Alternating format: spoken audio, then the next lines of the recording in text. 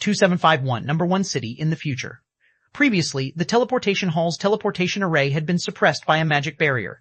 However, now that the restriction was lifted, the teleportation array instantly stirred the mana inside Silverwing City, exciting the mana to flow toward the building. This sudden change stunned the players on the main street. Why does Silverwing City have a teleportation hall? Crap. I never thought Zero Wing would actually play such a card. Amazing. Simply amazing. So, this is Zero Wing's true trump card? This won't do. I need to rent some shops in Silverwing City now. I must rent them no matter the cost. The many players on the streets who were originally planning to leave Silverwing City for greener pastures were now in a hurry. Some of the players who were quick to respond hastened to Silverwing City's City Lord's mansion immediately. Hurry up, we notify the commander right away. We can't let the commander rent a house in another guild city. We got tricked by Zero Wing. Meanwhile, the various adventurer teams members frantically contacted their respective commanders lest they ruin their future by being even a tad slower. As for the various large guilds members, their initial gleeful expressions were now replaced with gapes of disbelief. A teleportation hall. This was a building all players in God's domain were familiar with. Everyone knew just how valuable a guild city with a teleportation hall would be. Compared to high-ranking constructions or Tier 4 NPC guards, a teleportation hall was many times more valuable. After all, so long as a guild city possessed a teleportation hall, it would be connected with the countless NPC cities of God's domain. The addition of a teleportation hall to a guild city would be akin to a human living in the Stone Age instantly transforming into a human living in the modern era. The teleportation hall would elevate the standard of a guild city by several levels. When the various superpowers received news of this addition, they were momentarily dumbfounded. None of them ever expected Zero Wing to have such a card. Meanwhile, the Zero Wing members inside Silverwing City reacted with surprise and joy. The guild leader is awesome. Those superpowers must be stupefied after this move. With the teleportation hall, Silverwing City will definitely become the heart of the neighboring kingdoms, and even the Black Dragon Empire. Now, even if the superpowers are powerful, they won't be able to stop players from streaming into Silverwing City. Eventually, Silverwing City will become the number 1 city in this region. Silverwing City was on a distant neutral map. With the addition of the teleportation hall to the city, adventurer teams and independent players could now save up on plenty of travel time by teleporting directly to the Orc Empire. Even though the teleportation fees would be exorbitant, many expert players would rather pay the higher fee than waste their precious time. The players of the neighboring kingdoms and empires were highly likely to visit Silverwing City. At that time, Silverwing City's player population might exceed 10 million or even 20 million. The various superpowers' attempt to suppress Zero Wing economically had become an utter joke. The only problem remaining would be the superpowers covertly targeting Zero Wing's members. However, that problem could be easily resolved. Zero Wing's members could simply stop wearing their guild emblems and travel to other neutral maps to grind. Guild leader, just a moment ago, over 2,000 players visited the City Lord's mansion to lease shops from us. At this rate, it won't take more than half a day before we rent out all our shops, Liang Jing said excitedly as she read the statistics report she just received. Many NPC merchants had withdrawn from Silverwing City after Zero Wing implemented the ban on NPCs. As a result, many shops were vacant. However, with the current frenzy, Zero Wing didn't have to worry about finding tenants for these shops anymore. In fact, the number of players seeking to lease shops from the city outnumbered the NPC merchants that had left by a factor of 10 or more. Now, Silverwing City's income surpassed even the previous total income of Zero Wing's 3 guild cities. Shi Feng nodded, not at all surprised by this situation. However, we need to tweak the rates of our shops. Instead of just coins, anyone who wishes to lease shops in the city will also need to pay magic crystals. 1,000 magic crystals per week for shops in the city center and 300 magic crystals per week for shops in the outer area. Also, have the guild's members start making their way to Skyspring City. In his previous life, any guild that gained the War God's Temple's recognition had practically been immune to economic suppression. The only way to hinder an official guild's development would be to destroy the said guild's guild city that housed the teleportation hall. Hence, the various superpowers had gone crazy fighting for the reserve seats. In fact, many powers would fight desperately just to secure a foreign aid position. Zero Wing's becoming an official guild shortly after the first major update could be considered an incredibly fortunate matter. After all, the moment Zero Wing became an official guild, it was no longer competing on the same stage as the various superpowers. While it was indeed true that Zero Wing's current foundation was no match for that of the various superpowers, Zero Wing's potential was way above that of the superpowers. Now, all Zero Wing needed to do was completely seal the Secret Covenant Tower and use it to rapidly develop the guild's strength before the NPC forces began their invasion. If everything went well, Zero Wing would just have to sit back, watch as the various powers got eliminated, and harvest the territories of these eliminated powers afterward. Now, Zero Wing was in a race against time. As for struggling against the superpowers, that was simply a waste of precious time. After all, in the past, less than 20% of the superpowers had survived the NPC forces invasion. Since the first major update had taken place much sooner this time, the outcome would most likely be even worse. Meanwhile, after hearing Shi Feng's orders, Liang Jing said excitedly, "I'll have them start heading over now." Afterward, the members of Zero Wing, Unyielding Soul, and Crimson Emperor in Silver Wing City teleported to Sky Spring City one after another. The mass migration instantly flooded the desolate streets of Sky Spring City with players. This scene also surprised the original inhabitants of Sky Spring City. Subsequently, Unyielding Soul and Crimson Emperor made an announcement to every player in Sky Spring City, stating that their two guilds would be imposing a lockdown on Sky Spring City and that any unaffiliated players caught trying to leave the city would be killed without question. For a time, Sky Spring City's players fell into turmoil. Although Sky Spring City's various powers couldn't understand why Unyielding Soul and Crimson Emperor were doing such a thing, locking down an NPC city was child's play for the two super first-rate guilds. Hence, after receiving the announcement, Sky Spring City's various powers promptly fled the city, migrating their base of operations to other NPC cities. This, in turn, made Sky Spring City the exclusive haven of Zero Wing, Unyielding Soul, and Crimson Emperor. At this time, a gigantic black eagle circled above the city. Sitting on the Thunder Eagle's back, Unyielding Heart pointed at the dozen or so flying mounts patrolling nearby and said proudly, "Brother Black Flame, Sky Spring City is now sealed off completely. Our two guilds have organized a flying patrol squad to secure the skies. Now, not even a bird can fly out of the city. It is indeed amazing. Players can't fly out even if they want to." Shi Feng felt a trace of admiration as he looked at Unyielding Souls and Crimson Emperor's flying mounts. He had to admit that the super first-rate guilds were indeed powerful. In an era where flying mounts were incredibly rare, Unyielding Soul and Crimson Emperor had actually managed to secure so many. Moreover, by the looks of it, these flying mounts were of considerably high quality. Even the weakest among them was at the advanced common rank, with 2 or 3 of them even reaching the basic extraordinary rank.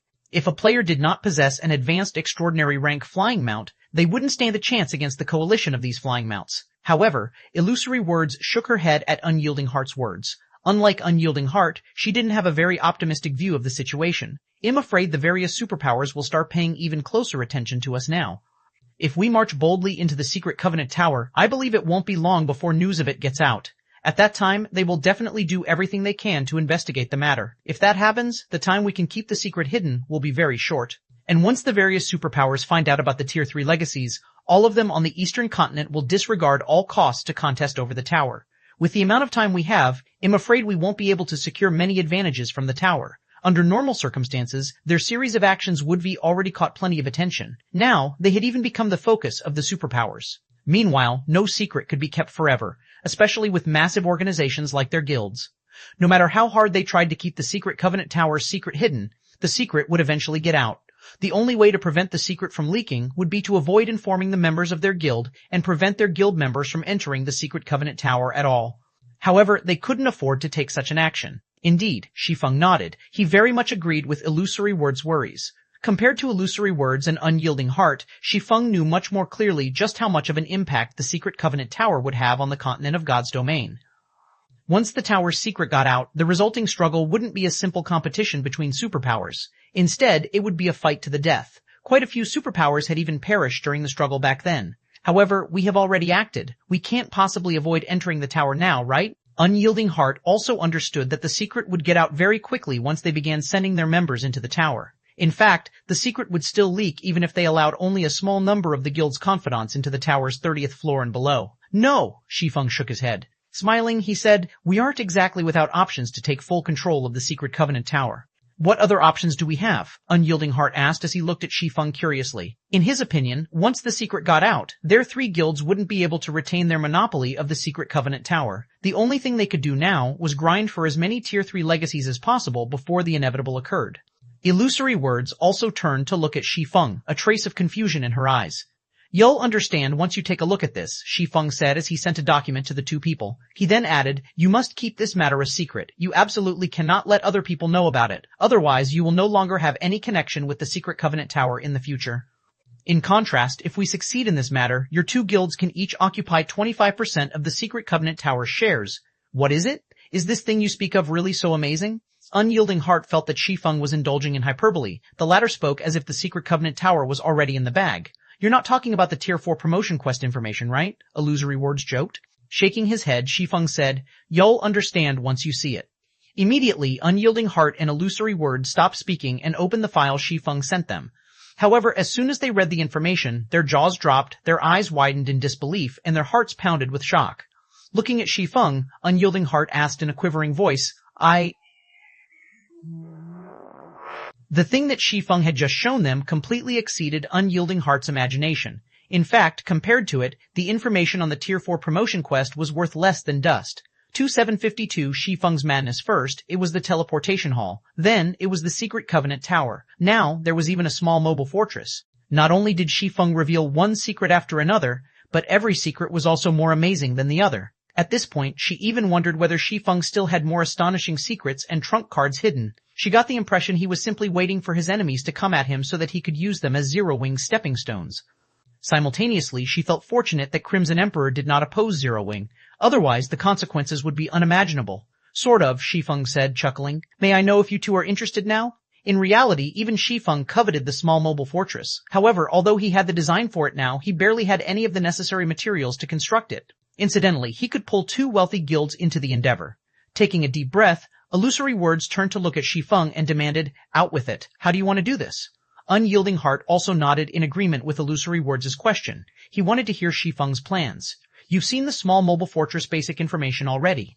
Smiling faintly, Shi Feng said, "The wealth needed to construct it is astonishing. I can confidently say that even if we empty out your 2 guilds, we still won't have enough resources to build it." Neither Illusory Words nor Unyielding Heart refuted Shi Feng's words. Although Shi Feng did not show them the requirements for constructing the small mobile fortress, even a fool could tell that the cost of such a terrifying sky fortress would be astronomical.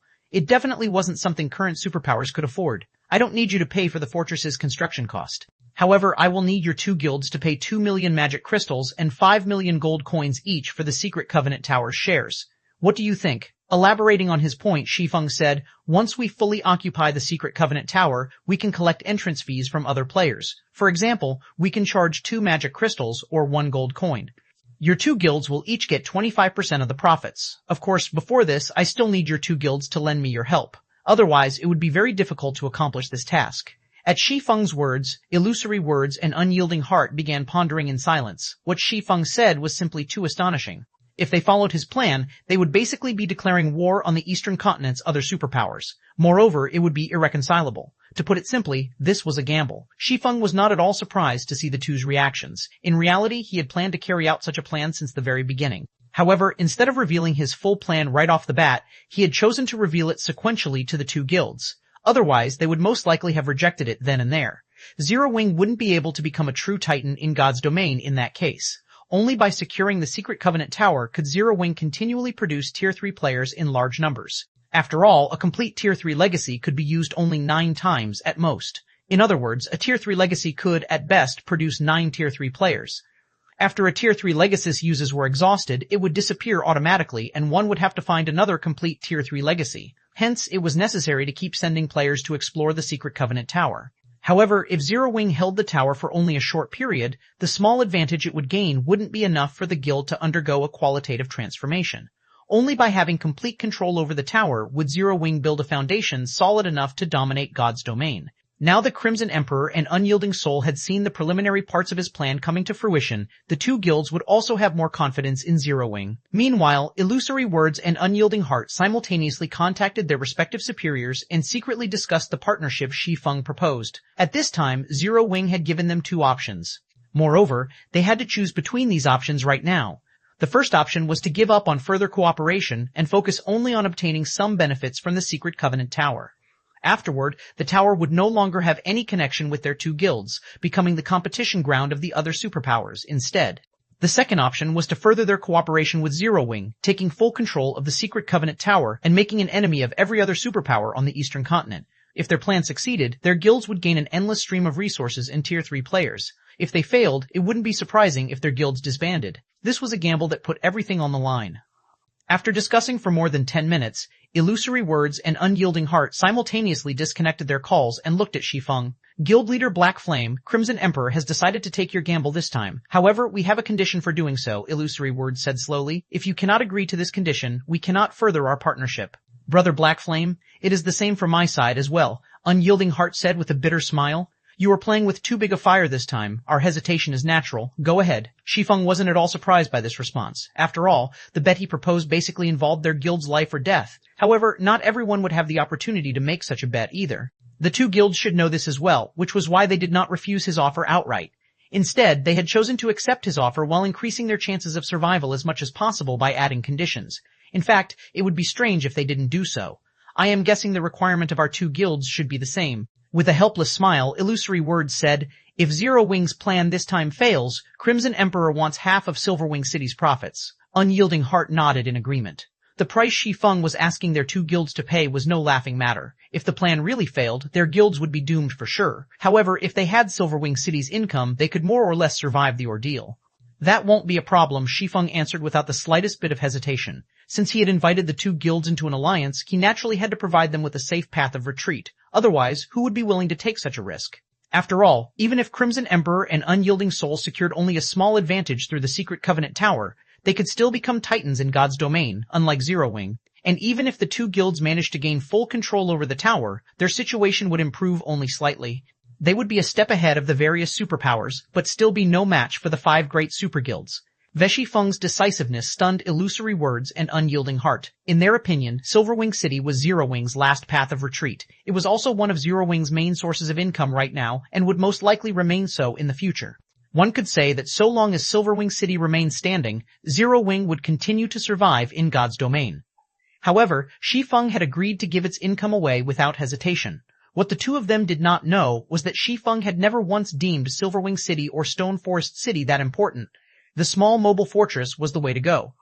Even if his plan failed this time and he managed to gather only a small portion of the small mobile fortress construction materials, he would have profited massively.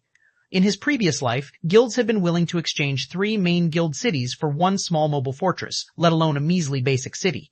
Even then, no guild had accepted the trade. Following this, Illusory Words and Unyielding Heart signed a guild contract with Shi Feng on behalf of their respective guilds. As stipulated in the contract, Crimson Emperor and Unyielding Soul would do everything they could to support Zero Wing during this time. Both guilds would also pay 2 million magic crystals and 5 million gold coins to Zero Wing.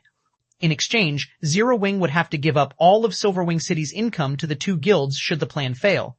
When the guild contract took effect, both Illusory Words and Unyielding Heart breathed out a deep sigh of relief. This was undoubtedly the scariest and craziest wager they had participated in their entire lives. Brother Black Flame, what do you need us to do next? Unyielding Heart asked Shi Feng. With the contract signed, their two guilds would move according to Shi Feng's arrangement. Moreover, Unyielding Heart was also curious about what Shi Feng needed their two guilds' strength for. Although he didn't know what it cost to construct a small mobile fortress, the price definitely wasn't something even 5 superpowers working together could afford. Otherwise, mobile fortresses wouldn't be so rare in the various kingdoms and empires. Therese, nothing much you can do now. Your two guilds just need to focus on locking down the Secret Covenant Tower. At the same time, send some trustworthy members to explore the 30th floor and beyond to obtain as many Tier 3 legacies as possible. After giving the matter further thought, Shi Feng said, in addition, you'll need your two guilds to organize a 100-man team of peak experts, which will follow me to a place. A 100-man team of peak experts? Shi Feng's words shocked Unyielding Heart. Even working together, Crimson Emperor and Unyielding Soul wouldn't be able to form such a team. At best, they would be able to bring out 70 or 80 peak experts. Can you tell us where we're going? Illusory Words frowned at Shi Feng's words. Peak experts were the pillars of their guilds. Fielding so many peak experts for one operation would place a heavy burden on their guilds. 2753, Godslayer's Treasure. Illusory Words and Unyielding Heart were stunned by Shi Feng's answer, their complexions turning indescribably grim. The two of them were not unfamiliar with the name Ruined Mountain Range. On the contrary, this was a name that resounded among the various superpowers. The superpowers usually sent scouts to check out level 100+ neutral maps, which had many danger zones. Some superpowers would even investigate level 130 to level 150 neutral maps. Of the explorations conducted by the superpowers, none of the exploration teams they sent into the Ruined Mountain Range had returned alive. Yes, despite the Ruined Mountain Range being only a level 120+ neutral map, none of the expert players that entered it had returned alive. In fact, they didn't even know how they died. After suffering such bizarre losses, the superpowers stopped attempting to explore the Ruined Mountain Range. After all, the players capable of entering level 120+ neutral maps were incredibly strong experts, with even the weakest among them being at the Flowing Water Realm. Even the superpowers couldn't afford to have too many of such experts dying. Due to this reason, the ruined mountain range had become a forbidden land for the various superpowers. Even though the superpowers already had level 188 plus expert players under their command now, none of them dared make another attempt. After a while, Unyielding Heart asked nervously, "Must we go in there?" Peak experts were the main pillars supporting their guilds. Even the death of one of these experts would distress them. It would be an absolute nightmare if several dozen of them died. We must. Entering the ruined mountain range is the prerequisite for our success, Shi Feng said, nodding. If possible, he wouldn't want to enter the ruined mountain range at this time either. However, the ruined mountain range was his only option to secure a large amount of resources quickly. This was because the ruined mountain range was a true forbidden land with the lowest level requirement. Players had a chance of surviving in the neutral map so long as they reached level 120. Moreover, the ruined mountain range was also one of the most highly contested forbidden lands in his previous life. Although the ruined mountain range was labeled a forbidden land, it wasn't a forbidden land for all life. Instead, it was only a forbidden land for humans. Humans would face great danger when entering the ruined mountain range, however, non-humans wouldn't. Most importantly, the clue he had to the Godslayer led him to the ruined mountain range. After analyzing the map clue and with his understanding of the ruined mountain range, he felt it was highly likely that one of the Godslayer's treasures was hidden inside the forbidden land. This was something he had only heard of during his previous life. Although he didn't know who activated the Earthfall secret land, what he did know was that the 5 great super guilds had dispatched over 40 tier 5 experts to contest for it. The struggle between these experts had very nearly flattened the ruined mountain range's outer area. As to what the Earthfall secret land contained, there had been all sorts of rumors about it in the outside world. However, nobody actually had a concrete answer. This was because shortly after the Earthfall secret land appeared, 3 of the 5 great super guilds had joined forces to monopolize that place. The 3 guilds had prohibited not only outsiders from entering, but even their own internal members. The minimum condition to enter the Earthfall secret land had been being a tier 4 core member. Nevertheless, one thing was certain. The Landfall secret land was a different dimension the Godslayer had created. The secret land had boasted an abundance of riches and ore veins. Magic crystals could also be found all around. It wasn't a place the outside world could compare to. Hence, Shi Feng intended to take a look at the Earthfall secret land. However, the road leading to the Earthfall secret land was a treacherous one. After all, countless tier 4 players had died in the ruined mountain range in his previous life. Even tier 5 players had fallen in the map. It wasn't a place that lone individuals could easily traverse. Therefore, Shi Feng planned to tap the power of Crimson Emperor and Unyielding Soul for this endeavor. The ruined mountain range is extraordinary. Not to mention, the 2 of our guilds don't even have enough people to form a 100-man team of peak experts. I'm afraid it's going to be difficult to survive there, Illusory Words stated. How about we include some additional tier 3 experts? That will increase our chances. Compared to tier 3 peak experts, ordinary tier 3 experts were far less prized.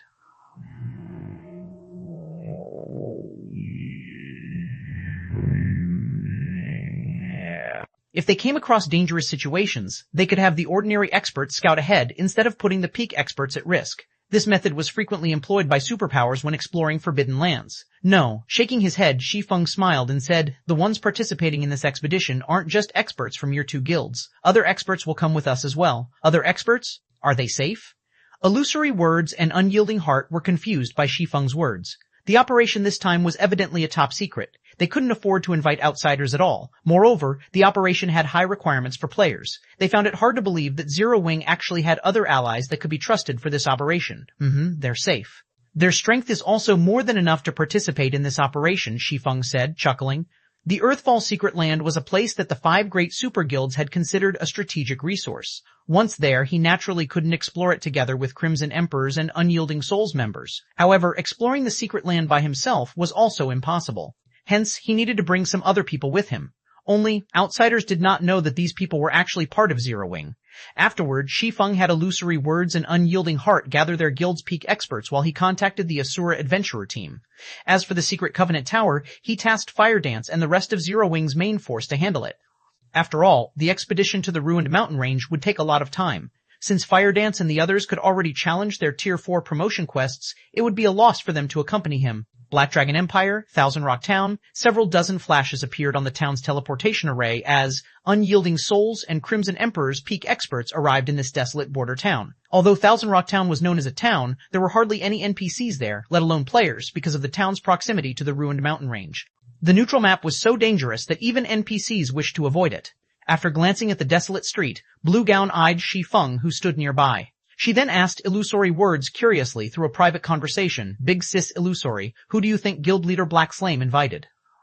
In her opinion, their team, which consisted entirely of peak experts, or better, was incredibly rare even in the entire God's domain. She found it inconceivable that Zero Wing could invite another team capable of rivaling theirs. Aside from the many peak experts, their team had illusory words and unyielding heart. The former was a cleric who stood at the pinnacle of God's domain, while the latter was a berserker with defense rivaling MT classes. There was also Blue Gown herself, who was the third-ranked Guardian Knight in Crimson Emperor's main force. At this stage of the game, only the 5 great super guilds would be capable of fielding such a team. I don't know.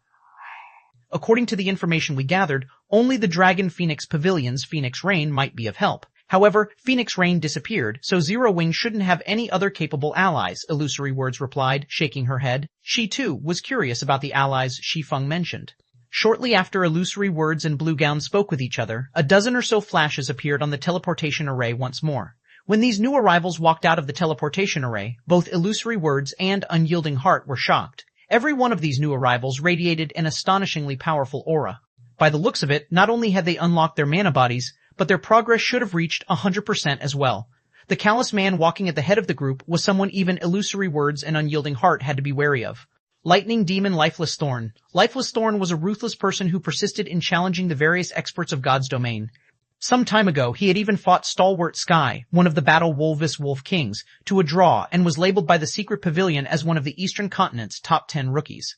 At this time, Lifeless Thorn boasted not only a high level of 122, but also 7 pieces of epic equipment. And although he had hidden the glow effect of the spear he carried on his back, the archaic magic patterns engraved on it betrayed the spear's superiority to ordinary epic weapons.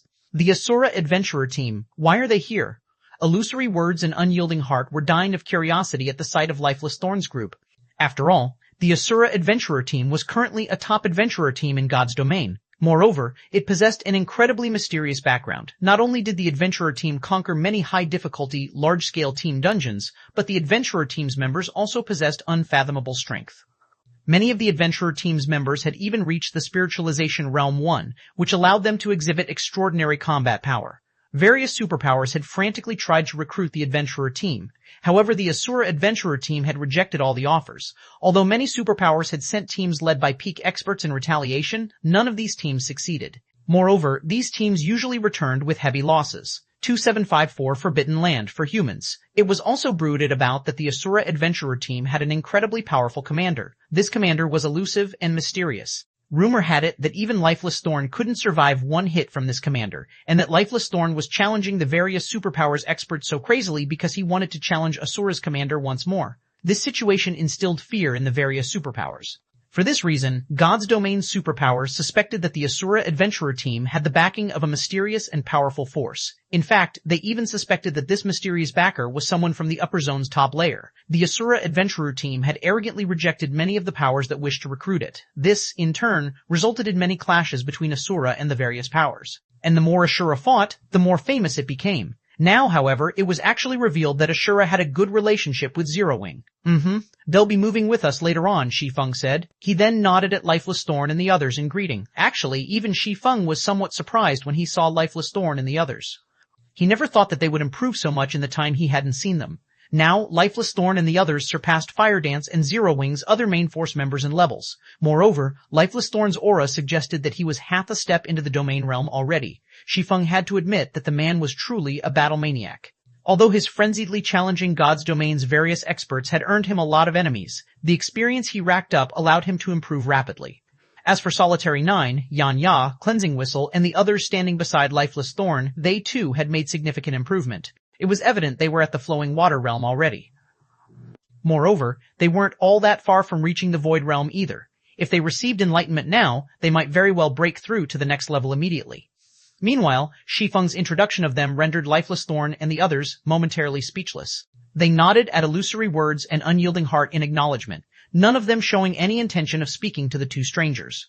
Indeed, I never thought you would manage to recruit so many talents, Shi Feng said in astonishment as he studied Asura's team members. Quite a few of the Asura members present were people he was unacquainted with personally. However, he had heard of a few of these people in his previous life. All of them had been well-known solo experts in the game. 2 of them had even reached Tier 5, only slightly inferior to Lifeless Thorn, who had reached the demigod standard. Shi Feng truly had not imagined that Lifeless Thorn and the others would be able to recruit all these people into the Asura Adventurer Team. Following this, Solitary 9 told Shi Feng about recent events. mentioning that they had accidentally strayed into a magical place where time flowed at a completely different rate, and the players residing there were incredibly strong. In that magical place, refinement realm experts were considered third-rate. They were no big deal whatsoever. The players there were also very high-leveled, with some having even reached level 130 already. When Solitary 9 and the others visited that place, they had been utterly dumbfounded. During their stay in that magical place, they had frequently fought with the experts there. This allowed them to gain a lot of inspiration and improvement. Unfortunately, the system abruptly brought them back to the main continent for some reason. When they returned, their levels surpassed that of the Superpowers Peak experts by a large margin. Solitary 9's tale surprised Shi Feng. He never thought that God's domain would actually have such a magical area. However, when he remembered that Gentle Snow and Aqua Rose had fought in a different world for 80 years, he concluded that the situation Lifeless Thorn and the others had found themselves in was nothing to fuss about. Meanwhile, Crimson Emperors and Unyielding Souls members also finished their preparations to set off. Following which, everyone got on their flying mounts and flew toward the Ruined Mountain Range. The Ruined Mountain Range occupied a huge area on the continent of God's domain. According to players' estimates, the entire Ruined Mountain Range could rival the combined area of 5 or 6 empires and connected many places. The neutral map's level 120 region was only the periphery. If players wished to survive in the map's inner region, they would have to reach level 150 at the very least. As for the Ruined Mountain Range's core area, only level 180 plus Tier 5 experts could enter there. Even level 200, Tier 4 experts wouldn't survive. After flying for 7 hours straight, Shi Feng and the others finally saw a stretch of majestic mountains on the horizon. Just the mountains in the Ruined Mountain Range's periphery already reached heights of more than 30,000 meters. The sky of the mountain range was also shrouded in thunderclouds, and purple lighting arcs frequently appeared, bombarding the mountain range. CS. Those seeing the Ruined Mountain Range for the first time were inevitably stunned by the magnificent and destructive scene before them. Were descending. Shi Feng instructed everyone after taking a look at the mountain range ahead. Flying mounts couldn't fly into the Ruined Mountain Range. If players wished to enter the neutral map, they had to rely on their own 2 feet. This was because even Tier 5 experts couldn't withstand the purple lightning. Even a level 200 Tier 5 Guardian Knight would fall after suffering 3 to 5 lightning strikes. Anyone who wished to fly inside the Ruined Mountain Range would have to reach Tier 6 first. Only then could they endure the purple lightning. Shortly afterward, Shi Feng and the others arrived in a forest near the Ruined Mountain Range. They then stored their flying mounts one after another. Once we enter the Ruined Mountain Range, everyone must stick to the team as closely as possible. You must not split off from the team under any circumstances. Otherwise, you'll be responsible for the consequences, Shi Feng said after everyone had finished organizing themselves. Remember, even if someone beside you is asking for help, or I tell you to run for your lives, ignore everything. You must continue sticking to the team and advance. We also need to move as fast as possible. Upon hearing Shi Feng's command, everyone present was surprised and puzzled. Guild leader Black Flame, are we supposed to ignore even your commands after we enter the map? Blue Gown asked. Her eyes filled with questions as she looked at Shi Feng. Shi Feng had clearly stated before that they needed to listen to his every command. Yet now, he was telling them to ignore his commands once they entered the Ruined Mountain Range. His instructions were simply incomprehensible. Yes. Once you enter, you can ignore any of my commands temporarily. You can also ignore everyone around you until the team comes to a halt, Shi Feng said, nodding. Why? Illusory Words was also slightly confused by this situation. Is there an illusion inside? I'm not sure either. In any case, the environment inside is very special. You will suffer from hallucinations once you enter. However, despite being hallucinations, everything you see isn't an illusion, but real instead. Nobody can tell what is real or fake once inside. You can treat everything as real, and you can also treat everything as fake, Shi Feng said calmly. The only thing I am certain of is that stopping inside means death. This was also why he had Crimson Emperor and Unyielding Soul dispatch only peak experts for this expedition. Anyone capable of becoming a peak expert would possess a firm mindset. Meanwhile, only with a firm mindset could one pass through the Ruined Mountain Range's periphery. How can there be such an environment? Blue Gown was shocked at Shi Feng's explanation. As far as she knew, Forbidden Lands were merely places with harsh environments and strong monsters. Yet, the Ruined Mountain Range was actually a place that subjected players to hallucinations? At this moment, let alone Blue Gown, even Illusory Words and Unyielding Heart had grim expressions on their faces. Suddenly, they understood why the various superpowers experts had died unawares after entering the Ruined Mountain Range. In fact, it would be strange if they knew how they died. In this world, the scariest thing was the unknown. Meanwhile, the Ruined Mountain Range undoubtedly fulfilled this condition. Although they didn't know whether there were any monsters in the Ruined Mountain Range's periphery, just the unique environment alone made it a scary place. In fact, it wouldn't be an exaggeration to call it the scariest place they had visited since entering God's domain. The Ruined Mountain Range truly deserved its reputation as a forbidden land for humans. All right, let's head inside, Shi Feng said after seeing that everyone had digested his words. Remember, stick to the team. Afterward, Shi Feng led the team to a mountain path that led into the ruined mountain range. The mountain path was relatively close by. Tier 3 players would take only a few minutes to cross the distance on foot. Less than 10 minutes later, the team of 100-plus players entered the ruined mountain range's perimeter. The moment everyone set foot into the neutral map, their mood grew solemn. They also followed Shi Feng's command and stuck close to each other. The team advanced at a slow pace. Even the Tier 3 magical class players of the team managed to keep up easily. The ruined mountain range's environment was surprisingly better than everyone imagined. The map did not constantly sap their stamina or concentration. In fact, very little foreign energy invaded their bodies here. Around half an hour later, the team still had not come across a single monster. The whole mountain range was surprisingly safe and peaceful. Unlike what they imagined, the map wasn't infested with monsters that could easily trample over Tier 3 players. It seems the ruined mountain range isn't a big deal after all, Blue Gown said as she observed her surroundings. Under the circumstances, her initial expectation had disappeared completely. At Blue Gown's words, everyone in the team also started to feel that Shi Feng had blown things out of proportion. He had only made them needlessly anxious. Blue, I'll have to rely on you once monsters start appearing later on, a level 119 female summoner said to Blue Gown. Sure, no problem. I'll make sure no monster gets near you, Blue Gown said confidently. The female summoner felt relieved at Blue Gown's assurance. CI. The next moment, the sound of something splashing suddenly entered everyone's ears. The smell of blood also quickly spread into the surroundings. Meanwhile, everyone in the team stared at the female summoner and Blue Gown in shock. You. Why? The female summoner stared at Blue Gown in consternation. Before anyone realized it, Blue Gown had stabbed the female summoner with her longsword, causing the latter to lose HP continuously. Blue Gown stared at the female summoner in confusion. A bright smile appearing on her face, she asked in a dissatisfied tone, "What? Why?" After saying so, Blue Gown slashed the female summoner's throat, killing her. What's going on?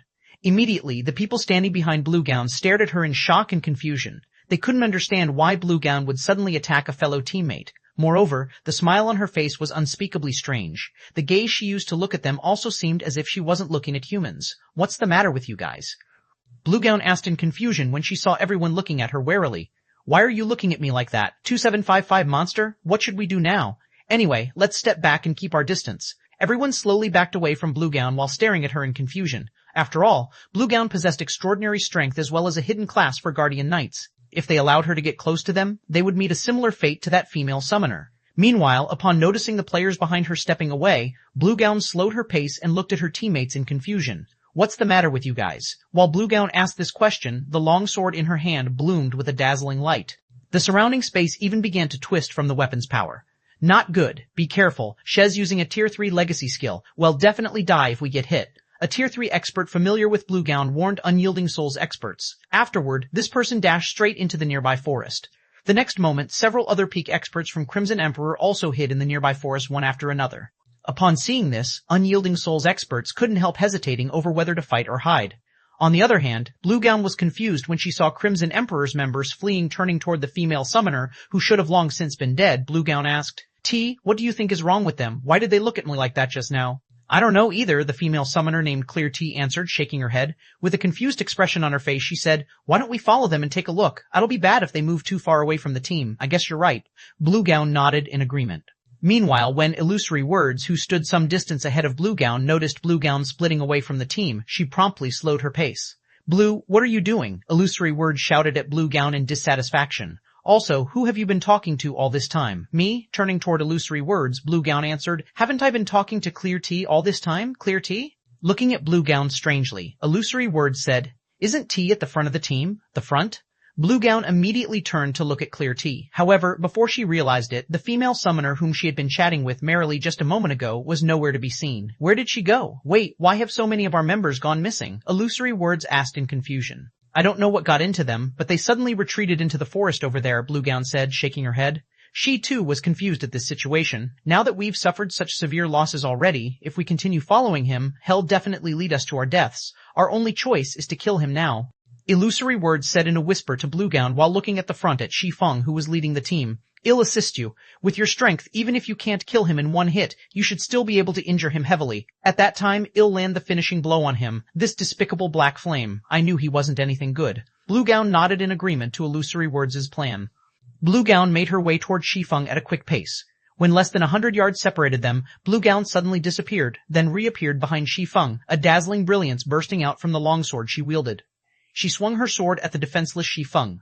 The next moment, countless spatial cracks appeared before Blue Gown and extended up to 100 yards away. Blue Gown, what are you doing? Unyielding Heart was startled when he saw Blue Gown suddenly attacking Shi Feng. However, Blue Gown paid no attention to Unyielding Heart at all, launching another ruthless attack immediately after her first one.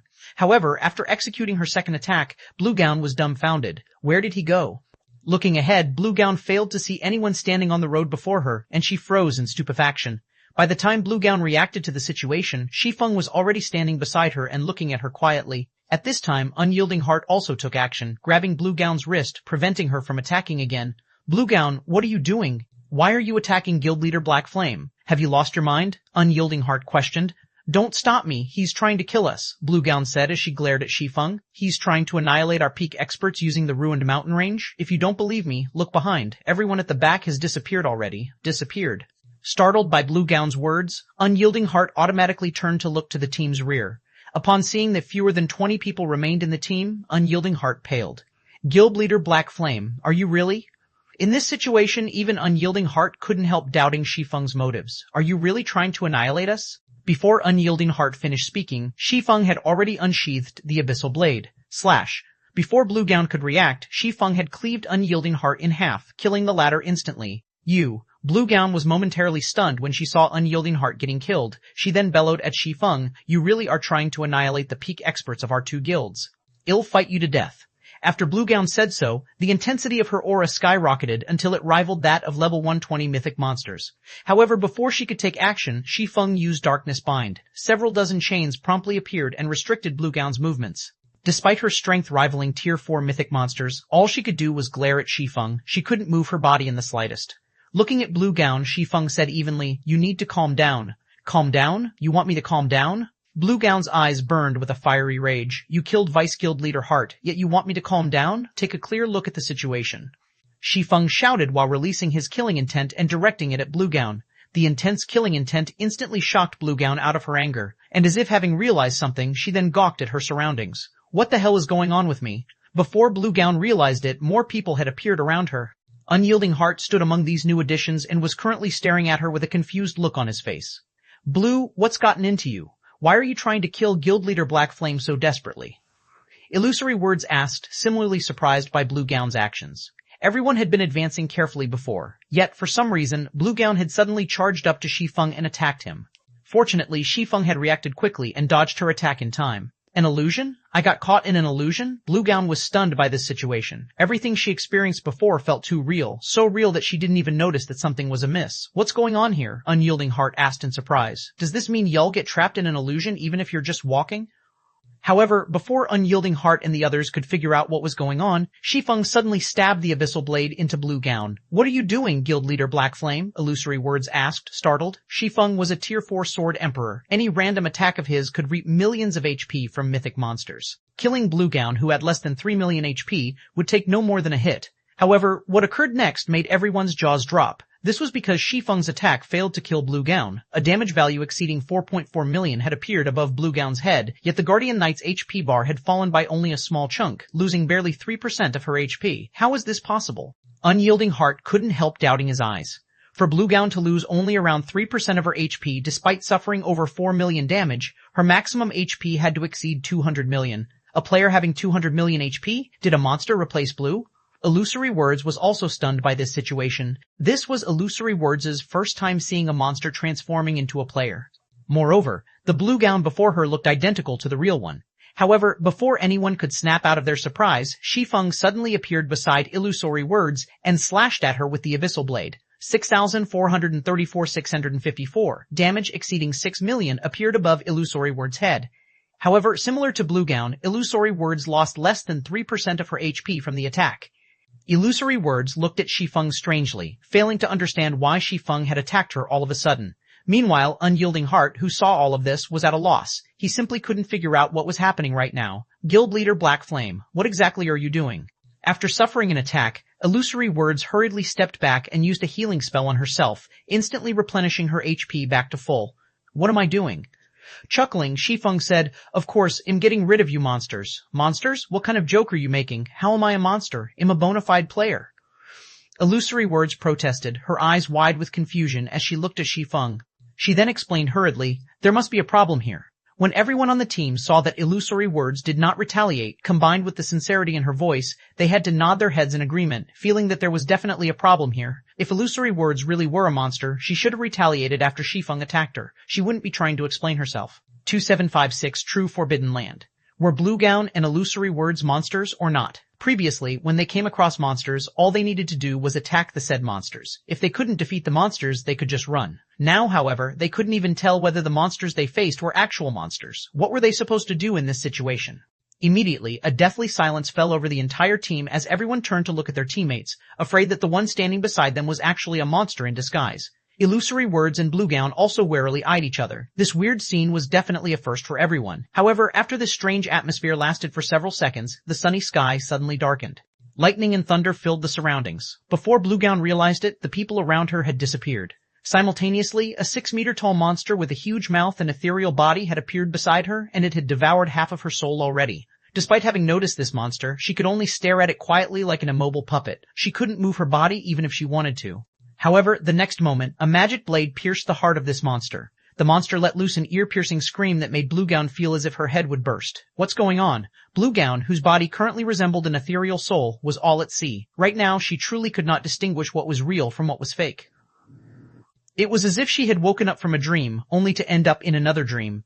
Before she could react to the situation, the injured monster pounced on her once more, intending to devour the delicacy before it. Meanwhile, Blue Gown, who had returned to her physical body, was utterly powerless against the monster. Just being close to it petrified her and gave her a pounding headache. She couldn't put up any resistance whatsoever. Soul Devourer, Soul Monster, Great Lord level 24 HP 40,000. However, before the Soul Devourer could reach Blue Gown, several magic swords shot through it in rapid succession. 34,000, 520,000, 724, 71,000, 740,000, 620,000, 620,000, 640,000, 640,000, 640,000. Several dozen terrifying damage values flashed above the Soul Devourer, one after another, the Great Lord's HP zeroing out straight away. The monster then dispersed into particles of light, leaving behind a dozen or so crystal fragments in its place. Black flame? Blue Gown looked at Shi Feng in confusion, having fallen into a mentally weakened state, her voice tremulous with uncertainty. Mental attacks? Blue Gown was taken aback. How was this possible? This was her first time hearing this term. Moreover, everything she had experienced before felt real. Such a situation was simply unheard of. She had experienced earth-shattering battles in God's domain before, but never such a terrifying illusion. She found it hard to imagine that a monster was actually capable of executing such an attack.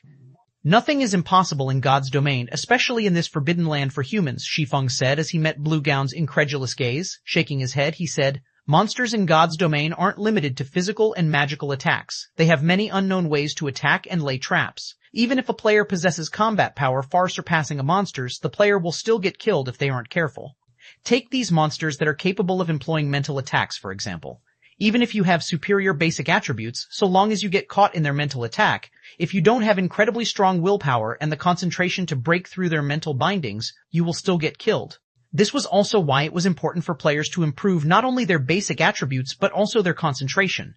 During the early stages of God's domain, players would rarely encounter mental attacks. Those that did wouldn't notice it due to their ignorance of mental attacks. However, past level 20 and after the first major update took place, mental attacks would appear much more frequently. Meanwhile, if players did not possess sufficiently strong willpower, they would still be helpless against mental attacks even if they had incredibly powerful basic attributes. Take Blue Gown, for example. She had been trapped inside the Soul Devourer's mental space and couldn't escape at all. Fortunately, she did not die inside the mental space. Otherwise, even if he managed to save her from the Soul Devourer, all he would have saved would be an empty husk. In God's domain, dying inside a mental space was no different from dying in the outside world. To put it simply, one would suffer a soul death. This was also why most players in his previous life dared not offend Tier 5 NPCs, as some of them wielded mental attacks. Meanwhile, suffering a soul death was much worse than a physical death.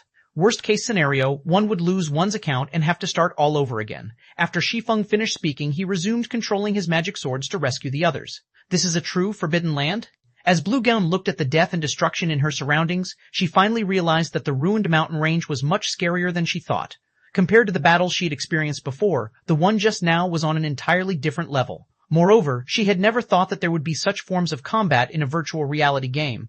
Despite the Soul Devourer's basic attributes being inferior to hers, she had been utterly helpless against it. When that Soul Devourer approached her earlier, she had suffered an intense headache. Her head had hurt so much that she couldn't control her body, let alone fight. Blue Gown wasn't the only victim of a Soul Devourer's attack. Several dozen other people had been caught as well. Of those present, only 19 people managed to avoid the Soul Devourer's attacks. Of the 19 people, the Asura Adventurer team had an overwhelming advantage in numbers. 8 of the Adventurer team's members were unscathed, compared to the 5 members each of Crimson Emperor and Unyielding Soul. At this time, everyone was desperately trying to save those who had been caught. However, some of the victims were beyond rescue already. The devouring speed of the Soul Devourers varied. Some were slow to finish their prey, while others were quick. Evidently, some players had stronger resistance to mental attacks, while other players had weaker resistance. Those with weak resistance didn't have much of their souls left at this point. When Blue Gown noticed Ashura's cleansing whistle, who was roughly the same age as herself, fighting a Soul Devourer, she was stunned. Am I that much weaker than her? Blue Gown couldn't help her surprise and confusion as she watched Cleansing Whistle. She considered herself one of the best among her peers. Her guild even recognized her as one of the top 3 talents of the younger generation. Yet, she was actually inferior to Cleansing Whistle, someone whose combat standard hadn't even reached the Void Realm yet. However, before Blue Gown could recover from her shock, she felt a chill envelop her body as if something was staring directly at her soul. What? This is a lie, right? How can we fight such a thing? Blue Gown wasn't the only person who felt this sensation. Everyone experienced it. When Illusory Words and Unyielding Heart looked in the direction of this feeling source, they trembled in fear. A 30-meter-tall, 3-headed monster loomed over the team, and every step it took made everyone's soul shudder in fear. Todelia the Soul Singer, Realm Lord Superior Mythic, Level 28, 27T7, 15 seconds. A Realm Lord was an existence close to rivaling world bosses. Not to mention, Todelia was a Realm Lord of the Ruined Mountain Range. Its strength was most likely on par with that of world bosses in the outside world. This is the terror of a forbidden land for humans? Muling Sha smiled wryly at the sight of the Soul Singer. She finally understood why none of the various superpowers expert teams managed to make it out of the Ruined Mountain Range alive. It would be strange if they did. At this time, not only was half of their team dead, but they also had to fight a large number of Soul Devourers. Although the Soul Devourers weren't particularly strong, most of the surviving members of their team couldn't fully exhibit their combat power either. The Soul Devourers dealt astonishingly powerful mental damage. Even after players broke free from the Soul Devourer's mental shackles, the mental damage still existed, affecting their brains. The consequent headaches prevented the players from executing delicate actions, which, in turn, lowered their combat standards by 2 ranks on average. Now, Void Realm experts could exhibit combat standards only at the Refinement Realm, while Domain Realm experts' combat standards were at the Void Realm. On the other hand, the Soul Devourers all had combat standards at the Trial Tower's 6th floor. They could undoubtedly be considered first-rate experts, not much inferior to ordinary Tier 3 experts in combat standards. With the addition of a Realm Lord, there was no way their team could get out of this situation alive. Among those still standing, only Lifeless Thorn, Solitary 9, Yanya, and Cleansing Whistle remained relatively calm, continuing to systematically slay the Soul Devourers, troubling the players around them. 9, Thorn, and Yanya, help me hold the boss for 15 seconds. Shi Feng said after saving another person from the Soul Devourers. Upon hearing Shi Feng's command, Illusory Words and Unyielding Heart couldn't help doubting their ears. They're still going to fight in this situation? Their opponents consisted of several hundred Soul Devourers and 1 Realm Lord. The only thing they could and should do now was run away. The battle recovery of a monster of Todelia's rank allowed it to regenerate 2% of its HP every 5 seconds. In other words, the Realm Lord could recover 410 million HP per 5 seconds. That was basically killing a Great Lord of the same level every 5 seconds. If they couldn't accomplish that, they wouldn't even be able to get Todelia's HP below 98%. Meanwhile, their team currently had fewer than 30 people alive, nearly half of them in a mentally weakened state and incapable of combat. 15 seconds? After briefly calculating their chances, Solitary 9 nodded and said, no problem. However, 15 seconds really is the most I can do. Todelia's mental influence was too powerful. Even Solitary 9 felt a little overwhelmed. No problem. If you can't handle it, it'll take over, Lifeless Thorn said, excitement flashing in his eyes as he looked at the approaching Soul Singer. Previously, killing monsters for EXP had been a chore for him. After all, none of the monsters he fought allowed him to improve. He was killing them solely for the sake of leveling up. However, after setting foot in the Ruined Mountain Range, he finally felt that he was truly fighting a battle. Previously, he would get the exhilarating feeling of having one move decide his life or death only when fighting peak experts. Now, however, the Soul Devourers were giving him the same feeling. It was simply wonderful. As for Todelia, the Realm Lord was an existence that could even terrify him. This was the kind of opponent he had been hankering for. Alright, let's hurry up and head over. If we wait until the boss arrives, the others might get dragged into the fight, Yanya said, her head aching slightly when she saw Lifeless Thorn's excited expression. Solitary 9 and Lifeless Thorn activated the power of darkness, boosting their basic attributes by a large margin.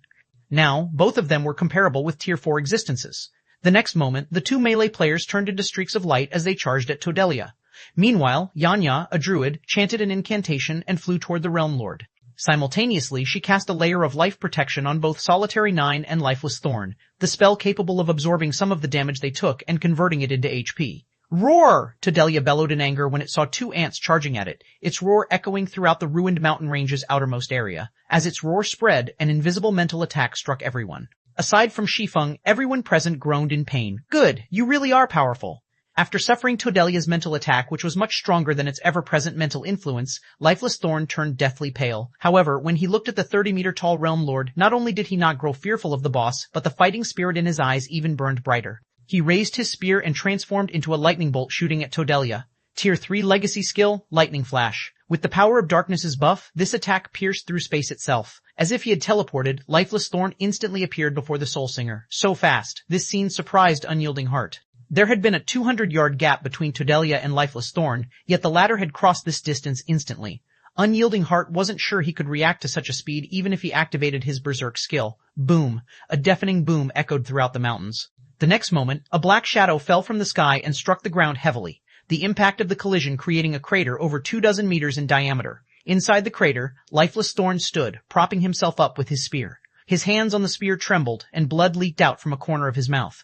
It was evident he had sustained a major blow. His HP had fallen by more than 460,000. What happened? Bluegown, who was watching the clash from a distance, was dumbfounded. Lifeless Thorn's attack carried incredible power and speed. Even an actual Tier 4 mythic monster should have suffered a serious injury from it. Yet, not only did Lifeless Thorn fail to inflict any damage on Todelia, but he had even taken damage. Moreover, Lifeless Thorn had lost close to 10% of his HP despite the life protection cast on him. At this rate, without additional healing, he would definitely die after 6 or 7 more exchanges. Is this monster really just a superior mythic? Everyone couldn't help doubting their eyes as they stared at the intact Soul Singer. They had seen superior mythic monsters before. Some of them had even killed one before. However, compared to those superior mythic monsters, Todelia was like a completely different creature. However, when Shi Feng, who was currently incanting, saw this scene, he wasn't surprised at all. The early stages of God's Domain served to let players adapt to God's Domain's combat style. The main God system had not only provided players with many benefits, but also weakened the monsters in the game. In fact, even the level 100 plus monsters that players felt were strong weren't actually at their peak condition. They were still suppressed to a certain degree. However, that was not the case for the monsters in Forbidden Lands. The monsters in these locations weren't subject to the main God system's suppression and could exert 100% of their combat power. In Forbidden Lands, mythic monsters were beyond the capabilities of ordinary Tier 3 teams. Tier 3 players would need top-quality equipment and various support tools to even stand a chance. Moreover, the team would also need many experts with Berserk skills. Otherwise, only one outcome awaited the team: annihilation. Not to mention, Todelia was a bona fide superior mythic. If Shi Feng himself fought Todelia right now, he definitely wouldn't have an easy time. They would need at least 6 Tier 4 players to defeat this boss. Otherwise, challenging the Realm Lord would be sheer suicide. This was why he had tasked Lifeless Thorn's trio with only holding back Todelia for 15 seconds.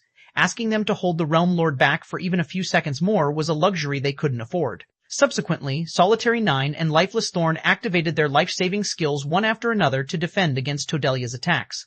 Even Yanya, who served as the healer of the trio, had to activate her power of darkness. Without the additional basic attributes, she would have died from any random stray attack that hit her. One time, to defend against Todelia's trampling, Solitary 9 activated his Tier 3 shield wall and interposed himself between the Realm Lord and his 2 companions. However, even with his life-saving skill activated, the resulting shockwave still sent the trio flying several dozen meters away. Both Lifeless Thorn and Yanya lost over 1 million HP from the attack, whereas Solitary 9 lost over 3 million HP. 5 seconds, 10 seconds, every second of battle placed immense pressure on the trio. Every moment they fought, Todelia felt as if death would claim them in the next second. The players spectating from afar were stupefied at this scene. This was the first time they truly understood how terrifying a superior mythic monster could be. If not for Lifeless Thorn's group having activated their Berserk skills, the trio would have most likely been killed instantly. "Commander, are you not done yet?" Solitary 9 asked Shi Feng through a private conversation. Previously, he thought that it would be a joke if he couldn't hold Todelia for 15 seconds. However, he now realized that 15 seconds was truly a long time. ch2751 Bible of Darkness's true power. They chose to run to him because only their commander had a way to hold Todelia back.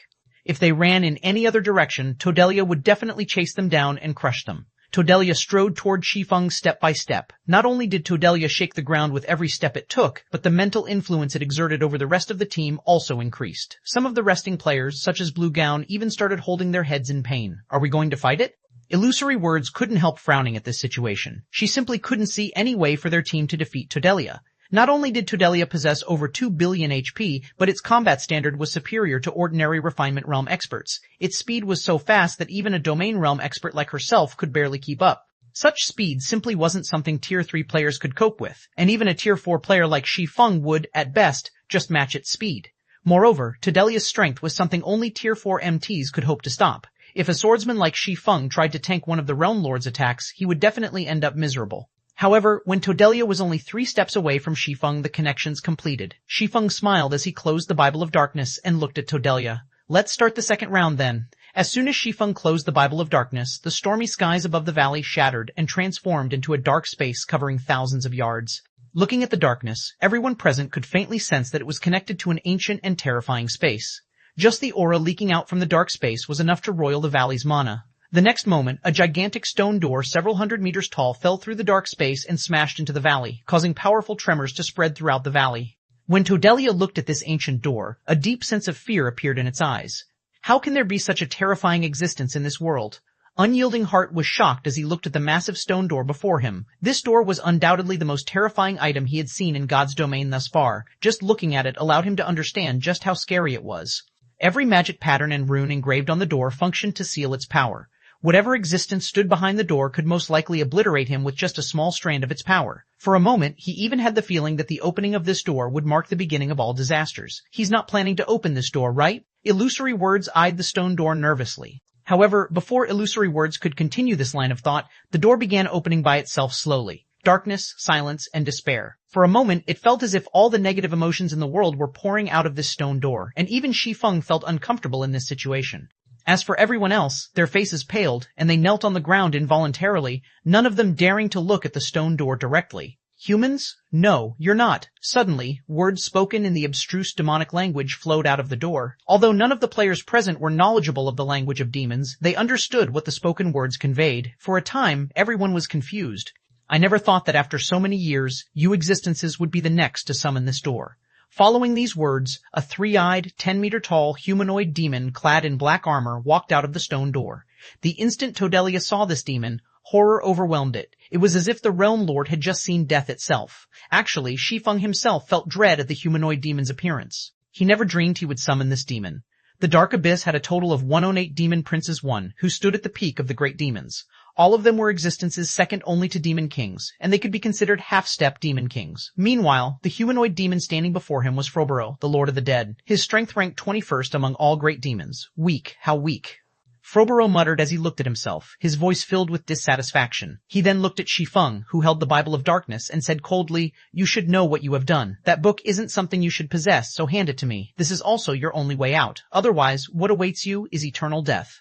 As soon as Froboro finished speaking, a powerful sense of oppression descended on Shi Feng, one so uncomfortable that his expression turned ugly. As expected of one of the 108 demon princes, its mental oppression is on par with Tier 5 existences, Shi Feng sighed ruefully. Although he had long since known that the gap between Tier 4 and Tier 5 was massive, he still couldn't help feeling helpless when experiencing the might of a half-step demon king. Luckily, Shi Feng wielded the Bible of Darkness, which restricted the methods Froboro could use to target him. Otherwise, the demon prince could have killed him instantly. Meanwhile, as Froboro subjected Shi Feng to his mental oppression, the Bible of Darkness also sensed the offense. Immediately, chains appeared around the demon prince's body. The instant these chains appeared, Froboro's mental oppression weakened drastically. Now, the mental oppression no longer posed any threat to Shi Feng whatsoever. This damned contract. I will break free from this binding one day and obtain true freedom. Froboro bellowed in rage as he glared at the pitch-black chains wrapped around his body. He then looked at Shi Feng and said coldly, "Although that book prevents me from doing anything to you, don't think that you have full control over me. I can tell that you don't have much time left based on those curses and bindings on your body. That book cannot save you. Only I can help you. That won't be necessary. I will only become your puppet if I believe you," Shi Feng said, shaking his head while smirking contemptuously. After reaching Tier 4, he had gained an inkling about the problem plaguing his soul. Initially, he thought that with the benefits from his promotion, the problems he faced would stabilize. However, it turned out that wasn't the case at all. His problems were far greater than he imagined. This feeling became even more obvious after he had used the Bible of Darkness. The Bible of Darkness had been secretly eroding his soul all this time. He couldn't help but admit that this godlike item truly couldn't be controlled easily. It was much more dangerous than magic weapons. However, it was also impossible for him to abandon the Bible of Darkness. The road to reaching higher tiers was incredibly difficult. Only by grasping every available opportunity would he have a chance of becoming a god. Otherwise, everything he did would be for naught. One example would be the soul mark he received from a faux saint devourer he defeated some time ago. It was precisely because he had exploited this opportunity that he had managed to strengthen his soul, which, in turn, strengthened his resistance to that mysterious NPC's soul curse. Otherwise, he wouldn't have survived until now. Shi Feng then looked at Froboro and said, "I might not be able to control you completely, but you should know that as your summoner, I can forcibly control part of your power." The Bible of Darkness was his greatest assurance in venturing to the ruined mountain range this time. Venturing deep into the neutral map with just his personal strength was impossible. After all, Todelia alone was already more than enough to make him flee. You'll regret this. Controlling the power of demons is beyond you.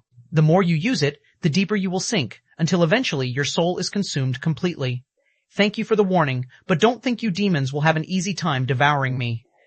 After saying so, Shi Feng used the Bible of Darkness to erase Froboro's consciousness and gain control over a portion of the Demon Prince's strength. A level 135 Demon Prince. Even with just 70% of Froboro's strength, he could roam about the ruined mountain range's outer area without any worries. The conversation between Shi Feng and Froboro lasted for only a short moment. Hence, Todelia, who had been petrified by the stone door and the Lord of the Dead, was still idle. However, after Shi Feng took control of Froboro's body, Todelia immediately noticed something amiss. The Demon Prince's aura and mental oppression had weakened significantly. Moreover, Froboro could display hostility toward it now. After realizing what had just happened, Todelia pounced on Shi Feng without hesitation, sending one of its mountain-sized claws smashing ruthlessly at the tiny human. Shi Feng immediately felt as if the space around him had compressed 100-fold. Not only did his body feel a lot heavier, but even time had started slow. Tier 4 innate skill, Sundering Earth. This was the first time Todelia had resorted to a skill. Previously, when fighting ants like Lifeless Thorn, it couldn't even be bothered to use skills. However, the only thing on its mind right now was to kill Shi Feng as quickly as possible. Under intense pressure from the space around him, Shi Feng looked up at Todelia and smiled. "You're too late." Even before Shi Feng finished speaking, Froboro, who stood in front of Shi Feng, waved his hand abruptly, and a pitch-black spear of flames condensed in his hand. He then swung the spear at Todelia's approaching claw. Although Froboro's spear was made of flames, it did not feel scorching at all. On the contrary, it gave off an extreme chill that froze the surrounding space.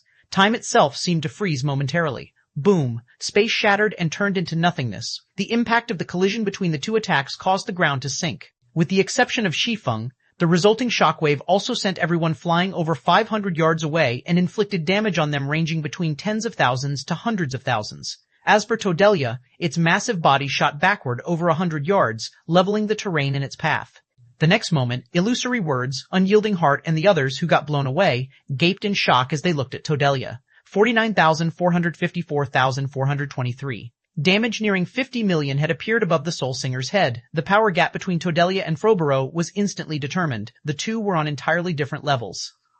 2759, Half-Step Demon King, Illusory Words, and Unyielding Heart were shocked as they stared at the three-eyed demon hovering proudly in the sky.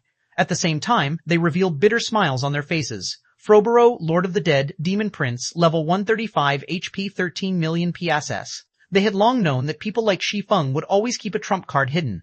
Otherwise, he wouldn't have come to the dangerous, ruined mountain range even though he had reached Tier 4. However, they never imagined that Shi Feng's trump card would be this terrifying. The man had actually summoned a demon prince from the dark abyss and controlled it like a puppet to fight for him. A demon prince was an existence capable of rivaling Tier 5 existences. In terms of life rating, a demon prince was above even superior mythic monsters.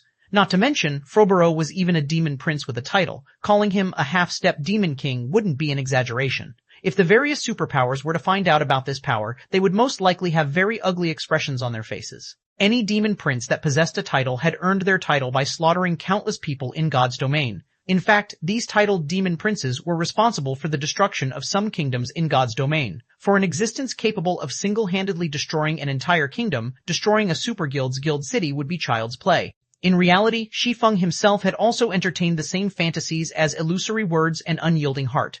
However, these thoughts remained merely thoughts. After his promotion to Tier 4, both his concentration and mana perception had gained a qualitative improvement. Thanks to these improvements, he discovered a small trace of dark energy lingering around his soul. The Bible of Darkness possessed incredible power. In fact, some legendary items would even seem weak compared to it.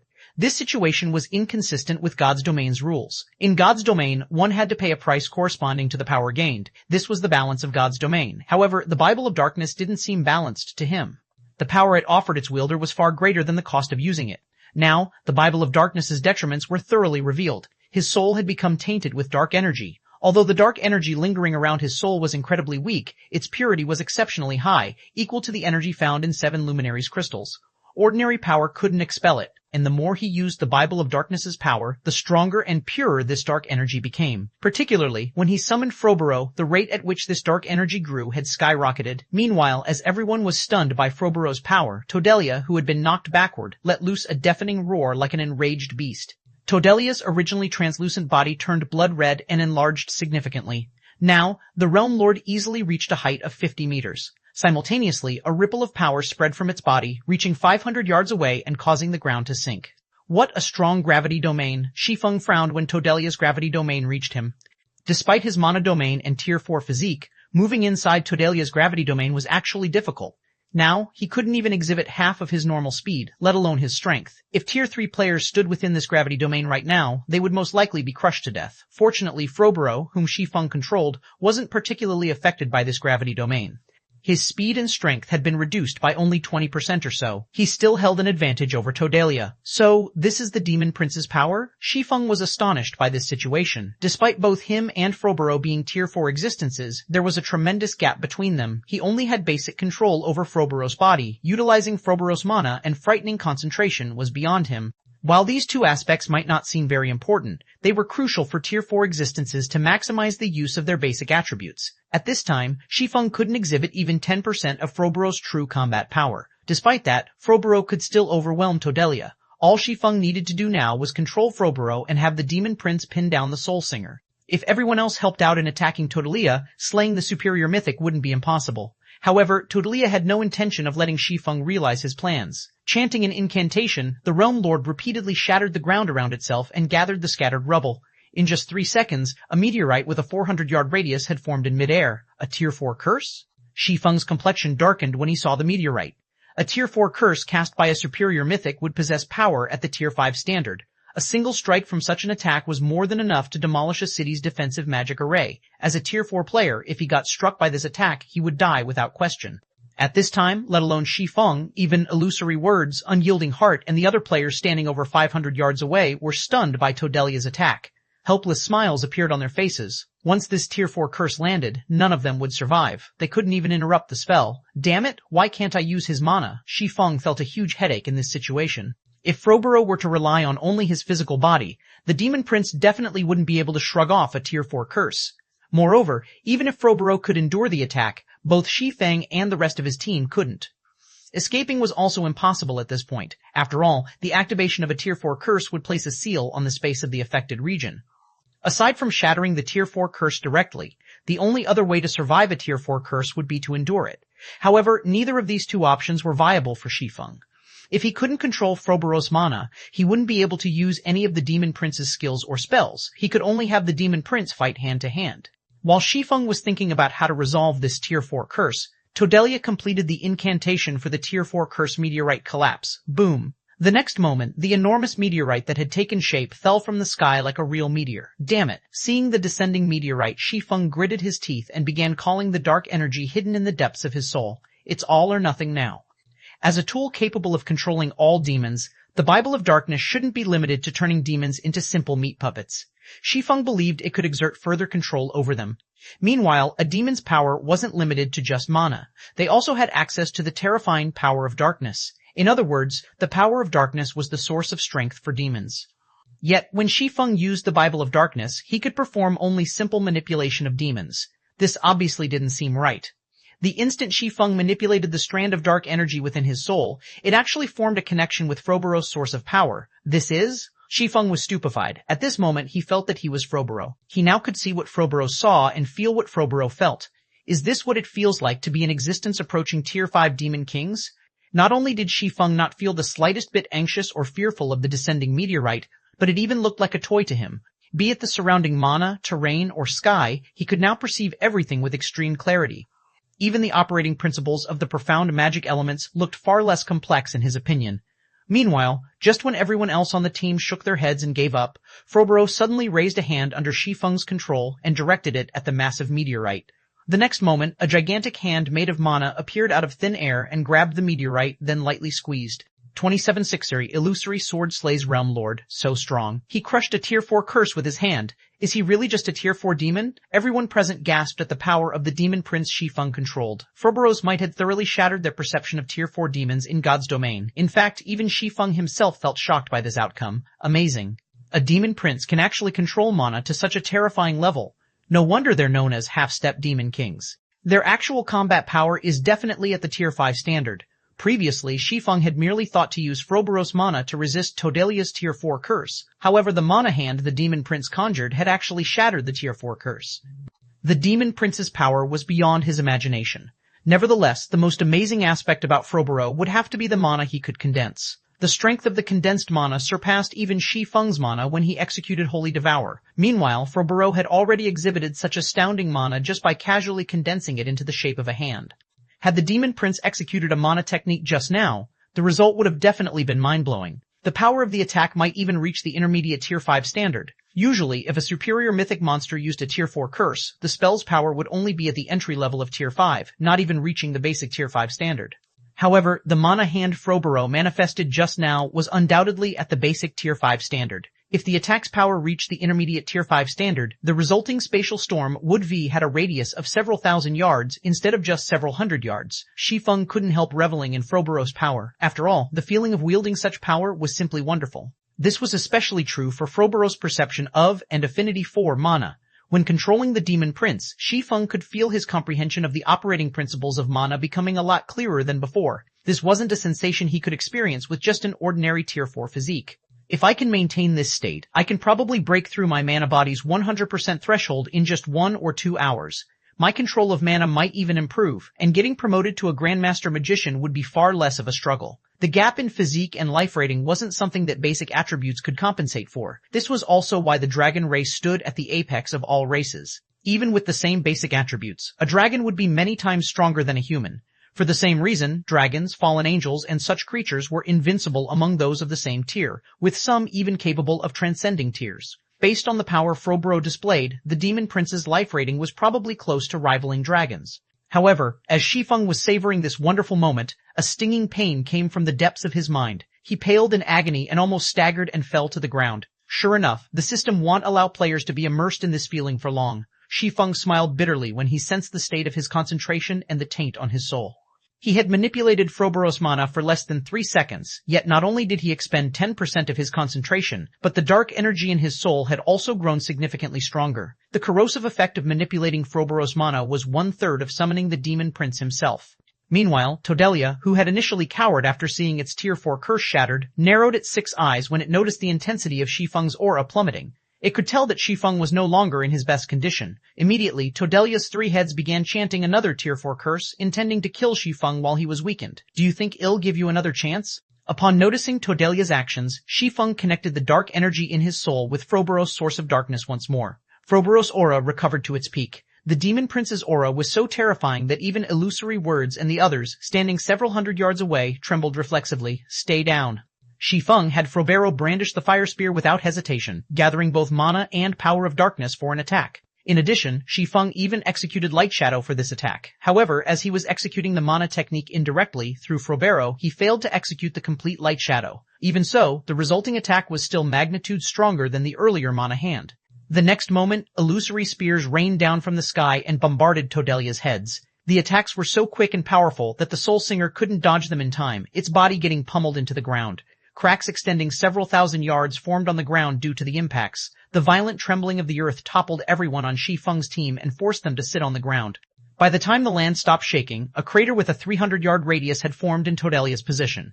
As for the Realm Lord itself, its body had sunk several dozen meters into the ground, only its 3 heads remaining above ground.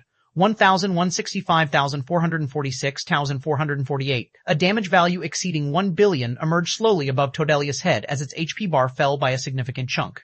Even its life aura had weakened slightly. Crap, the commander is insane. He actually managed to summon such a demon. Solitary 9 was secretly astonished when he saw the damage and destruction Froboro caused. At this rate, the fight could end in just another dozen hits or so. The boss monster that previously filled their minds with only thoughts of escape had been beaten down like a dog.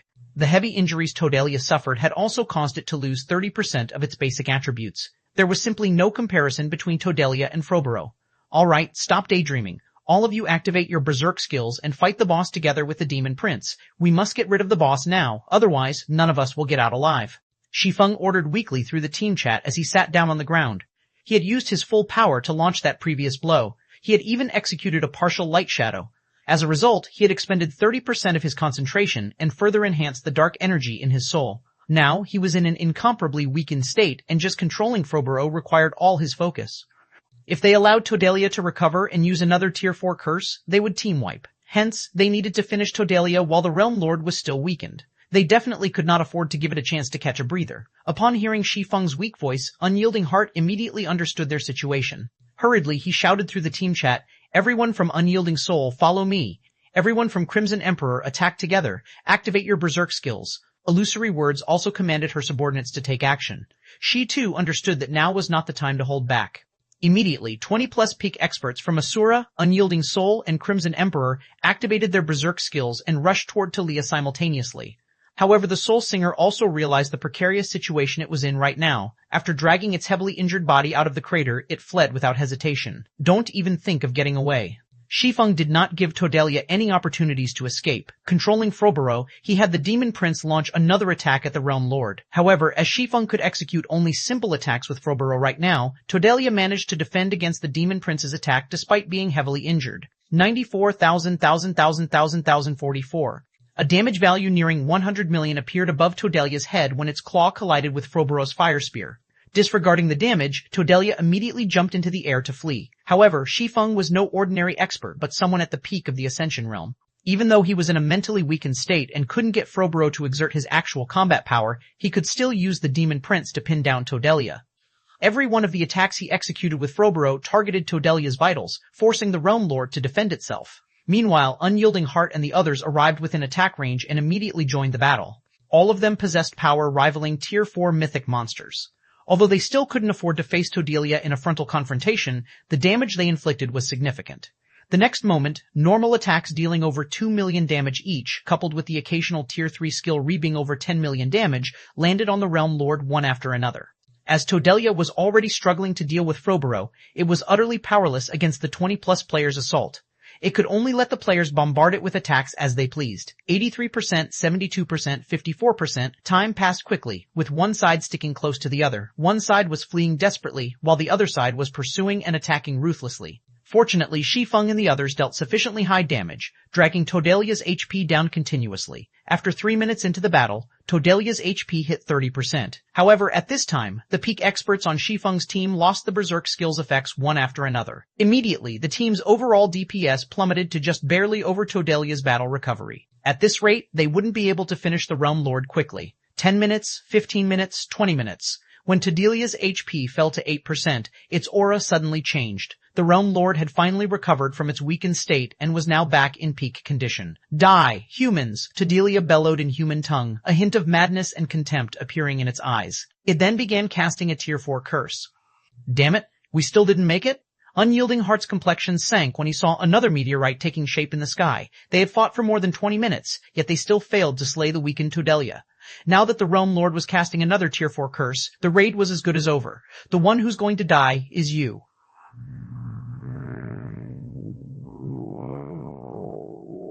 Some distance away from the battlefield, Shi Feng stood up abruptly, a glimmer of light blooming in his eyes. He then manipulated the dark energy in his soul once more. Compared to the two previous instances, Shi Feng was much more familiar with manipulating Froboro's power this time. The next moment, Froboro wielded his spear like a greatsword and entered the stance for executing Light Shadow. The mana around the Demon Prince began rampaging. Simultaneously, an illusory sword 100 meters long appeared in midair. Die.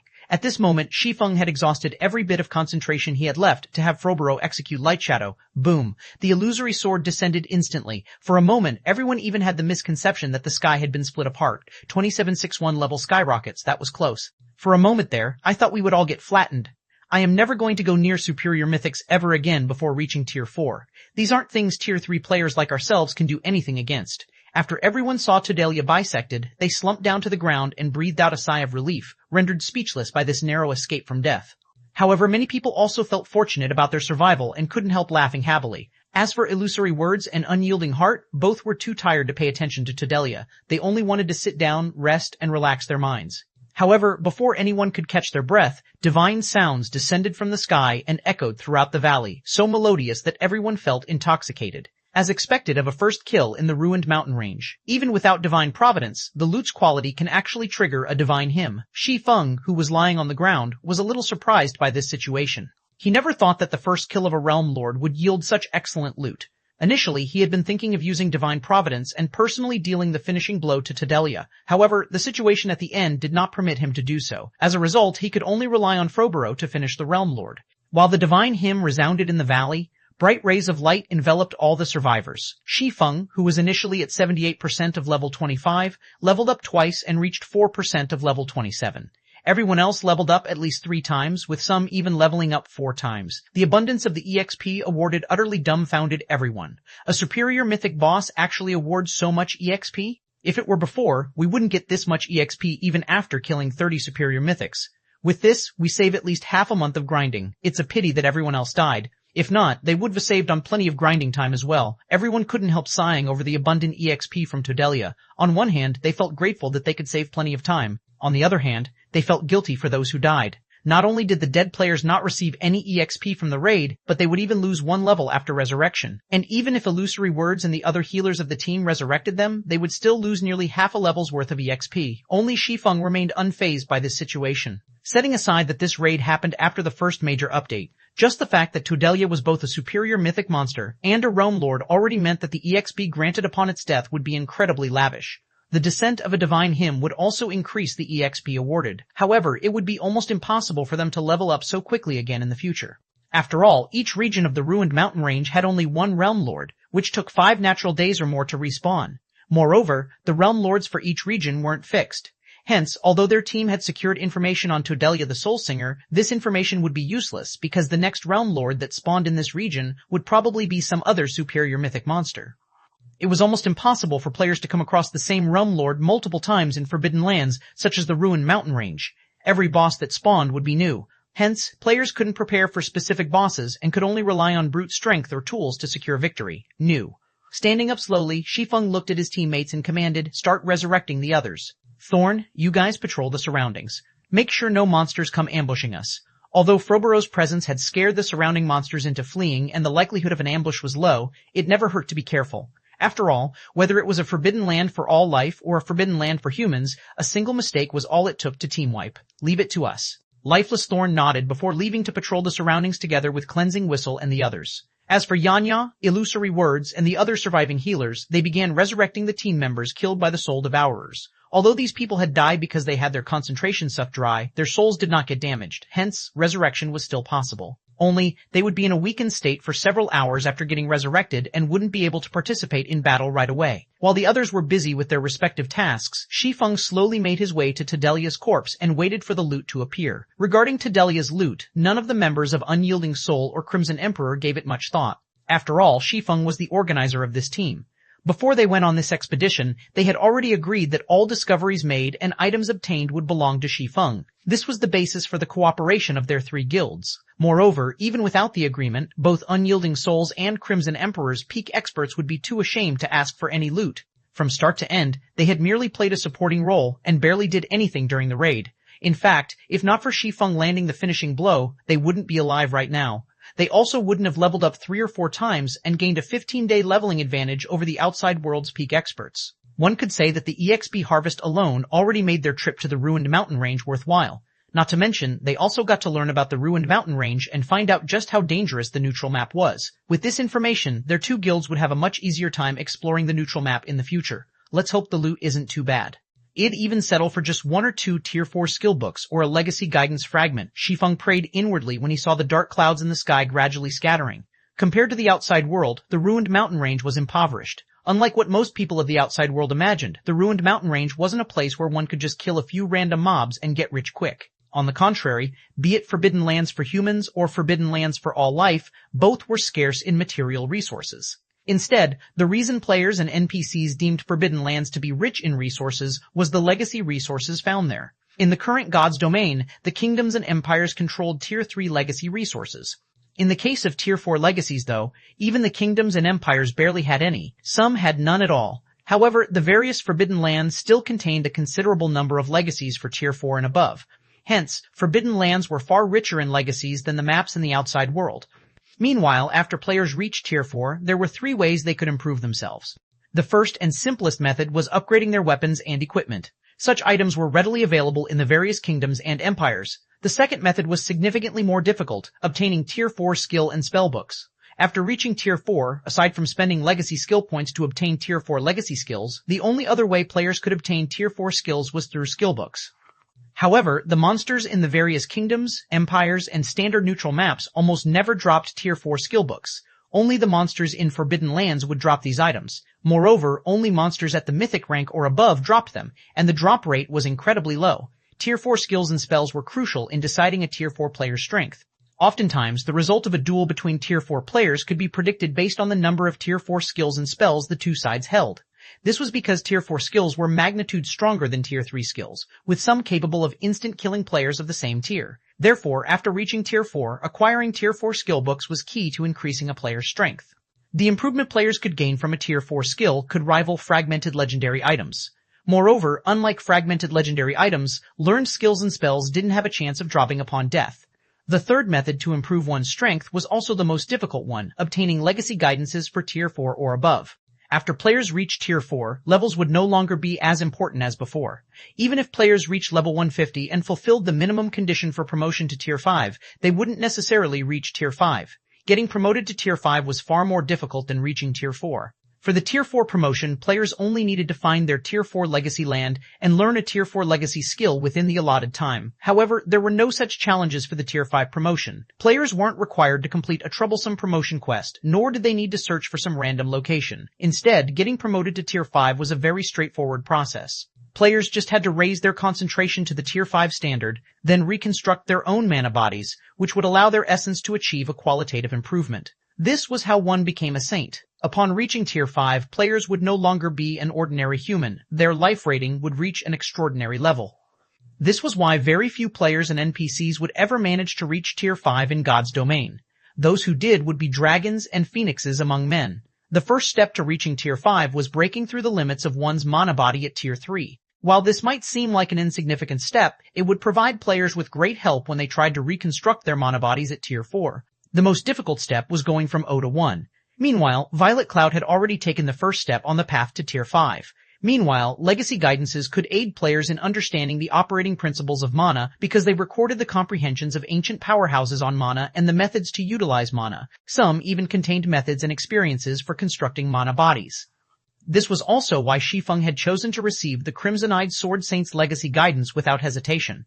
At Tier 3, despite receiving samples of mana bodies, players still faced incredible difficulty constructing their mana bodies. If players wished to get promoted to Tier 5, they would need to construct a mana body that was at least 10 times stronger. The difficulty of this feat was simply unimaginable. Hence, legacy guidances were incredibly important.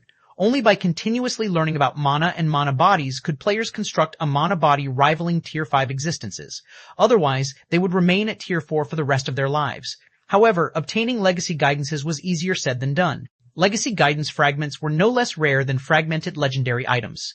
Generally, only the bosses of Forbidden Lands at the Realm Lord status or higher would have a small chance of dropping this treasure. This was also one of the reasons very few independent players ever managed to reach Tier 5. After all, let alone soloing superior mythics of the same level, even soloing superior mythics of a lower level was impossible for Tier 4 experts. Normally, raiding such monsters required the cooperation of multiple Tier 4 players. Moreover, even if players killed a superior mythic, they wouldn't necessarily obtain a legacy guidance fragment. And even if a fragment did drop, how many people would get a share of it? In addition, the guilds would frantically contest for these bosses, which further increased the difficulty of reaching Tier 5 for independent players. Unless one possessed a sufficiently strong backer or heaven-defying talent, Tier 5 would forever be beyond one's reach. Meanwhile, as Shi Feng was praying and looking to the sky with an exhausted expression, dozens of dazzling items descended around him. The appearance of these items immediately attracted the ambient mana from several hundred yards around. When Shi Feng spotted a strange stone sculpture of a monster among these items, his eyes instantly lit up. He even rubbed his eyes, thinking that he had seen wrong. 2762 Ancient Treasure Crap. What's up with this loot? I've never seen so many epic items and legendary materials dropping at once. The boss is a level 128 superior mythic, so the epic items it dropped can definitely be used up to level 150. Despite making so many contributions to the guild, I only managed to get a pair of epic bracers that can be used up to level 130. With all those epic items, I could probably fully gear myself in epic items. Despite everyone being peak experts or better, they still grew envious when they saw Todelia's loot. Rather, it was inevitable that they would be envious. Although epic weapons and equipment had become a lot more common in the current god's domain, the majority of them could be used only up to level 100. Those that could be used up to level 120 were few and far between. As for epic items that could be used up to level 100, even the various superpowers wouldn't have more than 30 pieces. This wasn't because the various superpowers were slacking on killing level 100 plus mythic monsters, but because mythic monsters only had a tiny chance of dropping epic weapons and equipment that could be used up to level 100. Now, however, Todelia had dropped over 10 epic items. Needless to say, every one of these epic items would be good up to level 150. After all, Todelia was a level 128 superior mythic. According to their past experiences, the epic items dropped by level 120 plus superior mythic bosses would almost certainly have their level limit set at 150. However, the epic weapons and equipment dropped were only the tip of the iceberg. What truly made everyone's eyes glow were the legendary materials in the loot. Legendary materials could be used to create customized epic weapons and equipment, which would definitely be top tier among epic items. However, like level 150 epic items, the drop rate for legendary materials was pitifully low. Even level 100 plus superior mythics would, at most, drop inferior legendary materials. More often than not, they would drop only epic materials. Nonetheless, Todelia had dropped as many as 7 legendary materials. In other words, one could produce 7 customized epic weapons and equipment with a level limit of level 100. Not to mention, the 20-plus inferior legendary materials Todelia dropped could also be used to produce top-tier epic weapons and equipment. In other words, Todelia alone had essentially dropped over 30 level 150 epic weapons and equipment, more than enough to fully arm 2 players in level 150 epic items. This was something impossible even for the various superpowers at this stage of the game. However, unlike everyone else, Shi Feng paid no attention to the weapons, equipment, and materials Todelia dropped. Instead, he stepped forward, collected a 1-meter-tall beast statue, and stored it in his epic spatial bag without hesitation. In Shi Feng's opinion, even the combined value of all the other items Todelia dropped couldn't compare to the value of this beast statue. Sacred beast statue. Soul-devouring beast. Epic rank. Unique item. One of 12 stone sculptures of sacred beasts made by Saracolo Baristan. It holds incredible power. One shouldn't underestimate the beast statue just because it was an epic item. For tier 4 players and above, this beast statue was easily 1,000 times more valuable than legendary items. An ancient god in God's domain, Saracolo Baristan was known as the god of elements by everyone.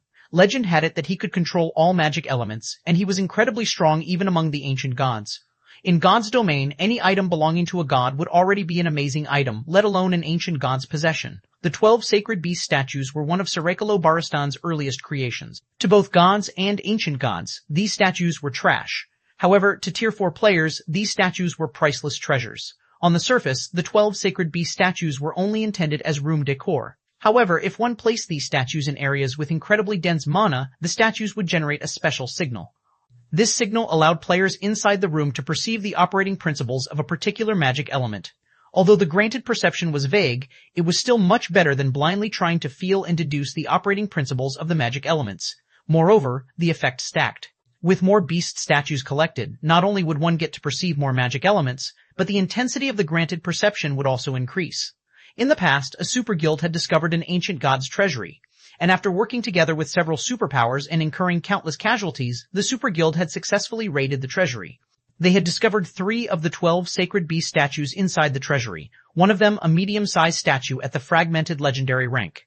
Due to these 3 beast statues, the super guild that found the treasury had ended up one of the 12 great guilds within a short period. Now, Shi Feng had merely killed a superior mythic-ranked realm lord, yet he had actually acquired a sacred beast statue.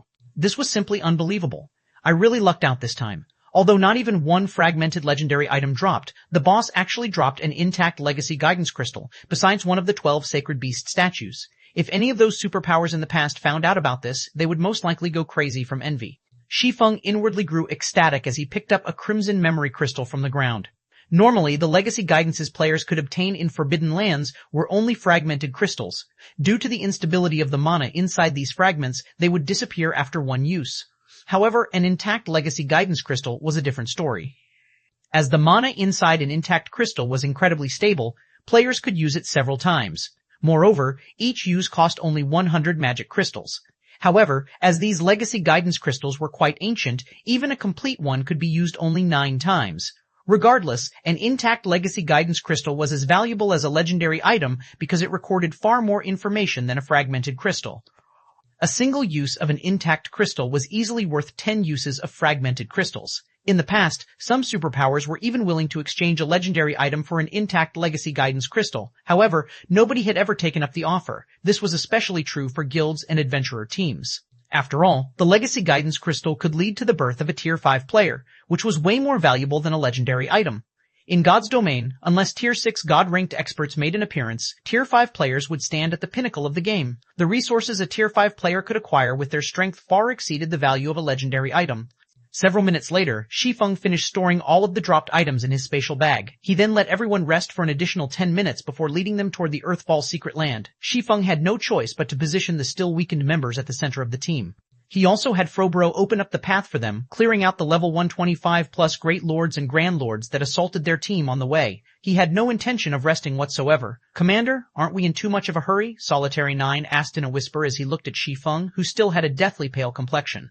The fight with Todelia left everyone's concentration below the 10% threshold. They could fall unconscious at any time. Shi Feng was no exception. Yet, after resting for just a short while, Shi Feng had led them deeper into the ruined mountain range without hesitation. At this point, they had already been running for close to 2 hours, and everyone had constantly been fighting throughout this period. Moreover, the monsters they fought all had considerably high combat standards and high basic attributes. Although Froboro took on most of the monsters for them, the occasional monster still slipped by, and if they weren't careful, they would be easily overwhelmed by these monsters. "I know, but we don't have much time left," Shi Feng said while controlling Froboro. Smiling bitterly, he continued, "At this point, I can no longer summon a second demon prince. If the duration of this one lapses before we reach our destination, we'll die a miserable death." Upon hearing Shi Feng's words, Solitary 9 looked at the endless monsters around them and got goosebumps. At the same time, he subconsciously raised his shield and stood closer to Shi Feng.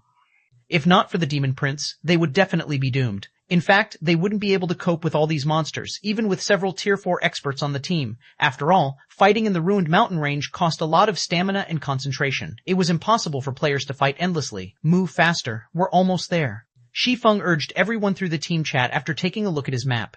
At Shi Feng's words, everyone hurriedly closed the distance to Froboro. The team then broke out in a mad dash while blocking the attacks coming from the surrounding monsters. After frantically advancing for another dozen minutes or so, the team finally discovered a huge cave in the valley, with an entrance several dozen meters high. The cave exerted a mental influence that rivaled Todelia's, making everyone feel discomfortable. "Guild leader Black Flame, is this the place you were talking about?" Illusory Words asked anxiously. When she looked at the nearby cave, she got a sense of depression and uncertainty. A hint of fear had even appeared in her heart. If she was already experiencing such feelings even before entering the cave, it wasn't hard to imagine how dangerous it would be inside. Looking at the Godslayer's map, Shi Feng said with certainty, "It should be here."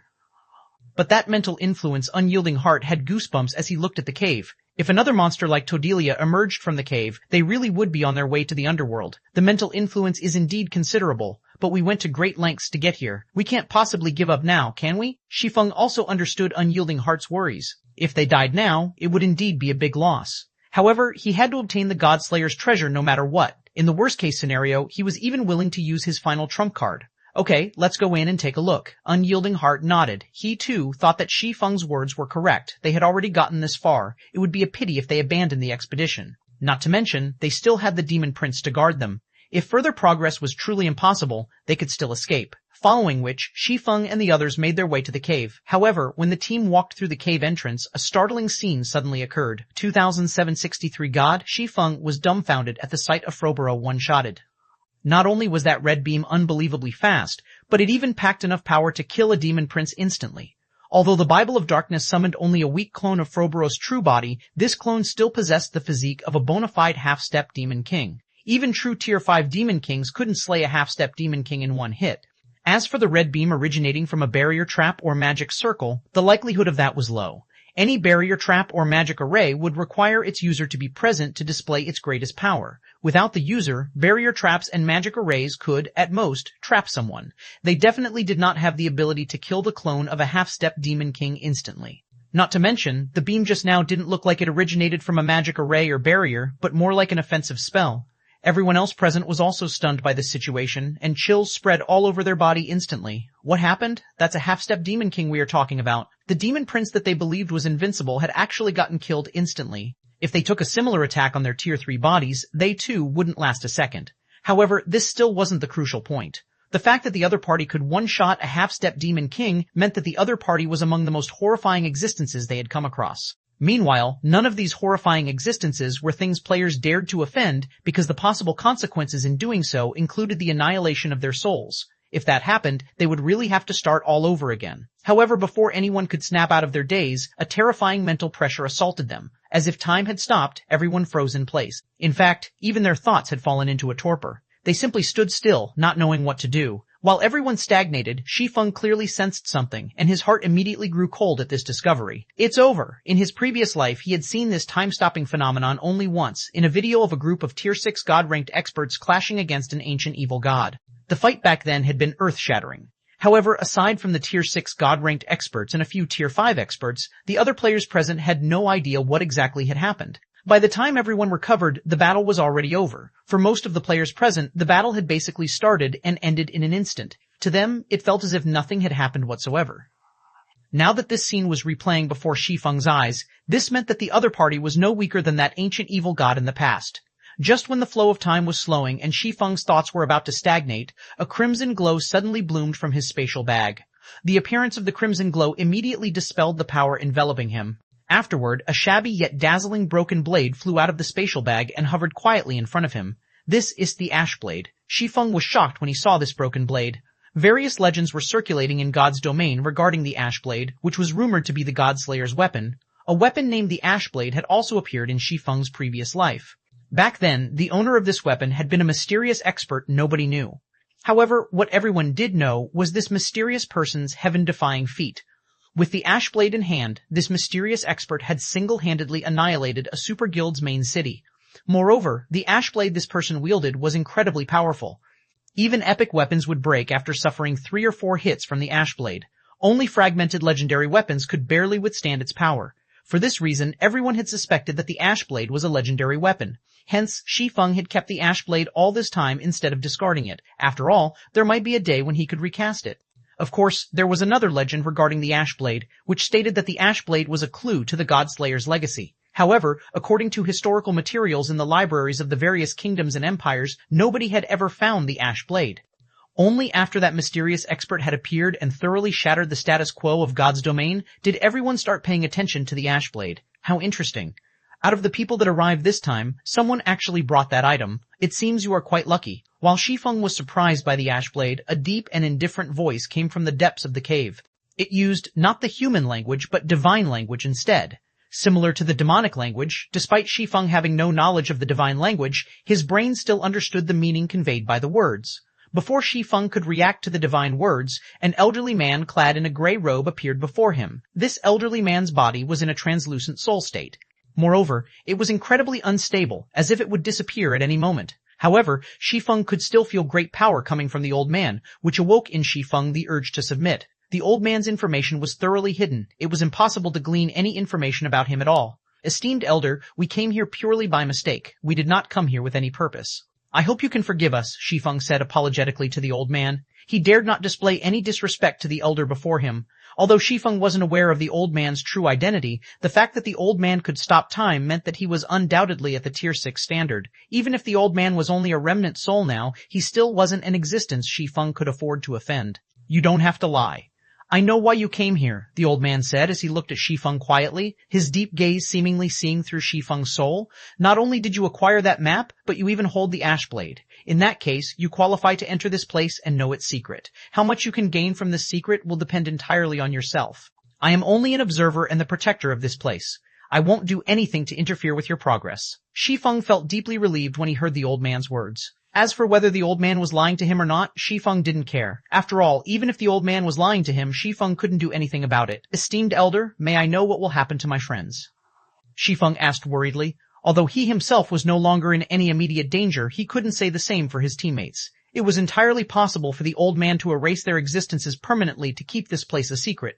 Don't worry. I won't kill them, the old man said, chuckling as he glanced at Shi Feng's teammates. After all, they are individuals blessed by heaven. They won't die even if they are killed, right? Shi Feng couldn't help growing slightly nervous at the old man's question. For some reason, he had a feeling that this old man knew a lot of things. In fact, he might even understand the true existence of players. Otherwise, he wouldn't have asked such a question. This was the first time Shi Feng had met such an NPC. Alright, I'll stop messing with you. Since Shi Feng didn't dare respond to his question, the old man dropped the topic. He then said, you hold the ash blade, which means you are the chosen one, hence you may enter the cave. As for the others, they will be teleported out of this place. Of course, as you have been lucky enough to get selected, you can also bring 9 people with you. However, you'd best think about who to bring with you.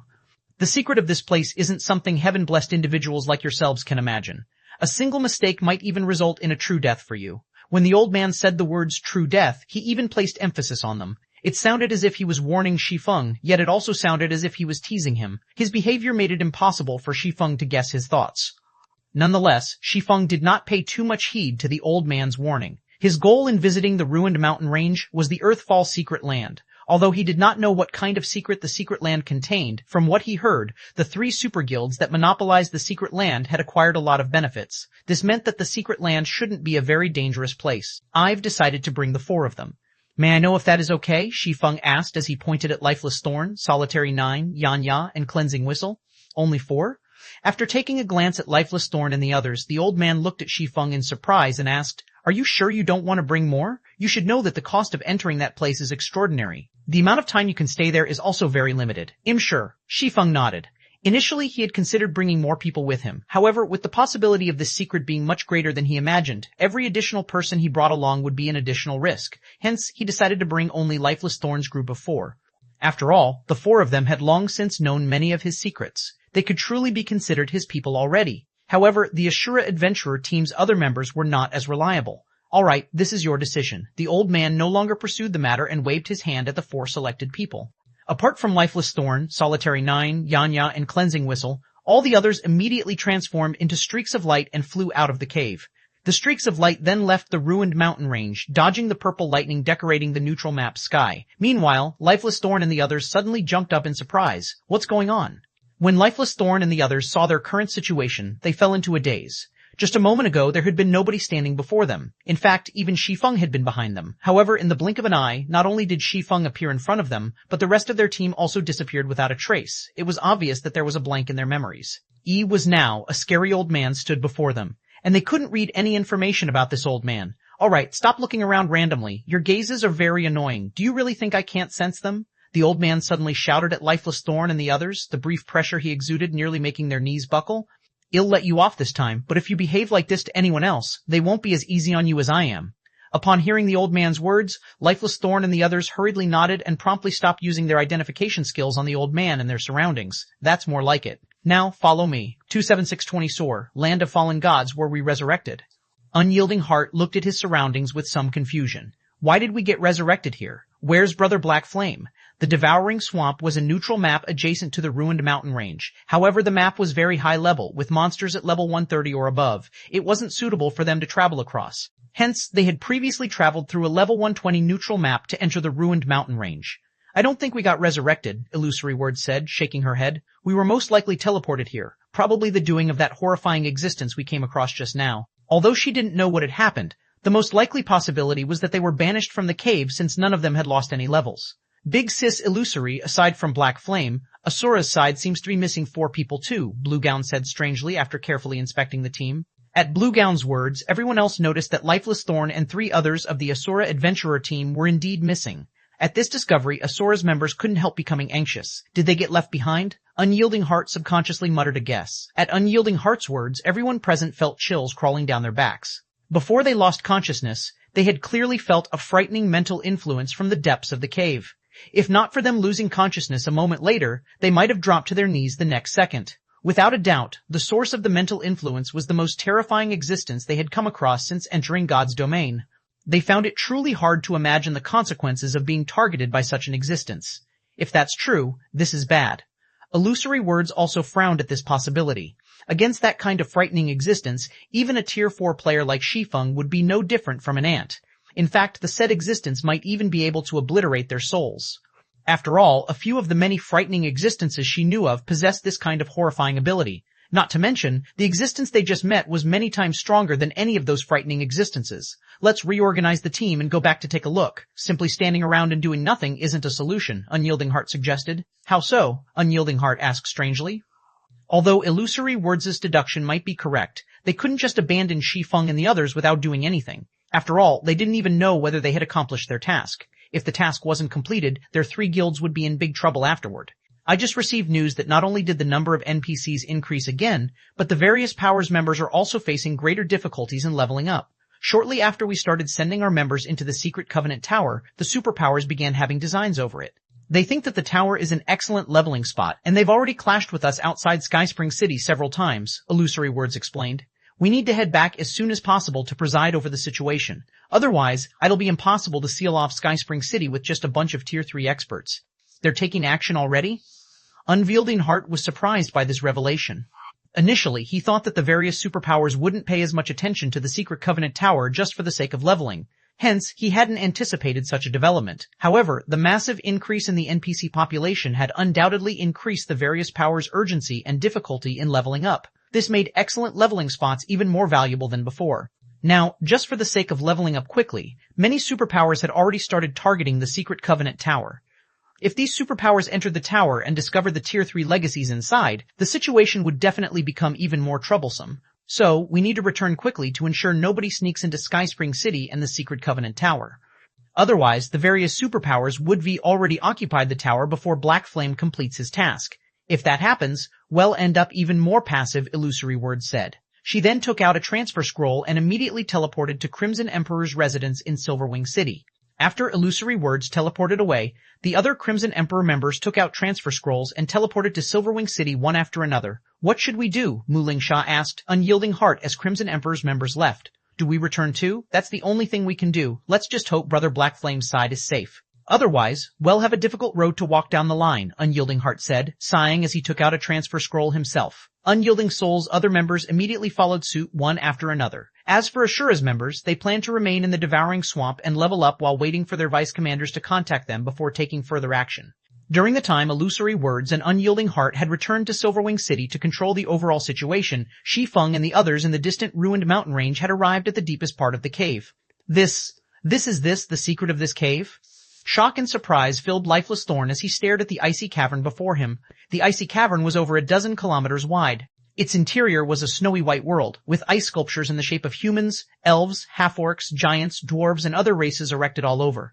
Every one of these ice sculptures radiated an aura that was stronger than the demon Prince Froboros. Meanwhile, these statues numbered in the tens of thousands. Moreover, the dozen or so ice sculptures at the cavern center radiated an aura that was much stronger than that of the other ice sculptures. Despite standing so far away, Lifeless Thorn still felt awe and fear in his heart when he looked at these statues. He dared not approach any of them. At this moment, let alone Lifeless Thorn, even Shi Feng was astounded by this scene. Shi Feng had a much clearer idea than Lifeless Thorn did of what kind of existence those central ice sculptures were. Indeed, those dozen or so ice sculptures were bona fide Tier 6 gods. He had even read about a few of them in libraries. From the scene in the cavern, he could tell that these gods and people of various races had been going up against something. Only, the end result was that every one of them got frozen into eternal ice sculptures. What the hell happened here? Shi Feng was greatly puzzled as he looked at this horrific scene. Tier 6 gods were existences that stood at the apex of God's domain. A force of over 12 gods could devastate the continent. It wouldn't be an exaggeration to say that such a force could even sweep through the dark abyss. In fact, even if all of the Tier 6 god-ranked experts that existed in his previous life joined hands, they could just barely manage to contend with a force of 12 or so Tier 6 gods. 2765 Godslayer's Legacy. You had best not ask or think about what happened in the past and what caused the deaths of so many of the world's powerful people and even gods. You also must not look into these matters. The consequences of doing so are not something even heaven-blessed individuals like yourselves can bear. You might even lose your minds as a result, the old man warned when he saw the curiosity on the faces of Shi Feng and the others. Although the old man's voice did not carry any mental influence or coercion, the certainty in his tone made Shi Feng shudder involuntarily. As for Lifeless Thorn, Solitary 9, Yanya, and Cleansing Whistle, although they reacted fearfully to the old man's warning, the curiosity on their faces was clear for all to see. It was evident that they did not take the old man's words seriously. After all, this was a matter related to gods. Players who were new to God's domain treated the word God as merely a noun. At best, gods were a type of powerful monster to them. However, those who truly ventured around God's domain and studied the historical materials in the libraries of the various kingdoms and empires would realize that gods weren't just powerful existences. Simultaneously, they represented a kind of extreme, a road leading to the top of God's domain. Hence, anything related to gods represented a massive opportunity for players. This was especially true for Tier 3 players like themselves. They were quite aware that they could no longer advance on their own. If they wished to get to the next level, they would have to follow in the footsteps of their predecessors. Meanwhile, the footsteps of gods were undoubtedly the best to follow. None of you should look deeper into this matter, at least not now, Shi Feng suddenly said to Lifeless Thorn and the others. He knew very well how attractive gods were to Tier 3 experts. They wouldn't hesitate to look into matters related to gods, even if the risks were big. After all, the road to promotion was simply too difficult. Normally, players could already improve significantly with the ruins left behind by Tier 5 existences, let alone those of Tier 6 gods. However, the disappearance of some peak experts and apex experts from both the game world and the real world most likely had something to do with Tier 6 gods. Anyone who tried to get involved with Tier 6 gods as Tier 3 and Tier 4 players would die before achieving anything. If they were lucky, they would have their accounts destroyed and need to start all over again. If they were unlucky, they might disappear like those experts in the past. Upon hearing Shi Feng's words, Lifeless Thorn and the others eyed him curiously. They never thought that Shi Feng would actively stop them from looking into this matter. At the old man's words, Lifeless Thorn and the others promptly awakened from their greed. Thanks, Commander. I never thought I would get seduced by the benefits in front of me, Lifeless Thorn said in gratitude, a hint of fear in his voice. God's domain had always emphasized balance. All gains came with losses. If one tried to secure an opportunity despite lacking the necessary strength, they would only wind up dead. Currently, they hadn't even reached Tier 4, yet they were actually thinking of looking into the secrets of Tier 6. That was simply suicide. That is normal. After all, not many people in God's domain can remain calm when faced with matters related to gods, Shi Feng said, shaking his head. If not for him having a wealth of experience adventuring in God's domain, he wouldn't have fared any better than Lifeless Thorn. In fact, he might have reacted even more crazily. In the current era where the gods had withdrawn from the world, even the various superpowers would go nuts over a clue related to Tier 6 gods. In fact, even Tier 5 NPCs would fight desperately to secure this clue. Alright, that's enough talking. After seeing that Shi Feng and the others had calmed down, the old man beckoned to them and said, "Come here. Next up is the moment you have all been waiting for. It is also the final wealth and treasure that person left behind for you heaven-blessed individuals. A treasure left behind by the Godslayer?" Shi Feng grew a little excited at the old man's words. The Godslayer was a mythical figure in God's domain. Although it wasn't certain whether the Godslayer had become a god or not, it was certain that he was born a human. Meanwhile, the Godslayer was an existence that even gods feared. In fact, the number of gods the Godslayer had slain exceeded 10. However, for reasons unknown, the Godslayer had suddenly vanished into God's domain's history, leaving behind only a few clues pertaining to his existence. Normally, these clues were acquired from ancient ruins. It was almost impossible to find any records of the Godslayer in the various kingdoms and empires' libraries, as if the Godslayer's existence had been wiped out by history. Future generations couldn't look into the Godslayer's existence, even if they wanted to. However, there were a lot of negative comments about the Godslayer. Some people said that the Godslayer was a great sinner of God's domain, and others said that the Godslayer was the culprit behind the Twilight of the Gods. Shortly afterward, the old man led Shi Feng's group of 5 to the cavern center, where the dozen or so frozen gods stood. Upon arriving there, Shi Feng and the others noticed a space-time crack there, as small as a fingernail, undetectable from a distance.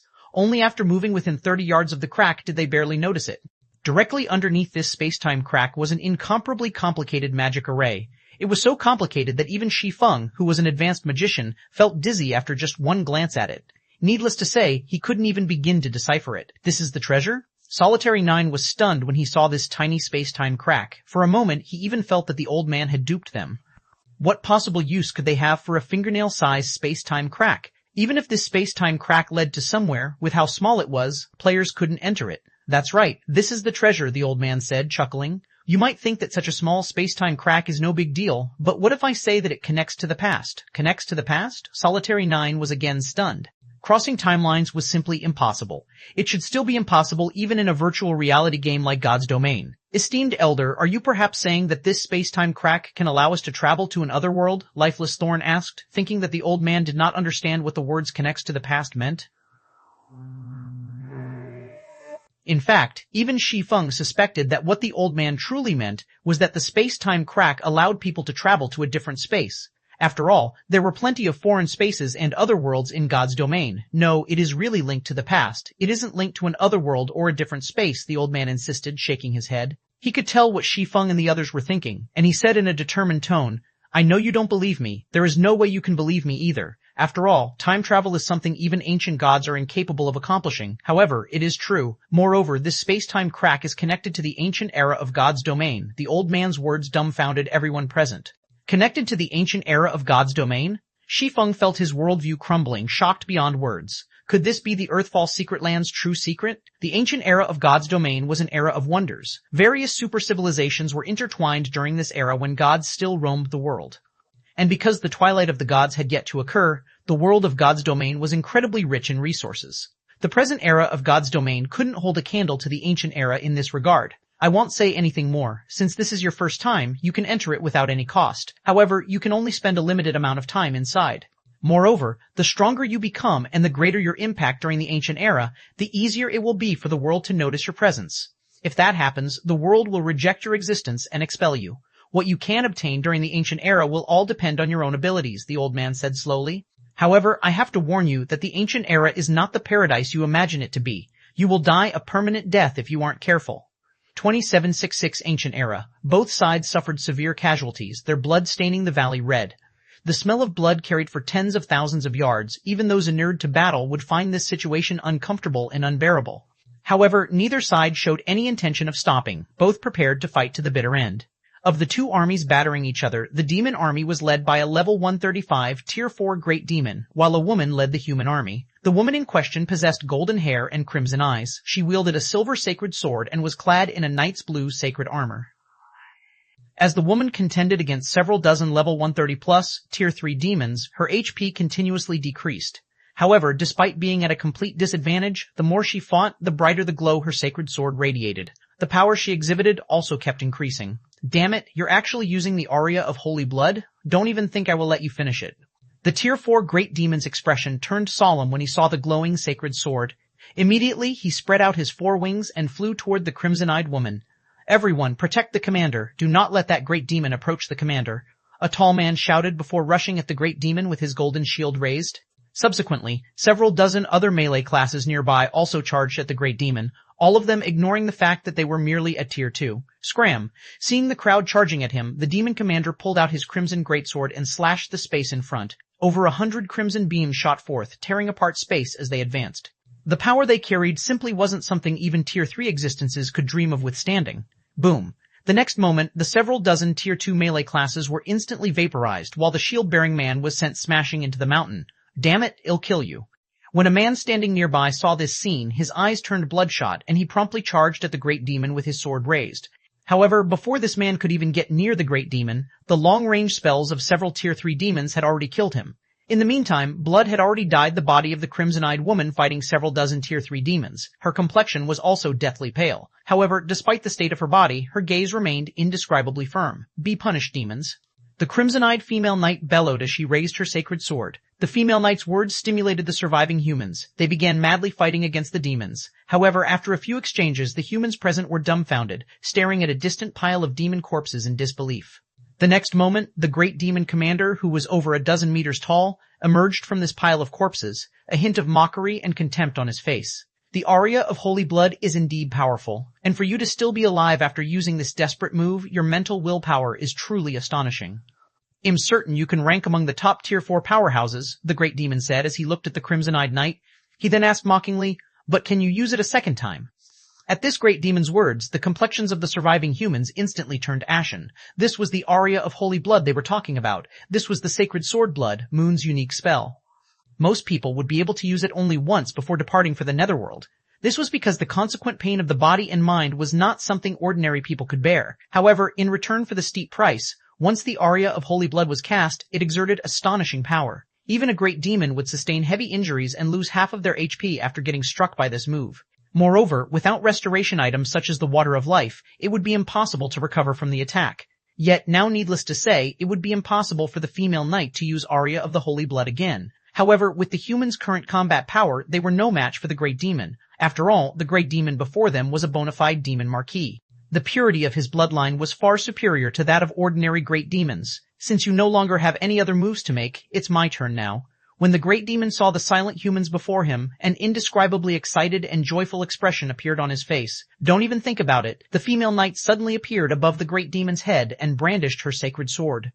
3 phantom swords appeared in the sky, the sight stunning everyone present. This is the sword St. Lord Locke's personal technique, Skycleaver. The commander actually mastered it? When the surviving humans saw the 3 phantom swords in the sky, a look of awe and admiration appeared on their faces. You're already on your last breath, yet you're still putting up such boring resistance? When the Great Demon saw the 3 phantom swords, he did not reveal any awe or fear whatsoever. On the contrary, he nonchalantly brandished his greatsword. Boom! The greatsword and 3 phantom swords collided. The resulting shockwave sent both humans and demons stumbling backward. Large cracks formed on the ground the Great Demon stood on, and the greatsword the Great Demon wielded let out a low hum. The Great Demon's arms were also trembling. Upon seeing this scene, the humans felt both encouraged and excited. Sure enough, a sword saint's personal technique was truly extraordinary. However, a moment later, everyone's joy turned into despair because the crimson-eyed knight hadn't fared too well either. Not only was her complexion paler, but even her pupils had begun to fade. It was evident that she was on her last breath. She could no longer fight. Ha ha ha, amazing, amazing. This is the first time I, Neiman Carlo, have seen a powerful Tier 4 human like you. The Great Demon burst out laughing as he looked at the female knight. However, it all ends here. Before you die, I will drag you all down to hell first. After saying so, Neiman Carlo began chanting the incantation for the Tier 4 spell Hell's Gate. Suddenly, the sky darkened. A huge door decorated with skulls appeared, the blood-red glow from the skulls' eye sockets and the agonizing screams coming from the door seemingly telling everyone that their destiny was about to end. Even if the humans present wished to interrupt Neiman Carlo's spell, they couldn't do so, as the surviving demons were doing their best to stop them. However, just as the formation of the Hell's Gate was about to culminate, a spatial tear over 1,000 yards long suddenly split the sky. The resulting spatial storm not only disrupted the mana in the sky, but even shattered the magic array summoning the Hell's Gate. Afterward, several figures fell out of the spatial tear and crashed onto the battlefield in the valley, their landing sending clouds of dust into the air. 2767, you chose the wrong opponent. Who are they? They came out of that large spatial tier, so they shouldn't be ordinary existences. Maybe they're guardians from the Holy City? However, their auras seem weak. Those people are also only at Tier 3. They shouldn't be the Holy City's guardians. Moreover, judging by their looks, they seem to be heaven-blessed individuals. The humans began a hushed discussion among themselves as they scrutinized Shi Feng's group. Initially, they had held hope that Shi Feng's group could save them. However, after noticing the 5 players' auras, they immediately fell into despair. The crimson-eyed knight peered at Shi Feng's group with her blurry sight. It was evident that she, too, felt surprised and puzzled by the sudden appearance of Shi Feng's group. Humanity's heaven-blessed individuals? When the great demon Neiman Carlo saw Shi Feng's group, he, too, was shocked. How is this possible? Neiman Carlo wasn't particularly surprised to see more heaven-blessed individuals of the human race appearing in this place. What shocked him was the spatial crack that these humans had arrived through. That massive spatial crack had carried an extraordinary amount of power. Even he would lose his life if he accidentally came into contact with it. Yet Shi Feng's group had actually come out of it directly. Compared to the humans and demons originally fighting on this battlefield, however, the ones most surprised by the present situation were Shi Feng's 5. How is this possible? Shi Feng's heart surged with shock as he looked at a group of people standing among the human army. Why are there other players here? Aside from the many NPCs, the human army also had quite a number of players. Moreover, the average level of these players was incredibly high. Even the lowest leveled among them was level 128, while some had even surpassed level 130. Shi Feng was certain that he had arrived in the ancient era of God's domain. After all, the environment here simply couldn't be found anywhere in the modern God's domain. The mana in this land was so abundant that it was close to condensing into a liquid state. He could even clearly feel the magic elements in the air. Like sprites, some of the magic elements were cheerful and lively, some were cold and lonely, some were hot and angry, etc. He could sense all of this with exceptional clarity. Moreover, the NPCs on this battlefield wore significantly different gear compared to the NPCs of modern times. Their weapons and equipment were of much higher quality. However, that was far from the case for the NPCs here. Every NPC had at least one or two fragmented legendary items. The female knight leading the human army was even fully equipped in fragmented legendary items. The sword she wielded was also a top-tier fragmented legendary weapon. Moreover, what was even more incredible was that Shi Feng had found someone he recognized. This person was none other than Yu Luo, a captain of the Heaven's Blade adventurer team based on Dragonheart Island. Only, unlike the Yu Luo he had met on Dragonheart Island, the one he was looking at now was like a completely different person. Presently, not only had Yu Luo reached level 29 already, but she even sported an epic staff and a full suit of epic equipment. Although her epic equipment wasn't a set, her equipment standard was still ridiculously excellent. Unlike the last time Shi Feng met Yu Luo though, the cleric looked much more haggard. She did not possess the aura and spirit of a peak expert at all, guild leader Black Flame. Meanwhile, at this time, Yu Luo, who stood amid the human army, also noticed the 5 new arrivals on the battlefield. And when she saw that the man leading this group was none other than Zero Wing's guild leader, Black Flame, her originally dispirited expression immediately became energetic. "Do you know them, Yu Luo?" The female oracle standing beside Yu Luo asked curiously upon seeing the latter's reaction. The female oracle was a level 131 player clad in a white dress, wearing a white priest's hat. "Yes. Moreover, has my fellow countryman," Yu Luo said, nodding excitedly. "Fellow countryman?" The female oracle scrutinized Shi Feng's group. She soon noticed that the average level of Shi Feng's group was quite low, and their appearances indeed resembled Yu Luo's a lot. Particularly, the feeling of incompatibility Shi Feng's group had with the other players in God's domain was exactly the same as Yu Luo. The female oracle then shook her head and said, "What a pity. His luck is truly poor. He actually got teleported to this place." Upon hearing the female oracle's words, Yu Luo remembered the situation they were in, and her heart grew cold. The joy on her face promptly disappeared. The death penalty in the God's domain they were currently in was different from the God's domain on the other side.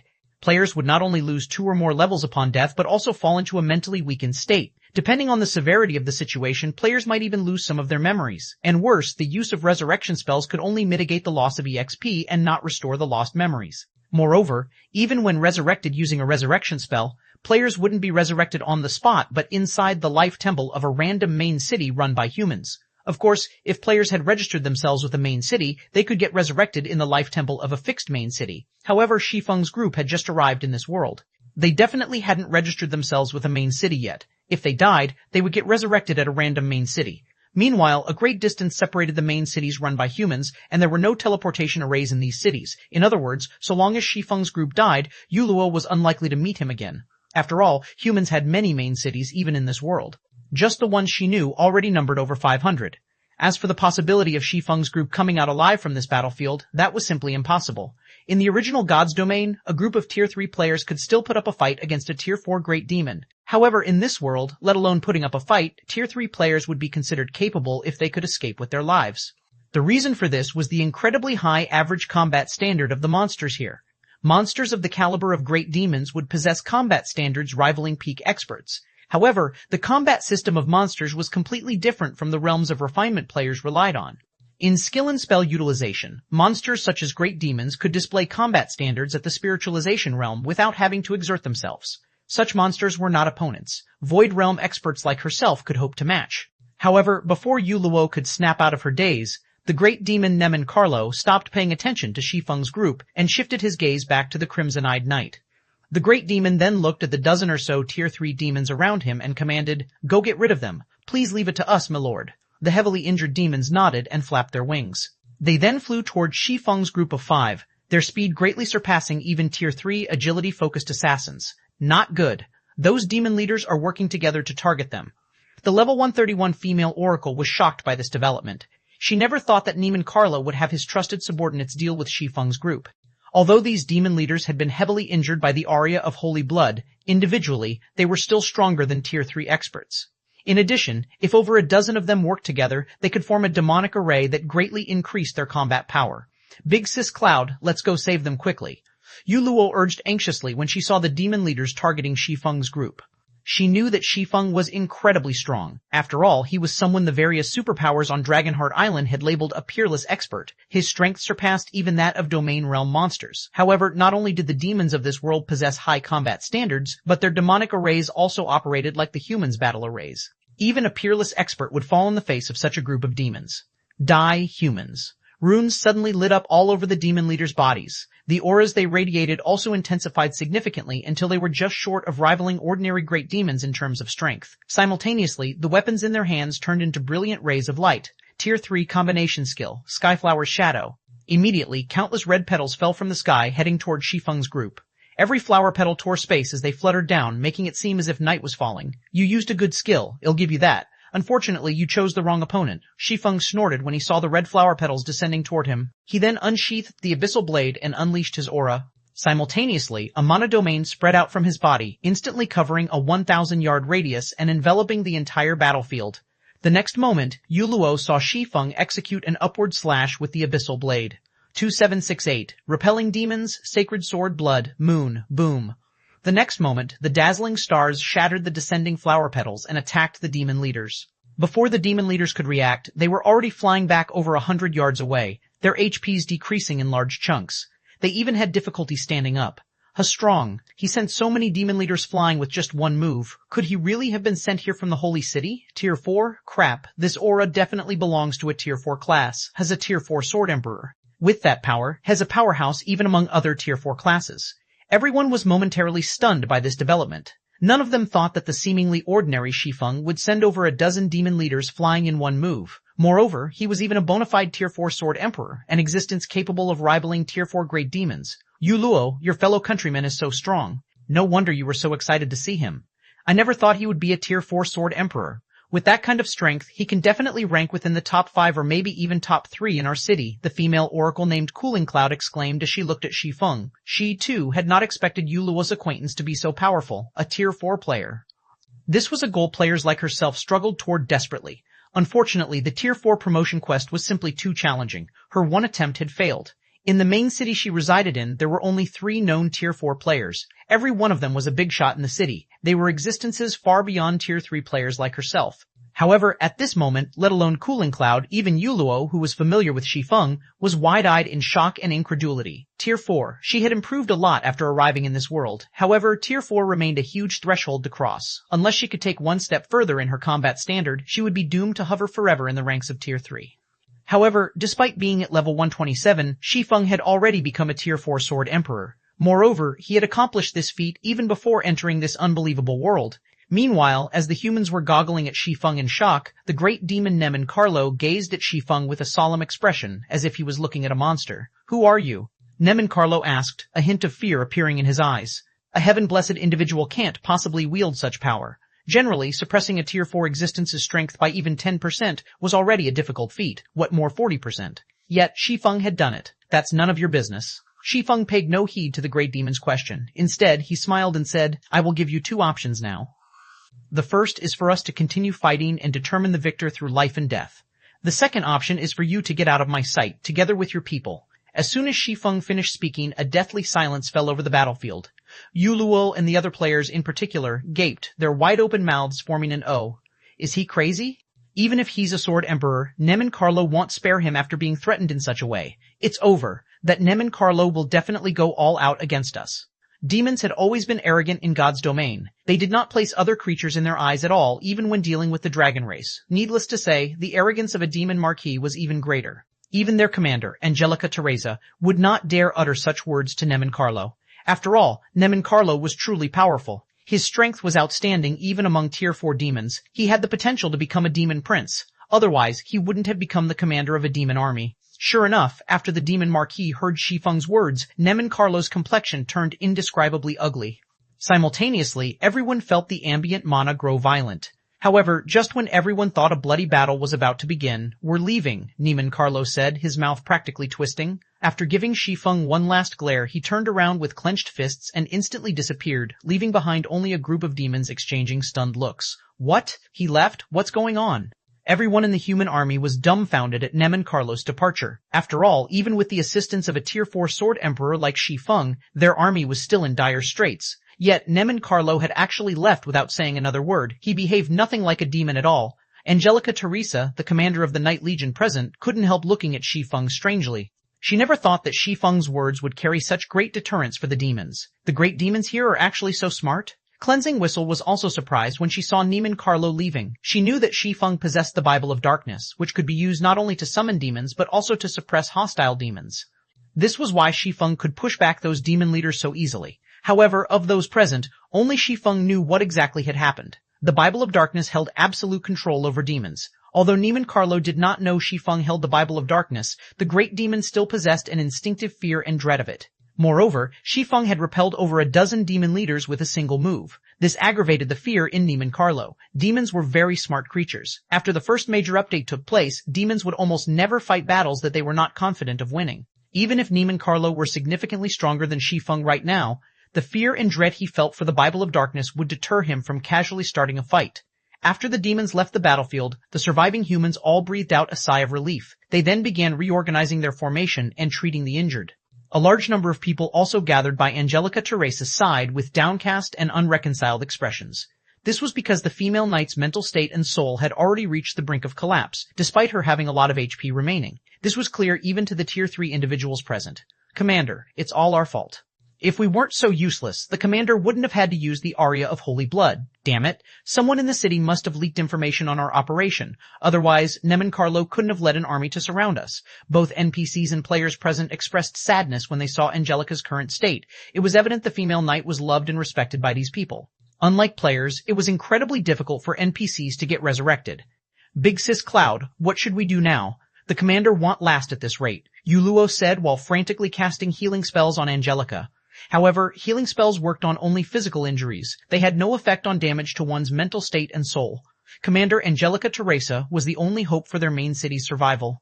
In this world, both NPCs and players had difficulty surviving because this world was several times crueler than the modern god's domain. It was also because of Angelica that Yuluo had managed to live well until this day. Yet now Therese, nothing we can do. The aria of Holy Blood's backlash is too powerful. The fact that the commander managed to cast it once is already plenty amazing. Yet, after using the spell, she even used a taboo skill that placed a huge burden on the mental state. Now, even a Tier 4 Great Divine Official can't save her, Cooling Cloud said as she shook her head, a gloomy expression appearing on her face. While the two Tier 3 healers, Yuluo and Cooling Cloud, were doing everything they could to save Angelica Teresa, Shi Feng, who watched all of this from a distance, was filled with an indescribable sense of shock and surprise. She's actually Angelica Teresa? Shi Feng couldn't help doubting his eyes for a moment as he gazed at the frail female knight. What's the matter, Commander? Solitary 9 asked curiously when he noticed Shi Feng's surprise. In Solitary 9's opinion, there shouldn't be anything in God's domain capable of surprising Shi Feng. Yet now, the man actually evinced surprise because of an NPC. This was a truly strange situation. Have you never visited a library to read about God's domain's history during your free time? She is the Angelica Teresa. She holds the title of Valkyrie and is one of the 2 founding elders of the Fire Dragon Empire. She's a founding member of one of the 4 ancient countries. Solitary 9 did a double take at Angelica Teresa when he heard Shi Feng's words. The 4 ancient countries of the modern God's domain were the only 4 human empires that had existed since the ancient era. According to legend, the founding emperors of these empires possessed incredible power. In the case of the Fire Dragon Empire, though, a large part of the reason it survived the ancient era was the contributions of its 2 founding elders, and even gods feared these 2 founding elders. However, by the looks of it, she seems to be dying, Lifeless Thorn said in a quiet tone. Maybe she just has the same name? No, she is definitely that person, Shi Feng affirmed. The sacred sword Blood Moon is ranked 6th among God's domain's famed swords. It is said that this sword once belonged to Angelica Teresa, one of the Fire Dragon Empire's founding elders. While a person can have the same name, the chances are low that she would wield the same weapon. God's domain's 36 famed swords were unique existences, and their owners were all historical figures in God's domain. In other words, it was precisely because of the people wielding these swords that the swords became unique existences known throughout God's domain. What should we do now then? If she dies, will it alter God's domain's history? Solitary 9 asked anxiously. At this point, he still couldn't tell whether they had arrived in the real ancient era of God's domain or just a replica. If it was a fake, then good. If it was real, then the results would be very bad. 2769, Inferior Mythic Quest System. You have triggered an optional Inferior Mythic World Quest. Quest content, assist Angelica Teresa to become Meteorite City's Lord. Rewards 1 unknown item and God's Domain World Authority +2. Penalties unknown. System, you have 30 seconds to consider. Quest will be accepted by default if no response is made. An inferior mythic quest? Shi Feng couldn't help doubting his ears when he heard the system. As far as he knew, legendary main storyline quests were already the most challenging quests players could pick up. However, there were quests of a higher grade than legendary main storyline quests, mythic quests, which had always been a mystery of God's domain. Despite the rumors of mythic quests, nobody had ever personally verified their existence. Yet, he had now triggered an inferior mythic quest. Do I accept it? Shi Feng hesitated. This was most likely the only opportunity he would ever get to challenge such a quest. After all, he had never even heard of anybody receiving a quest of this rank. He had most likely triggered such a quest only because he happened to visit God's domain's ancient era and came across a key historical figure. Moreover, by the looks of it, the other players around him had not received this quest. This meant he had satisfied some unknown conditions to trigger this quest. Only, the penalty for failing a legendary quest was already more than enough to end a player's career in God's domain. The penalty for failing an inferior mythic quest would most likely be several times greater if he failed to complete the quest after accepting it. However, when he saw the reward of God's domain's world authority +2, greed momentarily overwhelmed him. In the present God's domain, everyone else was probably unaware of God's domain's world authority, as it was simply far too difficult to obtain.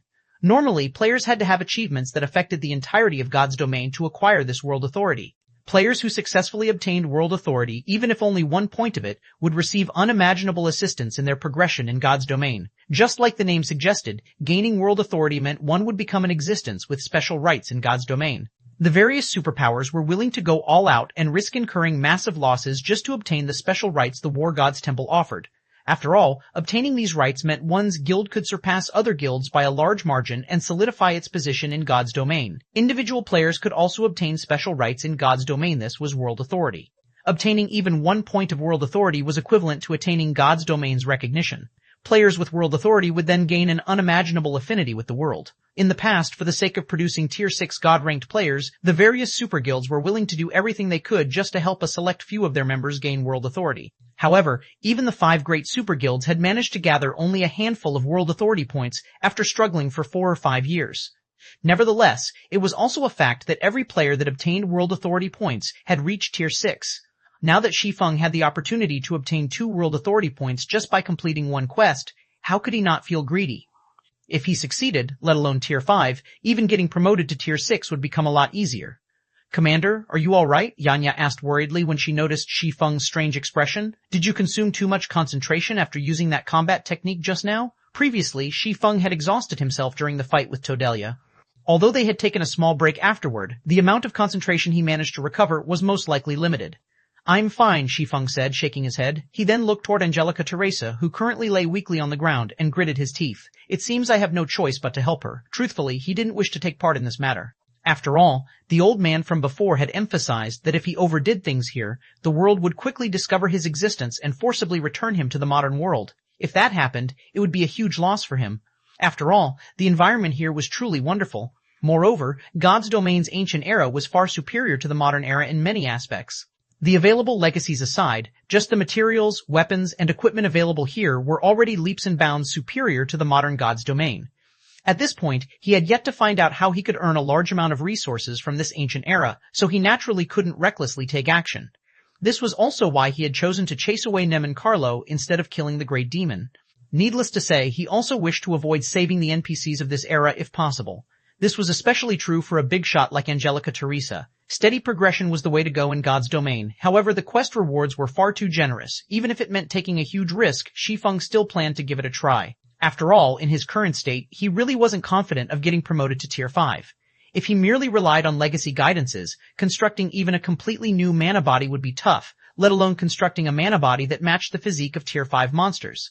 Ultimately, Shi Feng walked up to Angelica Teresa, his actions causing the other people present to grow alert. Although Shi Feng had repelled the demon army for them, he was still a foreign powerhouse. Their wariness of him was only natural. After all, there were many insidious people in God's domain who were capable of stabbing others in the back with a smiling face. No one wouldn't be completely safe from such people, regardless of one's identity. The best example would be their commander.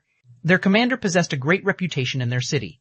Most of the city's big shots respected and favored her, yet she still ended up getting stabbed in the back. Upon seeing Shi Feng walk over, Yuluo gritted her teeth and asked in a quiet tone, Guild Leader Black Flame, do you have a way to save our commander? So long as you can save the commander, I will help you with whatever you want, even if it means sacrificing myself. In reality, Yuluo did not think Shi Feng would have a way to save Commander Angelica Teresa. After all, even Cooling Cloud, who was both a skillful healer and advanced master alchemist, was helpless. I indeed have a way to save her. However, I don't need you to sacrifice yourself or anything of the sort. Shi Feng smiled involuntarily when he saw the resolution on Yuluo's face. I just need you to tell me about the situation here once afterward. Even if Yuluo didn't ask for his help, he would still save Angelica Teresa. After all, a dead person couldn't become the overlord of Meteorite City. You have a way to save the commander, guild leader Blackflame? Yuluo was momentarily stunned by Shi Feng's reply. However, she quickly recollected herself and said excitedly, no problem. So long as it is something I know, I will definitely tell you. On the other hand, Cooling Cloud, who stood at a side, was confused when she heard Shi Feng's confident reply. She was an advanced master alchemist, yet even she was helpless about Angelica's situation. She found it truly hard to believe a fellow countryman of Yuluo's had a way to save the commander. This wasn't because Cooling Cloud was belittling Shi Feng and Yuluo, but because the knowledge Yuluo had shown regarding God's domain was simply too inadequate. Even her usage of skills and spells was crude. In addition, while it wasn't necessary for all healers to become a specialized master alchemist, it was still common sense for healers to know how to craft some potions. Yet, Yuluo did not. Hence, Cooling Cloud concluded that Yuluo and Shi Feng came from some backwoods, otherwise they shouldn't lack such common sense. However, Shi Feng did not respond to Yuluo's question. He merely took out a translucent crystal from his bag and passed it to her. Have her eat this. She'll gradually recover once she does, Shi Feng said without further explanation. Yuluo was confused when she received the translucent crystal from Shi Feng, not understanding how such a crystal could save Commander Angelica. However, when Cooling Cloud saw the crystal in Yuluo's hand, she was shocked. A crystal of souls? How is this possible? At Cooling Cloud's exclamation, the other healers present stared at Shi Feng as if they were looking at a monster. Big Sis Cloud, is this crystal of souls something amazing? Yuluo asked, bewildered. Realizing that she had lost her composure, Cooling Cloud quickly calmed herself, then explained, the crystal of souls isn't just valuable. It is incomparably rare even on the scale of the entire God's domain. The Holy City side can secure only a few of such crystals, as they are simply too rare. Normally, such crystals appear in places where souls gather, such as the Netherworld.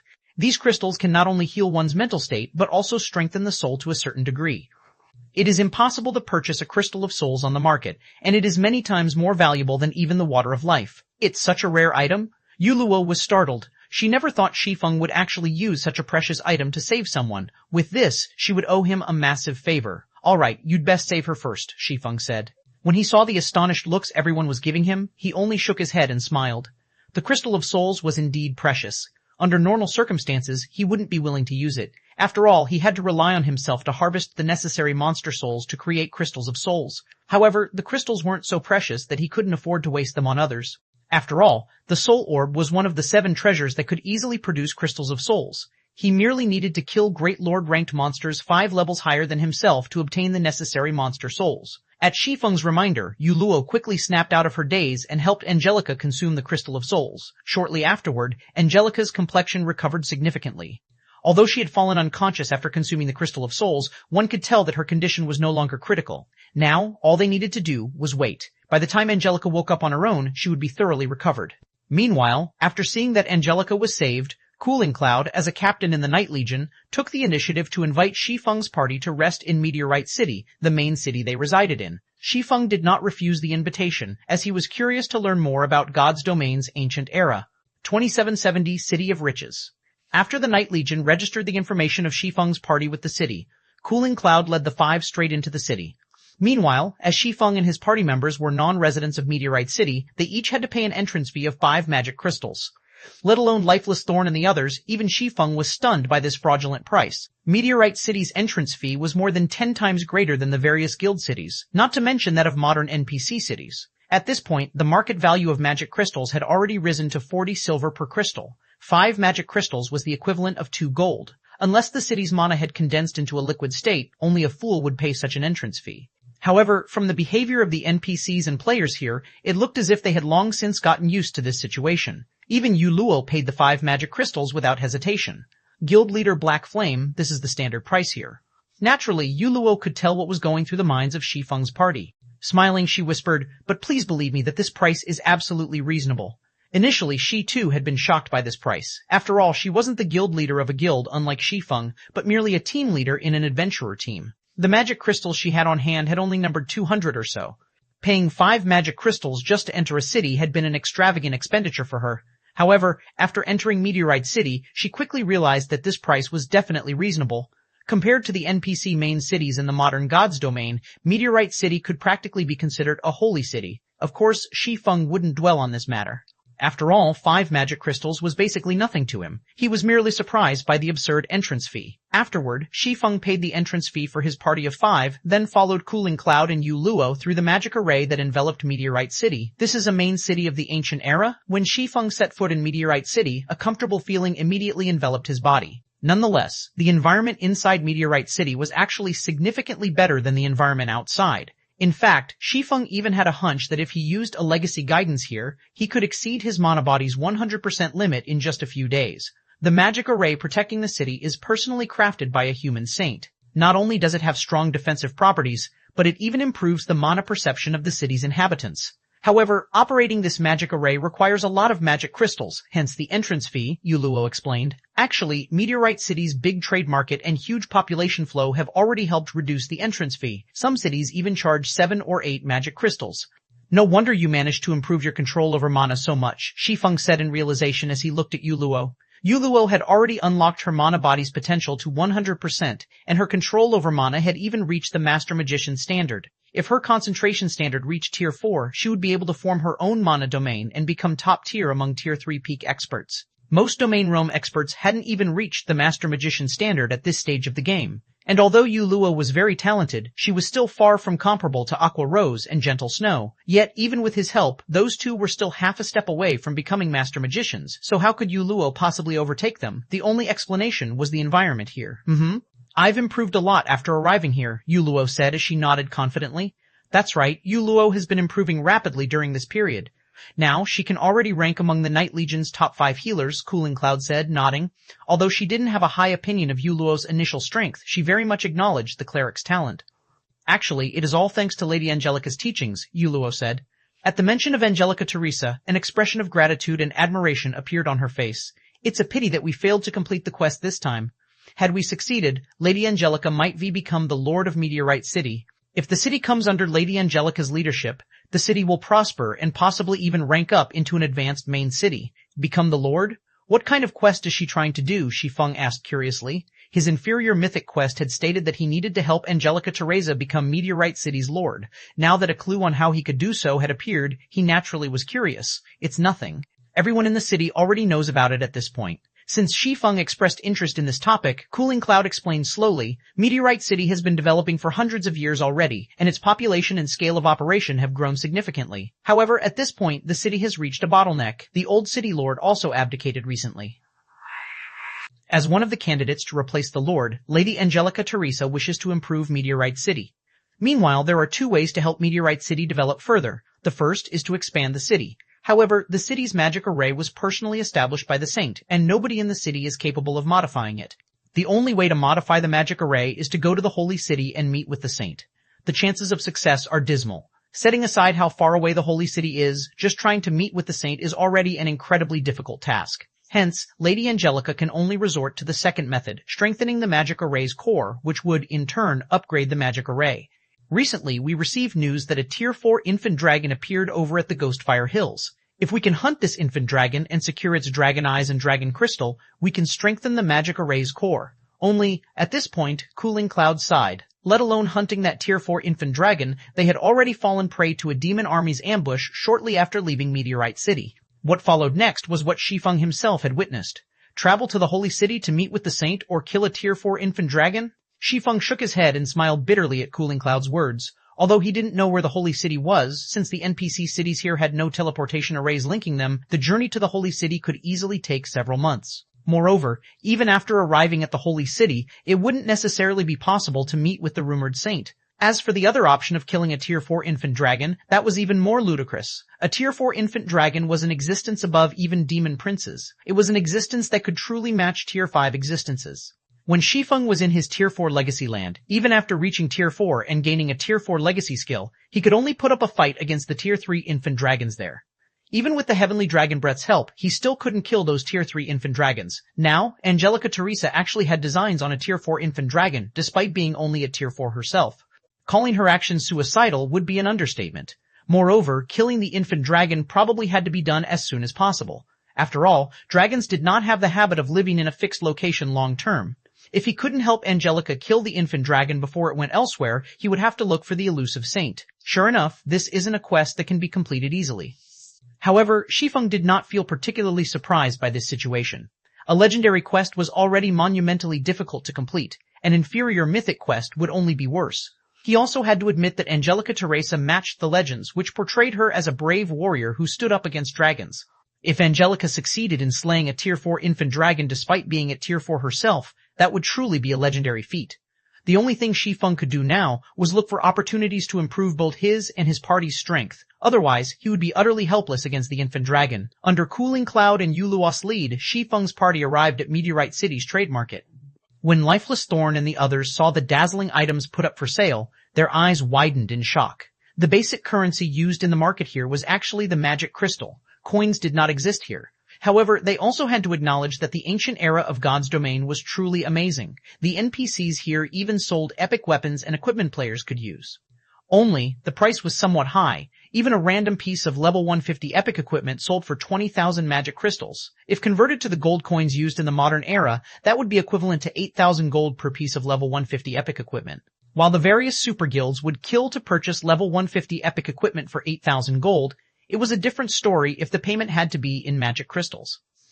In addition to epic equipment, fragmented legendary weapons and equipment occasionally appeared in Meteorite City's auction house, which the various player forces in Meteorite City competed for.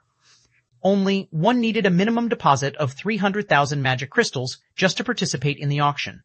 Meanwhile, these fragmented legendary items usually ended up selling for over 400,000 magic crystals. Whether it was Lifeless Thorn or Shi Feng, they couldn't help feeling like they had become beggars after entering Meteorite City. Although Shi Feng carried some magic crystals with him, that number was only 50,000, just enough to purchase 2 pieces of epic equipment, at most, here. Of course, it was also much easier to earn magic crystals here than in the modern God's domain, since the magic crystal was the main currency used in the ancient era. Whether one completed quests or traded materials with NPCs, payment was in magic crystals. Hence, local players found the prices of the epic and fragmented legendary items reasonable. After walking around for several hours, Cooling Cloud bid goodbye to Shi Feng's party since she still had matters to deal with as a captain in the local Night Legion. As for Yuluo, she stayed behind to serve as a tour guide for Shi Feng's party. Inside a high-class hotel in Meteorite City, staying in one of the ordinary rooms here cost 50 magic crystals a day, while the high-end rooms cost 200 magic crystals per day. Shi Feng chose to rent a high-end room without hesitation. Shortly afterward, Shi Feng's party of 5 and Yuluo sat quietly inside the room. ch2751, alien-like players ever since they arrived in this place. They had come across too many unknown and surprising matters. However, the only thing they could do was remain silent and quietly observe everything, including the so-called NPCs and players here. In their opinion, be it the NPCs, monsters, or players here, they all felt alien. This was especially true for the players here. Despite being players, the players here gave them a completely different feeling than the members of their party. It felt as if the players here were not players at all, but rather the original inhabitants of this world.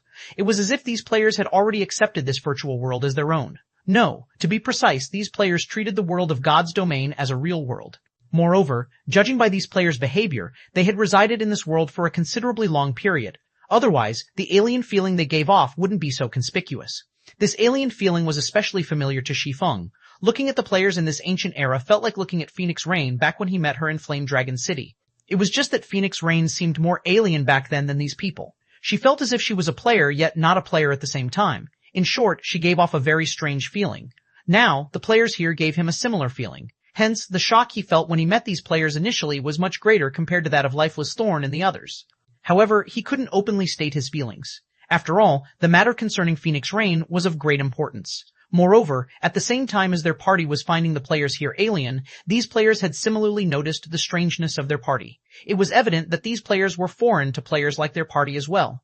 In addition, through the previous conversation he had with Cooling Cloud, Shi Feng got the impression that they lived in completely different worlds. The old man in the cave had already stated that this world was the ancient era of God's domain. Logically, there shouldn't be any other players in this world, yet not only were there players living in this world, but there were even a large number of them.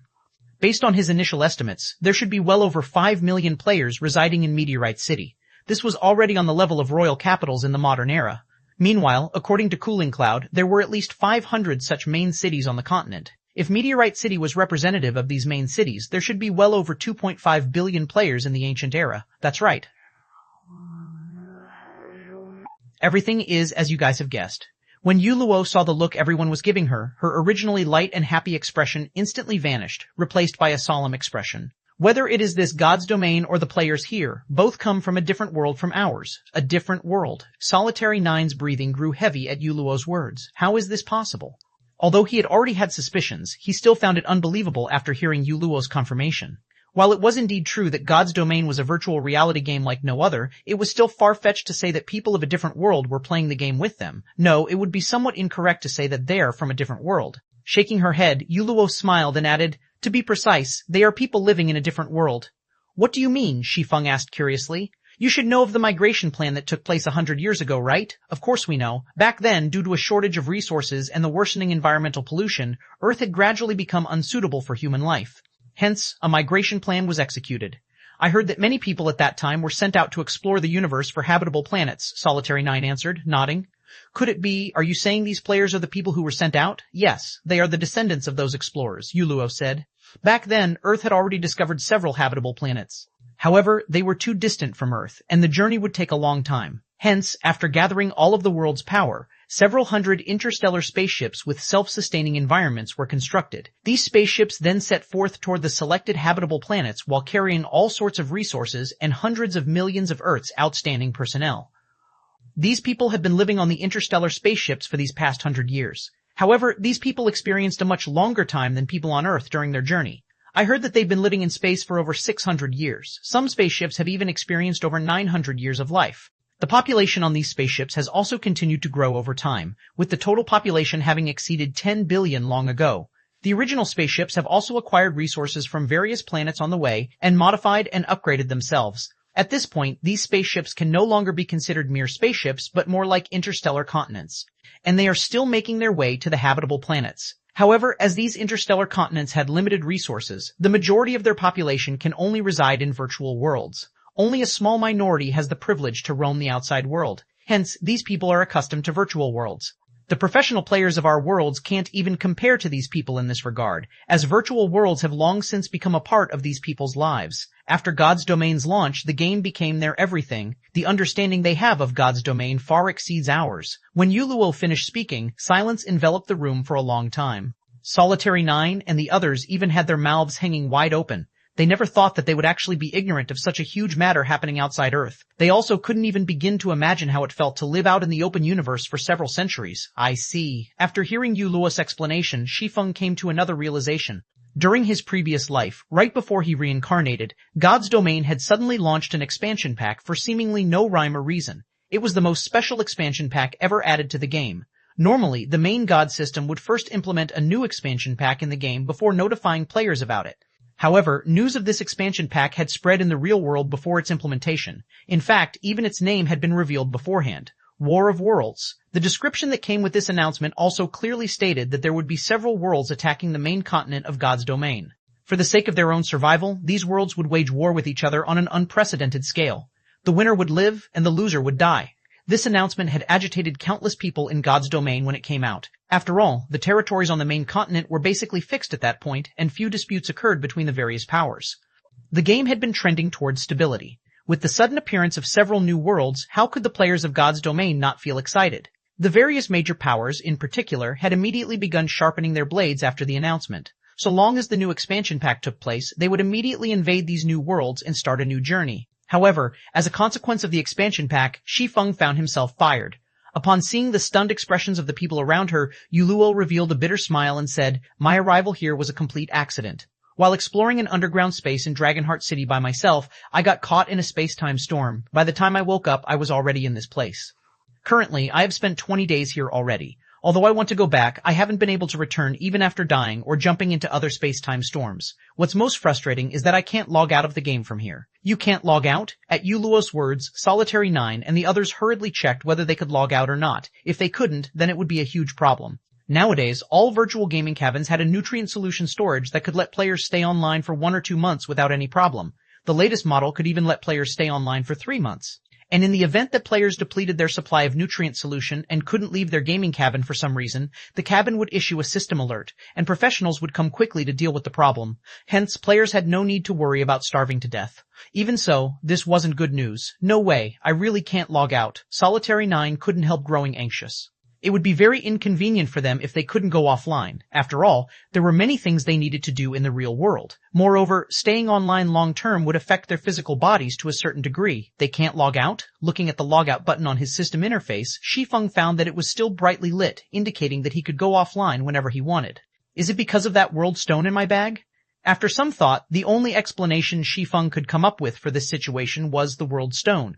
After all, this item could stabilize the principle of all things, which meant that he should be able to bypass the rules of this world. With this, it seems I don't need to be too anxious. While the ancient god's domain was indeed excellent, he also had many things he needed to do in the real world. He couldn't stay online long term. With the world stone, he could now feel relieved. Shi Feng then conversed with Yuluo about the basic information of this world, particularly about information relating to legacies. After the conversation, Lifeless Thorn and the others sighed ruefully. The ancient god's domain was indeed different. Compared to the modern god's domain, the players living in the ancient god's domain had a much easier time getting promoted. With a reliable team, players had no problem at all securing a complete Tier 3 legacy. In fact, with enough rare materials, one could even seek out a Tier 3 instructor to exchange for a complete legacy. The only limitation of this method was that players could only exchange up to 3 legacies. As for the promotion to Tier 4, while it was significantly more difficult than that to Tier 3, it was still much easier compared to the process in the modern god's domain. At the very least, players didn't have to seek out a legacy land in the middle of nowhere. They could simply head to a Tier 4 instructor and choose to challenge their Tier 4 promotion quest. They would then be teleported to a Tier 4 legacy space. However, the cost of this method was high. Each challenge required the payment of 15,000 magic crystals. The difficulty of the promotion quest was the same as in modern times. Players still had to learn a Tier 4 legacy skill or spell during the allotted time. Failure meant having to wait 20 natural days before they could re-challenge it. At this time, only 3 players in Meteorite City had successfully reached Tier 4. At this point, Shi Feng wished he could bring all of Zero Wing's Tier 4 Flowing Water Realm experts and above to this place. Even if it meant spending a lot of magic crystals, it would still be much better than searching for a legacy land. After all, searching for a legacy land was not only time-consuming, but success was also highly dependent on luck. If word of this matter got out in the modern god's domain, every power across the continent would most likely do everything they could to secure this opportunity. Commander, can I borrow 10,000 magic crystals from you? Lifeless Thorn asked as he looked at Shi Feng. I'll pay you back double as soon as we return. Commander, you can't play favorites, Solitary 9 objected hurriedly, knowing that Shi Feng did not bring a lot of magic crystals with him to the ancient god's domain. Every bit given away counted. Meanwhile, Yan Ya and Cleansing Whistle also stared at Shi Feng with eloquent eyes. Relax, Shi Feng smiled spontaneously when he saw everyone's reactions. Although I didn't bring a lot of magic crystals with me, I still have a way to let each of you challenge your promotion quests once. You can challenge yours as well, Yuluo. Me? Yuluo was stunned by Shi Feng's words. But I don't have that many magic crystals. She too yearned to challenge her Tier 4 promotion quest. However, it wasn't easy to save up magic crystals while living in Meteorite City, as everything cost magic crystals here. Even until now, she had only around 4,000 magic crystals, still far off from the 15,000 required. So long as you help me with the matter, I'll pay you 15,000 magic crystals as remuneration. How about it? Shi Feng asked as he looked at Yuluo. The ancient god's domain was a massive treasure trove, its value easily billions of times greater than a grade 1 Orvain. It was no wonder 3 of the 5 great super guilds had deemed it worthwhile to work together to seal off the Earthfall's secret land. If such a secret became public, the consequences would be unimaginable.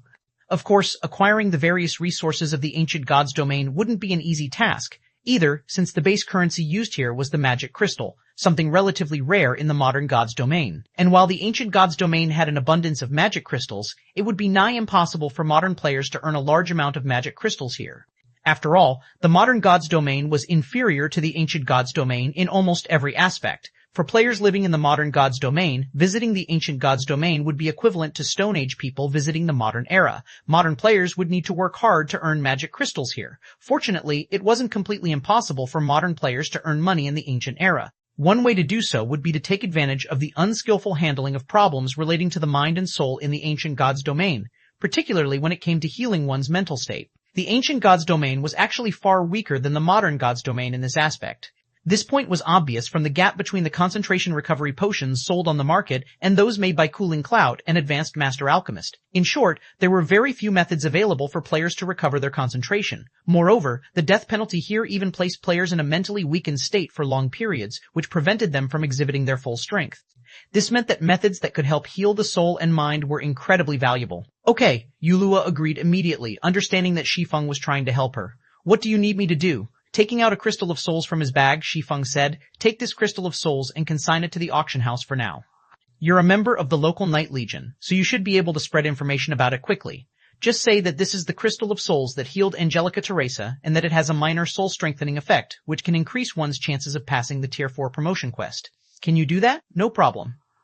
If it is only publicizing the crystal, I can probably inform the whole city in just a few hours, Yuluo said, nodding as she accepted the Crystal of Souls. She had personally witnessed the Crystal of Souls effects, so she knew that Shi Feng was indeed telling the truth. As for the aid the crystal could provide in the Tier 4 promotion quest, it was partly true. After all, if one's soul got strengthened, one's learning ability would improve as well. Hence, it couldn't be considered an outright lie. Meanwhile, spreading this news throughout the city was a piece of cake for her as a member of the local Night Legion.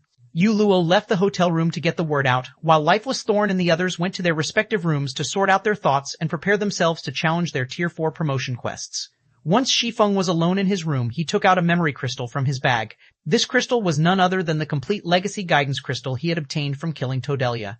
The effects of this room sure are excellent. My perception is strengthened by a further 30% compared to the outside world. Now that I have some time to myself, I can give it a try. 2070-72 Breakthrough. A short moment later, the mana inside the room started surging toward the memory crystal. Afterward, the crystal radiated a dark blue glow that enveloped Shi Feng. What a powerful legacy. Shi Feng was astonished when the blue light engulfed him. This was because the owner of this legacy wasn't an ordinary person, but someone known as the Saint of the Ice World. The quality of this legacy was far superior to that of ordinary legacies. In addition, the Ice World Saint's legacy explained a lot about the ice element's operating principles and described some basic methods to construct one's mana body using the ice element as the basis. This sort of legacy guidance was incredibly rare in God's domain. In most cases, legacy guidances only provided a demonstration of the manipulation of magic elements and some explanations of their operating principles. The chances of a legacy guidance containing a demonstration of how to construct a mana body from scratch were less than 0.1%, let alone a saint's guidance and demonstration. Existences holding the title of saint were either gods or existences approaching gods. Some saints were even existences that gods feared greatly because a saint represented the epitome of a certain aspect in God's domain. Not even gods could match a saint in their specialty. In other words, while a saint could be a god wouldn't necessarily be a saint. The requirement to become a Tier 6 god wasn't to achieve the extreme of a certain aspect. Instead, one only needed to reach a certain threshold. As to what that threshold was, only those who had actually reached Tier 6 would know. Meanwhile, the Ice World Saint had undoubtedly attained the ultimate in the manipulation of the ice element. Hence, the Ice World Saint's control over the ice element was undoubtedly superior to everyone else's. Even gods wouldn't be a match for the Ice World Saint. Following this, time passed by, second after second. As Shi Feng injected more mana into the memory crystal, the Ice World Saint's demonstration sped up. The information the Saint conveyed also became increasingly complicated. Half an hour later, the Saint's demonstration ended. Shi Feng, who had been focused on the demonstration the entire time, felt mesmerized by the information he learned. What a pity! The guidance barely talked about elements other than the ice element. If the guidance for the other elements were as detailed as the one for the ice element, my control over the magic elements would definitely reach the Grandmaster standard. At that time, I might even stand a chance against superior mythic monsters. He had to admit that the existences granted the title of Saint were indeed powerful. Saints who had reached the ultimate in control of a specific magic element were especially amazing. Their understanding and explanation of magic elements were incredibly enlightening. However, the Ice World Saint's explanation became increasingly complicated as it progressed, and Shi Feng found himself struggling to understand the lecture. It felt as if the Saint's explanation had gone from talking about 1 dimension to 2 dimensions to 3 dimensions to 4 dimensions. He could still understand up to the 3rd dimension, but when the explanation progressed to the 4th dimension, his mind failed to comprehend the Saint's thinking. Despite understanding the surface meaning of the Saint's words, he couldn't understand how to apply them in practice. Hence, Shi Feng could only treat the magic element usage methods explained at the end as gibberish. Nevertheless, he had still made massive gains. At the very least, he had made qualitative improvements in manipulating and understanding the ice element. Now, all he needed to do was experiment with his newfound knowledge. This Iceworld Saint's legacy is truly extraordinary. I will have to get Violet Cloud and the others to study it earnestly. It would simply go to waste if given to someone without an affinity with the ice element. Shi Feng now placed even greater importance on the legacy guidance crystal in his hand. He wouldn't have if it were any other legacy guidance, but this was a saint's guidance they were talking about. The Iceworld Saint's guidance even provided such detailed information about the magic elements. Giving this legacy guidance to someone without an affinity with the magic elements would be a complete and utter waste. In fact, had he used this legacy guidance crystal in the modern god's domain instead of the ancient god's domain, he would have wasted a precious opportunity. If the information he absorbed from watching the legacy guidance here consisted of only 20% of the total information, then he probably would have failed to comprehend even 5% of the information had he watched it in the modern god's domain. After all, he didn't possess much affinity with the ice element, he was much more attuned to the fire element. Fortunately, the environment in the ancient god's domain was excellent, and it drastically improved his affinity with and perception of the ice element. Now, he could perceive the ice element much more clearly than he could the fire element when he was in the modern god's domain. After absorbing the Iceworld Saint's legacy guidance, Shi Feng took out a drop of soul water and drank it, boosting his concentration recovery and energizing his brain. Immediately afterward, he began attempting to break through his mana body's 100% threshold by constructing a new and simpler control array to link and control the various magic arrays all over his mana body. Previously, I insisted on using only one mana manipulation method to control the magic arrays of my body. On the other hand, the Iceworld Saint constructed his mana body with the ice element and used several mana manipulation methods to gather and manipulate the ice element. For now, I should follow his example and try using two manipulation methods to control my mana body's magic arrays. After thinking up to this point, Shi Feng began experimenting. Previously, he had been controlling the magic arrays on his mana body according to the mana body's construction, because he believed this was the only way to manipulate the mana in his mana body. However, his thoughts changed after seeing the Iceworld Saint using multiple mana manipulation methods to control the magic elements in his mana body. Master magicians like Shi Feng excelled in attacking from multiple fronts. Since he couldn't break through the 100% threshold by attacking from only a single front, he would try attacking from multiple fronts simultaneously, which would allow him to maximize the effects of every magic array. Subsequently, the intensity of the mana Shi Feng's body radiated fluctuated repeatedly. Sometimes, his mana didn't even reach the standard of ordinary Tier 3 players. Sometimes, it would far surpass the times he had fully exerted himself. He experimented for 3 consecutive hours and tested several dozen mana manipulation methods. From his experimentation, he concluded that using multiple methods simultaneously to manipulate his mana body was incredibly difficult. Even with his current concentration standard, he could just barely implement 3 at a time. However, the benefits of a threefold manipulation method were also evident. He had directly broken through the 100% threshold and reached the legendary 11-12% mark. Unfortunately, when implementing a threefold manipulation method, his mind would be so occupied that he couldn't execute a bronze combat technique, much less a mana technique. Hence, to maintain his combat power, Shi Feng had no choice but to abandon a threefold manipulation method for a twofold manipulation method. 87%, 102%, 99%. The completion rate of Shi Feng's mana body changed constantly. At the same time, the rate at which he expended his concentration also increased. This is the last option that suits me. I'll be satisfied so long as it goes beyond 103%. Of the various twofold manipulation methods Shi Feng had tried, the best one produced a result of 103%. However, he wasn't particularly satisfied with it. After all, he had already experienced what having a mana body with 11-12% of its potential unlocked felt like, and it was a truly amazing experience. Meanwhile, after combining the manipulation method of Light Shadow, the mana technique he frequently used, with his original mana manipulation method and continuously refining the combination, he had produced what he deemed to be the best combination currently possible. If this one still didn't work, he would have no choice but to settle for the 103% manipulation method. Taking a deep breath, Shi Feng opened his eyes abruptly and began manipulating the magic arrays inside his mana body. Immediately, the magic arrays began operating one after another, drawing upon the ambient mana in the room. The mana density around him increased steadily, 20%, 134%, 157%. As the density of the mana surrounding Shi Feng increased, the sensitivity of his 5 senses also improved slightly. Although the improvement was minor, there was no doubt that they had improved. The next moment, the numerous magic arrays all over Shi Feng's mana body began combining into a super large magic array. Boom! Suddenly, a ripple of mana spread from Shi Feng's body and surged toward the surrounding walls. The mana inside the living room then stilled. However, a moment later, every bit of mana inside the room converged around Shi Feng, a faint layer of mist forming around him. If one did not possess an acute sensitivity to mana, they would most likely have difficulty noticing this layer of condensed mana flowing over Shi Feng's body. 2773 Mana Beyond the Limi. The mana manipulation method of Light Shadow was much more refined than the methods he had thought up by himself, especially in the aspect of manipulating magic elements. His own manipulation methods utilized only the 4 major elements, while Light Shadow utilized both the 4 major elements and the 7 supreme elements. Due to this difference, he had managed to unlock his mana body's potential to 110% with just a 2-fold manipulation method. And although there was only a 7% difference between this 2-fold manipulation method and his previous best method, past the 100% threshold, every 1% increase provided significant improvements to the mana body. The difference between a 103% mana body and 110% mana body was like the difference between heaven and earth. Subsequently, Shi Feng punched at the empty space before him. Boom! All of a sudden, the living room's stable space shattered, spatial cracks forming one after another. Only after extending to the living room's wall and coming into contact with the magic barrier there did this phenomenon stop. What an amazing result! Shi Feng was astonished as he looked at the fractured space before him. His mana body had truly undergone a qualitative transformation after reaching a 110% completion rate.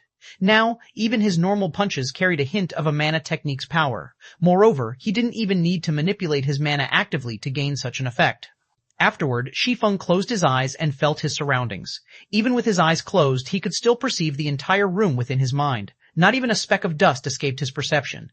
Not only has my physique improved by at least 30%, but even my 5 senses have risen to the next level. In my present state, my perception is just slightly inferior to a demon prince's. Shi Feng opened his eyes, an ecstatic look appearing on his face. Although he still wasn't Froboro's equal in terms of physique and 5 senses, he was much closer to matching the demon prince than before. This was undoubtedly joyous news for him. Originally, he felt that a Tier 4 player needed a legendary weapon to contend with a Tier 4 demon prince. After all, the difference in physique between the two was massive. However, Shi Feng now felt that it might just be possible for players to gain the astonishing physique of a demon prince while still at Tier 4. After all, his current mana body was only at a 110% completion rate, yet he was already close to matching a demon prince's physique. If he could push his mana body to the rumored 120% completion rate, his physique then might match that of a demon prince. Now that I've reached the limits of 2-fold manipulation, I'll need to raise my concentration standard so that I can execute 3-fold manipulation fluidly. This way, I'll have a high chance of achieving a 120% completion rate. At that time, whether it is that Divine Dragon's trial or that mysterious NPC, I won't be utterly helpless. At this point, confidence welled up within Shi Feng. However, for safety's sake, I should first gather the Solomon Sword fragments. If I have the complete Solomon Sword, I won't have to fear going up against even true Tier 5 existences. After thinking up to this point, Shi Feng felt that he needed to resolve his matters in the ancient era quickly and return to the modern era to secure the remaining 2 fragments of Solomon's Sword. Previously, he still hadn't been particularly confident of securing the 2 remaining fragments. However, now that his epic mana body had reached a 110% completion rate, he could probably solo even superior mythic monsters of the same level. The reason for his confidence was the qualitative transformation his mana had undergone. Originally, the mana flowing inside his mana body was merely gaseous, albeit of incredibly high density. However, after his epic mana body had reached a 110% completion rate, the mana flowing within it had thoroughly condensed into a mist. Moreover, it had achieved this state without him needing to manipulate external mana. Since God's Domain's foundation was mana, the strength of a player's mana had a huge impact on their combat power, especially when using skills and spells. A skill powered with mist-like mana wouldn't just be 30% or 50% stronger than a skill powered with gaseous mana. Instead, the two would be on completely different levels. Why were superior mythic monsters so much more powerful than mythic monsters of the same level? It was because their physique and the quality of the mana inside their bodies were superior to ordinary mythic monsters. Currently, although Shi Feng's physique still wasn't a match for superior mythic monsters, the quality of his mana was already on par with theirs. That, combined with the weapons and equipment he possessed, made it entirely possible for him to offset the difference and fight against superior mythic monsters on an equal footing. As Shi Feng was immersing himself in the effects of his improved mana, Yu Luo suddenly contacted him. Guild leader Black Flame, information on the Crystal of Souls has already spread across Meteorite City. Many player forces and even NPC forces have expressed interest in the crystal. All of them are requesting to purchase it at a high price, Yu Luo said excitedly. The Skyflare Adventurer team, one of the top 3 player forces in the city, contacted me, saying they are willing to purchase the crystal for 150,000 magic crystals. If it were in the modern God's Domain, 150,000 magic crystals would be equivalent to 60,000 gold. That was already enough money to arm a 100-man team to the teeth. In Meteorite City, 50,000 magic crystals could still fully gear a player in level 150 epic equipment. That won't be necessary. Since we said we would auction it, we will do just that. If they wish to buy it, they can buy it through the auction, Shi Feng said, shaking his head. The offer of 150,000 magic crystals was indeed incredibly high. If the Crystal of Souls were to be auctioned in the modern god's domain, it definitely wouldn't sell for such a high price. In fact, it would be a miracle if he could sell it for 50,000 magic crystals. However, it was a different story in the ancient god's domain, where methods to recover from a mentally weakened state were incomparably rare. In fact, the streets of Meteorite City were littered with players in mentally weakened states. All of these players could only rely on the city's dense mana to slowly recover. After players fell into a mentally weakened state, a full recovery would take a very long time, even with the help of dense mana. If these players were willing to stay cooped up in Meteorite City without leaving to grind even once, they would still need around 2 weeks to recover. Yet, it was simply impossible for expert players to stay inactive for such a long period. A period of 2 weeks was already enough to create a huge gap between expert players. In fact, even dying twice wouldn't cost as much as remaining inactive for 2 weeks. Hence, an excellent recovery item like the Crystal of Souls was considerably precious to the Ancient Gods Domain's players and NPCs. Meanwhile, his purpose in holding the auction this time was simply to find out the market price for the Crystal of Souls. Only after doing so could he maximize his profits. After all, he didn't have a lot of Crystals of Souls on hand since he didn't kill a lot of monsters that were 5 levels higher than himself and at the Great Lord rank or above. Not to mention, he would also use some of the crystals normally. As a result, he only had 43 Crystals of Souls saved up. On the other hand, he had plenty of soul water. At this time, he already had 2,774 drops accumulated. This was the fruit of long-term accumulation. Although he had given out a lot of soul water to the guild members using the bronze and silver legacy tablets, he still had a lot remaining. However, the soul water's effects were significantly inferior to those of the Crystal of Souls. If the Crystal of Souls couldn't sell for a high price, then the soul water naturally wouldn't sell for much either. But now that Skyflare is also competing for the Crystal of Soul, both player and NPC forces will most likely step aside out of respect for Skyflare. After all, aside from Skyflare's commander, one of Skyflare's vice commanders is rumored to have also reached Tier 4 already, Yuluo explained. She naturally understood Shi Feng's thoughts. The various powers won't pick a fight with Skyflare just for one Crystal of Souls. If you go through with the auction, I'm afraid it won't go for a high price. This world was different from the world they came from. The NPC cities here were separated by great distances. Only after reaching Tier 4 would players be able to travel between NPC cities without worry. Tier 3 players could only roam the vicinity of the main city they belonged to. This meant that players residing in the same city would often come across each other. Meanwhile, Tier 4 combatants were considered true powerhouses in God's domain. Even NPCs feared them greatly, all the more the player forces. If one angered the Skyflare Adventurer team, one shouldn't even think about leaving the city to grind for levels anymore. A player force is suspected to have 2 Tier 4 players? Shi Feng was surprised by this revelation. He never thought that the player forces in the ancient god's domain would be so powerful to actually have 2 Tier 4 players, one more than what Zero Wing had. Although the search for legacy lands played a huge factor in this disparity, it wasn't so easy for players to complete their Tier 4 promotion quest either. Immediately he said, "How about this? I'll rent a hall at the auction house and well organize a small auction of our own. Announce that we will be selling a total of 5 Crystals of Souls, in addition to 50 drops of soul water, which is a slightly inferior version of the crystals. If we do that Skyflare Adventurer team will have difficulty monopolizing everything." Shi Feng's words surprised Yuluo. She never thought he would actually have other concentration recovery treasures besides the Crystal of Souls. He was practically a walking treasure trove. Moreover, if Shi Feng were to sell so many Crystals of Souls and soul water, Skyflare would indeed have difficulty monopolizing everything. There was no way the various powers in the city would step aside in the face of such numbers. After all, aside from being useful for healing the mind, these treasures could also increase by a small margin one's odds of completing the Tier 4 promotion quest. Not to mention, Skyflare wasn't the only power in the city with Tier 4 combatants. ch2751 Ancient Legacy Inheritor. The Skyflare Adventurer team was one of the top 3 powers of Meteorite City, and the Skyflare hotel it owned was one of the city's landmarks. Not only did the hotel boast 19 floors, but it even occupied the largest plot of land in the city's business district, with roughly the footprint of a sports stadium. The Skyflare Hotel also had the best resting environment in Meteorite City. Due to its relatively reasonable prices, it had become the first choice of many players and NPCs for lodging. The hotel was so popular that it ranked within the top 10 most profitable businesses of Meteorite City. At this time, a level 131 female assassin clad in pitch-black epic equipment walked into the Skyflare Hotel's top-floor lounge. She then stopped before an imposing man sorting documents behind an office table. This imposing middle-aged man was none other than the Skyflare Adventurer team's commander, Lionheart, nicknamed Raging Lion. Commander, I've already looked into the person you mentioned. She's Yuluo, a cleric from the Night Legion. She's the one responsible for spreading the information across the city. Not long ago, she made another announcement stating that her side will be hosting a small auction at the auction house. They will be selling 5 crystals of souls and 50 drops of soul water, which is an inferior version of the crystal of souls, the black-clad assassin reported. She then passed a memory crystal to Lionheart and continued, there is a record of her image in there. From what I found out, she seems to be a proxy. The real seller should be the party of 5 people that entered Meteorite City with the Night Legion. I included a record of their appearances in the crystal. Of the 5, the cloaked man walking in the lead is verified to be a Tier 4 Sword Emperor. However, I did not find any records of him appearing within Meteorite City's vicinity. Good job, said the crimson light armor-clad Lionheart, who had reached level 133.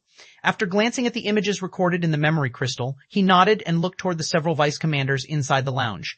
He then asked calmly, what do you guys think of this matter? They're simply picking a fight with Skyflare.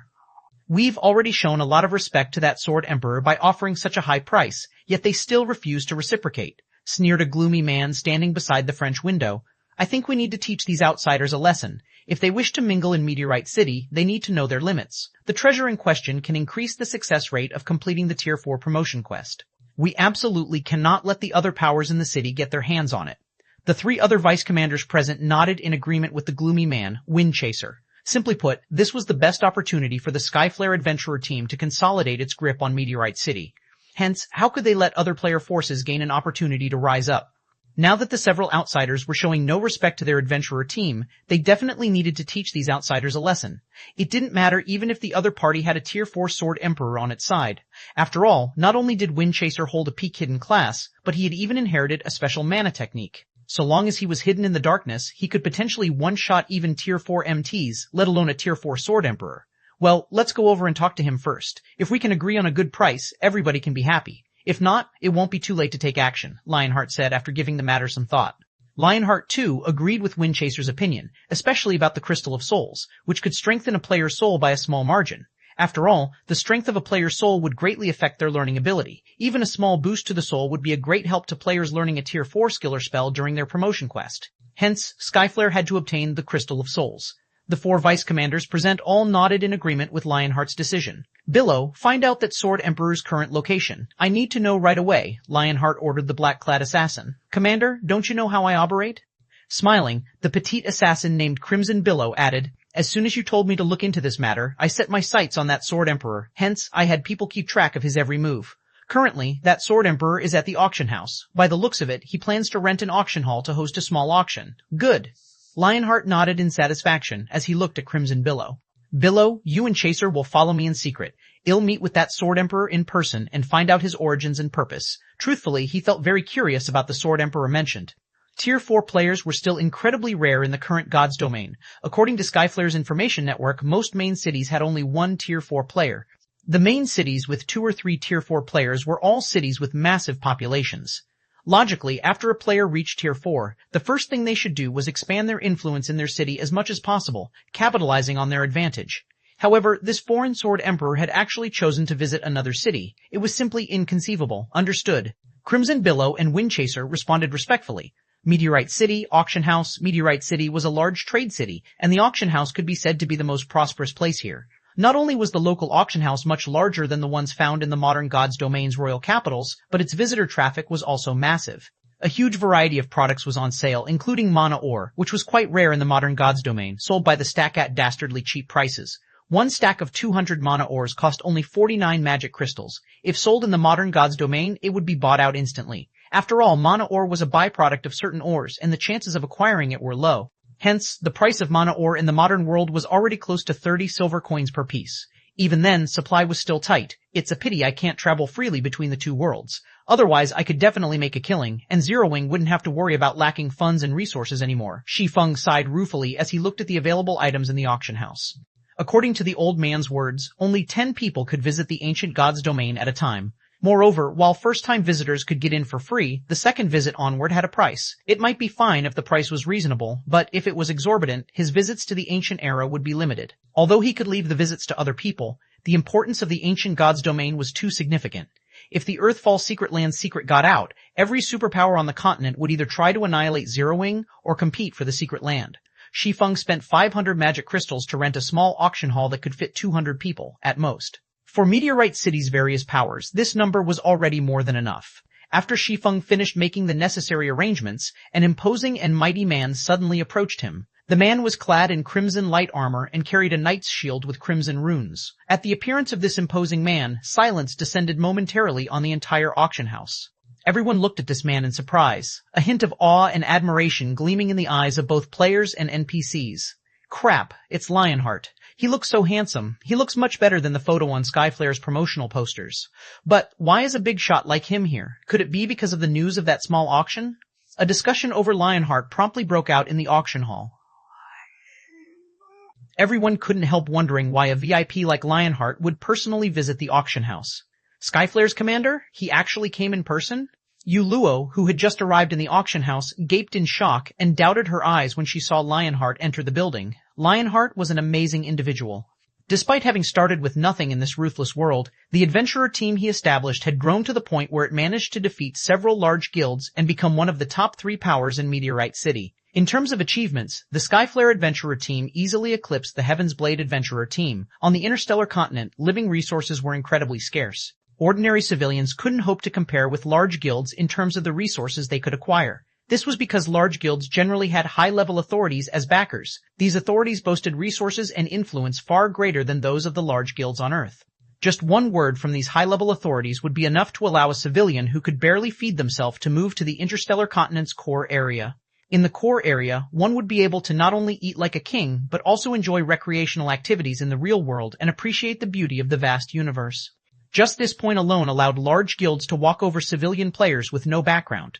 Meanwhile, Lionheart was only a civilian on the interstellar continent. His development of Skyflare to such an extent was a remarkable feat. He was practically a legend among the civilians there. If he were in the modern god's domain, he would definitely become a noteworthy existence known throughout the mainland. The next moment, Lionheart stopped before Shi Feng. Immediately, everyone in the auction house focused on Shi Feng curiously, the stares making him feel very uncomfortable. "You're the person selling the crystals of souls, right?" Looking at Shi Feng, Lionheart went straight to the point, saying, "I am Lionheart, the Skyflare Adventurer team's commander. You should have heard of me already." "Of course, I've heard of you. In fact, I've heard a lot about you." Shi Feng did not deny Lionheart's statement. Calmly, he asked, "May I know what business you have with me?" Shi Feng had gained plenty of information regarding Lionheart. The man was undoubtedly a powerhouse. Not only did he reach the domain realm, but he had even set foot onto the second step, the upper domain realm. The amount of time he had spent immersed in virtual reality games was much greater than that of the modern God's Domain's players. Rumor had it that Lionheart's control over mana had already reached the Advanced Master Magician standard, and that he was only half a step away from becoming a Grandmaster. In addition, Lionheart also possessed an ancient hidden class called the Blood Knight, which gave him the strongest defense among players. At this point, he was a complete monster when it came to defense. His terrifying defense was why the Skyflare Adventurer team had managed to conquer plenty of powerful bosses. The Adventurer team had even killed quite a few level 20 superior mythic bosses. Hence, Lionheart was also known as Meteorite's Wall by Meteorite City's players. "This isn't a place to talk. Why don't we find a place to sit down and have a proper conversation?" Lionheart suggested as he scrutinized Shi Feng. When he saw Shi Feng's special state, he was surprised and confused. However, he quickly set aside his surprise and treated Shi Feng with the respect due a foreign Tier 4 expert. 2775 Astronomical Transaction. Yu Luo was confused when she followed Shi Feng's gaze. After all, there was nobody there. Even when she pushed her perception as a Void Realm expert to the limit, she still couldn't sense any aura or presence of a living being. She didn't notice any unusual fluctuations in space either. Experts at the Void Realm would be aware of even the slightest disturbances around them. At the end of the day, an assassin's stealth only turned them invisible to the naked eye. They remained physically present in the world. So long as they moved, no matter how slow, they would cause some air turbulence. Such unnatural changes wouldn't escape the perception of a Void Realm expert. Hence, even a Void Realm assassin generally couldn't get within 30 yards of other Void Realm experts undetected. Normally, they could operate only outside the 30-yard radius. As for assassins at the Domain Realm, while they could perform better, they still wouldn't be able to get within 20 yards of Void Realm experts undetected. And even if they did manage this feat, they would be able to maintain it for only a matter of seconds. However, the spot Shi Feng was currently looking at was within 20 yards of himself. Moreover, the conversation between Shi Feng and Lionheart had lasted more than a few seconds already. Even a Domain Realm expert wouldn't be able to stay hidden for so long. Upon hearing Shi Feng's words, Lionheart was slightly surprised. Simultaneously, a hint of alertness and admiration appeared in his eyes. Amazing, as expected of a Tier 4 expert capable of moving between main cities. Part of the reason Lionheart had brought Windchaser and Crimson Billow with him this time was to test Shi Feng's strength. Crimson Billow was ranked second in Skyflare in terms of stealth. Utilizing her advantages as a domain realm expert, she had created a unique concealment technique that allowed her to maintain a high degree of stealth despite being in motion. Meanwhile, after combining this technique with a potion that hid one's life aura, let alone Tier 3 domain realm experts, even Tier 4 domain realm experts wouldn't detect her even when she was within 20 yards of them. Of course, Tier 4 domain realm experts would definitely detect her once she got within 16 yards of them. Even so, being able to conceal herself to such an extent was already more than enough for her to rank at the top of Meteorite City and instill fear into Tier 4 experts. Windchaser was even more powerful. After reaching Tier 4, his stealth skill was no longer limited to just turning his physical body invisible and concealing his life aura. Instead, the skill would place his body in a shadow space. No matter what he did inside this space, it wouldn't affect the outside world. Naturally, others wouldn't be able to detect his movements while he was inside this shadow space. Nevertheless, Shi Feng had stated that there were two people behind Lionheart. This meant that he had detected both Crimson Billow and Windchaser. Chaser, Billow, you two can show yourselves now, Lionheart said, smiling as he looked at the empty space Shi Feng indicated. No need to hide anymore. As soon as Lionheart finished speaking, two figures gradually appeared in that empty space. They were none other than Windchaser and Crimson Billow. The two assassins were looking at Shi Feng with eyes brimming with surprise and confusion. Commander, did I show some irregularities just now? Crimson Billow quietly asked Lionheart through the team chat. Afraid that she would get detected, she had deliberately maintained a 21-yard distance between herself and Shi Feng. After all, she hardly knew anything about Shi Feng, apart from the fact that he was a Tier 4 expert, and she didn't wish to ruin Lionheart's attempt at probing Shi Feng's strength. Yet, despite the 21-yard distance, he still detected her. Excluding Lionheart, this was the first time a Tier 4 individual perceived her from beyond 20 yards. You didn't. It's just that this person is much stronger than we thought, Lionheart responded, shaking his head. Don't act rashly against him afterward. Shi Feng had discovered not only Crimson Billow but also Windchaser. While defeating a Tier 4 expert like Shi Feng would be simple for the current Skyflare, killing him would be incredibly difficult. Unless absolutely necessary, they had best not offend this Sword Emperor. In response, both Crimson Billow and Windchaser nodded silently. The trio had conversed for only 2 or 3 seconds, so outsiders did not find anything wrong with the situation. They merely saw Windchaser and Crimson Billow approaching Lionheart slowly after making their appearance. When Yuluo, who stood beside Shi Feng, saw the two assassins walking over, her eyes widened in shock. There really are two people. Despite the two assassins being so close to her, she actually failed to notice either of them. This overturned her understanding of the assassin class. Meanwhile, when Shi Feng saw the two assassins, a hint of wariness also appeared in his eyes. The two assassins were astonishingly strong. This was especially true for Windchaser. If not for the recent breakthrough Shi Feng achieved with his mana body, which granted him a physique and perception far superior to ordinary Tier 4 individuals, he would have most likely failed to notice Windchaser's presence. If Windchaser really were intent on targeting a specific player, it would be a nightmare for the said player. After all, the Tier 4 assassin was capable of suddenly appearing within 20 yards of his target without giving off any indications, a distance that any Tier 4 combatant could cross in the blink of an eye. If Shi Feng was not careful, even he might end up falling prey to Windchaser's ambush. Let's head to a reception room to continue our conversation, Lionheart suggested to Shi Feng. Sure. Shi Feng did not object to the proposal. His original goal in coming to the ancient god's domain was to acquire a large amount of resources. Meanwhile, the best way to do so was by partnering with a local tyrant. He could gather resources much faster this way than if he did it by himself. In fact, he could even gain access to items that normally wouldn't appear on the market. Lionheart's taking the initiative to seek him out was naturally good news for Shi Feng. Lionheart led Shi Feng and Yu Luo to the top-floor reception room he had reserved beforehand.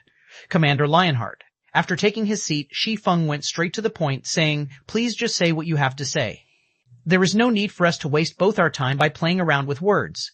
You really are a straightforward person, Brother Black Flame." Lionheart smiled at Shi Feng's words. "I was thinking the same thing. In that case, I'll be blunt with you. Skyflare wishes to purchase all of the crystals of souls and soul water you are selling. It seems you are very ambitious, Commander Lionheart. You actually plan to monopolize Meteorite City?" Shi Feng didn't feel particularly surprised at Lionheart's declaration. Calmly, he said, "Of course, we can go with such an arrangement as well. Only, I have quite a number of these items, and I'm afraid your adventurer team can't swallow them all." As soon as Shi Feng finished speaking, Windchaser, who stood behind Lionheart, laughed. "What a joke. There is nothing in Meteorite City that our adventurer team cannot swallow." Looking at Shi Feng, Windchaser sneered, "Of course, that is under the premise that your price is fair." At Windchaser's provocation, Shi Feng simply shook his head and smiled. Truthfully, even at 150,000 magic crystals per crystal of souls, you won't be able to afford everything, not to mention there is still the soul water. He had a total of 43 crystals of souls. If he sold each for 150,000 magic crystals, that would equate to 6.45 million magic crystals. Even though the ancient god's domain was rich in resources, a player force with a sphere of activity limited to just one city couldn't take out such an amount. At Shi Feng's words, Wind Chaser, who initially planned to probe Shi Feng further, fell silent. There was no way a Tier 4 expert like Shi Feng wouldn't know about the Skyflare Adventurer team's status and general wealth in Meteorite City. For Shi Feng to say such words meant he had absolute confidence backing him. Meanwhile, after hearing Shi Feng's response, both Yuluo and Crimson Billow couldn't help gasping. They never thought that Shi Feng would actually be so wealthy. They had already investigated the Crystal of Souls, so they knew it was a precious treasure that wasn't obtained easily. Yet, Shi Feng had just declared that Skyflare couldn't afford to purchase all his stock. This proved that Shi Feng had a lot of Crystals of Souls on hand. Who knew how many Tier 4 experts one could create with so many Crystals of Souls? You truly are extraordinary, Brother Black Flame. Lionheart immediately broke into a smile. Moreover, this was a very sincere smile. I apologize to you on behalf of my brother. At the same time, I also hope that the Skyflare Adventurer team can form a long-term partnership with you. What do you think? I admit that Skyflare cannot take out the necessary magic crystals to purchase all your Crystals of Souls. However, our Adventurer team still ranks within the top 3 of Meteorite City's player forces in daily income. We might not be able to swallow everything in one bite, but I'm sure we can do so after several or a dozen bites. Furthermore, I can assure you that not only will we purchase each Crystal of Souls for 200,000 magic crystals, but we will also ensure a weekly transaction of 3 million magic crystals at a minimum. May I know what you think of this, Brother Black Flame? Yuluo gaped in shock at Lionheart's words despite herself. She never imagined that the Skyflare Adventurer team had such astonishing wealth. Even the superpowers in the modern god's domain were far from comparable to Skyflare in magic crystal acquisition. Moreover, Lionheart even raised the price of the Crystal of Souls to 200,000 magic crystals. Skyflare was probably the only power in Meteorite City capable of offering such a price. After all, a piece of fragmented legendary equipment cost only around 500,000 magic crystals, while fragmented legendary weapons cost around 1 million magic crystals. Lionheart's promise of a weekly transaction of 3 million magic crystals meant Skyflare was trading away 3 fragmented legendary weapons every week. Commander? At this time, even Windchaser was stunned by Lionheart's offer. The Skyflare Adventurer team operated only in Meteorite City's vicinity, and there were only so many resources available in the area. If Skyflare really pushed through with this transaction, the Adventurer team would have to tighten its belt and strictly limit its future expenditures. Okay, I can agree to those conditions, Shi Feng said, nodding. After giving the matter some thought, he felt that this price was probably the best he could get for the Crystals of Souls. Even if he could get a higher price at an auction, it wouldn't be much higher. However, before this, I wish to test you, Commander Lionheart. We can verify our transaction depending on your performance. What do you think? Test our commander? Shi Feng's words infuriated Windchaser. Crimson Billow's complexion also darkened, a hint of hostility appearing in her eyes as she looked at Shi Feng. Even super guilds would not dare say that they wished to test their commander's qualifications for cooperation, yet a person of unknown origin actually did so. Shi Feng was utterly looking down on the Skyflare Adventurer team. However, before Windchaser or Crimson Billow could say anything else, Lionheart extended a hand to stop them. He then looked at Shi Feng with a glint of determination in his eyes as he asked, "May I know how you wish to conduct your test, Brother Black Flame, 20776, duel?" Between sword and shield, Lionheart was momentarily stunned by Shi Feng's words. Even Windchaser and Crimson Billow fell into a daze for a long time. They felt that Shi Feng was simply toying with the Skyflare Adventurer team. Looking at Shi Feng, Windchaser asked to verify, "Are you sure this is your condition? Do you know what title our commander holds in Meteorite City?" Initially, Windchaser thought that Shi Feng would make things difficult for them to invalidate this transaction. Yet, Shi Feng's condition for partnership was simply for Lionheart to survive a hit from him. This test was beyond simple. Let alone Tier 4 players, even superior mythic monsters were incapable of one-shotting Lionheart. The Skyflare Adventurer team had relied precisely on Lionheart's overwhelming defense to develop to its current extent. It would be a complete and utter joke to say that a Tier 4 player could one-shot Lionheart. For a moment, Windchaser even suspected that Shi Feng had never bothered looking into Lionheart's information. Either that or the man thought that Lionheart's fame was exaggerated. Of course, I'm very certain. Shi Feng nodded earnestly. Yuluo also couldn't help looking at Shi Feng strangely. She simply couldn't understand why Shi Feng would set such a meaningless condition. She knew that Shi Feng was indeed very strong. This was evident from how he repelled over a dozen Tier 3 demon leaders with one move. However, Lionheart wasn't a pushover either. The achievements he had today were piled up through innumerable battles. Windchaser and Crimson Billow turned to Lionheart. Although they didn't know what Lionheart thought of this matter, Shi Feng's test presented no problem to them. It wouldn't even be an exaggeration to call it a free pass. Meanwhile, so long as their two sides entered into a partnership, the Skyflare Adventurer team would be able to gain full control over Meteorite City easily. In fact, it wouldn't be long before they could start establishing branches in other NPC main cities. And even if the player forces of the other cities opposed Skyflare's intrusion, they would have difficulty doing so. After all, what truly mattered in a fight between powers were Tier 4 combatants. Although the saying one Tier 4 player could easily go up against a countless number of Tier 3 players was indeed exaggerated, it was still a fact that Tier 4 players could do many things that Tier 3 players couldn't. This was the difference between tiers and life ratings. No problem. I agree to your condition, Lionheart said. After giving the matter some thought, he couldn't find any problems with Shi Feng's condition. However, are we going to hold the test here? Even when he had only the fragmented legendary shield and armor, he could already fend off superior mythic monsters. In fact, if not for the high HP and defense of superior mythic monsters, he could even solo these monsters, given enough time. Now that he had the Windwall Ring, his defensive capabilities had soared even further. I'm afraid this place isn't sufficient. We'll need to rent an advanced combat room, Shi Feng said, shaking his head. In that case, let's go to our adventurer team's Skyflare Hotel. To res a special combat room there. It should be enough for us to display our strengths, Lionheart suggested. A special combat room? Shi Feng was surprised at Lionheart's words. He never thought that special combat rooms already existed in the ancient god's domain. Special combat rooms were far superior to advanced combat rooms. They were perfect for practicing skill and spell usage. However, special combat rooms simply weren't something that could be acquired at this stage of the game. Let's go to the Skyflare Hotel then. Shi Feng and Yu Luo followed Lionheart's group to the Skyflare Hotel, which was only 1 block away from the auction house.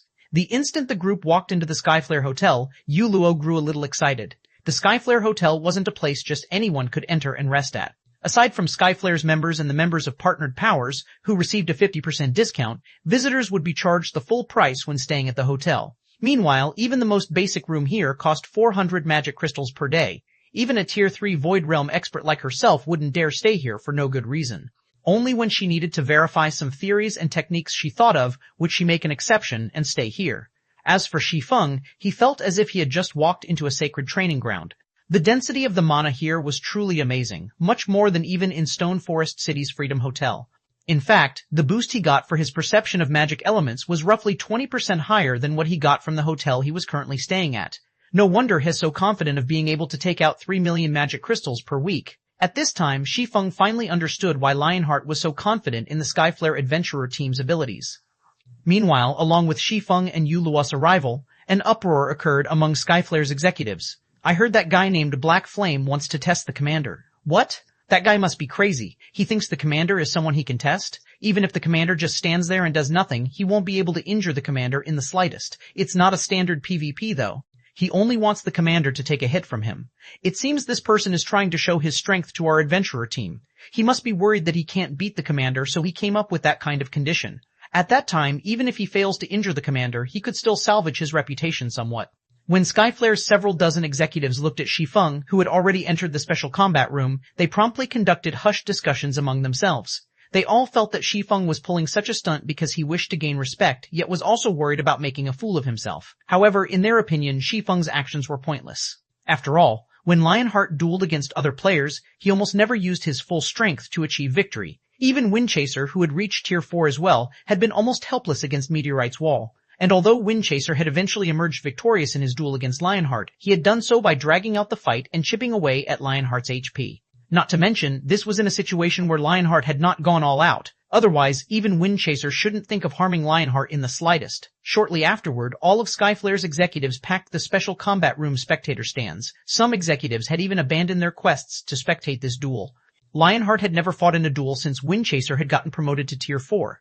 During this period, Lionheart had improved significantly. Not only did he gain a new Tier 4 legacy skill, but he had also obtained the fragmented legendary ranked Windwall Ring, a defense-oriented ring. At this point, it wasn't an exaggeration to say that their commander's strength had already surpassed their imagination. While Skyflare's executives were eagerly waiting for the duel to begin, Shi Feng and Lionheart were standing in the middle of the room's spacious battlefield. At this point, both fighters had already adjusted their conditions and were ready to take action at any time. I'm ready. You can make your move whenever you want, Lionheart said as he raised his shield and longsword. From the crimson runes decorating the shield and longsword, it was evident the two were a set. Only, the mana gathered around the weapon was slightly inferior in quality compared to what was around the bulwark of the Holy Blood. At this time, Lionheart stopped concealing his statistics. Immediately, his HP of 16.6 million appeared for everyone to see, flaunting the high HP of a Tier 4 defensive class.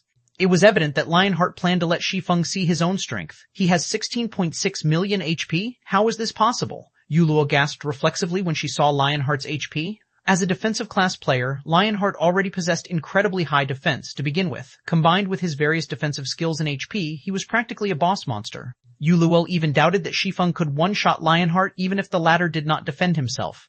In fact, it would already be a miracle if Shi Feng could remove 1/3 of Lionheart's HP in one hit. Amazing. Level 130 Tier 3 defensive classes usually have only 9 million HP on average, yet you have almost twice that, Shi Feng said in admiration. It's nothing. It's only because of my unique legacy. Lionheart didn't pay particular attention to Shi Feng's words of appreciation. On the contrary, he wanted to use this opportunity to let Shi Feng realize the Skyflare Adventurer team's might. After all, Skyflare had already lost once to Shi Feng before. He needed to reclaim this loss and level the playing field. Since you're ready, it'll begin. Shi Feng naturally understood what was going through Lionheart's mind. Unfortunately, Lionheart simply wasn't aware of Shi Feng's aim. Come. Lionheart readied his shield, a serious expression appearing on his face.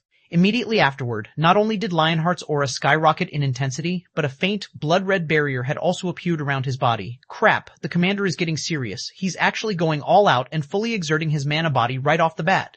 One of Skyflare's vice commanders, a robust, level 132 shield warrior, said in astonishment.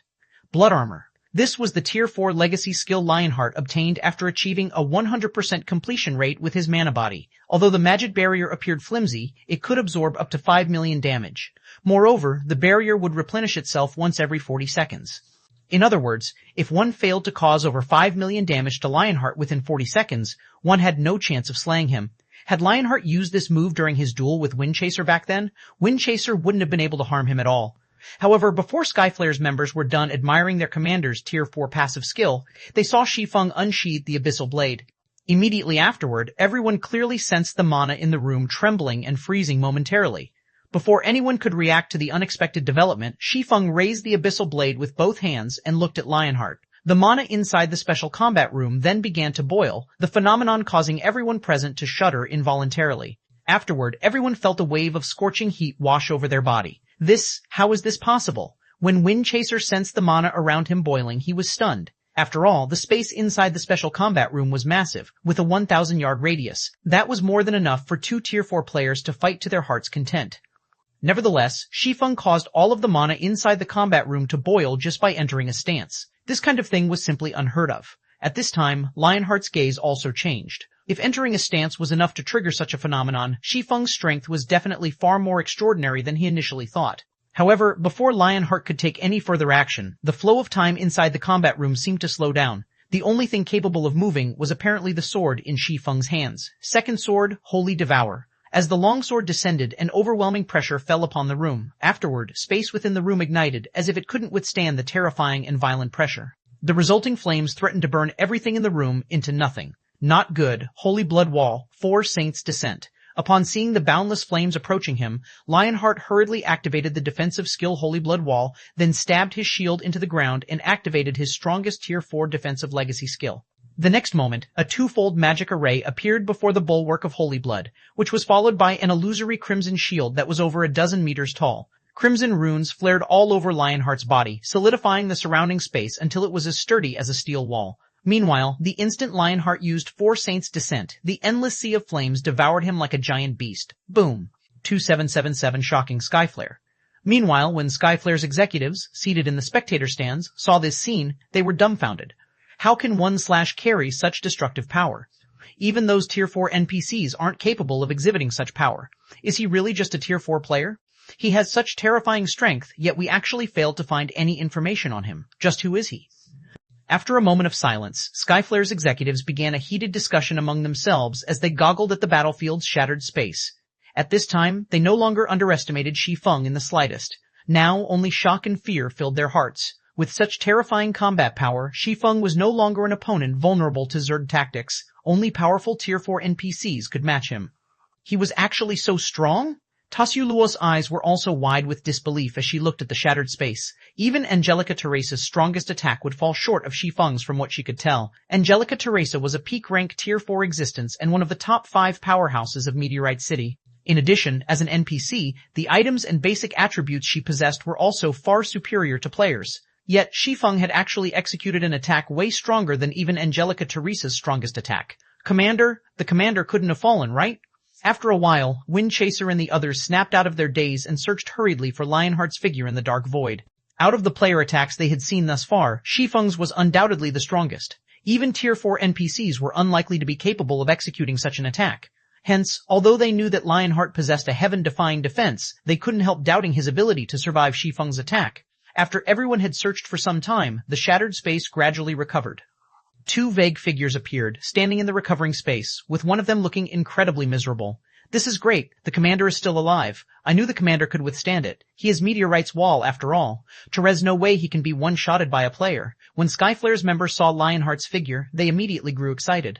However, unlike his colleagues, Lionheart did not feel happy or excited at all. Instead, his heart pounded with fear and relief. That was too close. If not for the Windwall ring, I would have definitely been one-shotted. Lionheart smiled bitterly when he looked at his remaining HP. The Windwall ring's passive skill, Wind's Protection, was capable of reducing all the damage he received by 35%. Even if he received a Tier 5 attack, its damage would still be reduced by a full 35%. Wind's Protection was also the Windwall ring's only skill. The Windwall ring was different from other equipment with passive damage reduction skills. Although the alternatives might even have skills offering much greater reductions than Wind's Protection on paper, there were hidden limits to these skills. Generally, their upper limit was Tier 4. Once an attack reached the Tier 4 standard, their effect would be significantly weaker. And against Tier 5 attacks, their effect was practically negligible. However, that was not the case for the Windwall ring's Wind's Protection. The skill's description clearly stated that it could reduce the damage of even Tier 5 attacks by 35% and not 1% less. On the other side, after Shi Feng executed Holy Devour, his complexion had paled significantly. Is it still too much to execute this move? When Shi Feng sensed that more than half of his concentration had disappeared, he was shocked. He had already developed his epic mana body to 110% completion rate, yet he still had trouble gathering and condensing the mana required to execute Holy Devour. For a moment, he couldn't help imagining what kind of power he could exhibit if he successfully executed the third sword, Holy Annihilation. Tier 5? Tier 6? Regardless, this is a good result. At the very least, I can now use the complete Holy Devour. Now, I should be able to cope, even against a half-step Demon King. As Shi Feng sheathed the Abyssal Blade, he was satisfied with his previous attack.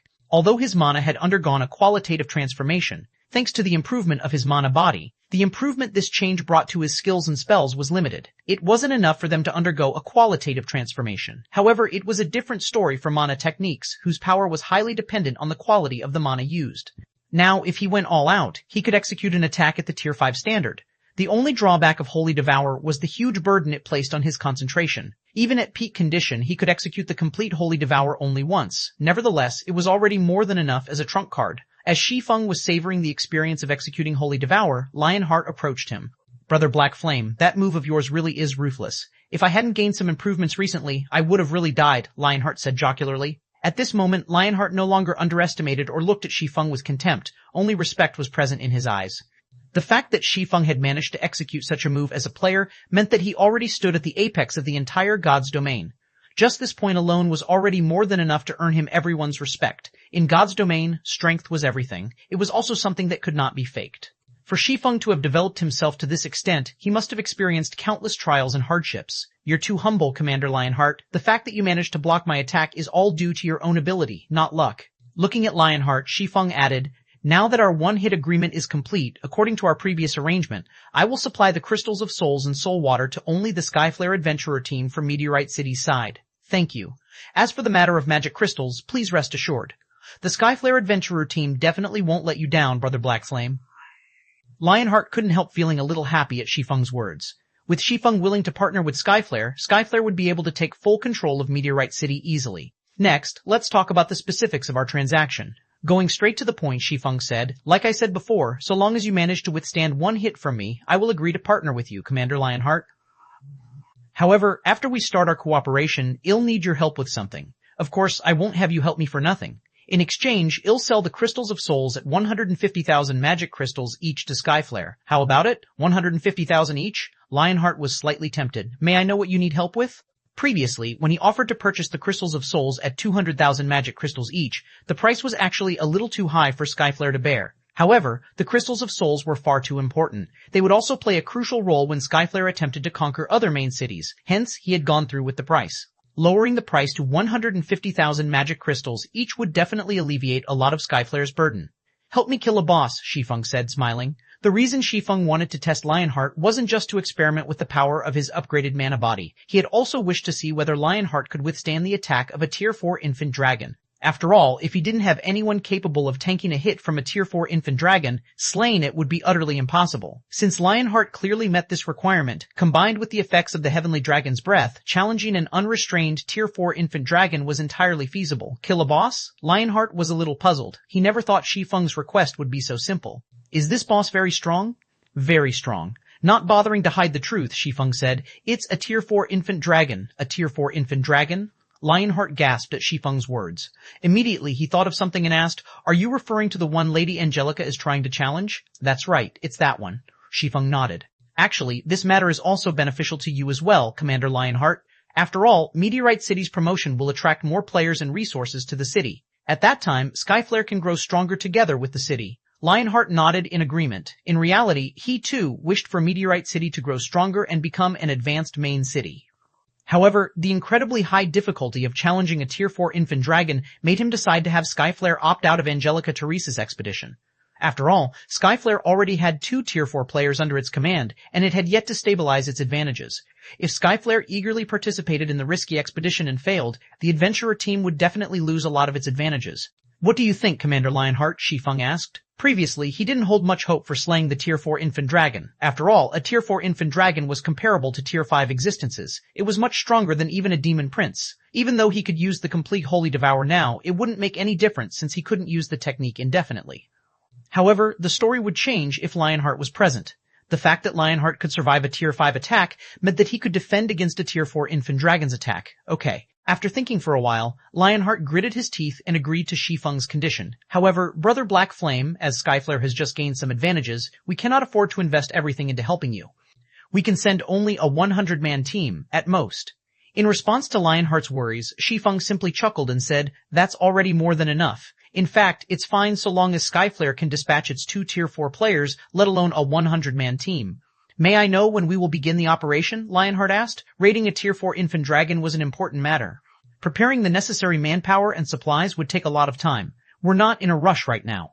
"I'm afraid it will still take several days before we can set out," Shi Feng said, shaking his head. "I'll notify you when the time comes, Commander Lionheart."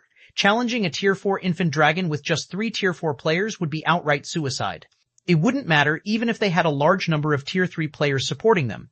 Fortunately, the Ancient Gods domain did not require players to search for their legacy lands to challenge their Tier 4 promotion quests. So long as he had Lifeless Thorn and the others challenged their promotion quests and some of them succeeded, he would have a much greater chance of success. Alright. If that's the case, I can make more preparations on my side. Lionheart breathed out a sigh of relief at Shi Feng's words. Afterward, Shi Feng signed a partnership contract with Lionheart to the effect that Skyflare would purchase Crystals of Souls from Shi Feng at 150,000 magic crystals per crystal and Soul Water at 30,000 magic crystals per drop.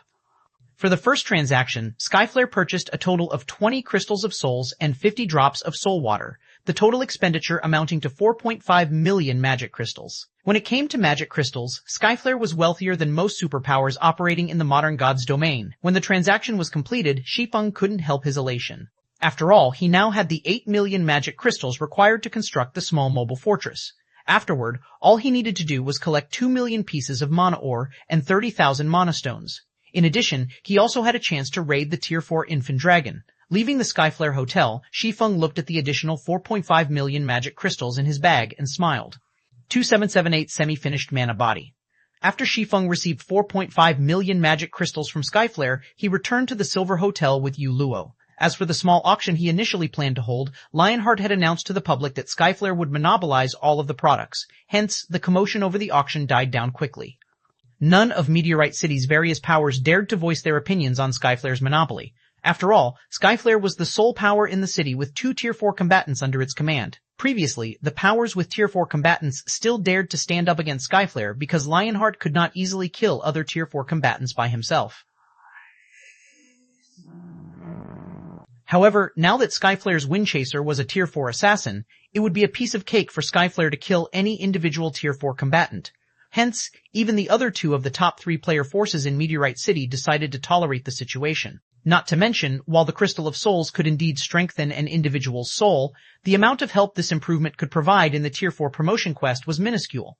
Even if Skyflare obtained all 5 Crystals of Souls, the Adventurer team would, at most, increase the number of Tier 4 combatants it had from 2 to 3. Meanwhile, back in his room, Shi Feng promptly took out 75,000 magic crystals and distributed them to Lifeless Thorn, Solitary 9, Yan Ya, Cleansing Whistle, and Yu Luo. Right, each of you take a drop of soul water as well, Shi Feng said as he took out 5 drops of soul water and distributed them. Once you are done collecting the legacy fragments, drink it immediately. Although it isn't as effective as the Crystal of Souls, it can still clear your mind. You should have an easier time learning your legacy skill. In response, Lifeless Thorn and the other Asura members nodded and accepted the soul water. Yu Luo, however, hesitated. She didn't know whether she should accept the soul water, which cost 30,000 magic crystals a drop. Guild leader Black Flame, this soul water is too valuable. I already feel very indebted to you just for letting me challenge my Tier 4 promotion quest this time. I really cannot accept this soul water, Yu Luo said, rejecting Shi Feng's gift after giving the matter some thought. Heavens, Blade had cooperated with Zero Wing only once. The two organizations couldn't even be considered allies. If she accepted this soul water, she would owe Shi Feng a huge favor. In that case, she would have a difficult time explaining herself to Zui once she returned. However, in response to Yu Luo's rejection, Shi Feng shook his head and said, Miss Yu Luo, you must have misunderstood me. In not giving you this soul water for free, I need you to help me with something in the near future. If you reach Tier 4, we'll have a higher chance of success. That's right. I plan to raid that Tier 4 infant dragon. However, Tier 3 players are useless against an infant dragon. Only Tier 4 players will matter. Meanwhile, as you've reached the Void Realm already, your control over mana should be excellent. Your concentration should also be only one step away from reaching the Tier 4 standard. With the Soul Water's help, you'll have a better chance of promoting to Tier 4, Shi Feng said, nodding. Hence, this soul water is my investment in you. I'm not giving it to you for free, so you don't need to overthink things. The upcoming raid of the Tier 4 Infant Dragon wasn't something Tier 3 players could stick their hands into. Only Tier 4 players could be of help. A Tier 4 healer would be especially useful. Since Shi Feng couldn't guarantee that Yanya would succeed in her Tier 4 promotion quest, having a backup plan would naturally be better. Not to mention, he currently had over 2,000 drops of soul water on hand. He could still afford such a small investment. I understand. If I don't get promoted to Tier 4 this time, I will find a way to pay you back for this soul water, Yu Luo said. With Shi Feng's words, the burden she felt lightened considerably. Truthfully, she would be lying if she said that she did not want the soul water. After all, the Tier 4 promotion quest was no walk in the park. Meteorite City's peak experts demonstrated this point quite well. Among all the peak experts who had challenged their Tier 4 promotion quest, less than 10% succeeded. Not to mention, she was slightly weaker than them. However, if she had the soul water's mind-cleansing effect, she would most likely be able to stand on equal footing with the local peak experts. Yu Luo accepted the soul water, a glint of determination appearing in her eyes. This was because this drop of soul water represented not just hope, but also a burden. If she completed her Tier 4 promotion quest, then she would be able to repay all of the favors she owed right away. After all, Tier 4 Great Clerics were incredibly rare even in the ancient gods' domain, let alone the modern gods' domain. You guys can go now. Whether you can get promoted or not will all depend on yourselves now, Shi Feng said after Yu Luo accepted the soul water. He then instructed the group of 5, remember, act according to your strengths when choosing your respective Tier 4 skills. There is no need to learn the strongest one. Instead, learn the one you're most proficient at. He did not doubt the ability of the 5 people before him to collect the necessary number of legacy fragments. His only worry was their ability to learn a Tier 4 legacy skill within the allotted time. Afterward, under Yu Luo's lead, Lifeless Thorn and the others departed for Meteorite City's Tier 4 instructors. Now, only Shi Feng remained inside the hotel room. Let's hope a few of them can reach Tier 4. If that's the case, we'll have an easier time dealing with that infant dragon. Looking at the group of 5's departing figures, Shi Feng inwardly celebrated the fact that he managed to get through his Tier 4 promotion quest previously. Immediately afterward, he sensed the state of his mana body and smiled. It's about time I grinded for some levels. If I don't get used to this mana body, I might cause the quest to fail. After unlocking his mana body to a 110% completion rate, he had not had an opportunity to get used to it properly. His duel with Lionheart didn't prove anything. After all, mana bodies provided all-around improvements to players. There was no way he could determine all of these improvements just by putting all his strength into one attack. In fact, he couldn't even tell if his overall combat power had improved or not through his duel with Lionheart. This was because the mana body's improvement mainly led to subtle improvements in various aspects. On the surface, it was impossible to tell if his improved mana body had brought any changes to his overall combat power. After all, his basic attributes remained the same as before. Right now, the only obvious improvements were in the density of his mana, his control over mana, his physique, and his 5 senses. During his fight with Lionheart, he had only proven that the improvement of his mana body had positive effects on his mana techniques. Even then, he still wasn't clear how the improvement had triggered such a change. Needless to say, he was even more clueless about the other benefits his improved mana body had to offer. If he wished to fully utilize his new mana body and maximize his combat power, he would need to readapt to his mana body. It was akin to learning a new skill or spell. He would need to put in a lot of time and effort into adapting and training. Only after he could make use of his mana body at an instinctive level could he be considered to have truly adapted to it. At this point, his mana body could only be considered a semi-finished product. Next, he would have to explore his mana body thoroughly. Shi Feng drank a drop of soul water, recovering some of the concentration he had expended executing Holy Devour. He then put on his black cloak and silently departed from Meteorite City. 2017 astonishing improvements. Firstly, the thin mana environment here prevented players and NPCs from exhibiting the power of their skills and spells to their fullest extent. This, in turn, would put players and NPCs at a severe disadvantage against monsters. Secondly, what little mana there was in the anti-magic volcano was incredibly chaotic, which made it nigh impossible to control. Hence, doing combat here would not allow one to improve their control over mana. Thirdly, and most importantly, the monsters inhabiting the anti-magic volcano consisted solely of fire-type elemental creatures and beasts. These monsters had a combat power a lot higher than the average monsters. In addition, they existed in large numbers in the anti-magic volcano. Even a 1,000-man team of Tier 3 players would have difficulty staying alive in this map, let alone grinding for EXP. However, unlike other players, Shi Feng considered this neutral map the perfect leveling spot for him. This place really is amazing. There are actually so many Great Lords and Grand Lords here. As Shi Feng looked down at the wandering monsters while hovering in midair, he couldn't help a little excitement. With this, I won't have to worry about not having enough crystals of souls. Volcanic Behemoth. Demonic Beast, Grand Lord.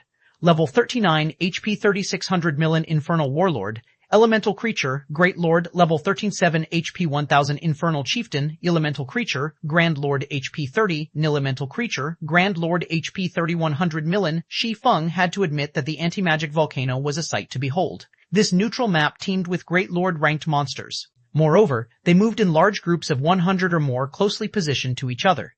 If one made too much of a commotion when fighting a group of monsters here, one would easily attract monsters from other areas. However, despite the high difficulty of this map, it was the perfect grinding spot for Tier 4 existences, specifically Tier 4 experts with a mana domain. Shi Feng charged at the volcanic behemoth, the strongest monster in sight, without hesitation.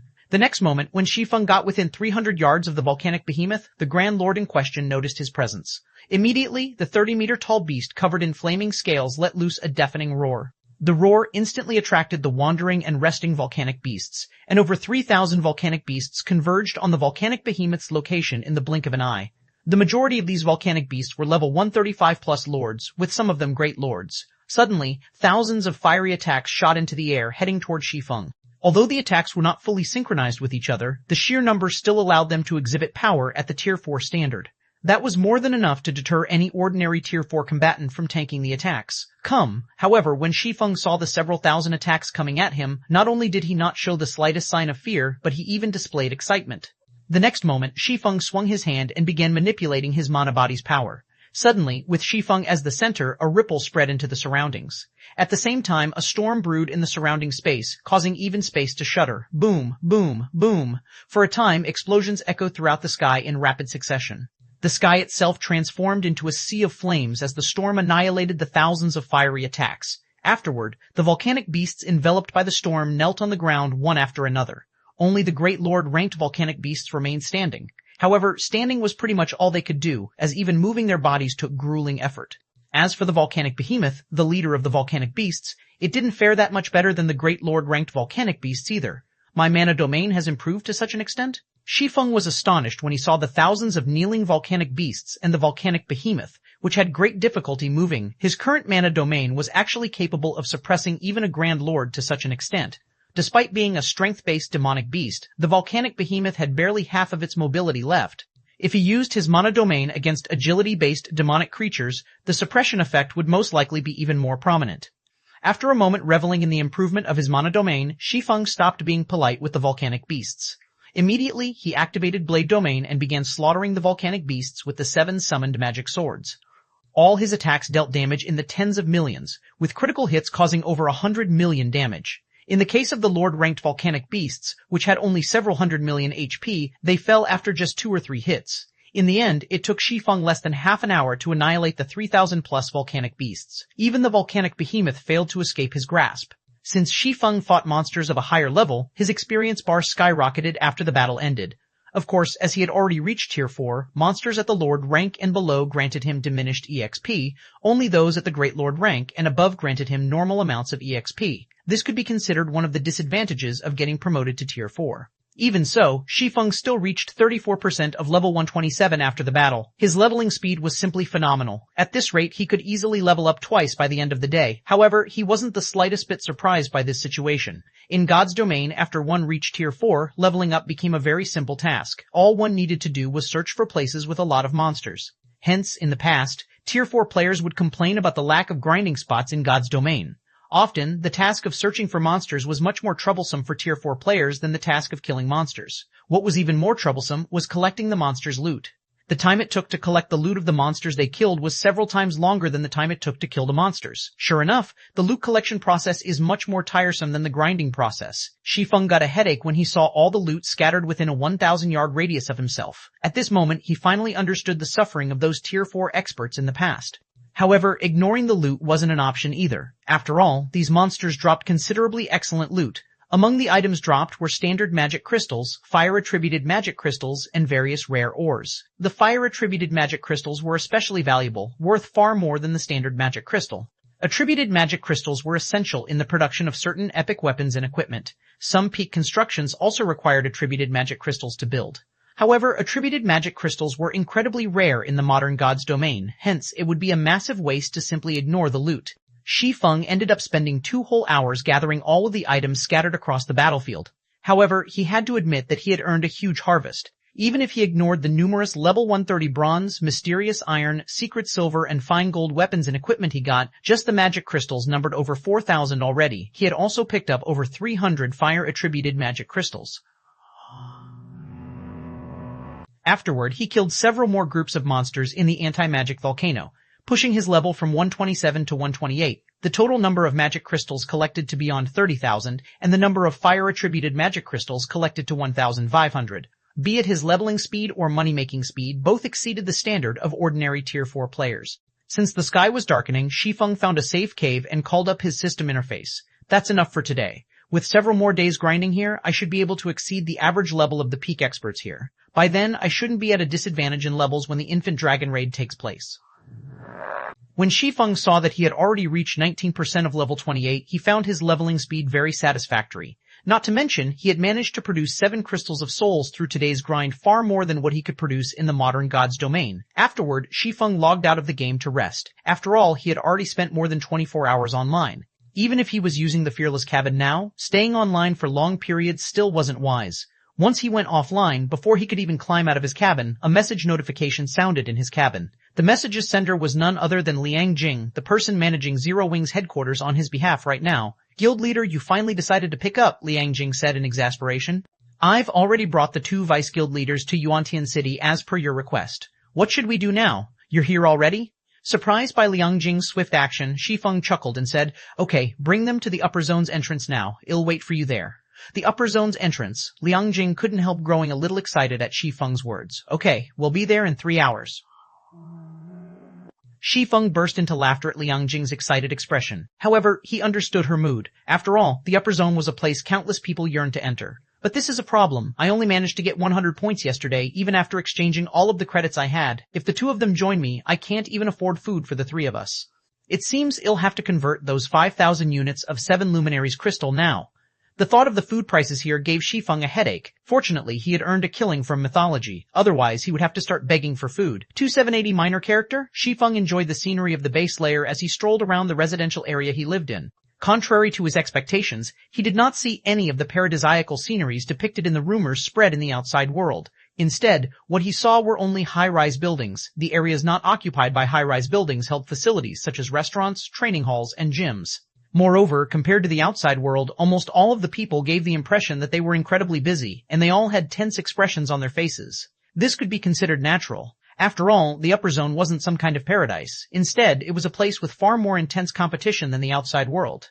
From what Shi Feng understood, Yuantian City's upper zone had a population of less than 300,000, nearly a quarter of which were employees of the Green God Company. As for the remaining inhabitants, the majority of them belonged to the various major corporations, and only a small portion were people who had entered the upper zone through special selections or reserved slots. Meanwhile, unlike what the general public thought, one wouldn't live a carefree life after entering the upper zone. On the contrary, one would face even greater pressure than when they lived in the outside world. The reason for this was the upper zone's ridiculously high cost of living. Just the matter of food already gave Shi Feng a headache. Even the most basic meal cost 30 points, equivalent to 300,000 credits. Nobody would pay such an absurd price for food in the outside world. Yet, in the upper zone, this amount of money would buy only the most basic meal. This was still only a small problem in the upper zone. The truly troublesome aspect was the various training resources available here.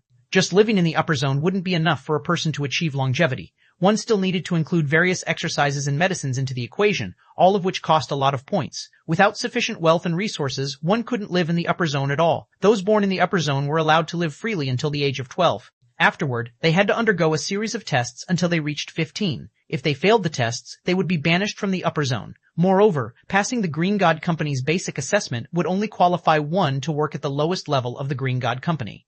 Only if one conquered the mental path before the age of 20 or made a great contribution to the Green God Company would one gain authority and be considered an ordinary person in the upper zone. After all, the base layer's average lifespan might be 150 years, but that didn't mean every individual would live up to 150 years old. Moreover, there was also the matter of retaining one's youth and physical vitality. For residents living in the base layer, even if they could live a fulfilling life and constantly supplement themselves with the various resources available in the base layer, they could retain their youth until the age of 50 at most. Afterward, their physical fitness would decline. By the time they reached 100 years old, they would have entered old age. However, in the case of people living in the middle layer, they would still retain their youthful vitality even at the age of 80. Appearance-wise, they would look like they were just entering their 30s. In other words, the middle layer's residents got to retain their youth for nearly twice as long as the base layer's residents. And even at the age of 100, they would only be middle-aged and look like they were just entering their 40s. Who wouldn't go crazy at such a temptation? After strolling about for a while, Shi Feng rode one of the upper zone's free levitating smart cars and arrived at the Green God Tower roughly 20 minutes later. At the end of the journey, he had to admit that the upper zone was truly amazing. The various transportation facilities here were completely free, and the cars were even equipped with fully intelligent navigation systems. He could travel anywhere he wished with just a word. Shi Feng made his way to the Green God Tower's 7th floor, which was where all resource exchanges took place in the base layer. Everyone seeking to convert credits into trade points, exchange rare resources for trade points and contribution points, or exchange points for the various medicines the Green God Company offered would come here. Upon arriving on the 7th floor, he found that the hall, which was the size of 8 basketball courts, was crowded with thousands of people.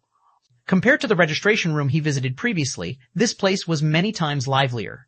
Most of the gathered people were wealthy children seeking to exchange for trade points using credits. As to why they were doing so, the reason was simple. Most, if not all, of the major corporations operating in the upper zone had existed for over a century already. After operating for such a long time, the shareholder families running these corporations had grown significantly in size. At this point, with how large the shareholder families' population had become, these families would be fortunate to put their children into the upper zone. In addition, the resources the Green God Company sought were all incredibly rare and valuable. For the sake of their own future in the upper zone, the various corporations wouldn't let the children of their shareholder families casually exchange resources for points at all. Hence, aside from the designated heir or heiress of their respective families, the other children who had entered the upper zone would have to rely on themselves to secure resources in the upper zone. However, as most of these children were not particularly talented, they naturally didn't have the means to get the necessary resources or achievements to earn themselves a lot of trade points and contribution points. They could only visit the exchange center every day to exchange for trade points using credits. As a result, despite the Green God Tower's exchange center being open 24/7, there would almost always be people lining up before the credit area's exchange counters. If news of such a scene were to reach the outside world, jaws would definitely drop. After all, every one of the wealthy children lining up in the exchange center was a prince or princess of a major corporation. Normally, they would have numerous people at their beck and call. Yet, in the exchange center, they had no choice but to behave like normal people and stand in line themselves. And even more surprisingly, none of these wealthy children in the queue was making a fuss. Unlike the credit area, there was only one exchange counter in the contribution area. Usually, almost nobody stood before this exchange counter, and anybody wishing to use its services could do so without having to wait. However, when Shi Feng approached the contribution area, two people were already standing before the exchange counter there. Moreover, he actually recognized both of them. One of them was none other than Han Yifeng, the heir of the Five States Corporation. Out of all the corporation heirs Shi Feng had met before, Han Yifeng had the most exaggerated physical fitness. Han Yifeng also did not behave like the typical princeling of a major corporation. The person standing behind Han Yifeng was the butler Zhuo Lingqiu. Young master, now that we've completed the Green God Company's assignment, I believe your total contribution points will reach 60,000 once the evaluation is complete and enter the top 10 rankings. If we factor in the corporation's decision to support you fully this time, I'm certain you'll be able to enter the top 3 in the contribution competition this time, Zhuo Lingqiu said excitedly. The contribution competition was held once every 3 months. The top 3 of the competition would gain the right to stay in the middle layer. Although the duration of the stay was only 3 short months, this was also one of the few ways the various corporations could gain access to the middle layer. Meanwhile, so long as Han Yifeng entered the middle layer, he could acquire resources that were far superior to what was available in the base layer. At that time, his status in the upper zone would immediately skyrocket. However, Han Yifeng remained indifferent to Zhuo Lingqiu's words. Shaking his head, he said, "While I am confident of getting into the top 5, my chances of getting into the top 3 are still slim. The people currently ranked among the top 3 have held those positions for the past 2 years. According to rumors, those 3 people are close to gaining high-grade authority. They will definitely do everything they can to retain their positions, so it won't be easy to surpass them in contributions. In fact, despite not having put in any real effort, they have already accumulated over 100,000 contribution points. If we show signs of trying to compete for the top 3, it wouldn't be strange if their points suddenly doubled or tripled." At Han Yifeng's words, Zhuo Lingqiu fell silent, acknowledging that the top 3 rankers were indeed a cut above everyone else. After all, those 3 people had already monopolized the top 3 positions of the contribution competition for the past 2 years. Trying to surpass them in contributions definitely wouldn't be an easy task. While Han Yifeng and Zhuo Lingqiu were conversing, the staff member manning the exchange counter finished calculating Han Yifeng's contribution. "Sir, after including the assignment you completed this time, you now have 62,425 contribution points accumulated. You are currently ranked 7th in the contribution competition." Han Yifeng did not feel particularly happy to hear that he was ranked 7th in the competition, taking the result in stride. After giving the staff member a nod, he promptly turned around to leave. The instant Han Yifeng and Zhuo Lingqiu turned around, they noticed Shi Feng making his way to the counter. "Why is he here?" Zhuo Lingqiu rubbed his eyes in doubt when he saw Shi Feng, who was dressed in white casuals. The upper zone was a place that countless people sought to enter but couldn't. The guild leaders of many superpowers didn't have the qualifications to enter the upper zone even now. Yet Shi Feng, who was merely the guild leader of a pseudo-superpower, had actually entered it. This was simply incredible. At this time, let alone Zhuo Lingqiu, even Han Yifeng revealed a rare look of surprise on his face. When Han Yifeng last met Shi Feng in Fenglin City's Redstone restaurant, the latter was merely an insignificant minor character in his eyes. After all, Shi Feng and his subordinates simply weren't capable of reaching the playing field Han Yifeng fought on. At best, he could only use Zero Wing as a pawn to hinder his opponents. Even when Zero Wing developed rapidly and became enemies with many superpowers, he still thought nothing of the guild. After all, what the various major corporations were truly competing for wasn't God's domain, but the upper zone's resources. Yet now, a minor character like Shi Feng had actually set foot into the upper zone. This situation was as unbelievable as a fairy tale. Did the Boulder Corporation give him a reserved slot? Han Yifeng muttered in speculation. That should be the case. Otherwise, there's no way someone like him with no background can enter the upper zone, Zhuo Lingqiu said, nodding in agreement. In the recent struggle for the reserve seats of God's domain's 12 great guilds, Frost Heaven had surpassed everyone's expectations and secured itself a seat, instantly becoming a true titan in God's domain. The biggest contributor to Frost Heaven's victory was undoubtedly Zero Wing. Hence, it wouldn't be strange for Frost Heaven to grant Zero Wing a few of the upper zone's reserve slots in gratitude. After thinking up to this point, Han Yifeng and Zhuo Lingqiu calmed down. Meanwhile, as Shi Feng walked over, he merely glanced at Han Yifeng and Zhuo Lingqiu before continuing on his way. He did not take the initiative to say hello. After all, he wasn't exactly familiar with the two. He was also in a hurry right now. Zhuo Lingqiu's expression turned ugly at Shi Feng's response. He never imagined that Shi Feng would actually show so little respect to Han Yifeng. The man didn't even bother saying hello and merely walked away like a stranger. Shi Feng simply didn't place the Five States Corporation in his eyes. However, before Zhuo Lingqiu could vent his anger, he was stunned to see Shi Feng stop before the contribution area's exchange counter. What is he trying to do? Han Yifeng was confused when he saw Shi Feng conversing with the staff member at the counter. That's the exchange counter for the contribution area. Did he come here to exchange for trade points because there was no line here? Sure enough, he is a minor character. He only knows how to head to places where he can gain advantages. He thinks he can save time by coming here, yet he is wholly ignorant of the rules, Zhuo Linqiu sneered as he looked at Shi Feng, who was still conversing with the staff in contempt. Chapter 2781, Times Have Changed. When Zhuo Linqiu heard the Green God Company's staff's words, he was dumbfounded. In fact, even Han Yifeng, who possessed an apathetic personality, felt a little dazed at the staff member's words. After all, Shi Feng was initially only a pawn in their eyes. Yet not only did he climb up to the same playing field they fought on, but he was now even actively competing with them. No wonder he didn't put us in his eyes. Realization dawned upon Zhuo Linqiu as he looked at Shi Feng. However, a moment later, a hint of mockery appeared on his face as he said, "It's a pity he doesn't know that the contribution competition participants are just warming up and that the current rankings are only temporary." The upper zone's contribution competition had been going on for many years now, and everyone mostly understood how it worked.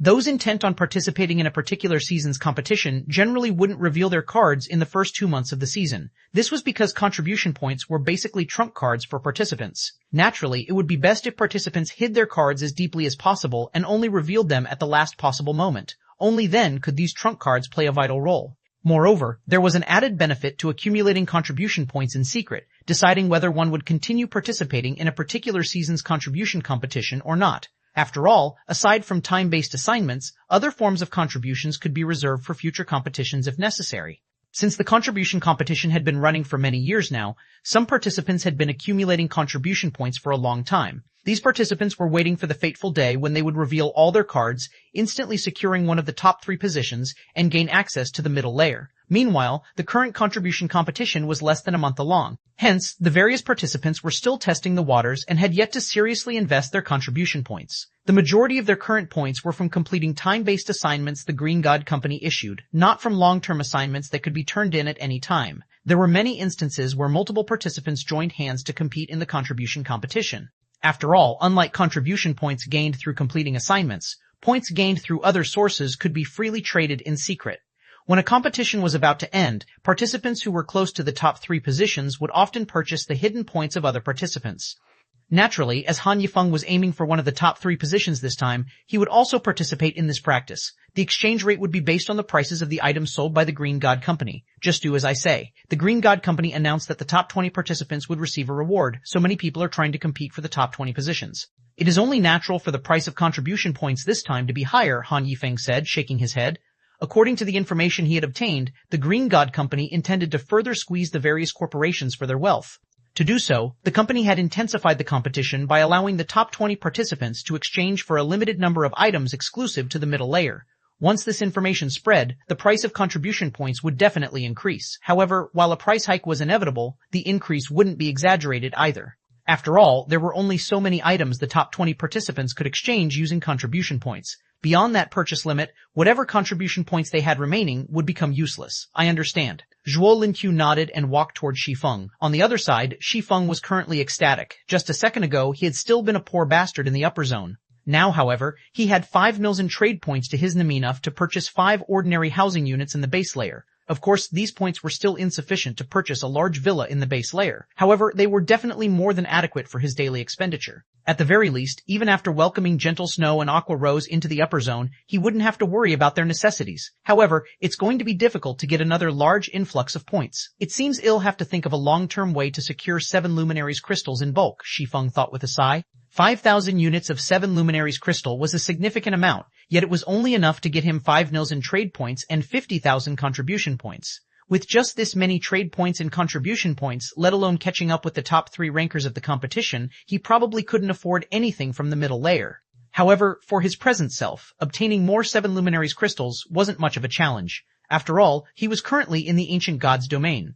The resources available in the ancient era were far more abundant than in the modern era. After verifying on his quantum watch that he had received the 5 million trade points and 50,000 contribution points, Shi Feng planned to head for the upper zone's entrance to receive Gentle Snow and Aqua Rose. After all, this was the first time they were visiting the upper zone. Without anyone to guide them, it was very easy for problems to occur. There were many taboos in the upper zone. If they accidentally violated one of these taboos, there was a high chance they would be banished from the upper zone permanently. However, before Shi Feng could leave the exchange counter, Zhuo Linqiu appeared beside him. Guild leader Shi, we meet again. Although Zhuo Linqiu felt displeased at Shi Feng's earlier attitude, as Han Yifeng's butler, he still greeted Shi Feng politely. Master Zhuo, do you have business with me? Shi Feng asked calmly as he looked at Zhuo Linchu. Inwardly, though, Shi Feng was a little surprised by this situation. Although he had expected Han Yifeng to seek him out sooner or later, he never thought that the man would act so quickly. Kerui had informed him about the ins and outs of the contribution competition, so he knew that those competing for the top 3 spots would secretly purchase contribution points from other participants. Now that he had just exchanged for 50,000 contribution points in one fell swoop, those seeking the top 3 spots couldn't ignore his existence. Chapter 27A2, Wealthy Shi Feng Double the Market Value? Shi Feng was a little surprised when he heard Zhuo Linchu's words. According to Kerui, the transaction price for contribution points would reach 1.5 times the market value at most. Moreover, that was when the contribution competition was incredibly intense. After all, unless one entered the middle layer, it didn't matter how many contribution points one managed to accumulate. Yet Han Yifeng was offering double the market value. Even if the Green God Company would allow the top 20 participants to exchange for 3 items from the middle layer this time, this was still a very high price. After all, the difficulty of getting into the top 3 was simply too great. Before Shi Feng looked into the current top 3 participants, he had still been confident of getting into the top 3. However, after gaining an understanding of those 3 participants, all thoughts of entering the top 3 had disappeared from his mind. This was because those 3 people could instantly gain an additional 1 million contribution points if they grew serious. In other words, if he wished to secure one of the top 3 positions, he would need 100,000 units of 7 Luminaries crystal at the very minimum. What did this amount represent? Even if he squeezed the 5 great super guilds and a dozen other superpowers dry, getting such a huge number of 7 Luminaries crystals was impossible. Moreover, this was only the minimum requirement to compete for the top 3 positions. Hence, he had no choice but to wait for Zero Wing to grow stronger and set aside trying for one of the top 3 spots for the future. In the current competition, he simply had no chance whatsoever. Even if he was currently in the Ancient Gods domain, with its more abundant resources, the 7 Luminaries crystal was still an incomparably valuable commodity. Moreover, its rarity was not the slightest bit lower than in the modern era. In fact, competition for the 7 Luminaries crystal was intenser in the ancient era. From what he heard, the interstellar continent's various powers were similarly purchasing 7 Luminaries crystals at astronomical prices. Residents of the interstellar continent could exchange for living resources in the real world using 7 Luminaries crystals. In fact, if one collected a sufficient number of 7 Luminaries crystals, one could even get promoted from an ordinary civilian to a resident of the core area. Simply put, every player in the ancient era was competing for 7 Luminaries crystals. On the other hand, only the major corporations based in upper zones were competing for 7 Luminaries crystals in the modern gods domain. The competition over the crystals had nothing to do with ordinary players. In fact, it didn't even have anything to do with ordinary corporations. Hence, even if he were to contest frantically for 7 Luminaries crystals in the ancient era, the amount he could get his hands on was unlikely to secure him one of the top 3 spots in the current contribution competition. Now he would be satisfied so long as he could secure one of the top 20 positions, and he could indeed afford to sell a portion of his additional points. That's right, double the market value. Guild leader Shi, you should be able to see young Master Han's sincerity in this matter, Zhuo Linchu said, chuckling. I can assure you that you won't find another person in the base layer who would offer you such a price. The 5 States Corporation was one of the top corporations in the country. It had deeper foundations than even the Boulder Corporation, albeit by only a slight margin. In addition, the corporation even had a genius like Han Yifeng as its heir.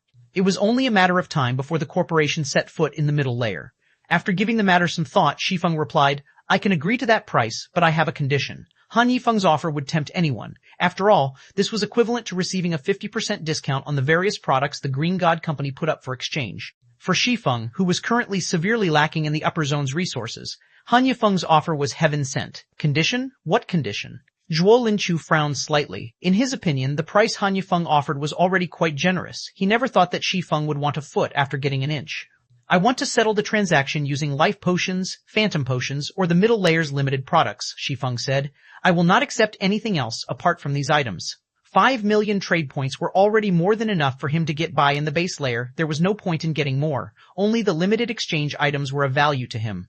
Particularly, the life potion and the phantom potion weren't available in the outside world. Even if he tried to exchange for these items using his authority, he could get only 5 bottles per year.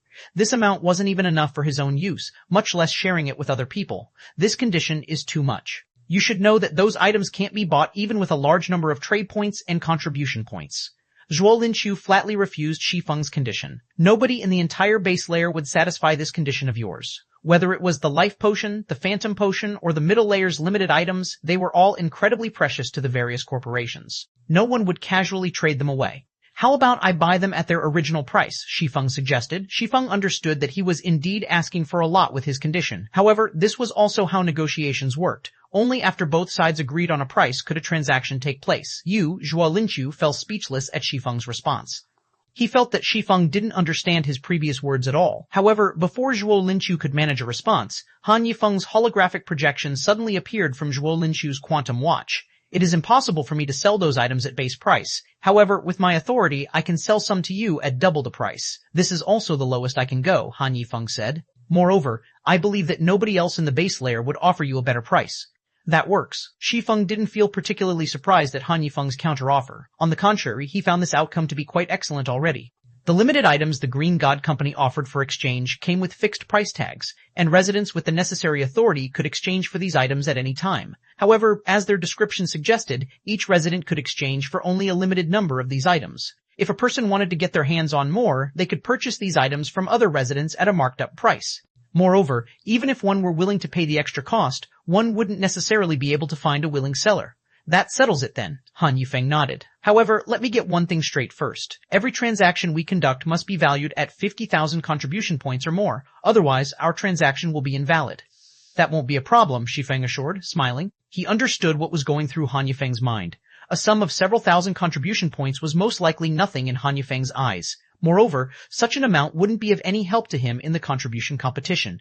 After all, if the top 3 participants were serious, they could easily add 1,000,000 points to their names. Hence, a transaction of 50,000 contribution points was most likely the lowest acceptable amount for Han Yifeng.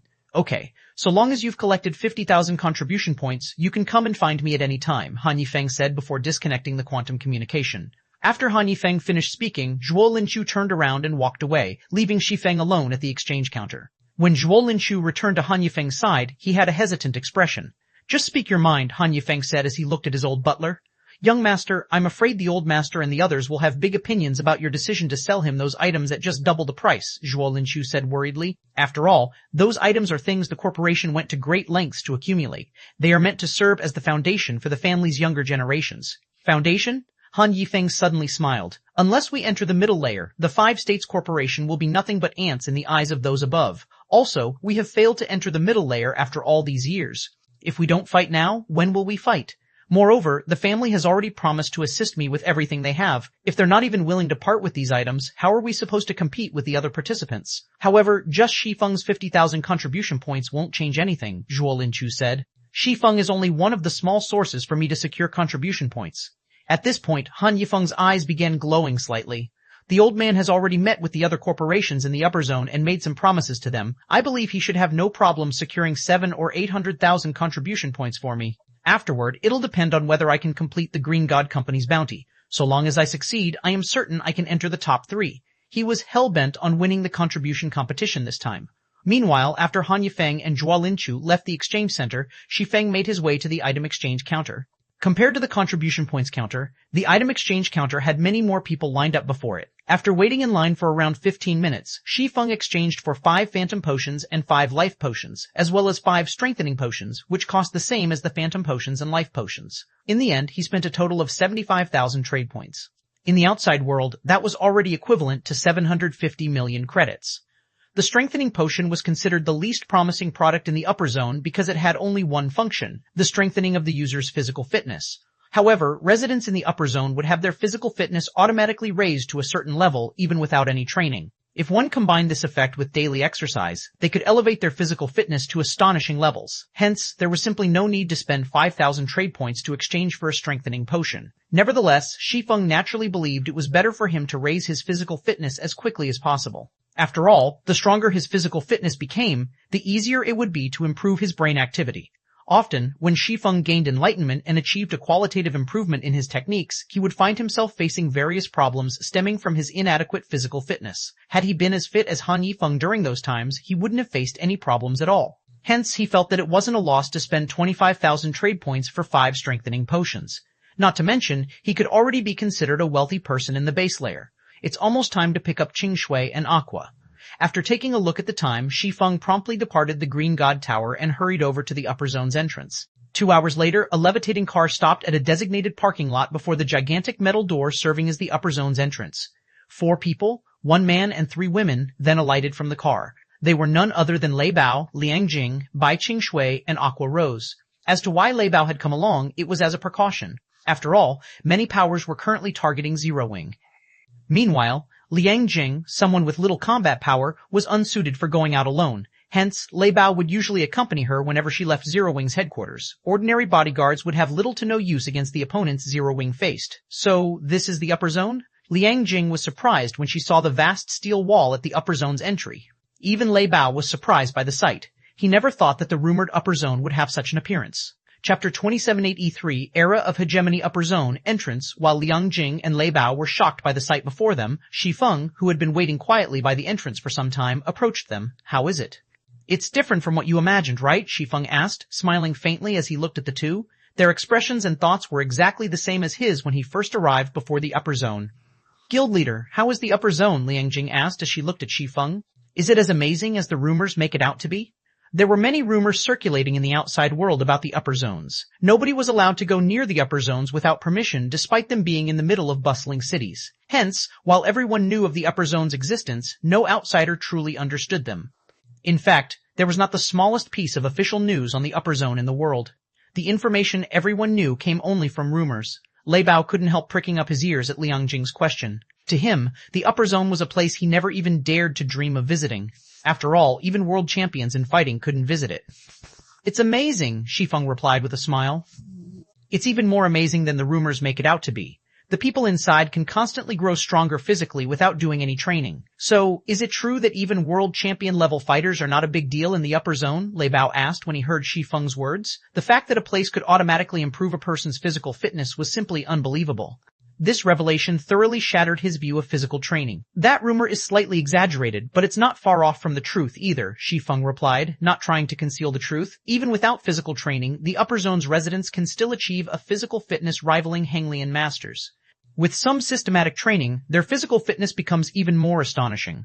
It's actually such an amazing place. Lei Bao was shocked. He had undergone plenty of intense training to achieve his current physical fitness, yet the upper zone's residents could easily accomplish a similar feat without any training. Who would possibly believe this? However, Lei Bao knew that Shi Feng wouldn't lie to him, so this inflicted an even greater shock. All of a sudden, Lei Bao felt as if he had lived his life for nothing. He felt as if all his previous efforts were nothing but a joke. Master Lei Bao, no need to be discouraged. Looking at Lei Bao, who suddenly grew disheartened, Shi Feng said, Zero Wing will also develop in the upper zone in the future.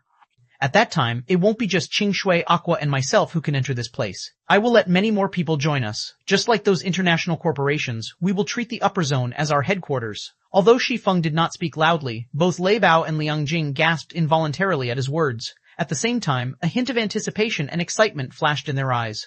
If anyone else had made this statement, they would have most likely treated it as a joke. However, Shi Feng was someone who constantly worked miracles, having single-handedly developed Zero Wing to its current scale. Moreover, he never did anything he was not confident of succeeding in. His declaration meant that he had some way to achieve this goal.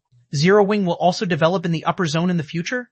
Liang Jing couldn't help growing excited when she looked at the distant steel wall. If Zero Wing really accomplished this feat, it would truly become a powerful existence. At that time, even ordinary superpowers would be a joke to the guild. Lei Bao clenched his fists in excitement and anticipation. He felt that his decision to join Zero Wing was the wisest choice he had made in his life. These 3 bottles here are strengthening potions. Liang Jing, take 2 back and give them to Fire and Violet, Shi Feng said as he took out 3 strengthening potions and handed 2 to Liang Jing. He then turned to Lei Bao and said, Master Lei Bao, you take one as well. I believe that you should be able to go a step further with this strengthening potion. Fire Dance and Violet Cloud normally trained their physical bodies very seriously. The 2 of them also possessed incredible talent in this regard. Unfortunately, due to insufficient resources, their improvements had been gradual. With the strengthening potion's assistance, their development would no longer be hindered. As for Lei Bao, he also possessed excellent talent. Unfortunately, as he had always been a lone wolf, he never managed to get his hands on any resources and could only rely on hard work. However, he had reached the point where he couldn't improve further through hard work alone. Although Shi Feng had previously given Lei Bao several bottles of S-rank nutrient fluids, which allowed him to improve his physical fitness significantly, it was evident that S-rank nutrient fluids alone couldn't fully bring out Lei Bao's potential. However, with the strengthening potion, Lei Bao might be able to go a step further and become a half-step Henglian Grandmaster. Meanwhile, if Lei Bao succeeded, then Zero Wing would gain an additional layer of protection.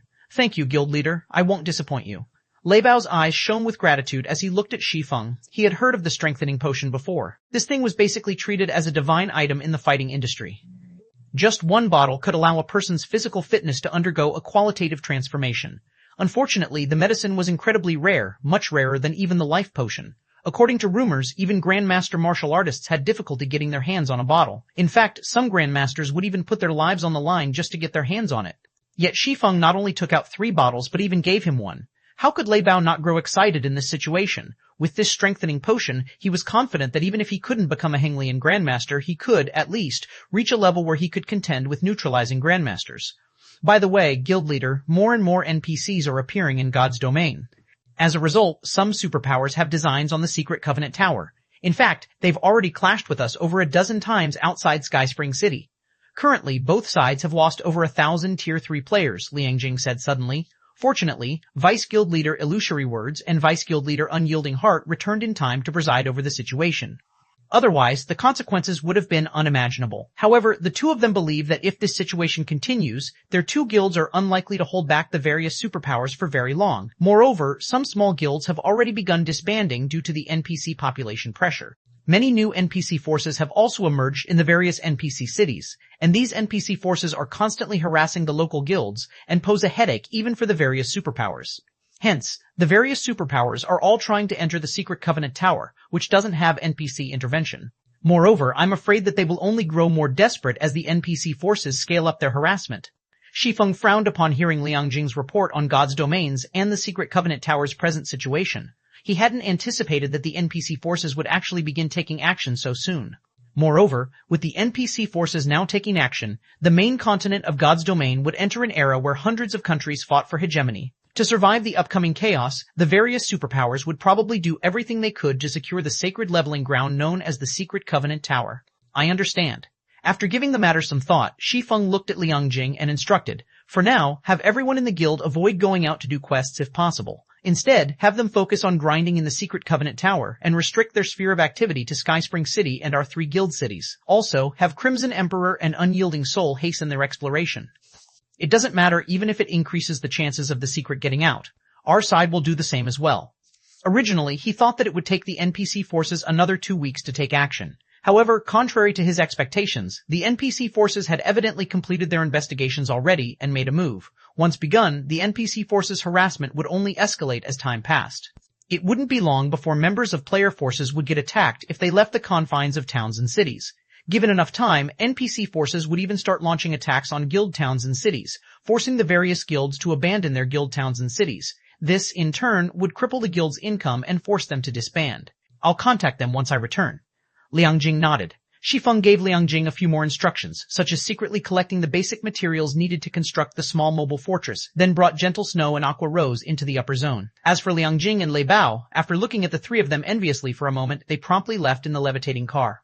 In the upper zone, Gentle Snow and Aqua Rose's condition immediately saw slight improvements. Now, they no longer looked as cold and indifferent as before. The degree of mental deterioration they suffered also declined significantly. After they consumed the luxury set meals, which Shi Feng bought for 300 trade points each, their mental states even showed signs of stabilizing. They also no longer appeared indifferent to everything around them. At the very least, they displayed some interest in the upper zone's matters. Occasionally, they even took the initiative to say a few words. Seeing the two's condition stabilizing, Shi Feng breathed out a sigh of relief. The environment here should sustain the 2 of them for a long time. The next step is to figure out a way to consolidate my standing within the top 20. After seeing Gentle Snow and Aqua Rose enter their respective fearless cabins, Shi Feng started planning how to earn 7 Luminaries crystals in God's domain. Although he was currently ranked 10th in the contribution competition, the other participants had yet to take things seriously. Meanwhile, the competition's top 20 participants being able to exchange for 3 items from the middle layer presented a huge opportunity for the various corporations. They would definitely do everything they could to enter the top 20. If he wished to secure his position within the top 20, he would need 200,000 contribution points at the very least, and possibly more if the competition was intense. After all, the various corporations had been operating in the upper zone for a long time now. The wealth they had accumulated wasn't something he could hope to rival. In other words, he was still short of 15,000 units of 7 Luminaries crystals right now. This was an astronomical number, even for the 5 great super guilds. Afterward, Shi Feng drank a strengthening potion and life potion before lying down in the fearless cabin in his bedroom. Log in. Chapter 2784, Tier 4 Upper Rank Anti-Magic Mountain Range Deep Valley. At the Anti-Magic Mountain Range's core area, the mana was scorching hot. Individuals without 300 points in fire resistance would instantly die upon entering Deep Valley. In addition, plenty of level 140 Great Lord ranked monsters occupied this place.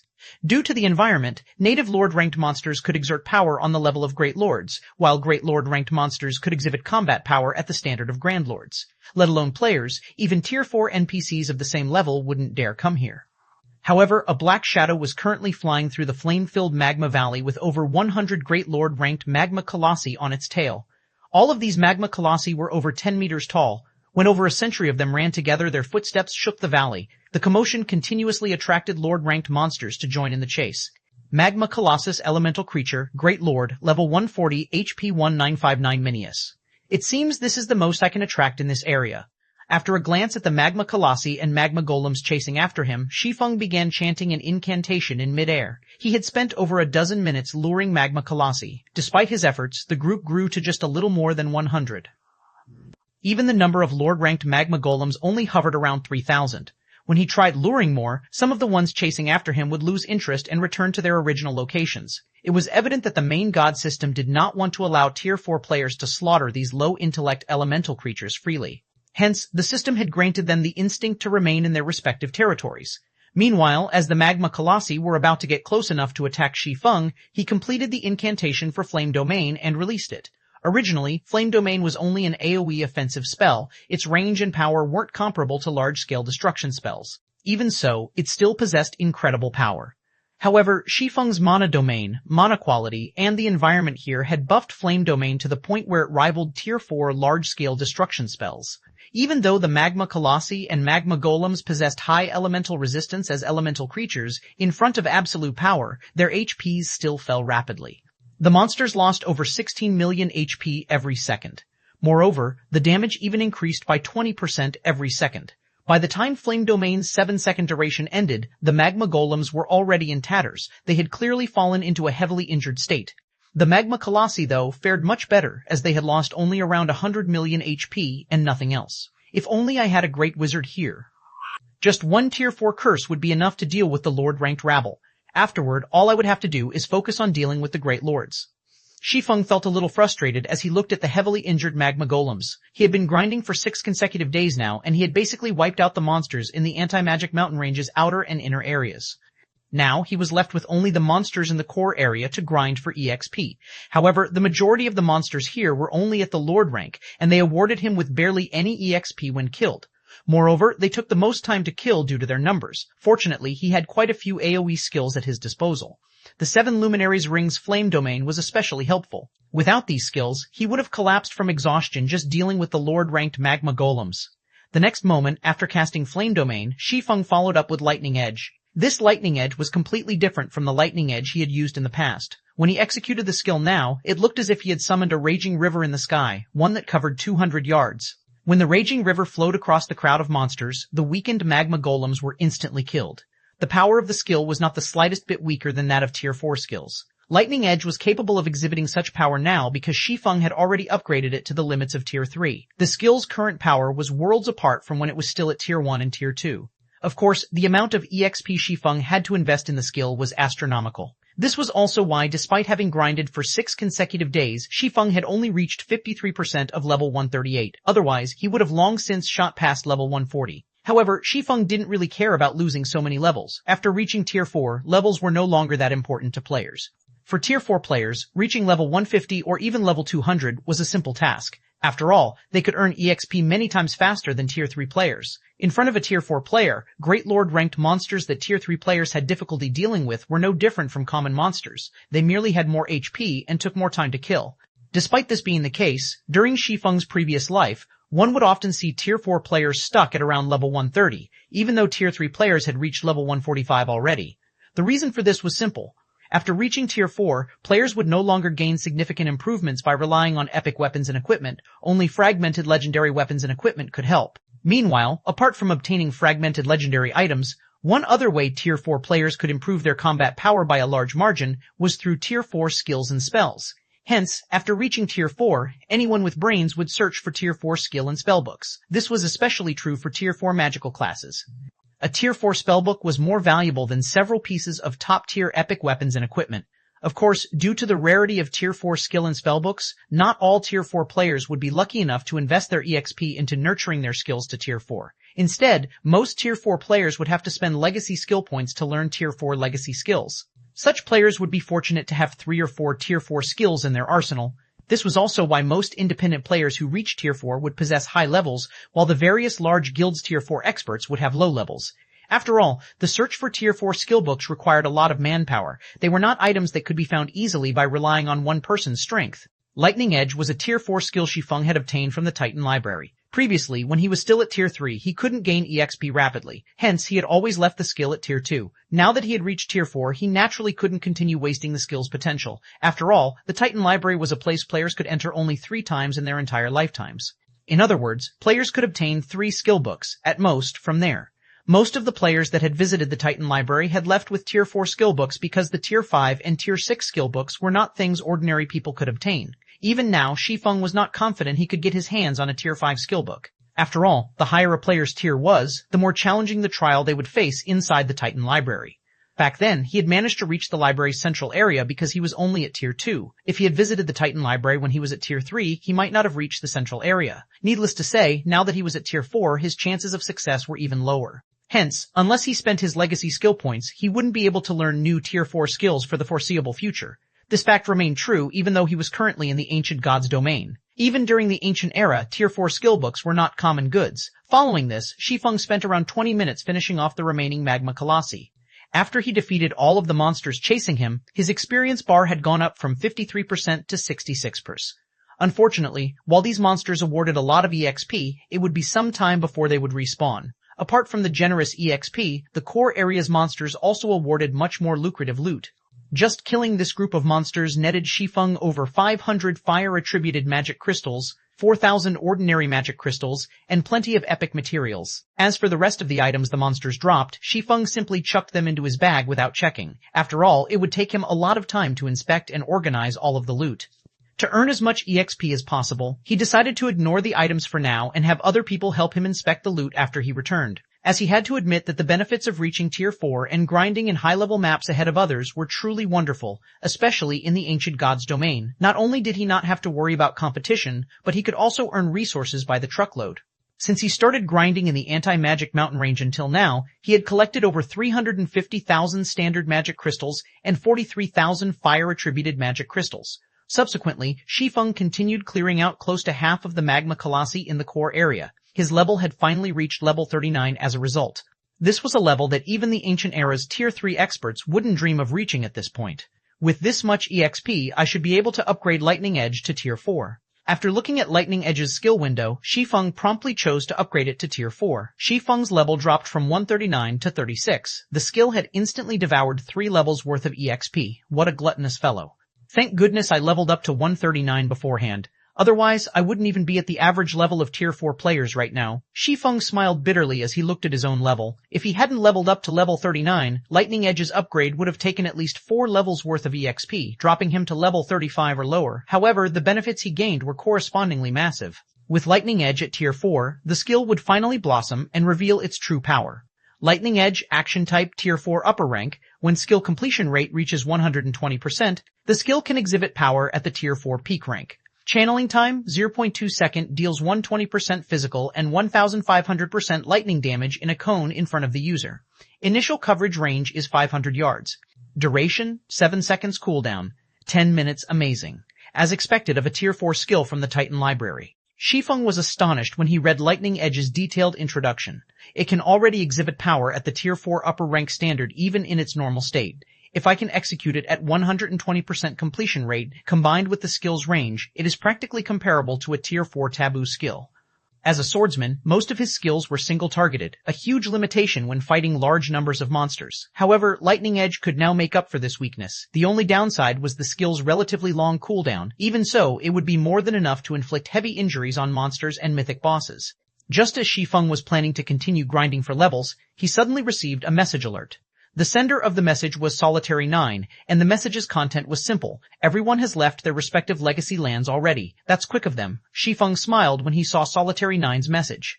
Now that I've resolved the problem of my deficient skills and level, it's time to head back. He activated the 7 Luminaries Ring space movement, teleporting toward Meteorite City. As return scrolls did not exist in the ancient god's domain, players had to rely on their own 2 feet to travel to NPC towns and cities, which was a great inconvenience. If not for him having reached Tier 4, which granted him the ability to fly freely, and the omnipotent 7 Luminaries Ring, returning to Meteorite City would take ages. However, perhaps that was why the Ancient Era's players did not surpass the Modern Era's players by too much in terms of levels despite the Ancient Era's advantages over the Modern Era. 20 minutes later, Shi Feng arrived before Meteorite City's entrance. Just like before, he could still see a ton of people coming and going. Chapter 2785, Differences Gradually Emerge. Chapter 2785, Differences Gradually Emerge. Meteorite City, Main Street. As Shi Feng walked through the city's main street, he noticed a visible change in the city's players. The number of Tier 3 experts roaming the main street was around 10% more than before. While this increase didn't seem significant, if one street saw a 10% increase to its Tier 3 traffic, then the other streets should have experienced a similar increase as well. In other words, Meteorite City as a whole had gained a 10% increase to its Tier 3 player population. In the case of Meteorite City, such an increase meant that the city had gained over 100,000 more Tier 3 experts, a number that probably exceeded even the total of the 5 great super guilds' Tier 3 experts. Aside from the Tier 3 player population, another evident change had also occurred to the city's atmosphere. To be precise, an atmosphere of tension and excitement now enveloped the city. Before Shi Feng could start looking into the city's situation, though, he overheard a conversation between several Tier 3 experts in a nearby open-air bar. Crap. My application actually got rejected. I'm a level 131 Tier 3 ranger, for God's sake. Any other adventurer team or guild would be more than happy to welcome me with open arms. Skyflare is simply too arrogant. A tanned, robust youth snarled. A level 132 middle-aged man carrying a round shield shook his head and chuckled at the male youth's complaint. You're not the only one. The number of Tier 3 experts Skyflare is rejecting currently ranges between 700 to 1,000 daily. Less than 10% of those who apply at Skyflare actually get in. Moreover, Skyflare's recruitment criteria are growing stricter by the day. The present Skyflare is no longer the same as before. It already has 4 Tier 4 experts. Moreover, according to insider information, 2 of them managed to reach Tier 4 thanks to the Crystal of Souls and Soul Water. From what I heard, Skyflare still has plenty of crystals of souls and soul water, a level 131 Tier 3 assassin youth said, agreeing with the middle-aged man's words. I heard that one of those 2 newly promoted Tier 4 experts relied on only the soul water to get promoted, the middle-aged man added. The crystal of souls is incomparably rare, but it's a different story for the soul water.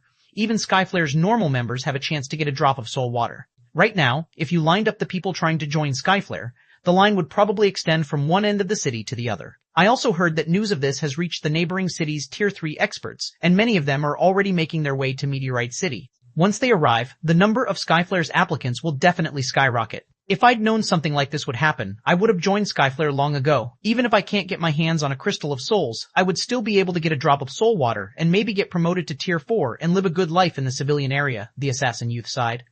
The Skyflare Adventurer team had recently raised its recruitment standards. Now, even ordinary Tier 3 experts wouldn't be accepted. At the very least, one needed to be at the half-step Refinement Realm Standard or Truth Realm Standard to join. It seems Skyflare has recently developed quite a bit. When Shi Feng overheard the Tier 3 players' conversation, he didn't feel particularly surprised. After all, the Skyflare Adventurer team possessed a bunch of peak experts.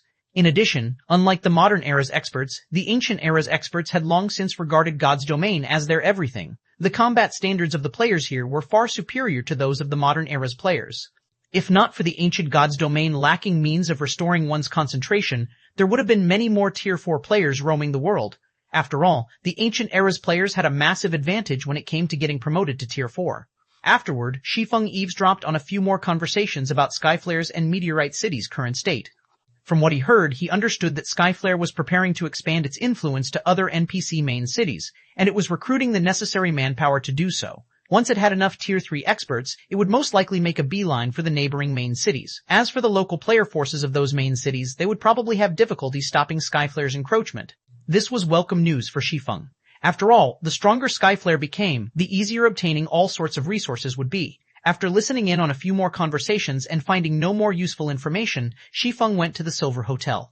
Silver Hotel, high-end room. When Shi Feng entered the room, he found Lifeless Thorn and the others waiting for him. Of the 5 people in the room, 3 looked elated while 2 looked crestfallen. Shi Feng also noticed that the auras of the 3 had undergone a qualitative transformation. These 3 people were Lifeless Thorn, Solitary 9, and Yu Luo. As the 3 of them did not wear a black cloak to conceal themselves, Their Tier 4 life auras were on full display. "Commander, we've let you down," Yanya said in a depressed tone as she watched Shi Feng walk over. Cleansing Whistle, who stood beside Yanya, was also gloomy. It was evident she felt frustrated over her failure to get promoted to Tier 4. No need to be discouraged. Getting promoted to Tier 4 has never been easy. Even peak experts have a high chance of failure, let alone your present selves, Shi Feng said in consolation. Moreover, now that you know where you're lacking, you can spend this time thinking of ways to address your flaws. I believe it won't be long before you two reach Tier 4 as well. Shi Feng didn't feel particularly surprised by Yanya and Cleansing Whistle's failure. In fact, he wouldn't even have found it strange if Lifeless Thorn and Solitary 9 had failed. After all, the Tier 4 promotion quest truly was a difficult hurdle to cross, one players couldn't overcome just by relying on combat standards. It required players to comprehend Tier 4 skills and spells under time constraints. However, there was a massive difference between Tier 3 and Tier 4 skills. Learning a Tier 4 skill to 80% completion rate within a limited period was an incredibly difficult feat. In fact, a large part of the reason why Shi Feng had managed to complete his own promotion quest was his extensive experience, having undergone it several times before. In comparison, Yanya and Cleansing Whistle did not have such experience, hence their failure was very normal. According to past statistics, 99% of the various superpowers core members failed their Tier 4 promotion quest when they challenged it for the first time. Most never reached Tier 4. Those capable of reaching Tier 4 had normally experienced 2 or 3 failures before succeeding, with some even having suffered 5 or 6 failures. Hence, Tier 4 could be considered an invisible barrier that thoroughly distinguished players from each other. It was also because of this invisible barrier that an insurmountable gap had formed between the various superpowers and ordinary powers. Upon hearing Shi Feng's words, Yuluo nodded subconsciously in agreement, as she had very nearly failed her promotion quest this time. Were it not for the Soul Water's help, she definitely wouldn't have finished learning her Tier 4 spell within the allotted time. "Guild leader, can Whistle and I remain here then?" Yanya asked Shi Feng. Unlike the modern God's Domain, players here were not required to search for their legacy land when challenging their Tier 4 promotion quest. They could attempt their promotion so long as they paid the necessary magic crystals. The only problem was that players who failed their promotion quest had to wait 20 natural days before they could challenge it again. This, Shi Feng was at a loss as to how to answer Yanya. "I can't say for certain. I don't mind letting you challenge your promotion quests again 20 days later. However, I honestly don't know whether you can remain here for such a long period." The old man did not say how long they could stay in the ancient God's domain. They also didn't know what would hasten their departure from the ancient era. Of course, they weren't completely without options for leaving. Previously, the old man had said that if they drew the attention of the world of God's domain, they would be repatriated to the modern era. In other words, so long as they did something to make the world notice them, they would quickly be banished. One possibility Shi Feng could think of was raiding the Tier 4 infant dragon themselves, without Angelica Teresa's help. Angelica Teresa was a historical figure in the modern God's domain. If the miracle of her slaying a Tier 4 infant dragon disappeared, the world of God's domain would most likely notice them. If even that didn't work, they could just cause a ruckus in the ancient era, such as killing important NPCs and affecting God's domain's history. The world would definitely notice them then. However, Shi Feng didn't know when they could return to the ancient era again in that case. He also didn't know what kind of effects their actions would have on the world. Is that so?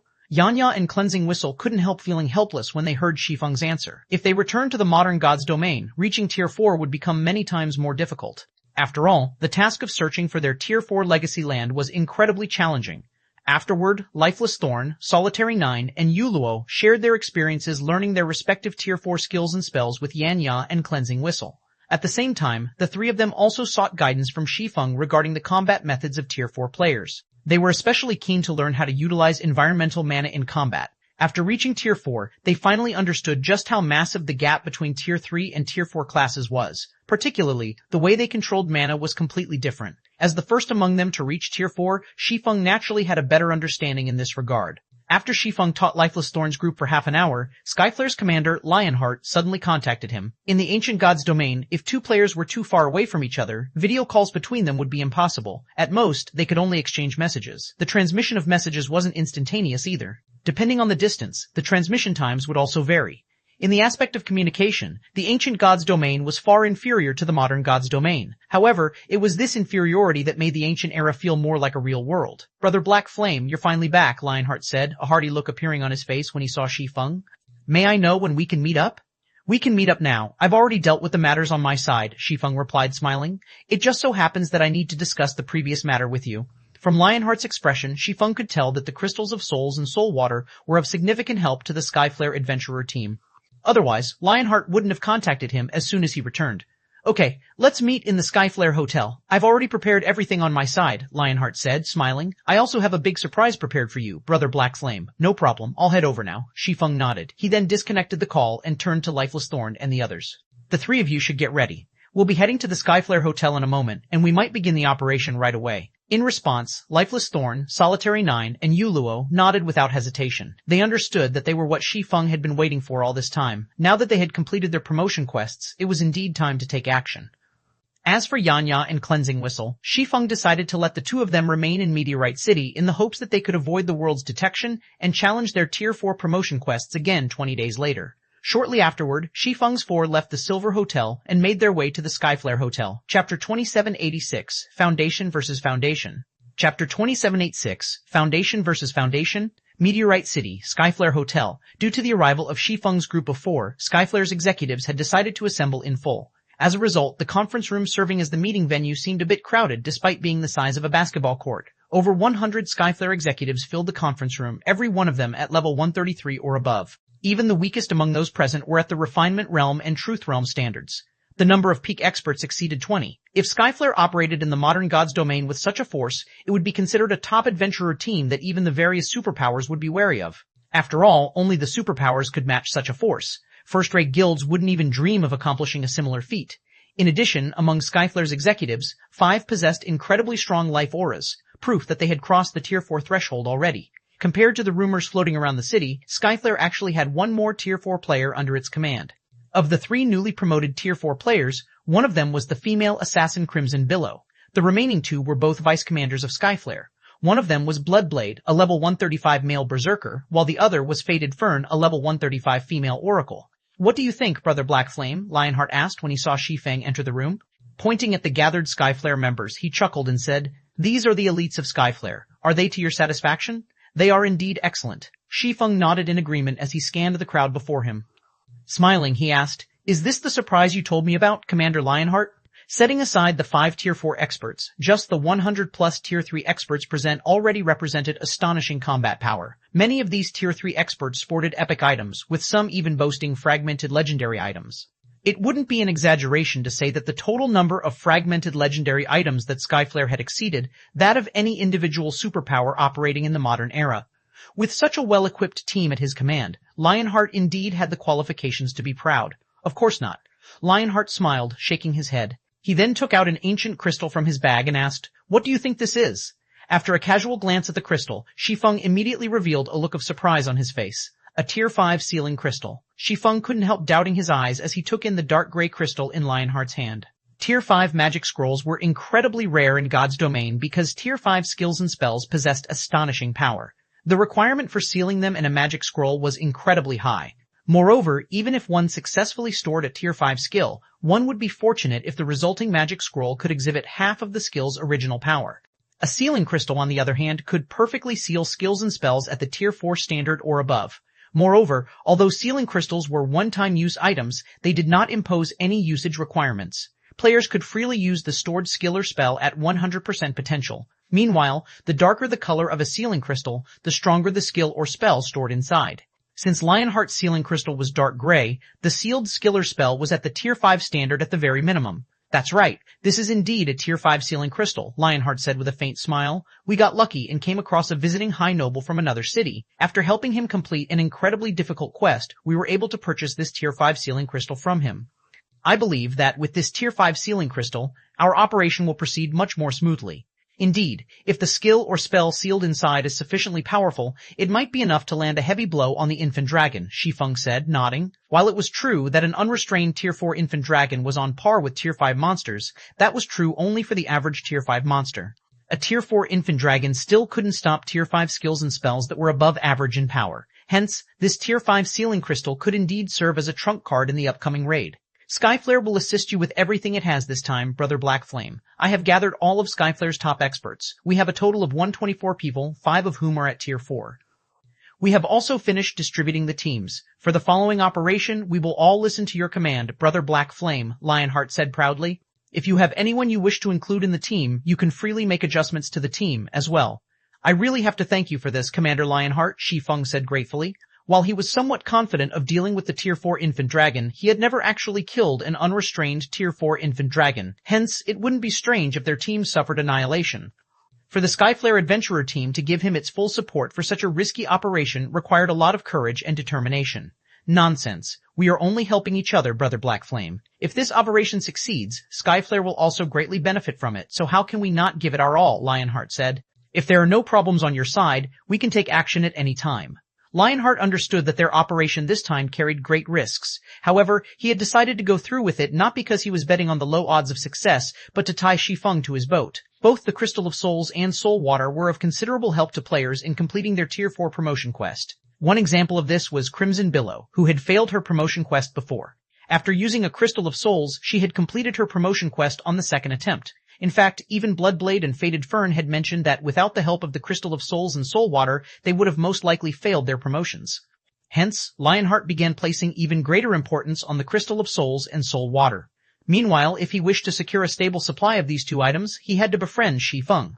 As for the infant dragon raid itself, Lionheart didn't really care whether it succeeded or failed. So long as he could tie Shi Feng to his side, he would make a profit. There's no problem on my side. However, we'll need to reorganize the composition of your team, as I am going to add 3 people, Shi Feng said. 3 people? Lionheart looked reflexively at the 3 people standing behind Shi Feng. At this time, the 3 people behind Shi Feng had concealed their auras and information using black cloaks.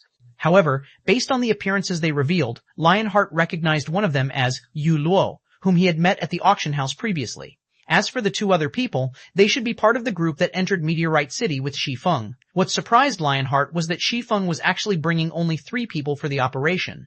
After all, they were going to raid an infant dragon, a creature known to be invincible against opponents of the same tier. Let alone a team of 100 plus Tier 3 experts, even an army of 10,000 Tier 3 experts might not be enough to defeat the infant dragon. Yet, Shi Feng was planning to bring only 3 people to the raid. This is my first time visiting Meteorite City, Shi Feng said, nodding. Sorry for the poor display, Commander Lionheart. Nonsense. Since you wish to adjust the team, we naturally don't have a problem with it, Brother Black Flame, Lionheart said, shaking his head. He then invited Shi Feng to the team and passed the team leader's authority to Shi Feng. Afterward, Shi Feng inspected the team's statistics and assigned Skyflare's 5 Tier 5 players to one squadron. As for the Tier 3 players, he divided them across 6 squadrons, with one squadron having 12 healers and the other 5 having none. Upon seeing Shi Feng's team distribution, Skyflare's members were inevitably confused. If their squadrons did not possess a single healer, what would they do when they got damaged? While healers could heal players belonging to different squadrons, placing all of the team's healers in a separate squadron would definitely lower their healing efficiency. Due to positioning issues, the healers wouldn't be able to react immediately if players from other squadrons received damage. However, what Skyflare's members didn't know was that Shi Feng had never thought about the team's Tier 3 players taking damage and losing HP. After all, if a Tier 3 player got hit by a Tier 4 infant dragon, even if it were just a scratch, the player would die without question. There was no need for a healer at all. Everyone in the healer squadron must prepare at least 20 Master Mana Recovery Potions and 20 Master Steel Potions. If you don't have enough, you can go buy them now. I'll pay for them, Shi Feng said as he looked at the 12 Tier 3 healers. At Shi Feng's words, everyone present gasped. A Master Mana Recovery Potion could not only instantly restore a player's mana to full, but also increase a player's mana recovery speed by 100% for 3 minutes. With 20 Master Mana Recovery Potions, a healer could last through a battle involving hundreds of thousands of players. A Master Steel Potion was even more extraordinary. At this stage of the game, it was considered a divine life-saving potion. When players consumed the potion, not only would their defense increase by 300%, but their maximum HP would also increase by 1,000%. Although the potion only had a 15-second duration, its cooldown was only 60 seconds. If every healer carried 20 Master Steel Potions with them, they would practically be immortal healers so long as their potion stock lasted. Oh, I almost forgot. Every healer must also carry at least 5 magic scrolls holding Tier 3 defensive curses. It would be even better if you have a Tier 4 defensive magic scroll, Shi Feng added. This, Lionheart felt a little awkward when he heard Shi Feng's words. Brother Black Flame, I don't think there are even 20 or 30 magic scrolls holding Tier 3 defensive curses. I'm afraid it'll be impossible to supply every healer with 5. Is that so? After giving the matter some thought, Shi Feng said, if that's the case, have everyone bring at least 1. Afterward, Shi Feng spent the next half an hour reorganizing and re-outfitting the team until he was satisfied. This should be enough. Looking at the items the team members carried, Shi Feng nodded and said, next, we can start making our way over to the dragon. Okay, Lionheart revealed a bright smile when he heard Shi Feng's words. He then turned to Wind Chaser and said, Chaser, go make the necessary preparations quickly. Understood, Wind Chaser nodded, aware of Lionheart's intentions. Their purpose in assisting Shi Feng this time wasn't to raid the Tier 4 Infant Dragon, but to rope him to their side, as well as show him the power of the Skyflare Adventurer team. Preparations? Aren't we setting off right away? Shi Feng asked strangely. Brother Blackflame, you might not be aware of this, but that Infant Dragon's location is far from Meteorite City. Even if we travel on mounts, it'll take us around 3 days to arrive, Lionheart said. Hence, for the sake of this operation, I contacted the city's high nobles a few days ago to borrow some flying mounts from them. You'll rent flying mounts? Shi Feng was a little surprised. He never thought that Lionheart would help him to such an extent. Crowsme, the Ghostfire Hills where the Infant Dragon had its lair, was indeed distant. Even the shortest route there would require them to cross nearly 30 leveling maps, including some level 140 to level 150 maps along the way. Hence, reaching the Infant Dragon wouldn't be an easy task. In addition, flying mounts were exceedingly rare in the ancient god's domain for some reason. They were so rare that no player in Meteorite City had gotten their hands on a flying mount even now.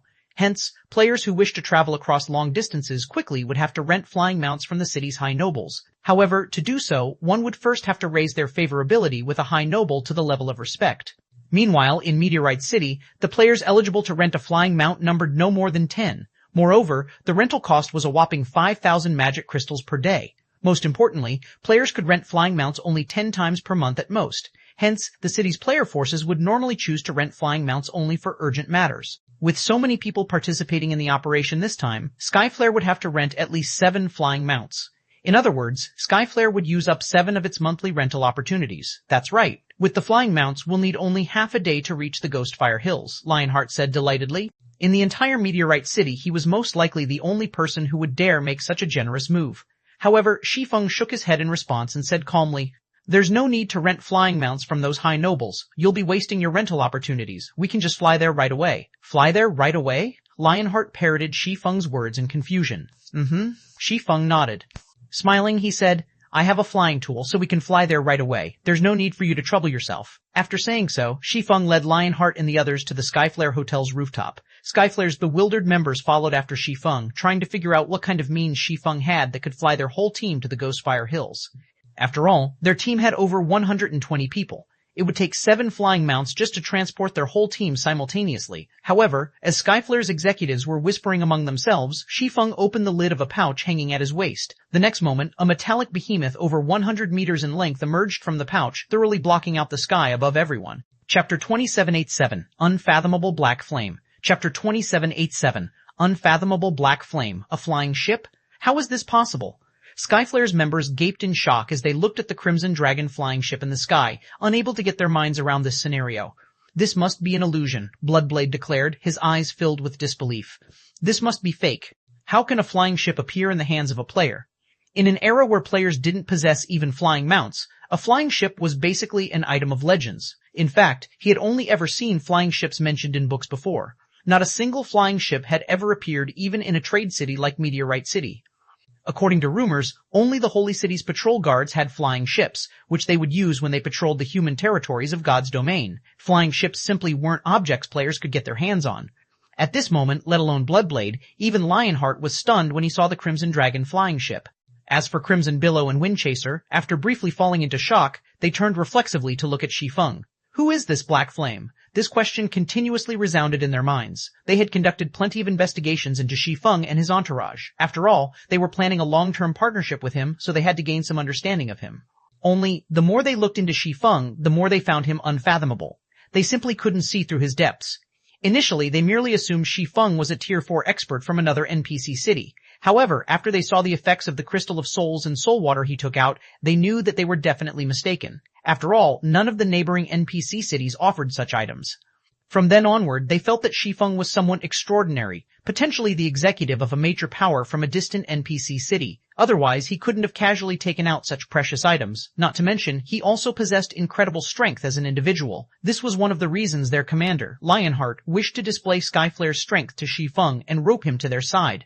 After all, partnering with a major power of such caliber would be of great benefit to the Skyflare Adventurer team. Now, Shi Feng even brought out a legendary item like the flying ship. They simply couldn't figure out his identity. At this point, the Skyflare Adventurer team practically had exclusive ownership of Meteorite City already. Although Skyflare still wasn't comparable to large guilds that occupied several cities, it could already be considered an overlord in God's domain. Even if Skyflare was still inferior to the various top guilds, the distance between them definitely wasn't that massive. When Yuluo saw the reactions of Skyflare's members, she wasn't particularly surprised. After all, back when Shi Feng first revealed the Crimson Dragon flying ship in the modern God's domain, he had similarly shocked the entire world. "Alright, let's head up," Shi Feng said before nonchalantly jumping onto the flying ship. The Crimson Dragon flying ship was an advanced flying ship capable of carrying up to 130 people, just enough to accommodate everyone present. At Shi Feng's words, Skyflare's members promptly snapped out of their daze. They then silently boarded the Crimson Dragon flying ship, while doing their best to suppress the excitement and shock in their hearts, afraid of appearing like provincials to Shi Feng's group. Despite their best efforts, their suppressed emotions instantly exploded as soon as they arrived on the flying ship's deck. After all, the feeling of overlooking Meteorite City while standing aboard the Crimson Dragon flying ship was simply wonderful. Just the fact that the Crimson Dragon flying ship was parked in the air above Meteorite City instantly made it the most eye-catching existence in the city. At this time, players and NPCs on the streets were gazing at the flying ship, their eyes wide with shock and envy. They also held heated discussions, curious about why a flying ship would appear above the Skyflare Hotel all of a sudden. The players, in particular, went into an uproar when they saw Skyflare's members aboard the flying ship. However, before Meteorite City's players could come to any conclusions, the Crimson Dragon flying ship began gradually ascending into the sky. Afterward, it transformed into a streak of light and vanished from Meteorite City, even faster than the flying mounts available for rent. How fast? At this speed, we can probably reach the Ghostfire Hills in around a dozen hours, Lionheart exclaimed. He was astonished to see Meteorite City rapidly shrinking behind him. He had ridden flying mounts before. However, compared to the Crimson Dragon flying ship, those flying mounts were significantly slower. The Crimson Dragon flying ship is still alright in terms of speed, Shi Feng said calmly. However, while it is indeed slightly faster than common flying mounts, it is still much slower than Tier 3 Advanced Extraordinary flying mounts. In terms of destructive power, though, it is comparable to Tier 4 Advanced Extraordinary flying mounts. Although Shi Feng had spoken very calmly, Lionheart and the others paid close attention to his every word, afraid that they would miss out on even the tiniest bit of information. "Brother Black Flame, you must have spent a lot of magic crystals to secure this Crimson Dragon flying ship, right?" Lionheart asked after giving the matter some thought. The flying ship he was standing on was simply too cool. From Shi Feng's description of it, it was basically a tyrant of the skies. Anyone who said they weren't interested in the Crimson Dragon flying ship would be lying. Quite a lot. "Even now, my guild has only managed to produce 9, Shi Feng said, nodding. Most of the materials the Crimson Dragon flying ship needed were relatively common. However, it was a different story for the Titan Silver and Magic Elven Stones required, especially the Magic Elven Stones. Despite having bought out all of the Magic Elven Stones on the market, Zero Wing had managed to construct only 9 Crimson Dragon flying ships until now. 9? Lionheart nearly failed to close his mouth. In his opinion, a guild would be plenty amazing to be able to procure even one of such sky tyrants. Yet, Shi Feng's guild had 9? "Are you interested in the Crimson Dragon flying ship, Commander Lionheart?" Shi Feng couldn't help chuckling at Lionheart's astonished expression. "I would be lying if I said I wasn't interested in such a treasure."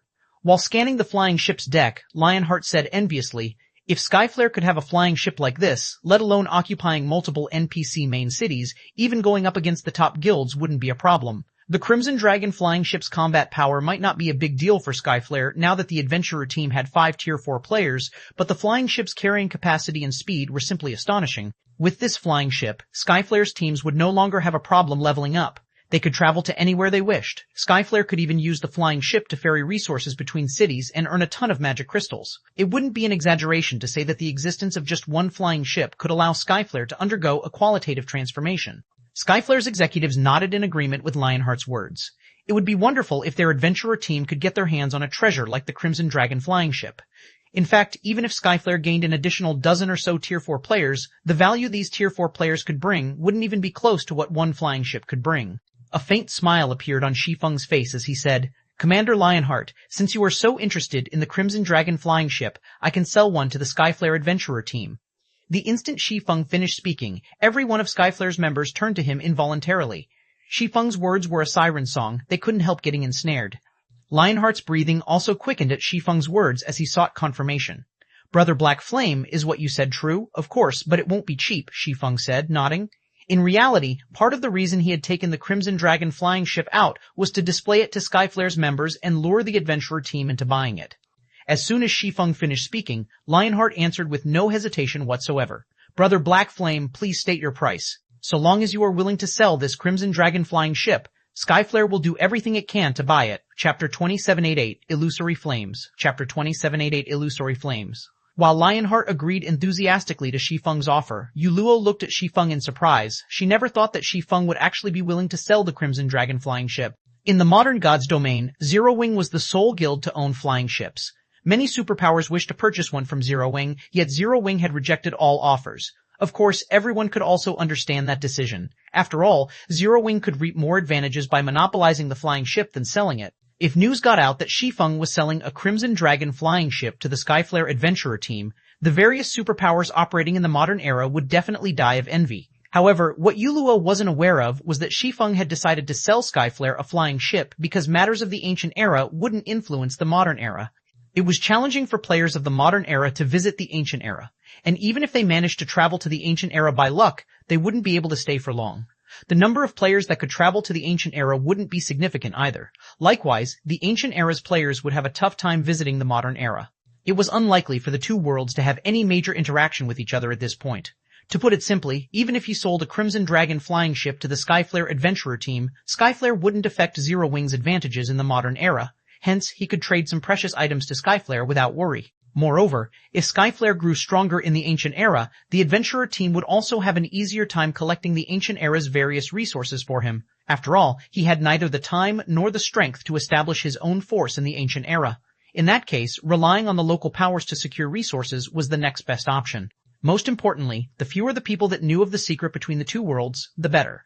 Otherwise, be it in the ancient God's domain or modern God's domain, he shouldn't think of living a peaceful life. Commander Lionheart, if you wish to purchase the flying ship, it will cost you 10,000 Titan silver ingots, 1,000 magic elven stones, and 1,007 luminaries crystals. Shi Feng stated his price directly. For the time being, he could already secure more than enough magic crystals through exchanging the crystals of souls and soul water. Compared to magic crystals, he prioritized obtaining materials that were rare in the modern God's domain and 7 luminaries crystals. So rare, moreover, trying to obtain these rare materials with the Crystal of Souls and Soul Water would be difficult, since Crystals of Souls and Soul Water were non-essentials. After all, they merely increased players' chances of completing their Tier 4 promotion quest by a little. More precisely, the Crystal of Souls and Soul Water merely helped players complete their Tier 4 promotion quests ahead of time. In the case of players who never had a chance to complete their Tier 4 promotion quest to begin with, the items would be useless.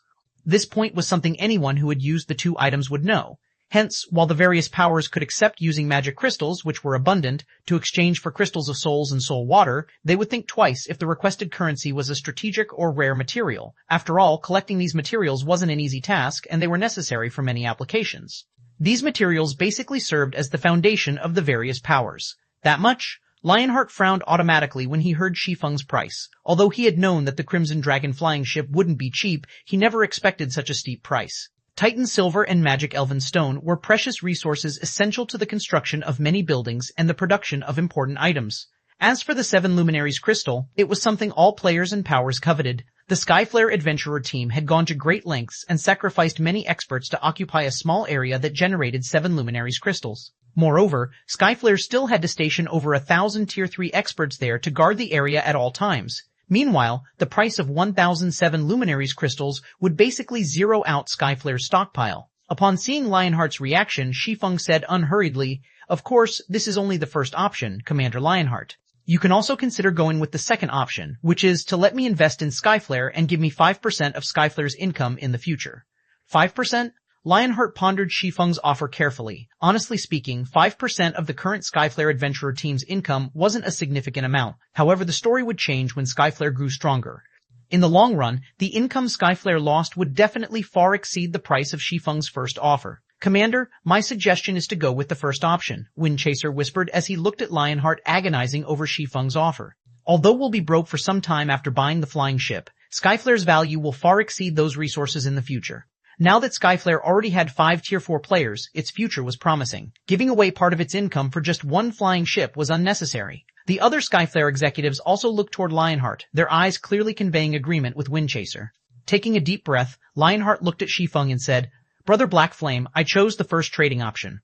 Once this operation is over, we can conduct the transaction in Meteorite City. However, the amount of materials you need is too significant. While we have enough 7 luminaries crystals, I can't say the same for the Titan silver and magic elven stones. I don't think we can meet your demands even if we take out Meteorite City's stockpile. We can, at most, fulfill 50% of your required amount. May I know if we can make up for the remaining amount using 100 top-tier epic weapons and equipment? This, after giving the matter some thought, Shi Feng said, that's fine as well, but I will accept only level 150 epic weapons and equipment. In Meteorite City, the total value of 5,000 Titan silver ingots and 500 magic elven stones was equivalent to 80 top-tier epic weapons and equipment at most. Moreover, acquiring so many top-tier epic weapons and equipment wouldn't necessarily be possible. After all, while many NPC merchants in the ancient god's domain sold epic weapons and equipment, there was still a limit. This was especially true for top-tier epic weapons and equipment. Their rarity in the ancient era was not the slightest bit lower than in the modern era. Often, acquiring these items meant raiding mythic bosses and even superior mythic bosses. Bosses of such caliber were incredibly limited, and one would be fortunate to find even 20 of such bosses within Meteorite City's vicinity each week. Moreover, even if Skyflare now had many Tier 4 experts, raiding superior mythic bosses still carried great risks. Lionheart's offer of 100 top-tier epic weapons and equipment to make up for the difference was definitely favorable for Shi Feng. Shi Feng understood Lionheart's reason for doing so. In fact, if he were in Lionheart's shoes, he would go with such an option too. After all, the risks that came with giving away Skyflare's shares were massive. However, Shi Feng didn't really mind Lionheart's choice either, since his initial goal was to obtain a large amount of Titan silver, magic elven stones, and 7 luminaries crystals. The second option wasn't actually a good option for him. After all, the number of times he could enter the ancient god's domain was limited. For Zero Wing, which was currently in dire need of resources, such a long-term investment wasn't desirable. This outcome was undoubtedly the best for Shi Feng. Moreover, exchanging half of the required Titan silver and magic elven stones into top-tier epic weapons and equipment was also a good deal for him. After all, the current Zero Wing hardly had any level 150 epic weapons and equipment. With these top-tier epic weapons and equipment, Zero Wing's executives would also have an easier time completing their Tier 4 promotion quests. That won't be a problem. Lionheart nodded. Simultaneously, he revealed a bitter smile. For the sake of purchasing one Crimson Dragon flying ship, he had basically emptied out Skyflare's coffers. After this transaction, Skyflare would severely lack for not only magic crystals and various strategic resources, but also weapons and equipment. However, despite knowing this, all of Skyflare's executives revealed ecstatic expressions on their faces. They also continuously admired and inspected the Crimson Dragon flying ship. It was as if they could already imagine the beautiful future that awaited Skyflare once they obtained the flying ship. The Crimson Dragon flying ship flew for a dozen hours or so. After passing through numerous large maps, it finally arrived at a dusky land. Despite flames burning everywhere, this land was heavily forested. As soon as everyone entered this map, they immediately felt their stamina and concentration depleting. In response, Crimson Billow drank a fire resistance potion. However, she still sensed her stamina and concentration decreasing gradually and couldn't help feeling a little surprised. Fire resistance has no effect on the flames here. At this rate, I'm afraid we'll run out of stamina and die if we stay here for more than a dozen hours. Normally, an increase in a person's fire resistance would allow them to counter all debuffs from fire.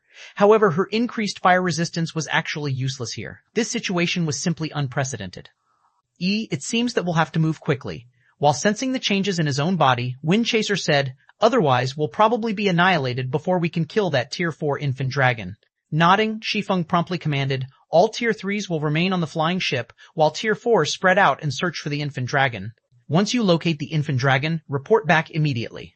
As soon as Shi Feng finished speaking, Skyflare's 5 Tier 4 players promptly floated up, ready to start looking for the Tier 4 infant dragon. Meanwhile, Lifeless Thorn, Solitary 9, and Yu Luo, who had been concealing their auras with their black cloaks all this time, also gradually rose into the air, the sight attracting the attention of Skyflare's executives. Their Tier 4s too? Crimson Billow was shocked as she looked at Lifeless Thorn's group of 3. Although Shi Feng had already surprised her plenty of times, she still found it astonishing that the 3 players who had tagged along with Shi Feng were also Tier 4 players. After all, Tier 4 players were still rare in the entire God's domain. On average, a main city would only have 1 or 2 Tier 4 players. Yet, it was revealed that not only Shi Feng, but even the people following him were Tier 4 players. Since when were Tier 4 players as common as cabbages? It seems Black Flame has far more secrets than we think. Fortunately, we chose to partner with him. I really don't want to imagine what would have happened had we chosen to make an enemy out of him, Windchaser said, smiling bitterly. Yu Luo aside, Lifeless Thorn and Solitary 9 were part of the group that entered Meteorite City with Shi Feng. Now that 3 out of the group of 5 were confirmed to be Tier 4 players, it wouldn't be strange that the other 2 players were hidden Tier 4s as well. To think that we were actually planning to use force if negotiations failed, in retrospect, Windchaser found their thoughts laughable. Subsequently, after Shi Feng's group of 9 searched for about half an hour, Crimson Billow's voice suddenly appeared in the team chat. I found the infant dragon. It's resting inside a cave in the Southwest Valley. Chapter 2789, Dragon's Might. Chapter 2789. Dragon's Might in a cave on the southwestern side of the Ghostfire Hills. After Crimson Billow sent the infant dragon's coordinates, Shi Feng had quickly gathered everyone. Now, all 128 members of the team were sneaking deeper into the cave. The flames seemed to be getting stronger and stronger, Yuluo said worriedly when she sensed her stamina and concentration depleting at a quicker rate. Moreover, the burning sensation is also growing stronger the deeper we go. At this rate, I'm afraid the burning sensation will grow so strong that we won't be able to focus during the battle. The burning sensation here is getting worse. Windchaser nodded in agreement. Under this burning sensation, I'm afraid ordinary Refinement Realm experts won't be able to exhibit combat standards at the Refinement Realm. Previously, the illusory flames merely ate at his stamina and concentration. However, he now felt as if his whole body was scorching. Although the pain was subtle, it would still impact the performance of people with weak minds. Combat techniques, skills, and spells required precision control. Even a slight deviation could result in a massive difference in the combat power one could exhibit. After observing the environment, Lionheart suggested to Shi Feng, Brother Black Flame, this cave is indeed extraordinary. I think our best option is to take the fight out of the cave, otherwise we'll have difficulty exerting our strength. I'm afraid that won't do. Shaking his head, Shi Feng said with certainty, we must finish the infant dragon in this cave. Moreover, this is most likely our only chance. Outside this cave, we'll have trouble even touching the infant dragon. Dragons were the rulers of the sky. On paper, fighting the infant dragon outside the cave might seem to be to their team's advantage. However, doing so would actually place their team at a disadvantage. This was especially true for the team's Tier 3 players. Without the help of special skills, Tier 3 players couldn't fly by themselves. Hence, if they fought the infant dragon outside, the team's Tier 3 members would get sidelined. As for utilizing the Crimson Dragon flying ship to fight the infant dragon, that was simply a joke. Against a Tier 4 infant dragon, even an advanced flying ship wouldn't last more than 3 or 4 hits. In fact, it wouldn't be strange if the Crimson Dragon flying ship fell after just one attack. After all, the flying ship was merely capable of withstanding the attacks of ordinary Tier 4 mythic monsters. Its defenses would crumble instantly before a Tier 5 attack. Shortly afterward, Shi Feng and the others came across Crimson Billow hiding underneath a rock. At present, though, Crimson Billow had a wilted expression on her face. What happened? Lionheart asked strangely when he saw Crimson Billow's condition. It's nothing. Shaking her head, Crimson Billow smiled bitterly and said, I'm just wondering whether we can really win against that infant dragon.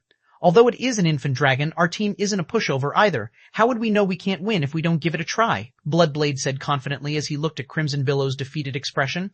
Don't forget that we have 9 Tier 4 players this time. That infant dragon is also only at Tier 4. However, after Bloodblade finished speaking, the cavern at the end of the road appeared in front of everyone, and a creature with a pale golden body over 100 meters long entered their sight. Infant golden dragon, mythic, level 140 HP, 112 million. How is this possible?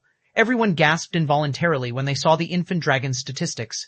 Even Lifeless Thorn and Solitary 9, who had seen a half-step Demon King before, were astonished. The infant golden dragon's stifling aura aside, just its HP of a 112 billion was already plenty mind-boggling. With 1112 billion HP, the infant dragon would recover 2.24 billion HP every 5 seconds, or roughly 400 million HP every second. Even assuming each of their Tier 4 players could cause 50 million damage per second, after excluding the 2 Tier 4 healers, they could deal only around 350 million damage per second with the remaining 7 Tier 4 players. Moreover, this was all under the premise that the infant dragon didn't possess a powerful defense and wouldn't put up any resistance. Not to mention, the infant dragon before them was part of the Golden Dragon tribe. Its bloodline was of a much higher purity than ordinary dragons. Among the dragon race, the Golden Dragon's bloodline was second only to divine dragons. It's no wonder they say dragons are invincible among existences of the same tier. With such HP, even if we can survive this infant dragon's attacks, I doubt we can actually kill it. Windchaser couldn't help feeling shaken. Although HP wasn't everything, it could still provide an intuitive gauge of an existence's general strength. With how much HP the infant dragon possessed, it was easy to imagine how terrifying its basic attributes were. They were definitely at least 2 or 3 times higher than those of the average superior mythic monster of the same level. What did that mean? With an attack from a superior mythic monster of the same level, a Tier 4 player would still receive significant damage even if they merely defended themselves. However, if a Tier 4 player tried defending against one of the infant golden dragon's attacks, they would be fortunate to retain a scrap of HP to keep themselves alive. If they were unlucky, they would be one-shotted. In other words, if their team wished to fight the infant golden dragon, they couldn't allow even a graze from it. Otherwise, lives would be lost. At this moment, Lionheart and the other Skyflare executives finally understood why Shi Feng didn't assign healers to any of the Tier 3 combat squadrons. After all, Tier 3 players would be no different from ants in the upcoming battle. They were insignificant existences that would disappear upon coming into contact with even the slightest shockwave. Hence, there was naturally no need to assign healers to them. An infant golden dragon? Shi Feng also smiled bitterly when he saw the mountain-like dragon before him. No wonder this quest was evaluated at the inferior mythic rank. This Tier 4 infant golden dragon's combat power reached the Tier 5 intermediate rank. Even Froboro in his heyday wouldn't be a match for this infant dragon. In other words, the infant dragon simply wasn't an existence Tier 4 players could hope to confront. Possibly, only Tier 4 experts wielding legendary weapons and geared in legendary equipment could hope to defeat the infant golden dragon. Otherwise, the best option for players coming across this infant dragon was to obey their instincts and flee immediately. Brother Black Flame. At this time, Lionheart couldn't help but look at Shi Feng and shake his head.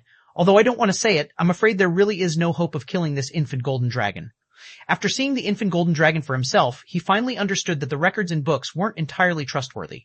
After all, the infant dragon before him was many times more terrifying than what was described in the library books he read. It simply wasn't an existence Tier 4 players could hope to fight. At the very least, it is absolutely impossible for their present selves. Most likely, only Tier 4 NPCs would have a glimmer of hope. No, that's not necessarily true, Shi Feng said, shaking his head.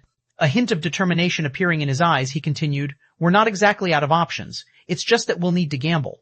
Killing this Tier 4 infant golden dragon was imperative. However, it wasn't just for the sake of completing his inferior mythic quest, but because he couldn't continue staying in the ancient god's domain.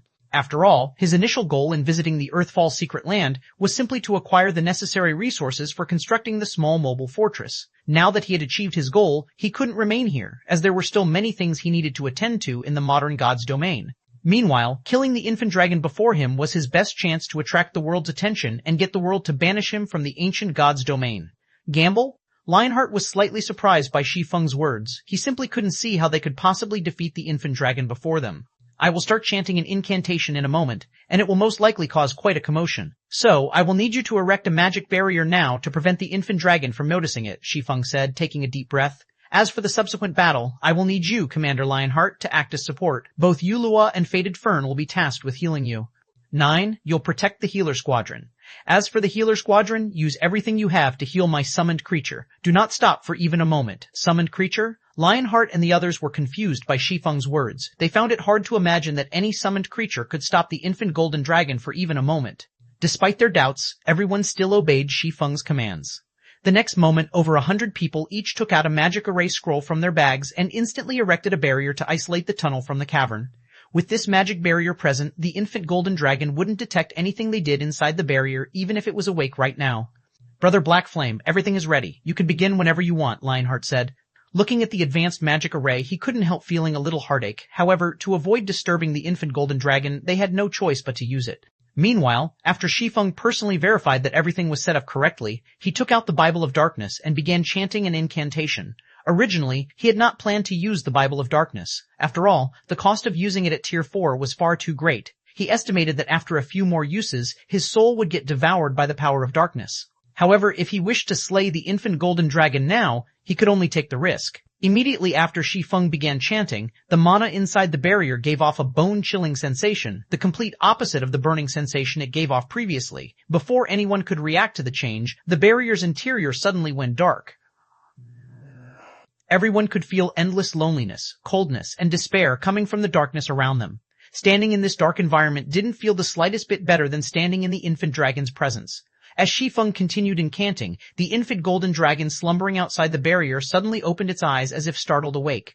Its massive eyes then looked directly at the barrier-enveloped tunnel vigilantly. How is this possible? Fated Fern, who was hosting the magic barrier, was stunned by this development. The advanced magic array they used, Spatial Wall, could thoroughly isolate an area from the outside world. Even if a large explosion went off inside the barrier, nobody in the outside world should be able to notice it. Nonetheless, the infant dragon had clearly noticed them. What a despicable dark energy. Looking at the empty tunnel before it, the infant golden dragon bellowed, "It seems you humans have fallen as well. To think you would actually come seeking death together with a demon." The infant dragon's bellow instantly extinguished the advanced magic barrier like a storm blowing out a candle. Simultaneously, the figures of Shi Feng and the others appeared before the infant dragon. Brother Blackflame, seeing that the infant dragon had already stood up, Lionheart raised his shield anxiously. He then sent a sidelong glance at Shi Feng and asked, "Are you still not done?" The power of the dragon before them far exceeded his expectations. Normally, even mythic monsters couldn't destroy the spatial wall so easily, yet the infant dragon had accomplished this feat with just one roar. He simply didn't dare imagine how powerful an actual attack from the infant dragon would be. "I'm done. I made it just in time," Shi Feng said, a smile appearing on his pale face. As soon as Shi Feng finished speaking, a dark void appeared in the cavern's ceiling. A stone door even larger than the infant golden dragon then fell out of this void. Before the players and infant dragon could react to this turn of events, the stone door gradually opened. Chapter 2790, Heaven-Defying Battle. Chapter 2790, Heaven-Defying Battle. The demon gate inside the cavern opened. However, when the door was only partly open, a cold voice suddenly came from beyond it. Shi Feng's group and the awakened infant golden dragon shuddered involuntarily upon hearing this voice. "A little golden lizard and a heaven-blessed individual? Wait, no, you're not an existence of this world. Interesting, how interesting. Oh, the Bible of Darkness is actually damaged? Wonderful, this is truly wonderful." The demonic words that came out of the door echoed in everyone's mind. Although the voice spoke in a calm tone, the aura escaping the door paralyzed everyone momentarily. The infant golden dragon glared at the door in fear. A Tier 5 Demon King? Shi Feng was astonished when he sensed the frightening aura from the Demon Gate. According to his expectations, he would already be fortunate if he could summon even a Demon Prince. After all, the Bible of Darkness had yet to reach its perfect state. However, the existence behind the Demon Gate was undoubtedly much stronger than a Demon Prince. In fact, none of the Tier 5 existences he had come across thus far had exuded such a powerful aura. "This book isn't suitable for a little guy like you. Give it to me. Only if it is in my hands can I truly descend onto this land." At the Demon King's words, Shi Feng suddenly sensed his control over the Bible of Darkness waning, and the Bible actually started flying toward the Demon Gate. Seeing this, Shi Feng couldn't help being shocked. He never thought that a demon could resist and manipulate the Bible of Darkness's power. Hurriedly, he used all his strength to wrestle back control over the Bible of Darkness. "Stop wasting your energy, little fellow. I will be taking this damaged Bible of Darkness. However, you can also rest assured. Once my clan and I thoroughly descend upon this world, I will make sure to spare you." At these words, the Bible of Darkness struggled even harder to break free from Shi Feng's grasp. In fact, his connection with the Bible of Darkness was even severed completely, and the only thing he could do now was hold on to the book with brute force. "Despicable human, you actually dared summon that thing here," the infant golden dragon bellowed. Evidently, it had figured out the identity of the existence beyond the Demon Gate. "I will not let you succeed. Die." After letting out a roar, the infant dragon suddenly widened its mouth. Immediately afterward, a threefold magic array took shape before it. "Not good. It's using dragon breath. Everyone, dodge quickly," Shi Feng shouted, surprised by the infant dragon's actions. A Tier 4 dragon breath would undoubtedly carry power at the Tier 5 intermediate rank standard.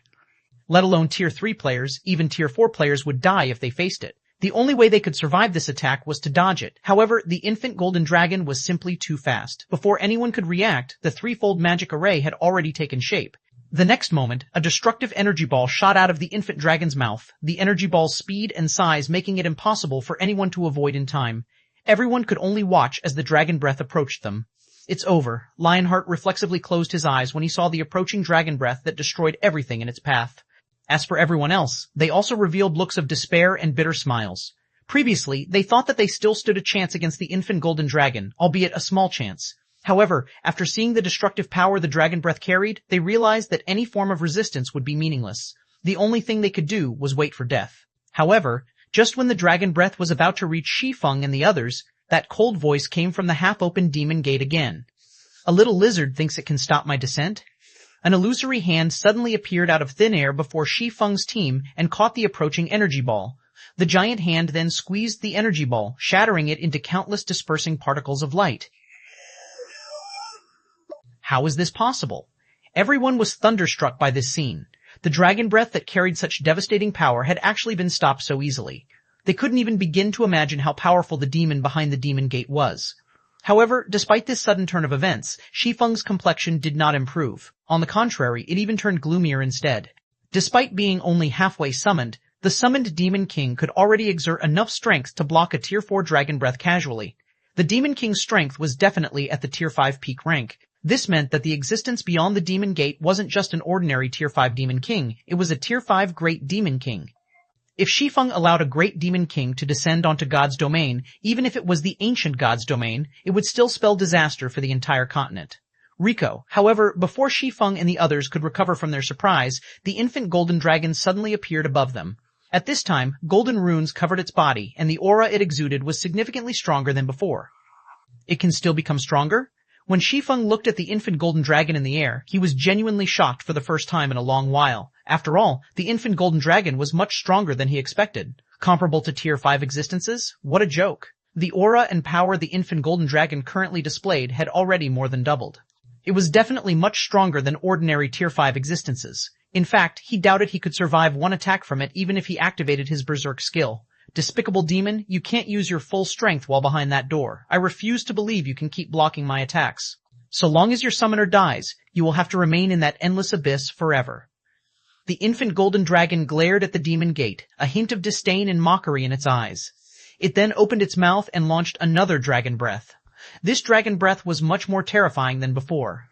As soon as the infant dragon inhaled, Shi Feng and the others sensed the mana within the cavern disappear completely. In addition, the Tier 3 players even had their mana rapidly sucked from their bodies. And although the Tier 4 players managed to prevent their mana from getting plundered, their ability to manipulate mana was greatly hindered. Now, they couldn't even exhibit half of their usual combat power. This is that infant dragon's true strength? Bloodblade fell into despair as he looked at the massive figure in the air. Seeing it now, he couldn't help but find their previous notion of challenging the Tier 4 infant dragon laughable. The infant golden dragon was much stronger than what its HP portrayed. It simply wasn't an existence Tier 4 players could hope to challenge. This moment drove home to Shi Feng why the quest he received was of the inferior mythic rank. He also understood why humans capable of slaying dragons were highly praised in God's domain. It would already be a miracle if a human could fight a dragon of the same tier and level to a standstill, let alone kill one. This was especially true for dragons that had reached Tier 4 or above. It wouldn't even be an exaggeration to refer to such a feat as a myth. Roar. Accompanied by a deafening roar, a dazzling energy sphere carrying devastating power descended toward the team. Little lizard, you have truly angered me now. The infant golden dragon's efforts to prevent the great demon king beyond the demon gate from descending enraged him. Suddenly, boundless power of darkness flooded out of the demon gate. A gigantic hand 5 times larger than the one before emerged from the ground. The hand was so massive that the infant dragon looked like a toy in comparison. Boom. Not only did the gigantic hand shatter the dragon breath instantly, but it even grabbed the infant dragon.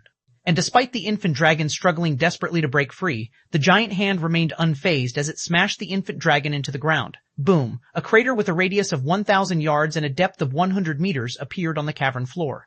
Apart from the Tier 4 players and the Tier 3 healers who had consumed Master Steel potions, the other players in the cavern were instantly killed by the resulting shockwave. Although Shi Feng and the Tier 4 players remained alive, they had lost over 2/3 of their HPs. As for the surviving healers, their HPs had also fallen to a critical level. They had very nearly lost their lives. Meanwhile, after the dust in the vast cavern dissipated, the giant hand was nowhere in sight. The only thing in the crater was the infant golden dragon. Presently, however, the infant dragon had both its wings broken, with blood flowing out from all over its body. Its life aura had also weakened significantly, and its HP had even fallen to just 63%. Given the infant dragon's current state, it was evident that the Great Demon King's attack had heavily injured it. How strong? So, this is the strength of a Tier 5 Great Demon King. Shi Feng was dumbfounded by this outcome. The infant golden dragon had put its all into the last attack, and the attack's power had definitely reached the Tier 5 advanced rank standard, yet it still suffered a brutal beating. The difference in strength between the infant dragon and Great Demon King was clear for all to see. In fact, if not for the Demon Gate severely dampening the Great Demon King's strength, the infant dragon would have most likely died from that one attack. Meanwhile, after the Great Demon King executed this attack, his control over the Bible of Darkness had also weakened significantly.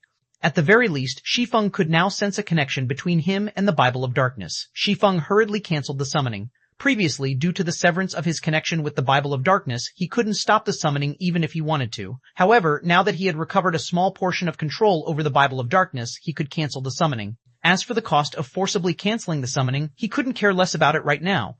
After all, if he allowed a Tier 5 Great Demon King to descend onto the continent, only death awaited him. Moreover, the cost of this death wouldn't just be a loss of 1 or 2 levels. Instead, his body might very well end up a puppet of the Great Demon King, and he would have no choice but to retrain a new account. Hence, he absolutely couldn't let the Great Demon King exit the Demon Gate, even if doing so would leave himself in a weakened state. You damned, heaven-blessed individual. I will make you pay a heavy price the next time we meet. Upon seeing the demon gate closing, the great demon king bellowed angrily and repeatedly attacked the door, causing it to tremble violently. Fortunately, the demon gate was sufficiently powerful. No matter how much the great demon king assailed it, the demon gate continued closing at a steady pace. Finally, 20 seconds later, the demon gate closed and disappeared from this space, leaving behind only the heavily injured infant golden dragon and Shi Feng's team in the cavern. Brother Black Flame, what should we do now? Lionheart asked in an uncertain voice after seeing the demon gate disappear. He didn't know whether they should flee or try to kill the infant golden dragon while it was heavily injured. Although the infant dragon was significantly weaker than before, it was still much stronger than superior mythic monsters of the same level. Is there even a need to ask? Looking at the infant dragon that was struggling to stand up, Shi Feng said in a determined tone, now is our only chance to slay this infant dragon. With our strength, we can't defeat it in its peak state. Don't tell me you're willing to miss out on such an opportunity, Commander Lionheart. At Shi Feng's words, Lifeless Thorn and Solitary 9 nodded in agreement. If the infant golden dragon wasn't heavily injured, killing it with their present strength was nigh impossible. Only tier 5 players could possibly go up against it. I guess you're right. As Lionheart looked at the infant golden dragon, a trace of determination also appeared in his eyes. He then said, since that's the case, let's kill it before it recovers. After saying so, Lionheart raised his shield and led the charge against the infant golden dragon, with all the other tier 4s except for Shi Feng following close at his heels. Chapter 2791. Infant Golden Dragon's Fall. Chapter 2791. Infant Golden Dragon's Fall, Insignificant Humans. Do you think you can insult me just because I am heavily injured? When the infant golden dragon saw Lionheart and the other tier 45 charging toward it, anger flared in its amber pupils, and it let loose a deafening roar. A shockwave immediately spread from the infant dragon to its surroundings. Boom, boom, boom. A series of collisions echoed throughout the cavern as Lionheart and the others got hit by the shockwave. Aside from Lionheart and Solitary 9, everyone else on the team went flying back several dozen meters, a stinging pain washing through their bodies. They also lost over 2 million HP from the attack. Lifeless Thorn and the others, who only had around 6 million HP, had basically lost 1/3 of their HPs to the shockwave. It's still so strong even after getting injured? Everyone gasped when they saw their own HP bar. The infant golden dragon was clearly extremely weakened right now, yet it still managed to inflict so much damage with only its roar. Its strength was simply terrifying. At this time, even Shi Feng was stunned by this situation.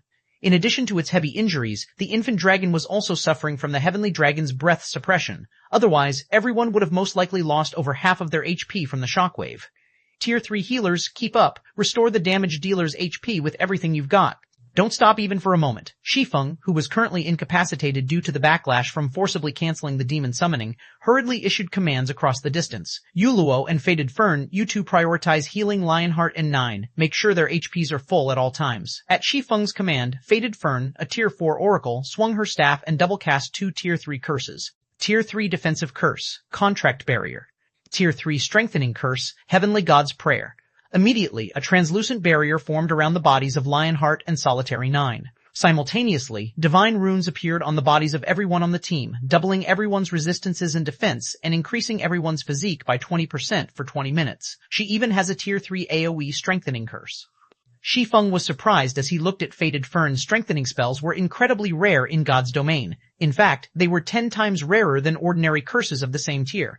This was especially true for AoE strengthening spells. The value of such a spell was practically equivalent to a fragmented legendary item. In his previous life, any player who wielded strengthening spells would receive the VIP treatment from the various superpowers. This was because, unlike berserk skills, strengthening spells had short cooldowns and long durations. An AoE strengthening spell could elevate a team's combat power to a whole other level. In the past, one of the reasons Violet Cloud was recognized as one of the 10 great cleric gods was her possession of many AoE strengthening spells.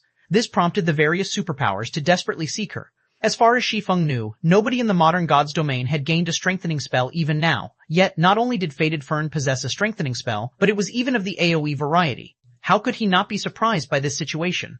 Meanwhile, after Faded Fern cast Heavenly God's Prayer, the team's overall combat power evidently rose by a slight margin. Good, let's continue. After seeing the barrier protecting his body, Lionheart charged forward once more.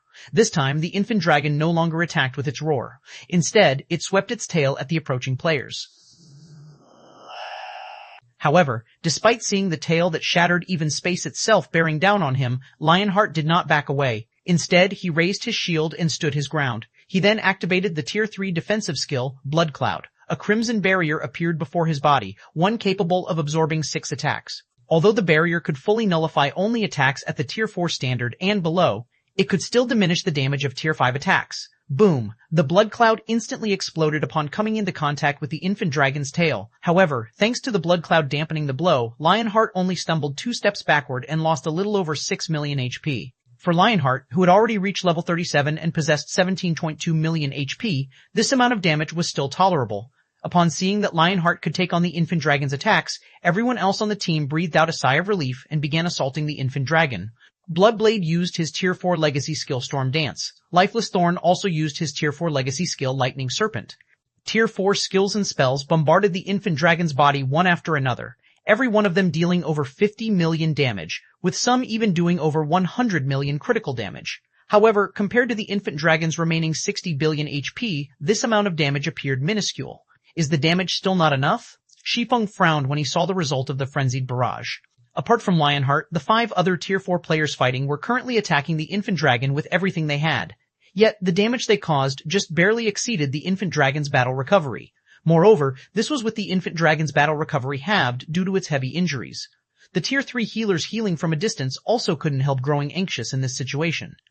At this rate, their team would need more than an hour to finish the battle. Meanwhile, 1 hour was definitely more than enough for the infant golden dragon to recover from its injuries. If that happened, they would be doomed.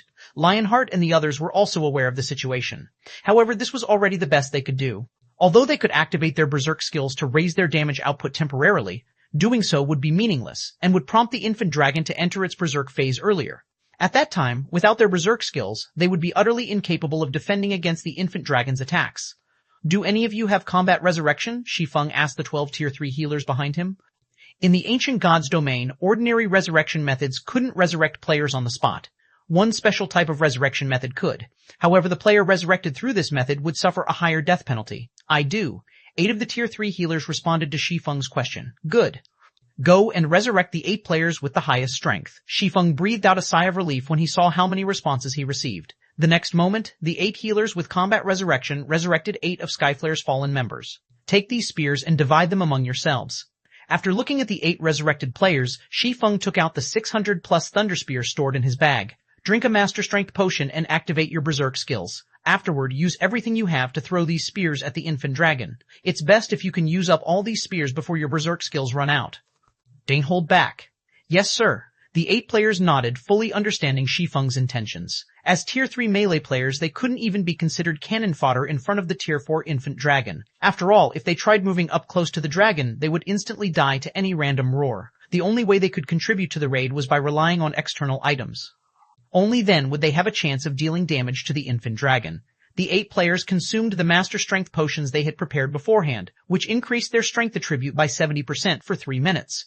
They then activated their respective berserk skills, further improving their basic attributes. In terms of strength, the 8 of them could already rival mythic monsters of the same level. After seeing the infant dragon swing its tail, exposing its back, Shi Feng ordered, attack. Aim at the dragon's injuries or the reverse scale on its back. At Shi Feng's command, the 8 melee players promptly threw the thunder spears they held with all their might. Whoosh, whoosh, whoosh, whoosh. The next moment, 8 lightning arcs cut through space and landed on the infant dragon's injuries and reverse scale. Roar! The infant dragon roared in pain at the attacks. Simultaneously, damages exceeding 50 million appeared above its head one after another. There was even one critical hit that dealt over 130 million damage.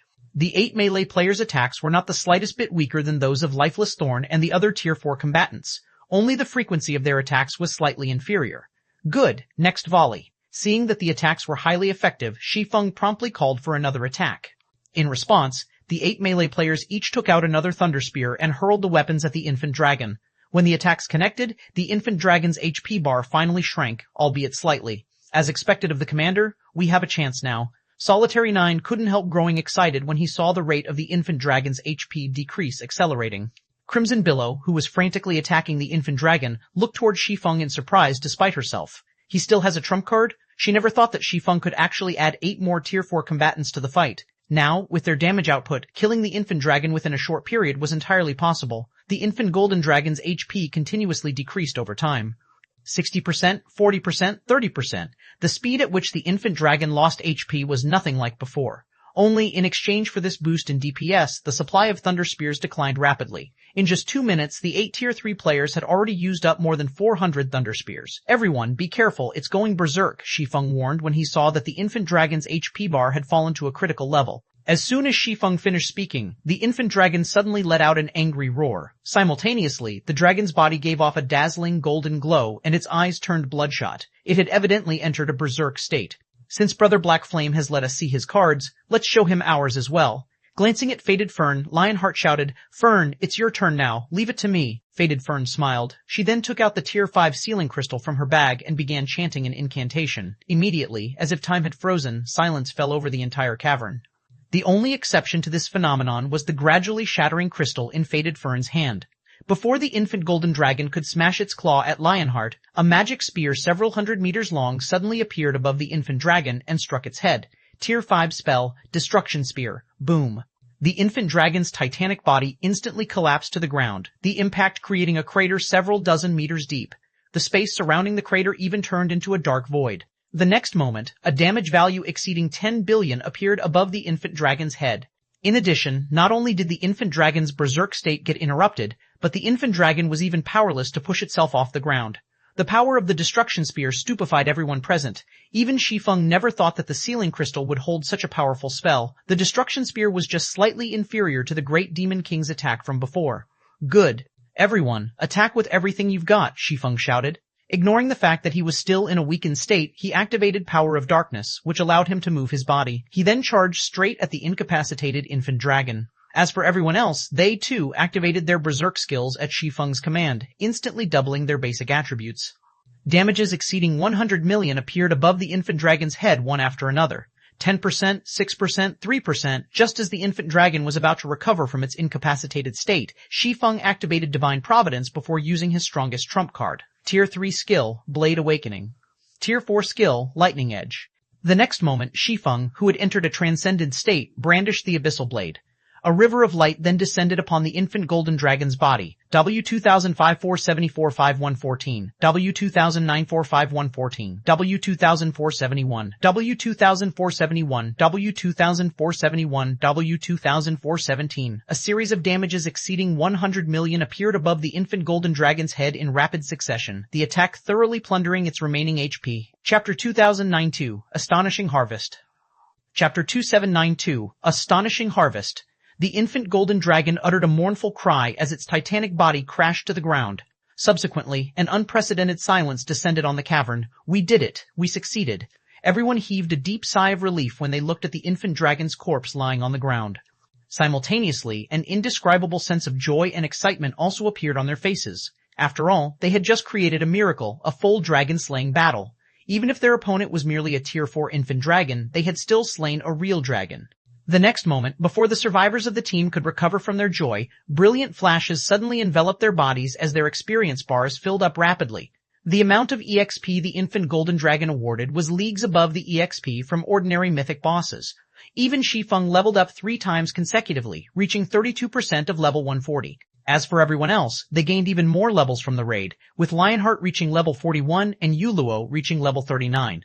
Lifeless Thorn and Solitary 9 even went from level 127 to level 38. The amount of EXP everyone received stupefied them. Nobody thought that killing a level 40 infant dragon would grant so much EXP. Of those present, only Shi Feng and Lionheart did not place much concern on their levels. After all, as veteran Tier 4 players, they knew very clearly how easy it was for Tier 4 players to gain levels. In fact, they could most likely attain level 150 in 10 days, reaching the minimum requirement to challenge their Tier 5 promotion. However, players would not necessarily be able to get promoted to Tier 5 just by meeting the level requirement. After all, players would have to create a powerful mana body of their own. Compared to the levels he gained, Shi Feng was much more concerned about the infant golden dragon's loot. The infant golden dragon they had killed was a dragon in the truest sense, not one that the main god system had weakened drastically. This point was clear just from the EXP the infant golden dragon awarded. Compared to the magic dragon clan that Shi Feng had killed some time back, the infant golden dragon was like an entirely different creature. Sometime after the infant golden dragon died, sacred light descended from the cavern ceiling, illuminating the entire cavern. Simultaneously, melodious hymns also echoed in everyone's mind. It seems Divine Providence did its job. Shi Feng sighed in relief when he saw the sacred light shining down from the ceiling. Although Divine Providence increased his luck attribute significantly, the hidden attribute's effects would be diminished when dealing with monsters at the superior mythic standard or above. And while the infant golden dragon was considered only a mythic monster, it was still part of the dragon race. It was far stronger than ordinary superior mythic monsters of the same level. Hence, the fact that he managed to trigger a divine hymn was truly a stroke of luck.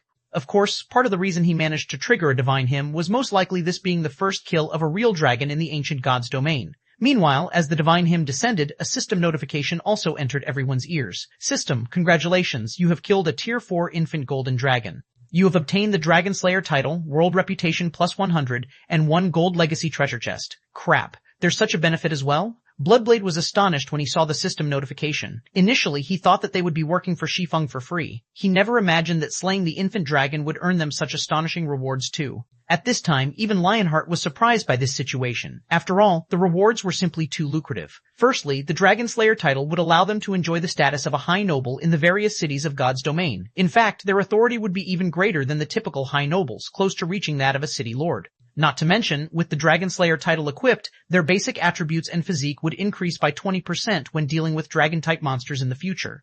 As for the awarded Gold Legacy Treasure Chest, it was something all Tier 4 players would dream of obtaining. The Gold Legacy Treasure Chest had a considerable chance of awarding a legacy book, which would grant the user with a significant number of legacy skill points when used. The treasure chest also had a high chance of containing rare Tier 4 skill and spellbooks, as well as a small chance of containing a legacy guidance for the road beyond Tier 4. These rewards were far more valuable than weapons, equipment, and magic crystals. It wasn't an exaggeration to say that the Gold Legacy Treasure Chest's value was equivalent to a fragmented legendary items. For some people, the treasure chest was even better than a fragmented legendary item. Meanwhile, aside from the reward notification, Shi Feng, Lifeless Thorn, Solitary 9, and Yu Luo received a second system notification. System warning. The world of God's domain has noticed your existence as an outsider. You will be expelled from the world in 1 natural day. Sure enough, it was a success. Shi Feng revealed a faint smile upon seeing the system warning. If killing the infant golden dragon and altering a small portion of God's domain's history could not get him out of the ancient God's domain, he would really have a headache. After all, he had already achieved his original goal in coming here, and he still had many matters he needed to deal with in the modern God's domain. He simply couldn't afford to waste time here. As for the matter of earning various resources here, that was supposed to be a long-running project. Moreover, the amount of resources he could obtain depended entirely on the Skyflare Adventurer team's strength and resources. Meanwhile, Skyflare's development couldn't be accomplished overnight. This is great, I can finally go home. As for Yu Luo, she too grew joyful when she saw the system warning. In fact, she felt even happier at seeing this system warning than when she received the Gold Legacy Treasure Chest. While everyone rejoiced over the Gold Legacy Treasure Chest they received, over 100 items appeared in midair and began descending to the ground. The sight of the infant golden dragon's loot made everyone present momentarily forget about the Legacy Treasure Chest. 3OI. The aura of items can actually reach such an intensity? Crimson Billow was astonished as she studied the items that were gradually piling up on the ground. Just what kind of items dropped? Could there be a legendary item? This question plagued everyone's mind. The reason for everyone's reaction was the aura that the infant dragon's loot radiated, which practically rivaled that of superior mythic monsters. Even ordinary Tier 3 players would have to expend a lot of effort just to approach the loot. At this time, only Shi Feng managed to remain relatively calm. This was because he had heard of other people slaying dragons before. Only, the dragons that the God-ranked expert teams killed back then weren't Tier 4 infant dragons, but adult dragons at the peak of Tier 5. According to what he had heard, the sight of those dragons' loot was truly a spectacle to behold. Just the visual phenomenon the loot created had covered a radius of over 10,000 yards. The combined aura the items radiated had also been so powerful that even Tier 4 players couldn't approach the loot. Only Tier 5 players and above could do so. In comparison, the visual phenomenon created by the infant golden dragon's loot only covered a radius of several hundred yards. The aura the loot radiated was so weak that even Tier 3 peak experts could approach it if they gritted their teeth. Hence, Shi Feng didn't find this outcome particularly surprising. However, the infant golden dragon's loot and Tier 5 adult dragon's loot wouldn't actually have a significant difference in quality.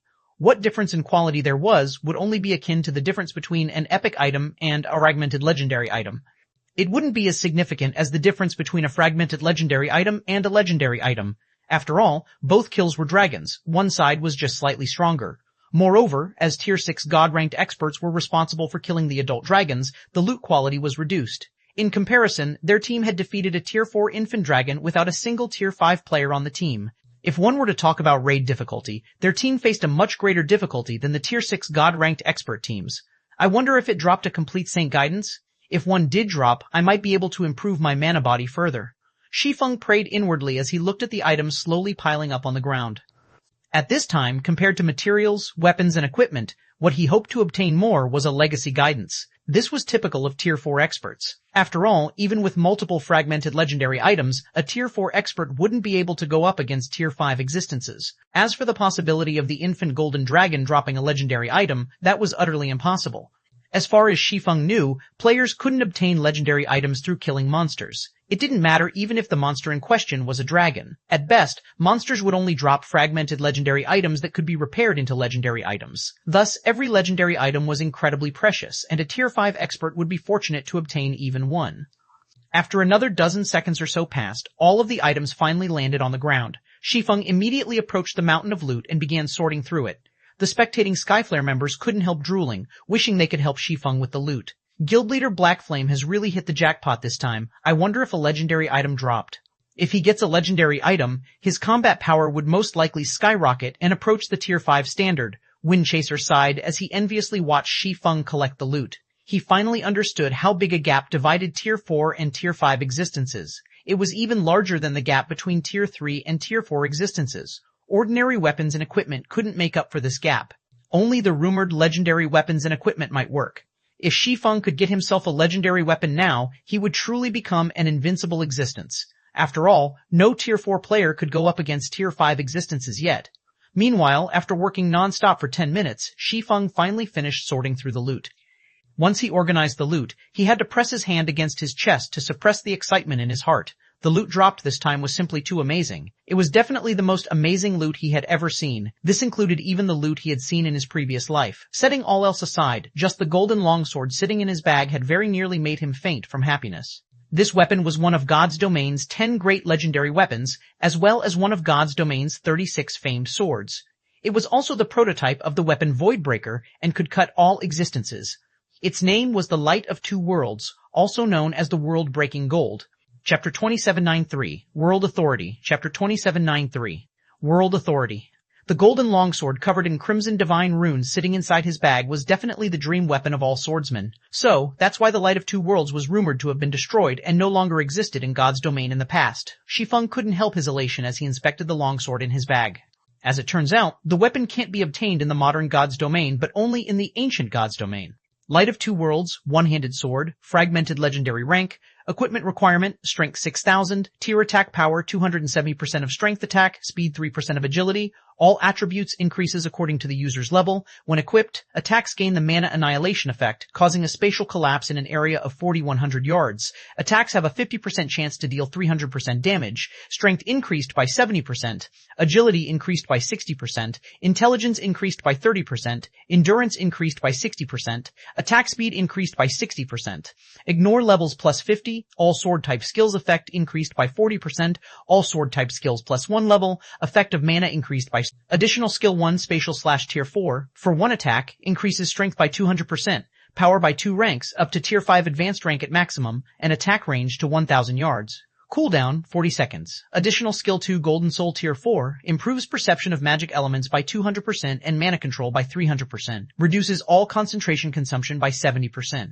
Duration, 1 minute cooldown, 6 hours. Additional skill 3 World Breaker, Tier 4, consumes half of the user's concentration and mana to enhance the Light of Two Worlds, granting the weapon the power to break worlds for 1 attack. Forcibly increases the power of attack by 1 tier, up to tier 5 advanced rank at maximum. Cooldown, 1 hour. Created by the ancient god of light. The Light of Two Worlds possesses the power to cut all things. The divine power sources within the weapon have been destroyed by an inexplicable power. However, as the weapon itself is still intact, it is possible to fully repair it by injecting new divine power sources. Divine Power Source injected 0A2. Despite being the prototype of the Voidbreaker, the Light of Two Worlds had still managed to rank number 1 among God's domain's 36 famed swords. One could easily imagine how powerful the weapon was. Although the Light of Two Worlds was currently incomplete, just the basic attributes it provided already made it far superior to even the Abyssal Blade. It undoubtedly had the highest attack power out of all the one-handed swords Shi Feng had ever seen. Not to mention, there were also the outrageous skills the weapon carried. Just by wielding the Light of Two Worlds, a Tier 4 swordsman would be capable of exchanging one move with a Tier 5 existence. This was a feat that was impossible with ordinary fragmented legendary weapons. However, while the Light of Two Worlds was incredibly powerful, its usage condition was also astonishingly high.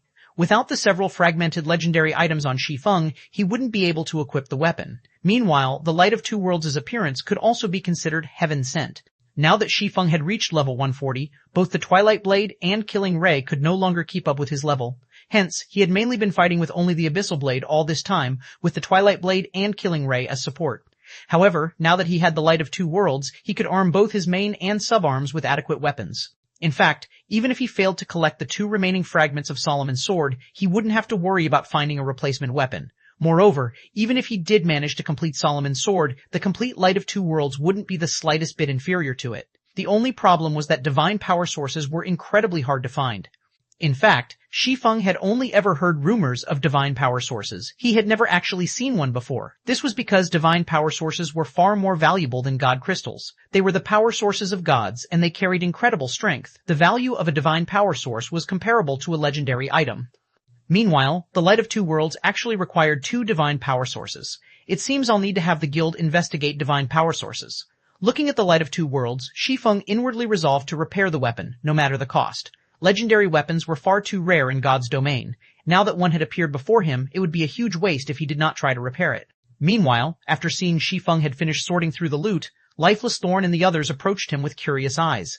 "Commander, did anything good drop this time?"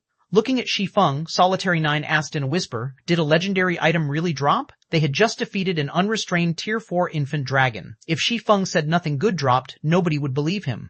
Solitary 9 was very curious to find out just how excellent the infant golden dragon's loot was.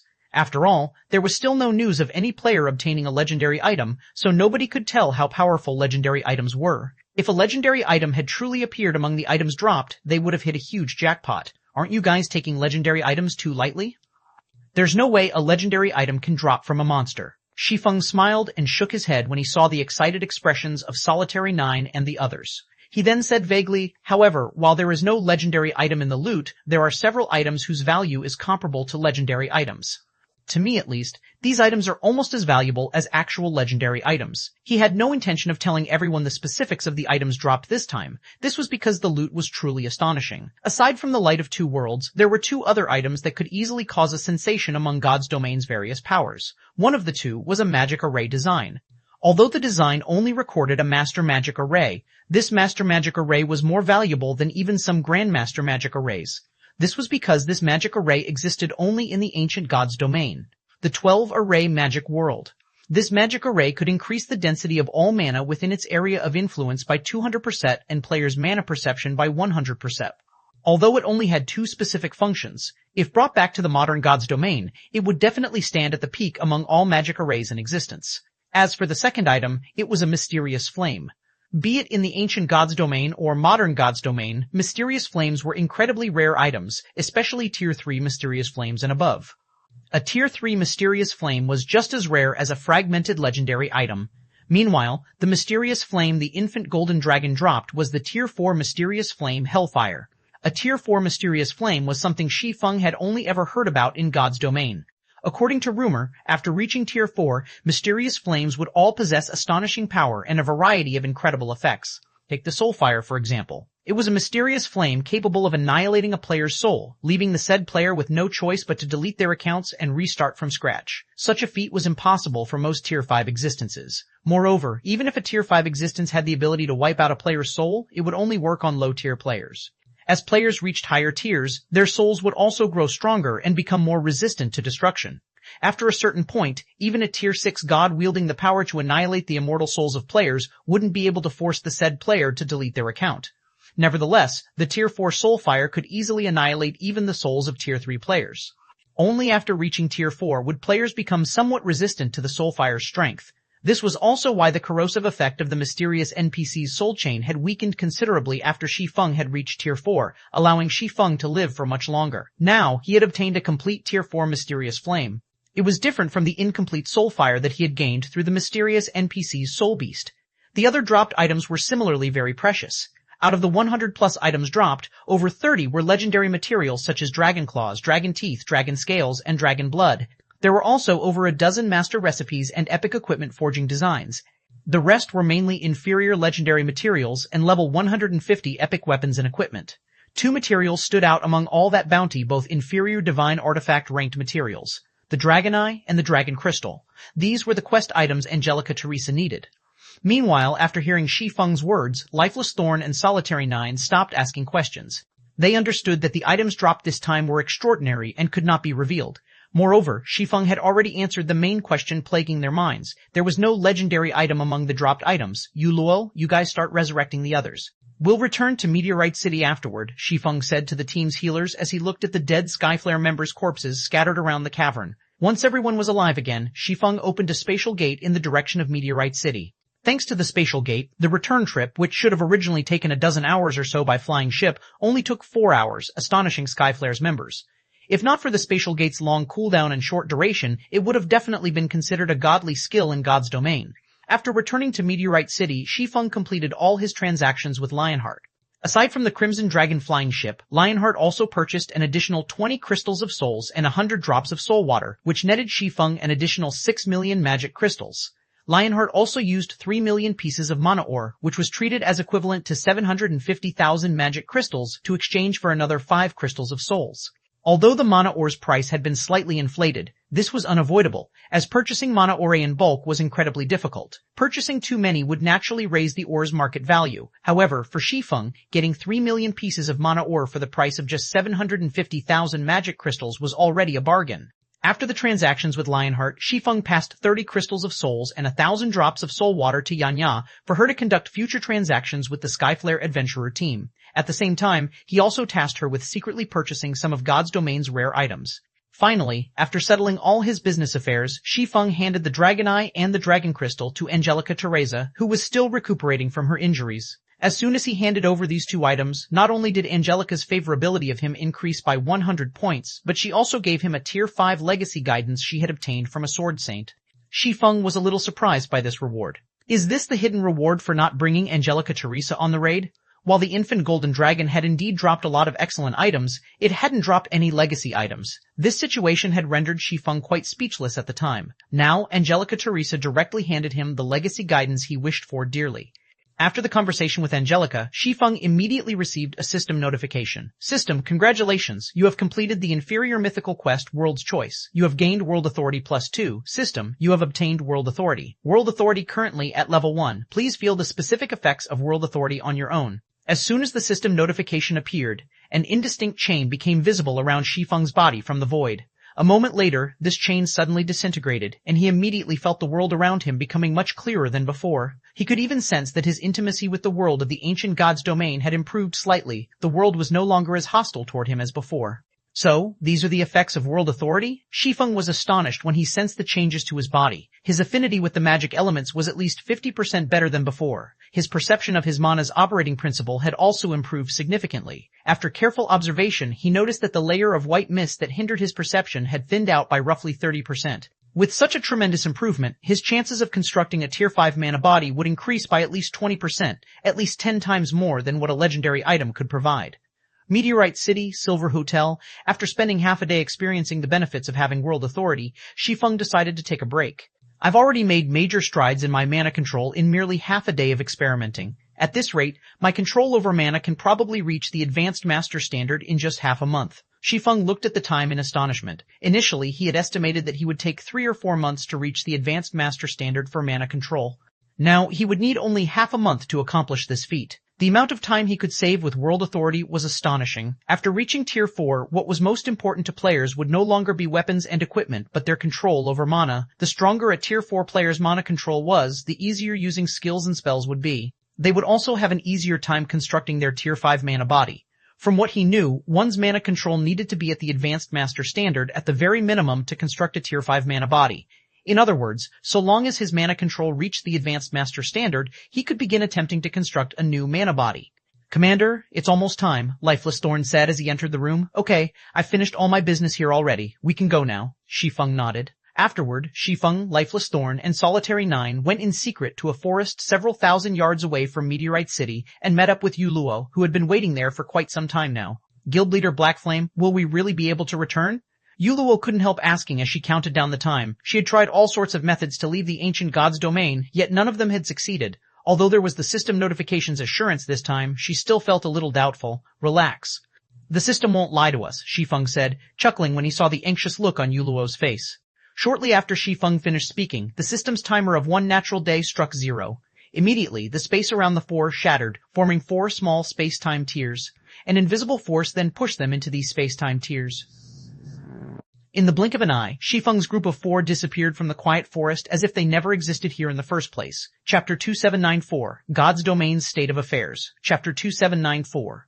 God's Domain's State of Affairs. This place was a vast, blue ocean with nary a cloud in the sky. At this time, a tier in space spanning over 1,000 yards suddenly appeared above the ocean, its appearance kicking up strong winds that disrupted the peace of this place. A moment after the spatial tier formed, 4 figures flew out of it and plopped into the ocean. Their impact on the water generated waves dozens of meters tall, the commotion attracting the attention of the dozen or so ships sailing nearby. The mana here is so thin, the sense of rejection is gone. I think we're back. While standing on the ocean's surface, Lifeless Thorn, Solitary 9, and Yuluo grew excited when they sensed the familiar low-mana environment and the lack of rejection from the world. Although the ancient God's Domain had plenty of benefits that the modern God's Domain did not possess, they had played in the modern God's Domain for most of their career in God's Domain. Most of the people and matters they knew of were found here. Naturally, they were glad to return to the modern God's Domain. Meanwhile, the appearance of Shi Feng's group also gave the players on the nearby ships a huge shock. Crap, who are they? How can they stand on water? They should be using some kind of levitating skill. No.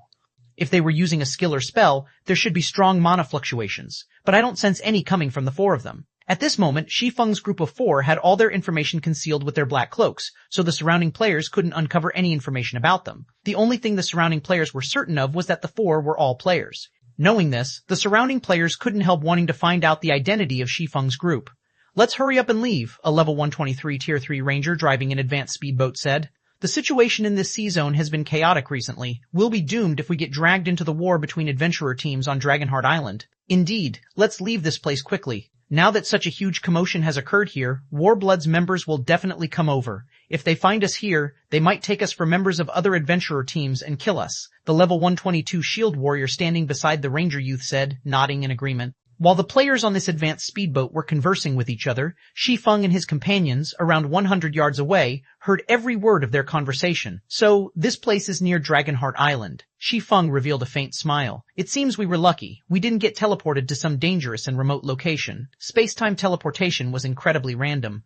If they got teleported into a dangerous location, such as a forbidden land or a special location that prevented teleportation, making their way home would be very troublesome. Nodding, Lifeless Thorn said, but based on these people's words, there seems to be quite a struggle occurring on Dragonheart Island. That's normal. With the NPC population growing continuously, the number of NPCs operating at sea would naturally increase. While they might not be as numerous as the landlocked NPCs, they will still outnumber players by a large margin, and with the participation of NPCs, the various powers will definitely struggle even more desperately among themselves for resources, Shi Feng said, unsurprised by Dragonheart Island's current state of affairs. This was because he had received some news from Liang Jing a few days ago. According to her, God's Domain was truly messed up right now, and NPC forces had even begun taking action against the guild towns of players. Although the NPC forces did not directly assault guild towns, they still created a lot of trouble inside the guild towns. They forced the guilds running these towns to submit to them and pay a ton of resources and coins in tribute. Otherwise, they would continue their harassment until the guild town imploded. In Shi Feng's previous life, many unrated guilds and third-rate guilds had no choice but to submit to these NPC forces' extortion. After all, if these guilds lacked the income from their guild towns, they would truly be doomed. Now that God's Domain's first major update had arrived ahead of schedule, once the NPCs began taking action with full force, even first-rate guilds and superpowers would have no choice but to pay tribute to the NPC forces to buy time to develop themselves. After all, in God's Domain, players were merely a minority. One could also say that players were outsiders. Apart from immortality, players did not have any advantages over the original inhabitants of God's Domain. God's Domain's inhabitants far outnumbered players when it came to the top combatants both sides possessed. This would remain true even 10 years after God's Domain's launch. Upon hearing Shi Feng's words, a hint of anxiety appeared on Yuluo's face. Immediately, she took to the skies and flew toward the nearby advanced speedboat, her approach giving the 6 players on the boat a fright. These 6 players stared at Yuluo with horrified expressions. Their reaction was because the ability to fly freely in the sky was unique to players at Tier 4 or above. Tier 4 players were existences that even NPCs feared. Although there were only a small number of Tier 4 experts in God's domain, every one of them was a big shot capable of shaking heaven and earth with their every move. These Tier 4 experts were not existences ordinary Tier 3 experts like themselves could meet. "How may I help you, miss?" The Tier 3 ranger serving as the leader of the party asked respectfully as he looked up at Yuluo. The strong were respected in God's domain. This fact might not have been evident in the past. However, after experiencing the changes brought by the system's major update and the various NPCs' arrogant behavior, these players thoroughly understood that the world of God's domain was a much more straightforward and crueler place than the real world. When it came to dealing with Tier 4 powerhouses, if they offended the other party, it wouldn't be strange for them to get annihilated the next second. They also wouldn't be able to do anything about it. "Do you know Heaven's Blade's situation?" Yuluo asked. Heaven's Blade was her home. Its well-being had also been a concern for her all this time. Before she entered the ancient God's domain, the competition on Dragonheart Island had already been incredibly intense. Heaven's Blade had even clashed with several of the island's top adventurer teams and suffered casualties numbering in the thousands. This was why she had risked grinding and exploring a dangerous location by herself. Since her disappearance from the modern God's domain until now, a month had gone by. Meanwhile, 1 month was more than enough for the entirety of God's domain to undergo significant changes, let alone a small place like Dragonheart Island. Heaven's Blade? The ranger youth was surprised and confused by Yuluo's question. "What? Have you never heard of Heaven's Blade before?" Yuluo frowned. "Or do you not want to say it?" As Yuluo's voice chilled, the Tier 3 shield warrior and the others shuddered involuntarily and looked toward the ranger youth. They didn't know whether they should speak up. Although Yuluo hadn't revealed any killing intent thus far, her aura alone was already more than enough to instill fear in them. After all, they had personally witnessed just how powerful a Tier 4 player could be. A Tier 4 player could kill hundreds of Tier 3 players with just the flip of a hand. The silence had stretched out for a second when the ranger youth wiped away the cold sweat on his forehead and said hurriedly, "Miss, you misunderstand me. It's not that I refuse to tell you. It's just that this matter is already common knowledge in God's domain. I was just wondering why you would ask such a question, miss." Common knowledge in God's domain? Yuluo couldn't help feeling a little confused. According to Shi Feng, before his group entered the ancient God's domain, nothing big had happened to Heaven's Blade. It had simply been competing with Dragonheart Island's several top adventurer teams for resources as usual. Shi Feng had left the modern God's domain only a few days ago. Logically, nothing significant should have happened to Heaven's Blade. That's right. This incident caused quite the commotion back then. It affected over a dozen superpowers, the ranger said, nodding. 3 days ago, through some unknown means, not only did Warblood enter into an alliance with one of Dragonheart Island's local NPC forces, but someone from Warblood also got promoted to Tier 4. As a result, Warblood's influence on the island skyrocketed, and even 13 thrones suffered losses at the hands of Warblood. "What about Heaven's Blade?" Yuluo asked. Heaven's Blade, the ranger hesitated to answer because he knew that the Tier 4 powerhouse before him was definitely related to Heaven's Blade. After taking a deep breath, he continued, "Heaven's Blade disbanded 2 days ago." Disbanded? Yuluo was stunned. How was this possible? She had developed from the ground up together with Heaven's Blade, and the adventurer team was basically her home. Yet now, she was being told that Heaven's Blade had disbanded? At this moment, let alone Yuluo, even Shi Feng was stunned when he overheard the ranger's words from a distance. Heaven's Blade was one of Dragonheart Island's top 5 adventurer teams. Not only did the adventurer team boast close to 10 peak experts under its command, but its commander, Zui, was even one of Dragonheart Island's top 3 MTs. In the past, Zui had also been a legendary figure, and she had developed Heaven's Blade into an overlord-like existence in God's domain. Hence, hearing that Heaven's Blade had actually disbanded now came as a shock to him. If Heaven's Blade disbanded, where did Heaven's Blade's executives go? Suppressing the emotions in her heart and doing her best to stay calm, Yuluo asked in a quivering voice, "Where did Commander Zui and the others go?" Shaking his head, the ranger replied, "This I do not know. I only know that Heaven's Blade seems to have enraged Warblood. Warblood is still hunting down Heaven's Blade's members even now, going as far as sealing off Dragonheart Island. People on Dragonheart Island can't contact the outside world. Even those seeking to leave Dragonheart Island need to go through Warblood's inspection. If I were to guess, Heaven's Blade's executives have probably left Dragonheart Island and already gone somewhere else to develop." "I understand. You may go now." Yuluo could no longer remain calm after listening to the ranger's words. After waving her hand at the party of 6, indicating that they were free to continue with their business, she turned around and flew back to Shi Feng's group. After hearing Yuluo's words, the party of 6 felt like death row prisoners who had just been granted amnesty. Hurriedly, they sailed away from the area on their advanced speedboat, not daring to remain for even a moment longer lest Yuluo change her mind and vent her anger on them. "Yuluo, what do you plan to do now?" Shi Feng asked as he took in Yuluo's downcast expression. According to their original plan, they would go their separate ways after returning to the modern era. However, it turned out that Heaven's Blade had disbanded, and Yuluo probably couldn't save Heaven's Blade by herself. Me? Shi Feng's question left Yuluo at a loss. I don't know. The modern god's domain she was familiar with no longer existed, so she didn't know what she should do. Since that's the case, why don't we go take a look at Dragonheart Island for now, Shi Feng suggested. I still have some matters to deal with on Dragonheart Island. Meanwhile, although Heaven's Blade has disbanded, I believe Commander Zwei and Heaven's Blade's other executives wouldn't leave the island so easily. After all, their foundation and all their resources are on Dragonheart Island. It would be difficult for them to decide to change their base of operations within a short period. So, once we reach Dragonheart Island, you might be able to contact them. Wuluo's eyes immediately glowed at Shi Feng's words. She felt that what he said was indeed true. Heaven's Blade's members had been residing on Dragonheart Island for such a long time now. How could they possibly just pack up and leave? Not to mention, even if Heaven's Blade was no more, she could still contact Commander Zwei and the others. After all, unlike the ancient god's domain, long-range communication between players was possible in the modern god's domain. Okay, I'll follow you, Guild Leader Black Flame. Yuluo nodded. Afterward, Shi Feng opened a spatial gate and teleported toward Dragonheart Island. Chapter 2795, Dragonheart Island's Chaos. Chapter 2795. Dragonheart Island's Chaos. The waters surrounding Dragonheart Island, over 1,000 ships were currently scattered around the island surrounding Dragonheart Island, all bearing the mark of the Warblood Adventurer team. Any ship traveling to Dragonheart Island had to submit to Warblood's inspection. In addition, as Dragonheart Island was enveloped by a sealing magic array, communication between the island and the outside world was impossible. Teleportation into and out of the island was also blocked. At this time, Dragonheart Island was practically Warblood's territory. Damn it, Warblood is too vicious. We clearly aren't Heaven's Blade's members, yet they charged us 3 magic crystals and 20 ancient bronze just for leaving Dragonheart Island. A level 114 Tier 2 berserker driving a speedboat cursed angrily as he watched the departing speedboat belonging to Warblood. Shh! They still haven't gone far.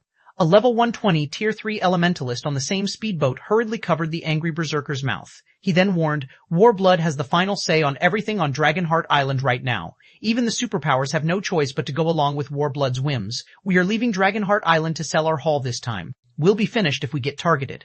I wonder what Heaven's Blade did to anger Warblood to such an extent. Even now, Warblood is still hunting for Heaven's Blade's members. The captured members are even sent to be imprisoned by NPCs, a level 117 Tier 2 Oracle mused, when she saw that Warblood's speedboat was already more than 300 yards away. Isn't that obvious? Warblood's clearly trying to get Heaven's Blade's lands near the World Tower, the berserker said indifferently. They are discovering more and more treasures in the World Tower's underground floors right now. The 4th underground floor is especially amazing. However, the abnormal energy in the 4th floor is overwhelming, and the food needed to recover from this energy is incredibly expensive and uneconomical.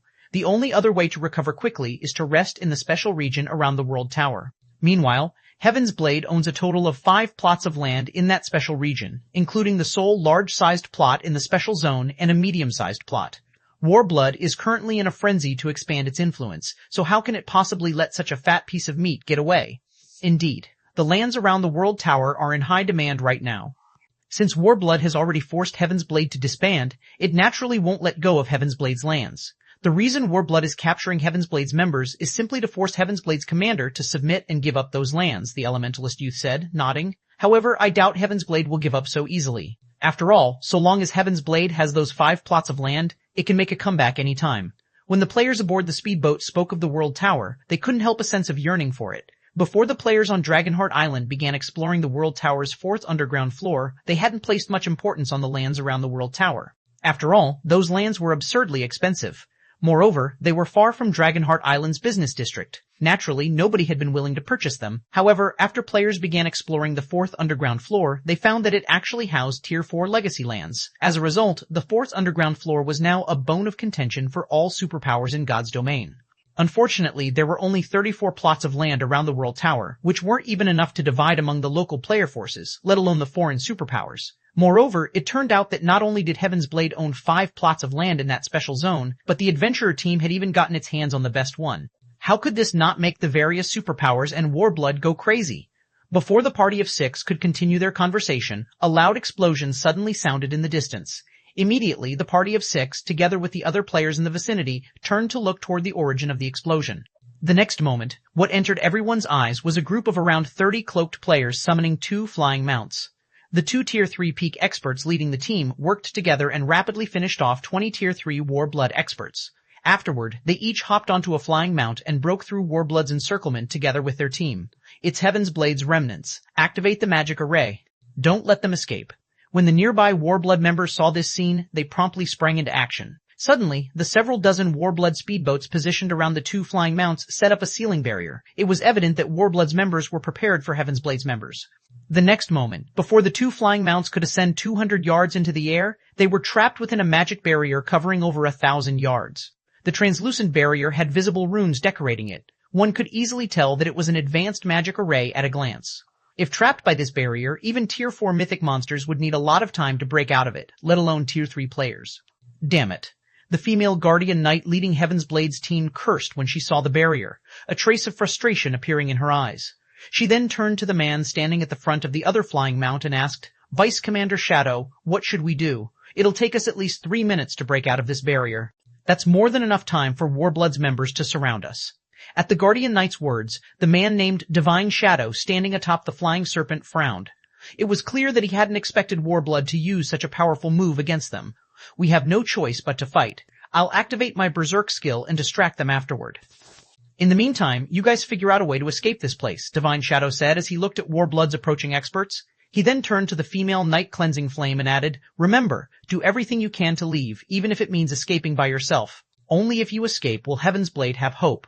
"Yes, sir," Cleansing Flame answered, a solemn expression appearing on her face. Now that Heaven's Blade had already disbanded and Warblood was even hunting down Heaven's Blade's members on Dragonheart Island, Heaven's Blade's only hope of making a comeback was to seek help from the outside world. With the deeds of the Special Zone's lands in her hands, it was entirely possible to recruit the help of a super guild if they paid a certain price. However, before Cleansing Flame could control her flying serpent to head for the barrier's edge, a powerful voice echoed in the ears of Heaven's Blade's members. "Escape? Do you think it's that easy? None of you should think of leaving today." Before Divine Shadow and Cleansing Flame could react to the situation, a man suddenly appeared in front of them. This crimson-eyed man wore a dark red robe and held a crimson wooden staff. His entire being also gave off an indescribably evil feeling. Just by hovering in the air, this evil-looking man exerted a powerful pressure on Heaven's Blade's members. Divine Shadow and the others felt as if a mountain were weighing down their bodies. They could also feel the mana surrounding them growing hostile. "Autumn Plant?" A hint of confusion appeared in Divine Shadow's eyes when he saw the crimson-robed man. "Impossible. Shouldn't you be leading a team to the 4th floor?" The evil man blocking their team was none other than Autumn Plant, one of Warblood's 4 great vice commanders, as well as Warblood's sole Tier 4 member. As a great wizard, he was an existence capable of destroying half of a small island with one attack. Previously, Autumn Plant had even single-handedly wiped out tens of thousands of 13 Thrones' experts using a single Tier 4 large-scale destruction spell. Over 20 of the casualties were Void Realm experts, and 3 were Domain Realm experts. As a result of this severe loss, 13 Thrones had no choice but to back off from competing with Warblood. After this battle, Autumn Plant had also been crowned the undisputed #1 player on Dragonheart Island. Meanwhile, it was because they had caught wind that Autumn Plant had left for the World Tower's 4th underground floor that they had attempted to escape Dragonheart Island. Yet now, if I didn't visit the 4th floor, would you remnants be willing to come out? Autumn Plant sneered contemptuously as he looked down on Divine Autumn and the others. "You tricked us." Divine Shadow clenched his fists in anger. He never thought that he would fall for Autumn Plant's trap. "We've always been rivals in the past. Now that you've gotten promoted to Tier 4, I want to see just how strong you've become." After saying so, Divine Shadow activated his Berserk skill, his aura skyrocketing to the point of rivaling Tier 4 mythic monsters. At this time, if comparing purely in terms of aura, Divine Shadow was not the slightest bit inferior to Autumn Plant. Fool. When Autumn Plant sensed the intensity of Divine Shadow's aura skyrocketing, his scion remained unchanged. Instead, he merely waved his hand. Before Divine Shadow could react, over a dozen crimson chains appeared out of thin air and bound his body. And despite struggling with all his might, he couldn't break free from their restraint no matter what. On the contrary, his resistance weakened as time passed. How is this possible? Cleansing Flame was stunned. Divine Shadow was one of Heaven's Blade's few Domain Realm experts. With his Berserk skill activated, logically, he should be able to put up a good fight against a Tier 4 player. Yet, Divine Shadow was captured instantly. Autumn Plant had thoroughly shattered their understanding of Tier 4 existences. You people don't know just how massive the gap between Tier 3 and Tier 4 classes is. Do you really think you can turn things around when going up against me? Looking at Cleansing Flame's stunned expression, Autumn Plant sneered. Let alone 1 Domain Realm expert, even 10 Domain Realm experts working together won't last more than 3 moves against me. Realizing the difference between them, Divine Shadow turned to Cleansing Flame and the others and shouted, Damn it! Everyone, kill yourselves. Don't let him capture you. Don't even think you can kill yourselves so easily, Autumn Plant said, brandishing his staff. The next moment, blood-red chains appeared from the void and bound Cleansing Flame and the others, preventing them from moving their bodies at all. The difference between the two sides was clear for all to see. How can a Tier 4 class be so powerful? Divine Shadow and the others stared at Autumn Plant with disbelief. They had seen Shi Feng's battle video during the reserve seat competition at the War God's Temple. In their opinion, although Tier 4 players were powerful, they were not an insurmountable opponent. However, they actually couldn't offer even the slightest resistance to Autumn Plant. The strength Autumn Plant displayed far surpassed Shi Feng's. While Heaven's Blade's members were shocked by the massive gap in strength between them and Autumn Plant, Warblood's other members caught up with them and secured them. Alright, take them to the NPCs.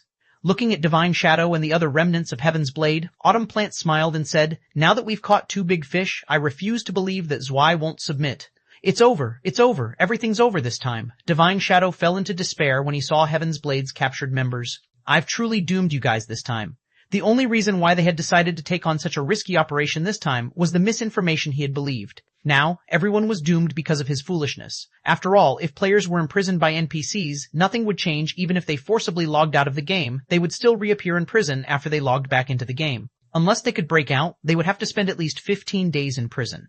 A 15-day gap was more than enough for everyone to fall far behind God's Domain's frontline players. However, as Divine Shadow was falling into a pit of despair and self-reproach, a horned eagle carrying 4 people suddenly came flying over from a distance. To everyone's surprise, the horned eagle actually sported Heaven's Blade's flag extremely conspicuously. More remnants of Heaven's Blade? Seeing as they have a horned eagle, it seems another big fish has arrived. Autumn Plant's lips curled up in delight when he saw the horned eagle. Meanwhile, this unexpected situation also confused Divine Shadow and the others. They couldn't understand why one of Heaven's Blade's horned eagles would be flying to them from outside Dragonheart Island. However, when they recalled Autumn Plant's capabilities, they immediately began shouting at the people riding the horned eagle to escape. Although Tier 4 players could fly, their flying speed wasn't comparable to flying mounts. Hence, it was still possible to escape if the horned eagle flew at full speed. Escape? Do you think that's possible? After saying so, Autumn Plant used instantaneous movement and rapidly approached the horned eagle. A Tier 4 Great Wizard's instantaneous movement had a range of 3,000 yards, many times superior to a Tier 3 Great Mage's instantaneous movement. Chapter 29.6 Black Flame's Astonishing Appearance. Chapter 29.6 Black Flame's Astonishing Appearance. When Divine Shadow and the other Heaven's Blade's members saw Autumn Plant teleporting away, their eyes turned bloodshot, and they desperately tried to stop him. Unfortunately, none of them managed to break free of their restraints, and they could only watch helplessly as the scene before them continued playing out. Damn it! At this moment, Divine Shadow couldn't help wondering why Autumn Plant had managed to get promoted to Tier 4. In terms of combat standards, Autumn Plant couldn't even rank within Dragonheart Island's top 20. The only advantage he had was his race as a half-elf, which granted him a slightly better affinity with mana. However, the promotion quest of half-elves was also much harder than that of humans. For the sake of balance, races with strong talents in God's domain would often find their talents becoming shackles that prevented them from advancing. Hence, not many players were willing to convert to other races. Only those with incredible willpower would take this risky path. As proof of the limitation of other races, Autumn Plant had gotten promoted to Tier 3 slightly later than players of similar levels and combat standards. Yet, he was actually the first to reach Tier 4 on Dragonheart Island. This situation was simply unbelievable, no matter how Divine Shadow looked at it. In reality, though, Autumn Plant's promotion to Tier 4 was a complete accident. It wasn't something he had actively sought to accomplish. Instead, his promotion was related to the legacy of his hidden class. Vice Commander, we don't have many Horned Eagles. Aside from the 2 of the other Vice Commanders remaining on Dragonheart Island, the only other Horned Eagle I can think of belongs to the missing team leader, Yu Luo, Cleansing Flame said worriedly as she looked at the approaching Horned Eagle. Could that person flying toward us be team leader Yu Luo? It should be, but it's useless to say anything now, Divine Shadow said, smiling helplessly. If we can't do anything against Autumn Plant, what more can Yu Luo do? At this time, he no longer held any hopes of Yu Luo escaping. It might have been a different story if Yu Luo were a scout class, but as a cleric, she wouldn't notice Autumn Plant's rapid approach before it was too late. That's right. Now that Autumn has taken action, they can't escape. You should just obediently follow us back and persuade your commander. At this time, a blue-clad woman suddenly appeared beside Divine Shadow and the others, giving Cleansing Flame and the others a scare. This female ranger was none other than Inkfeather, another one of Warblood's 4 great vice commanders. I never thought that Warblood would send 2 of its vice commanders just to stop us.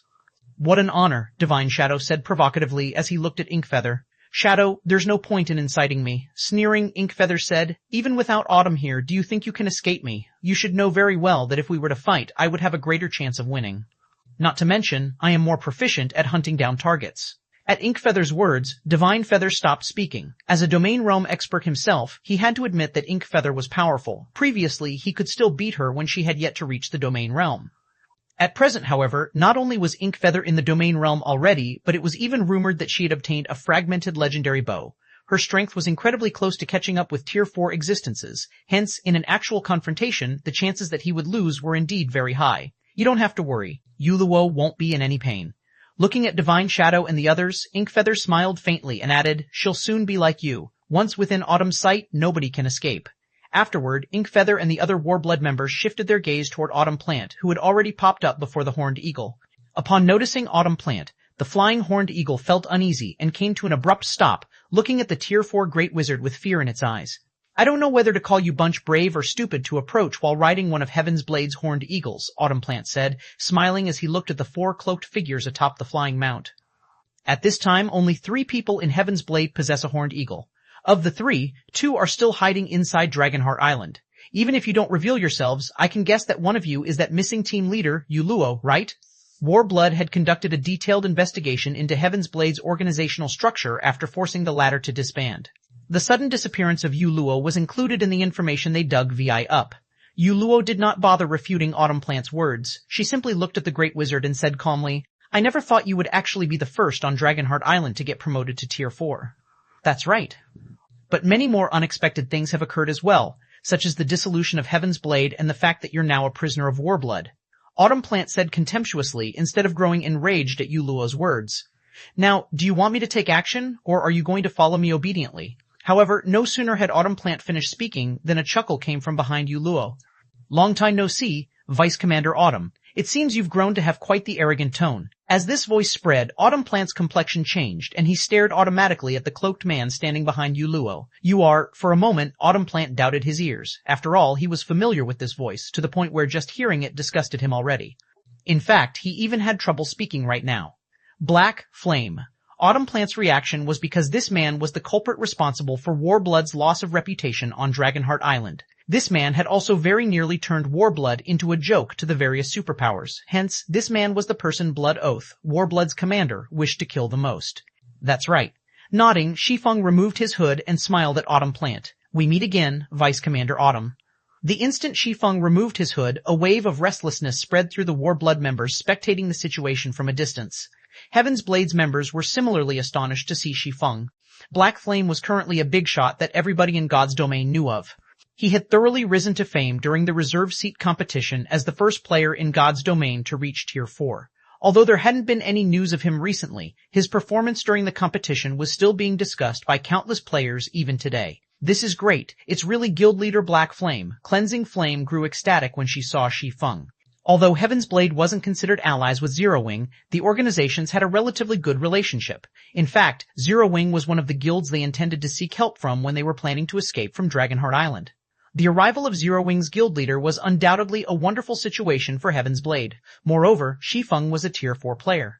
Even Autumn Plant shouldn't dare act recklessly before him. However, as Cleansing Flame and the others were rejoicing, Inkfeather sneered at them. Don't celebrate too soon. Black Flame's appearance here is just perfect. Looking at Shi Feng's distant figure, Inkfeather smiled faintly. He turned Warblood into everyone's laughingstock previously. Now, we'll let him know that he won't get off scot-free for interfering in Warblood's matters. After saying so, Inkfeather shot a dazzling arrow into the sky, which was visible even from 10,000 yards away. Immediately afterward, the Warblood members patrolling on speedboats in the vicinity each took out a stone with strange runes engraved on it. They then began frenziedly pumping their mana into the stone. Suddenly, a storm brewed, blanketing the entire sea zone. Simultaneously, multiple barriers emerged from the ocean, thoroughly enveloping Shi Feng's group of 4. An endless supply of water-type mana also bound them, the restriction weakening their basic attributes and physique by 30%. What a powerful restriction. Shi Feng was a little surprised by this situation. There were very few magic arrays capable of affecting Tier 4 players significantly. Even a Master Magic Array would only be capable of reducing a Tier 4 player's basic attributes. It would hardly affect a Tier 4 player's physique. Nevertheless, the magic array used on them had reduced both their basic attributes and physique by a significant margin. This was truly an amazing magic array. Ha ha ha! Black Flame, you've really barged your way into hell now. Autumn Plant burst into delighted laughter when he saw that the magic barrier had taken effect. We originally intended this sea prison to be a present for Heaven's Blade's way. Now, though, we're giving it to you. What do you think? Under normal circumstances, Autumn Plant would still have to be afraid of Shi Feng. After all, Shi Feng was the first player to reach Tier 4. Hence, Shi Feng's understanding of Tier 4 classes should greatly surpass his own. There was also the fact that the moves Autumn Plant had employed against Tier 3 players would have hardly any effect on Tier 4 players. However, the situation was different now. The Sea Prison was a magic array capable of suppressing even Tier 4 existences significantly. While a 30% reduction of basic attributes couldn't be considered significant, a 30% reduction of physique was massive. Such a suppression would basically reduce a Tier 4 physique to the Tier 3 standard. With such a huge difference in physique, even if Shi Feng possessed astonishing basic attributes, he wouldn't be a match for Autumn Plant. This Sea Prison is not bad, but you wasted it for nothing. After observing the runes on the barrier, Shi Feng found that this ancient magic array's current performance could only be considered half-baked at best. At the very least, it needed over a dozen master magicians to exhibit its capabilities fully. What arrogance! Upon seeing Shi Feng's nonchalant behavior, Autumn Plant brandished his staff. Death is already knocking on your door. I want to see just how long you can keep up your facade. After saying so, Autumn Plant summoned several dozen crimson chains that shot at Shi Feng. Tier 4 legacy spell, Bloodbound Lock. However, just as the crimson chains were about to reach Shi Feng, a ripple of mana came from his body and stopped all of the chains cold 1 meter away from him.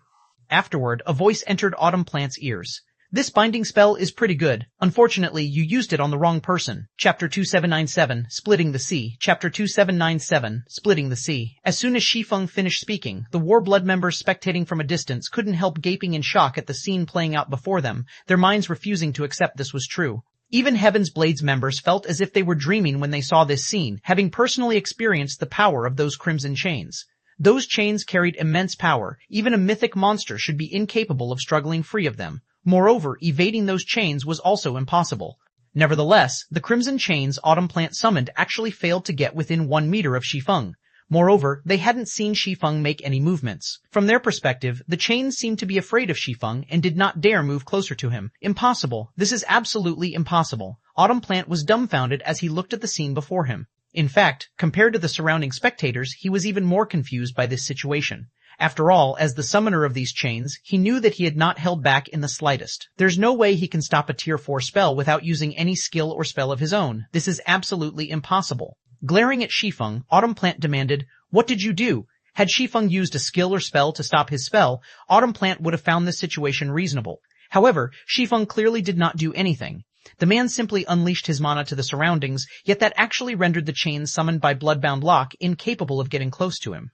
At this moment, let alone Autumn Plant, even Yu Luo, Lifeless Thorn, and Solitary 9 were surprised by this situation. They knew that Shi Feng was incredibly strong. After all, he had very nearly killed Lionheart in one move. However, they never thought that he could actually stop a Tier 4 binding spell just by unleashing his mana. This situation had thoroughly shattered their understanding of Shi Feng. Can't you see it very clearly? Looking at Autumn Plant's horrified expression, Shi Feng said calmly, "As a Tier 4 Great Wizard, you should be well aware that a spell's performance is dependent on the difference between the quality of the spell's mana and that of the target's mana. Do you think a fragile rope can restrain an elephant?" After obtaining level 1 world authority, aside from a slight improvement in his affinity with and control of mana, he had also gained a significant boost in his understanding of the operating principles of mana. Hence, he was now capable of condensing mana of much higher quality and in much greater quantity. Now, the mana he could conjure was at least 50% stronger than what he could with just a 110% completion rate mana body. Thanks to this improvement, all mana that entered his mana domain was subject to his control. Autumn Plant's attempt to bind him with a Tier 4 binding spell that hadn't even reached a 100% completion rate was a complete and utter joke.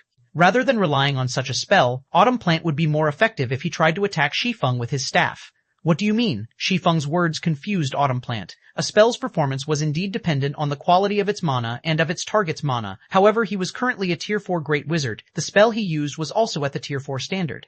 How could his spell not have any effect against a player of the same tier? What do I mean? Shi Feng shook his head in disappointment. He had already given Autumn Plant a clear explanation, yet the latter still failed to understand the cause of his failure. Alright then, I'll just let you feel it yourself. As soon as Shi Feng finished speaking, a ripple of mana spread out from his body. The space within a 1,000-yard radius of Shi Feng darkened. When looking at this darkened region from a distance, one would even see space within this region warping. Caught within Shi Feng's mana domain, Autumn Plant suddenly felt his mind turning sluggish. He also felt as if his body had fallen into a mire, as the ambient mana had undergone a complete change. At this point, the mana around him couldn't even be considered mana. Unlike normal mana, this mana felt dark, murky, and silent. Surrounded by this mana, Autumn Plant very nearly retched in disgust, his complexion turning incomparably pale. No! This is impossible. How can you have such mana? When Autumn Plant looked at Shi Feng now, his eyes were filled with fear and madness. He simply couldn't fathom how there could be such a person in this world. Meanwhile, upon seeing Autumn Plant rambling on like a lunatic while looking at Shi Feng, Inkfeather immediately contacted him. Autumn, what happened on your side? Inkfeather stared at Autumn Plant's crazed behavior in confusion. Do you need our help? Autumn Plant had clearly been normal just a second ago. However, as soon as the dark space appeared, he began behaving abnormally. No, run quickly. Autumn Plant urged frantically when he received Inkfeather's call. He's not human at all. Not human? What do you mean? Inkfeather grew even more confused at Autumn Plant's words. His mana is too terrifying. We are absolutely no match for him, Autumn Plant exclaimed with a horrified expression. You need to escape quickly. Immediately notify the commander and have him contact Secret Hand. Only Secret Hand can go up against him. Notify Secret Hand? Is there a need to go that far? At this point, Inkfeather suspected that something was wrong with Autumn Plant's mental state. Their opponent was only a Tier 4 Sword Emperor. Even if Shi Feng was indeed the first player to reach Tier 4, there shouldn't be any need to seek help from the Secret Hand Association, the largest NPC force based on Dragonheart Island. After all, Warblood still had plenty of trump cards in reserve. Even if they couldn't get rid of Shi Feng shouldn't think of breaking out of the sea prison. Hostile players caught inside the sea prison would have their stamina and concentration drained rapidly. Even a Tier 4 player wouldn't last more than 10 minutes within it. And if a player's stamina and concentration zeroed out, they wouldn't be able to move their body at all. They might even die outright. Hence, even if their team was no match for Shi Feng in a frontal confrontation, they could still whittle him to death inside the sea prison. When Inkfeather showed no intention of listening to his words, Autumn Plant felt like he was about to go crazy. No, listen to me. You don't know just how Powai 11. Before Autumn Plant could say anything more, Shi Feng finally took action. The swordsman unsheathed the abyssal blade, raised the magic weapon slightly, and executed a vertical slash at the space in front of him. First sword, Light Shadow. Suddenly, an illusory greatsword several hundred meters long appeared in the sky and fell toward Autumn Plant, leaving a dark void that divided the world into two in its wake. Before anyone could react, the sea prison trapping Shi Feng's group split in half, and a massive void spanning over 1,000 yards opened up in the ocean. Seawater then flooded into the dark void, creating spectacular waterfalls. Surging waves carried the nearby ships toward this spatial tier, and the ships that fell into the void had their crews instantly vaporized. The 1,000-plus Warblood members maintaining the sea prison's magic array spat out blood on the spot and fell into a mentally weakened state. It was evident that they had suffered a severe backlash from the barriers breaking. Meanwhile, a dark void had replaced the area Autumn Plant originally occupied. As for Autumn Plant himself, he was nowhere in sight. Chapter 2798, Another Tier 4.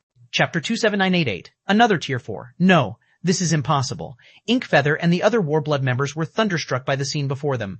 The sea prison was an ancient magic array capable of trapping even superior mythic monsters, yet it had shattered from just one attack.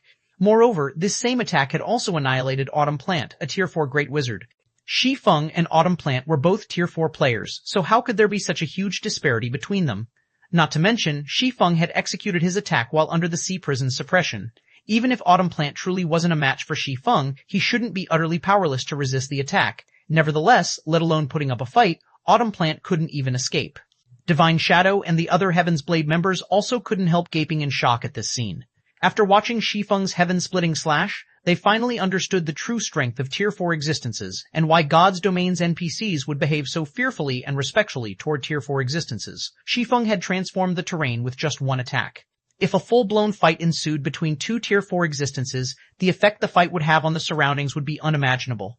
Vice Commander, what should we do now? The sea prison is already broken, and Vice Commander Autumn has been killed. I'm afraid that we, a level 22 Tier 3 assassin, asked worriedly as he looked at Inkfeather. Have everyone retreat, Inkfeather said, gritting her teeth. Also, notify the commander of everything that happened here. Black Flame is no longer someone we can handle. We need Secret Hand's assistance. Understood. The Tier 3 assassin breathed out a sigh of relief when he heard Inkfeather's words. If they were to fight Shi Feng, they would die without question. Subsequently, Warblood's members frantically retreated to Dragonheart Island, many of them even using Tier 3 instantaneous movement scrolls or other life-saving scrolls. Their reaction was because they knew very clearly just how terrifying a Tier 4 player could be. While more than 3,000 yards might separate them from Shi Feng right now, the swordsman could probably close the distance in just a few seconds if he flew at full speed. Black Flame, Warblood will remember this transgression. We will be waiting for you on Dragonheart Island, Inkfeather bellowed. With Shi Feng's group rapidly approaching, she promptly activated her Tier 3 instantaneous movement scroll and disappeared, abandoning the bound Heaven's Blades members. 2 seconds after Inkfeather disappeared, Shi Feng's group of 4 arrived before Divine Shadow and the others. Those people were so arrogant before, yet they ran away even faster than rabbits.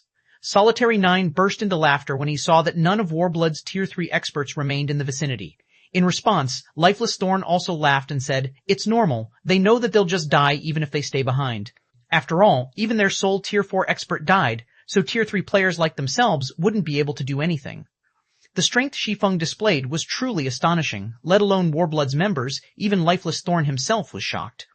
During the fight with the infant golden dragon, Shi Feng had forcibly cancelled his summoning. The backlash had drastically reduced both his concentration and basic attributes throughout the raid. And although he had activated a berserk skill near the end of the raid, the skill only allowed him to just barely participate in the fight. Hence, one could say that Shi Feng had never exerted his normal strength in the entire infant dragon raid.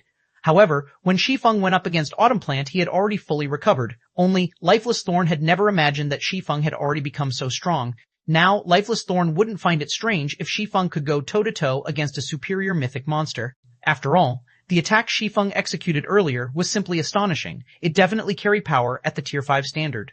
Guild Leader Black Flame, I am Vice Commander Divine Shadow of the Heaven's Blade Adventurer team. I really have to thank you for your help this time. If not for you, we would have definitely been imprisoned by Warblood for 15 days. Divine Shadow, who had been freed from his restraints, hurriedly stepped forward to thank Shi Feng. At this moment, the only feeling in his heart was a deep sense of awe. In the past, Divine Shadow only considered Shi Feng a local tyrant who had better luck than others. In his opinion, so long as he got promoted to Tier 4, he wouldn't be inferior to Shi Feng in any way. However, Divine Shadow now found his previous thoughts laughable. After all, in terms of strength, Shi Feng and he were like the sun and a candle. Even if he really managed to get promoted to Tier 4, he doubted he could last a single move against Shi Feng. As for Cleansing Flame, when she looked at Shi Feng, complicated emotions momentarily filled her heart. Previously, it was only thanks to Shi Feng's help that Heaven's Blade had managed to survive the existential threat it faced. Originally, she thought that with the significant improvements she made during this period, she had shortened the gap between herself and Shi Feng. However, it seemed that the gap between them had widened even further instead. In fact, Shi Feng had become so strong that she could no longer grasp just how powerful he was exactly. "It's nothing. I just happened to pass by," Shi Feng said, chuckling as he looked at Divine Shadow. "Team leader Yu Luo and I were trapped in the same place for some time. After we left that place, we appeared near Dragonheart Island. Can you tell me what Dragonheart Island's present situation is like?" Although the World Stone allowed him to log in and out of God's domain anytime he wanted, he had not logged off for several consecutive days because he had focused on grinding for levels. Meanwhile, God's domain was a game that was constantly changing. Several days was more than enough time for significant changes to sweep through the entire God's domain, let alone a small area like Dragonheart Island. Dragonheart Island was a location he had paid constant attention to, as well as one of Zero Wing's development focuses. The World Tower on Dragonheart Island was incredibly special. Even Tier 5 players could benefit from it because there were plenty of ancient ruins hidden inside. In addition, once communication between the two main continents of God's domain increased in frequency, Dragonheart Island would become an important trade hub. Hence, he had established roots on Dragonheart Island a long time ago. However, due to the many matters he had to deal with on the eastern continent, he had no choice but to leave Dragonheart Island's matters to someone else. As a result, Zero Wing had never been able to develop properly on Dragonheart Island. Now that his strength had undergone a qualitative transformation and he also possessed massive wealth, he would naturally have to write Zero Wing's development on Dragonheart Island into his agenda. After all, Dragonheart Island had plenty of rare and precious resources. In fact, the rare basic materials that he needed for the construction of the small mobile fortress could all be found on the island. This was also one of the reasons why he had decided to head to Dragonheart Island directly. I see. Realization dawned upon Divine Shadow when he heard Shi Feng's words. He now roughly understood why Yu Luo was with Shi Feng's party. He then shook his head and sighed. Guild Leader Black Flame, Dragonheart Island has already become Warblood's private playground. Outside forces are unable to interfere with Dragonheart Island's affairs at all. Even Heaven's Blade has been forced to disband because of Warblood. Is it because of an NPC force? Shi Feng asked. Somehow, Blood Oath actually managed to partner up with the Secret Hand Association, Dragonheart Island's strongest NPC force. Because of this, even Dragonheart Island's local superpowers have to abide by Warblood's will to avoid getting targeted, Divine Shadow answered, his heart brimming with hatred toward Warblood. If not for the Secret Hand Association, Warblood couldn't have forced Heaven's Blade to disband no matter what. Even if Warblood had Autumn Plant, it would still be incredibly difficult for one Tier 4 player to deal with the entirety of Heaven's Blade inside the vast world tower. Naturally, it was also impossible for one Tier 4 Great Wizard to besiege a fortress. However, it was a different story for NPC forces. Even the weakest NPC force operating on Dragonheart Island had several Tier 4 NPCs under its command. What more the Secret Hand Association? According to the information Heaven's Blade found, the Secret Hand Association had as many as 14 Tier 4 NPCs. Moreover, some of these Tier 4 NPCs even held considerably high positions in Dragonheart City. Hence, it was a piece of cake for the Secret Hand Association to deal with a player force like Heaven's Blade in Dragonheart City.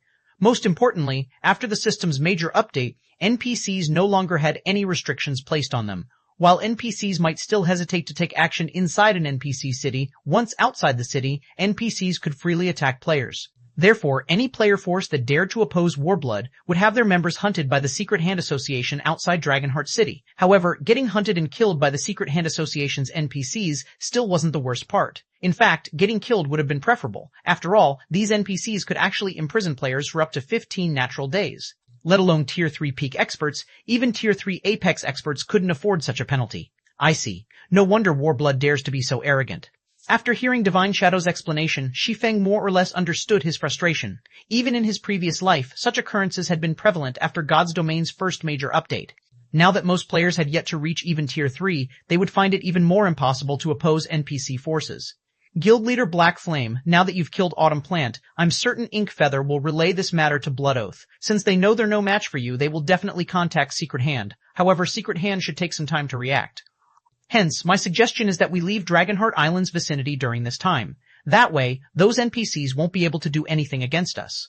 Although the Secret Hand Association was powerful, so long as they left the association's sphere of influence, the association's NPCs would most likely stop pursuing them. At worst, they would no longer be able to mingle on Dragonheart Island. However, God's Domain was a massive world. They could easily head to other locations to grind for levels. It wouldn't be too late for them to seek payback once they raised their strength. No, I won't be leaving with you. I still have some matters I need to deal with on Dragonheart Island, Shi Feng said, shaking his head. Smiling, he continued, Moreover, I have a debt to collect from Warblood. After Shi Feng finished speaking, Yuluo added in a determined tone, That's right, I'm also going to Dragonheart Island to meet with the commander. I will definitely make Warblood pay. Divine Shadow couldn't help growing anxious at Yuluo's words. They had gone to great lengths to escape from Dragonheart Island. If Yuluo were to head to Dragonheart Island now, it would be a one-way trip. Yuluo, stop fooling around. Guild Leader Black Flame is a Tier 4 player, so he might not have any problems, but you are. An astonishing aura suddenly burst forth from Yuluo's body, interrupting Divine Shadow and subjecting him and the others to powerful pressure. The aura Yuluo released was even more frightening than Autumn Plant's. Divine Shadow, was dumbfounded when he sensed Yuluo's aura. Only after a long time did he manage to ask, You've reached Tier 4? Chapter 2799, Returning to Dragonheart City, Chapter 2799, Returning to Dragonheart City. In response to Divine Shadow's question, Yuluo faintly smiled and nodded. I was lucky to get promoted, thanks to Guild Leader Black Flame. Despite Yuluo's humble response, her affirmation still dumbfounded Divine Shadow. However, the life aura Yuluo radiated couldn't be faked. Basic attributes couldn't make up for the difference in life rating he sensed. Team Leader Yuluo, you're amazing. Cleansing Flame was similarly stunned by the revelation. After snapping out of her daze, she exclaimed joyfully, Now that you've gotten promoted to Tier 4, that makes you Dragonheart Island's second Tier 4 expert. If the commander finds out about this, she'll definitely be tickled pink. The current era no longer belonged to Tier 3 players, but to Tier 4 players. So long as a power gained a Tier 4 player, it would receive a significant boost to its status and authority, and even NPC forces would not dare offend it recklessly. When Divine Shadow remained in a daze even after a long time had passed, Yuluo smiled and prompted, Vice Commander Shadow, may I return to Dragonheart City together with Guild Leader Black Flame now? You are now a Tier 4 player, so I naturally can't stop you. There is also no need to stop you, Divine Shadow replied, sighing. He never thought that after not seeing each other for only a month, Yuluo would have already grown into an existence he had to look up to. He then continued, However, I will return with you. Things on Dragonheart Island have changed significantly after the major update. You can avoid a lot of unnecessary trouble if you have me guiding you. Vice Commander, I'll go with you too. Currently, after the Commander, I have the highest status in Dragonheart City out of everyone in Heaven's Blade. With me around, those NPCs shouldn't make too much trouble for us, Cleansing Flame volunteered. Status? Trouble? Yuluo was confused by Cleansing Flame's words. Since when did players require a certain degree of status to enter Dragonheart City? On the other hand, Shi Feng understood what Cleansing Flame meant. After the system's first major update, aside from NPCs becoming the majority in God's domain, NPCs would also start behaving more realistically. This was especially true for the various NPC forces. Although NPC forces were powerful, most of them still operated under the banner of specific kingdoms, empires, or neutral cities like Dragonheart City. Hence, ostensibly, these NPC forces wouldn't dare mess around with players in NPC cities. However, that did not stop these NPC forces from abusing their positions to harass player forces. One example would be imposing pointless inspections on players trying to enter or exit the city, which wasted their time. Hence, a player's status in NPC cities became very important. However, the status mentioned here was different from the noble ranks players gained. Having status in an NPC city meant obtaining a position carrying actual power in the city. As for the noble ranks players gained previously, they were merely empty titles after the major update took place. Noble ranks no longer granted players actual power in an NPC city, only benefits such as the ability to recruit personal guards. Take Shi Feng's visit to the Twin Towers Kingdom's capital city, for example. The way the senior administrator of the city hall there referred to him was completely different from how most NPCs referred to him before the major update. The senior administrator hadn't addressed Shi Feng with honorifics such as Bronze Legatee, Lord Earl, etc. Instead, the NPC merely addressed him as Sir. Only after Shi Feng had taken out the War God's Temple's certification did the NPC change his address to Lord Guild Leader. This was because he was the guild leader of a guild the War God's Temple recognized officially. In NPC cities, his status was roughly equivalent to the deputy city lords. Without the War God's Temple certification, though, Shi Feng would merely be an insignificant existence to the senior administrator. Of course, had Shi Feng revealed his Tier 4 ranking, he would similarly receive different treatment. Only, compared to that of players holding actual positions of power, his treatment would still be slightly inferior. After all, no individual Tier 4 player would dare cause a ruckus in an NPC city unless they were tired of living. Hence, so long as an NPC wasn't an adventurer that frequently operated out in the fields, they wouldn't fear Tier 4 players at all. Alright, you can come with us. Divine Shadow couldn't help feeling a little helpless as he looked at Cleansing Flame. However, what she had said was also true. Previously, if not for Cleansing Flame holding the position of a squadron captain in Dragonheart City's Dragonheart Knight Legion, they would have had trouble even stepping out of the city's entrance, let alone escaping Dragonheart Island. Afterward, Divine Shadow secretly led Shi Feng's group back to Dragonheart City. As for the other Heaven's Blade members, they used this opportunity to depart from Dragonheart Island's vicinity quickly to avoid the Secret Hand Association's pursuit. Dragonheart Island, Dragonheart City, due to the system's major update, Dragonheart City had become much livelier. Now, NPCs of foreign races were everywhere in the city's port, and previously scarce Tier 3 NPCs crowded the port. Most of these NPCs were at level 130, with some even reaching level 150. They were practically comparable to the Tier 3 NPC guards of Dragonheart City. Meanwhile, Dragonheart City's player population had also increased significantly. This was especially true of Tier 3 independent experts. Roughly 30% of the Tier 3 independent experts operating in the major sea zones surrounding Dragonheart Island gathered here. As for the reason, firstly, Dragonheart City's trade market was much more prosperous than other locations. Here, one could purchase many items that normally couldn't be found in the outside world. For example, Dragonheart City's auction house sold epic weapons and equipment usable by players. The only problem was that the currency used here was not the standard coins, but ancient coins. Secondly, the World Tower's fourth underground floor had Tier 4 legacy lands. Moreover, aside from independent experts, many of God's Domain superpowers had also dispatched their members to develop on Dragonheart Island. Because of this situation, Dragonheart City most likely housed the largest number of Tier 3 players out of the various cities in God's Domain. This was also one of the reasons why Shi Feng decided to visit Dragonheart City in person. However, before Shi Feng and the others could enter Dragonheart City, they came across Inkfeather once more. At this time, Inkfeather and several hundred other War Blood members were carefully inspecting the players trying to enter the city. Even Bloodoath was standing by the entrance and quietly observing the moving crowd. His appearance at the entrance garnered a lot of attention from the surrounding players. What's going on? Why is Bloodoath here? I heard that someone killed one of Warblood's executives in the nearby waters. Bloodoath must have come to deal with those offenders personally. Crap. Who's the daring bastard that killed Warblood's members? The players began a quiet discussion among themselves as they looked at Bloodoath. They admired the person who dared kill Warblood's executive. After all, even the superpowers had to behave themselves around Warblood on Dragonheart Island. Otherwise, they would meet a tragic end. A single death definitely wouldn't be enough to compensate for the offense of killing one of Warblood's executives near Dragonheart Island. Hush, keep your voice down. Don't you see that man beside Blood Oath? A level 122, Tier 3 Ranger said, berating his guildmates. Pointing at a stalwart man clad in silvery knight armor standing beside Blood Oath, the Ranger said, "That person is Sabreed, one of the Secret Hand Association's Tier 4 NPCs. He is also one of the vice commanders of the city's Knight Legion. If he hears you, you'll be locked up for several days." At the Ranger's warning, his party members promptly stopped speaking. The name Sabreed was one they were very familiar with. This NPC was precisely why the various superpowers seeking to establish roots on Dragonheart Island had suffered severe losses. These foreign superpowers had many of their Tier 3 experts caught and jailed in Dragonheart City's prison for 3 days. The reason for their imprisonment was that they had offended Sabreed. Damn it! Blood Oath actually managed to get Sabreed here in such a short time. Divine Shadow's complexion darkened when he saw the knight standing beside Blood Oath. That Sabreed will definitely cause all sorts of problems for us to prevent us from entering the city, and so long as we show even the slightest sign of aggression, he'll abuse his authority to have guards capture us. Before Divine Shadow could finish explaining, Blood Oath noticed Shi Feng's group, and a sly smile appeared on his face. "Lord Sabreed, I found those troublemakers," Blood Oath said to Sabreed as he pointed at Shi Feng's group. "It's those people. That man standing in the lead even let Heaven's Blade's remnants get away, disrupting Warblood's expansion plans completely. Is that so?" Sabreed, who looked to be in his early 40s, looked at the location Blood Oath indicated. Narrowing his eyes, he said to the soldier standing beside him, "Bring them to me. If they resist, you know what to do, right?" "Leave it to us, Vice Commander." The level 150 Tier 3 soldier smiled and nodded. He then led a team of around a dozen guards and approached Shi Feng's group. Chapter 2800, Silent Entrance. Chapter 2800, Silent Entrance.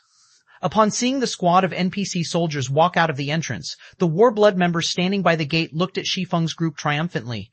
The soldier squad consisted of 12 level 150 Tier 3 NPC soldiers. These NPCs were already close to 30 levels higher than the current average level of Tier 3 players in God's domain. In addition, these NPCs also possessed the identity of Dragonheart City soldiers. After the major update, the NPC soldiers of NPC cities were no longer as rigid as before, enforcing all rules thoroughly and behaving impartially in their judgment. Instead, these NPC soldiers had become humanized, bending the rules to their liking. They could be strict with some and lenient with others. Meanwhile, so long as their actions fell within the permissible range of the rules, players would be utterly helpless against them.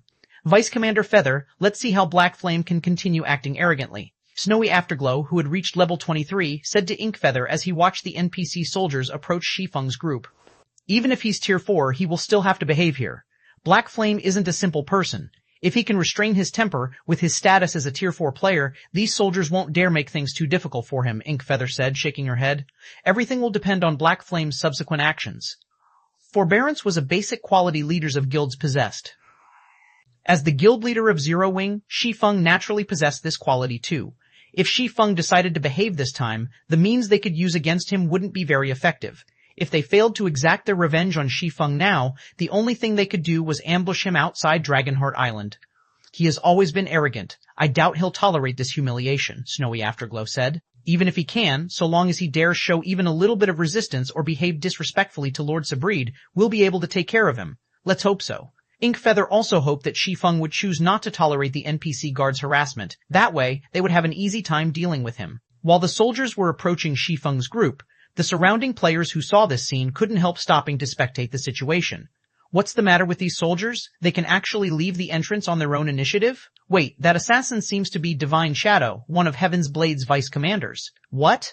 Heaven's Blade's members actually took the initiative to show themselves? Are they tired of living?" The surrounding players recognized Divine Shadow in no time at all and were astonished. After all, Warblood had long since placed a bounty on all of Heaven's Blade's members in Dragonheart City. By showing up at the city's entrance now, Heaven's Blade's members were basically throwing themselves into the jaws of death. Now that these NPC soldiers are going straight for them, they're seriously doomed. These NPCs are first-rate when it comes to making life difficult for others. They interrogated me for 2 whole hours the last time I came here. If I hadn't bribed them with a magic crystal, I would have most likely had to wait for a few more hours before I could enter the city. These soldiers are probably the Secret Hand Association's members as well. If Heaven's Blade's members get detained, it definitely won't end with just a few hours of interrogation. These soldiers will most likely corner them until they speak out in retaliation. And if they do that, they'll be jailed right away. Seeing the NPC soldiers taking the initiative to walk away from the entrance, the surrounding players looked at Shi Feng's group in pity. However, none of them stepped forward to help. After all, it would be an express train to hell if they did so. While the surrounding players were discussing quietly among themselves, The 12 NPC soldiers had surrounded Shi Feng's group. Dragonheart City is in chaos right now, so our superior has instructed us to tighten inspections to prevent people from making trouble in the city. Not only are you bunch acting suspiciously, but you are even concealing your identities with cloaks. Remove your cloaks and come with us, said the rough-looking guard heading the squad. Sneering, he added, rest assured the interrogation will be over quickly. It'll only take around a dozen hours, so it won't delay you for too long. Oh, right. Just in case, please open your spatial bags and let us inspect them. We cannot let you bring any prohibited items into the city. As soon as the head soldier finished speaking, the other guards began smiling as well. That's right, hurry up and open your bags, don't worry. We won't take any of your items, we'll only take a look at them. Right, it's just for an inspection. This is for Dragonheart City's safety. The several NPC soldiers laughed as they looked at Shi Feng. Meanwhile, Divine Shadow's complexion turned ashen when he heard the soldiers' words. He had never imagined that the Secret Hand Association's NPCs would be so ruthless. A spatial bag was a player's greatest secret.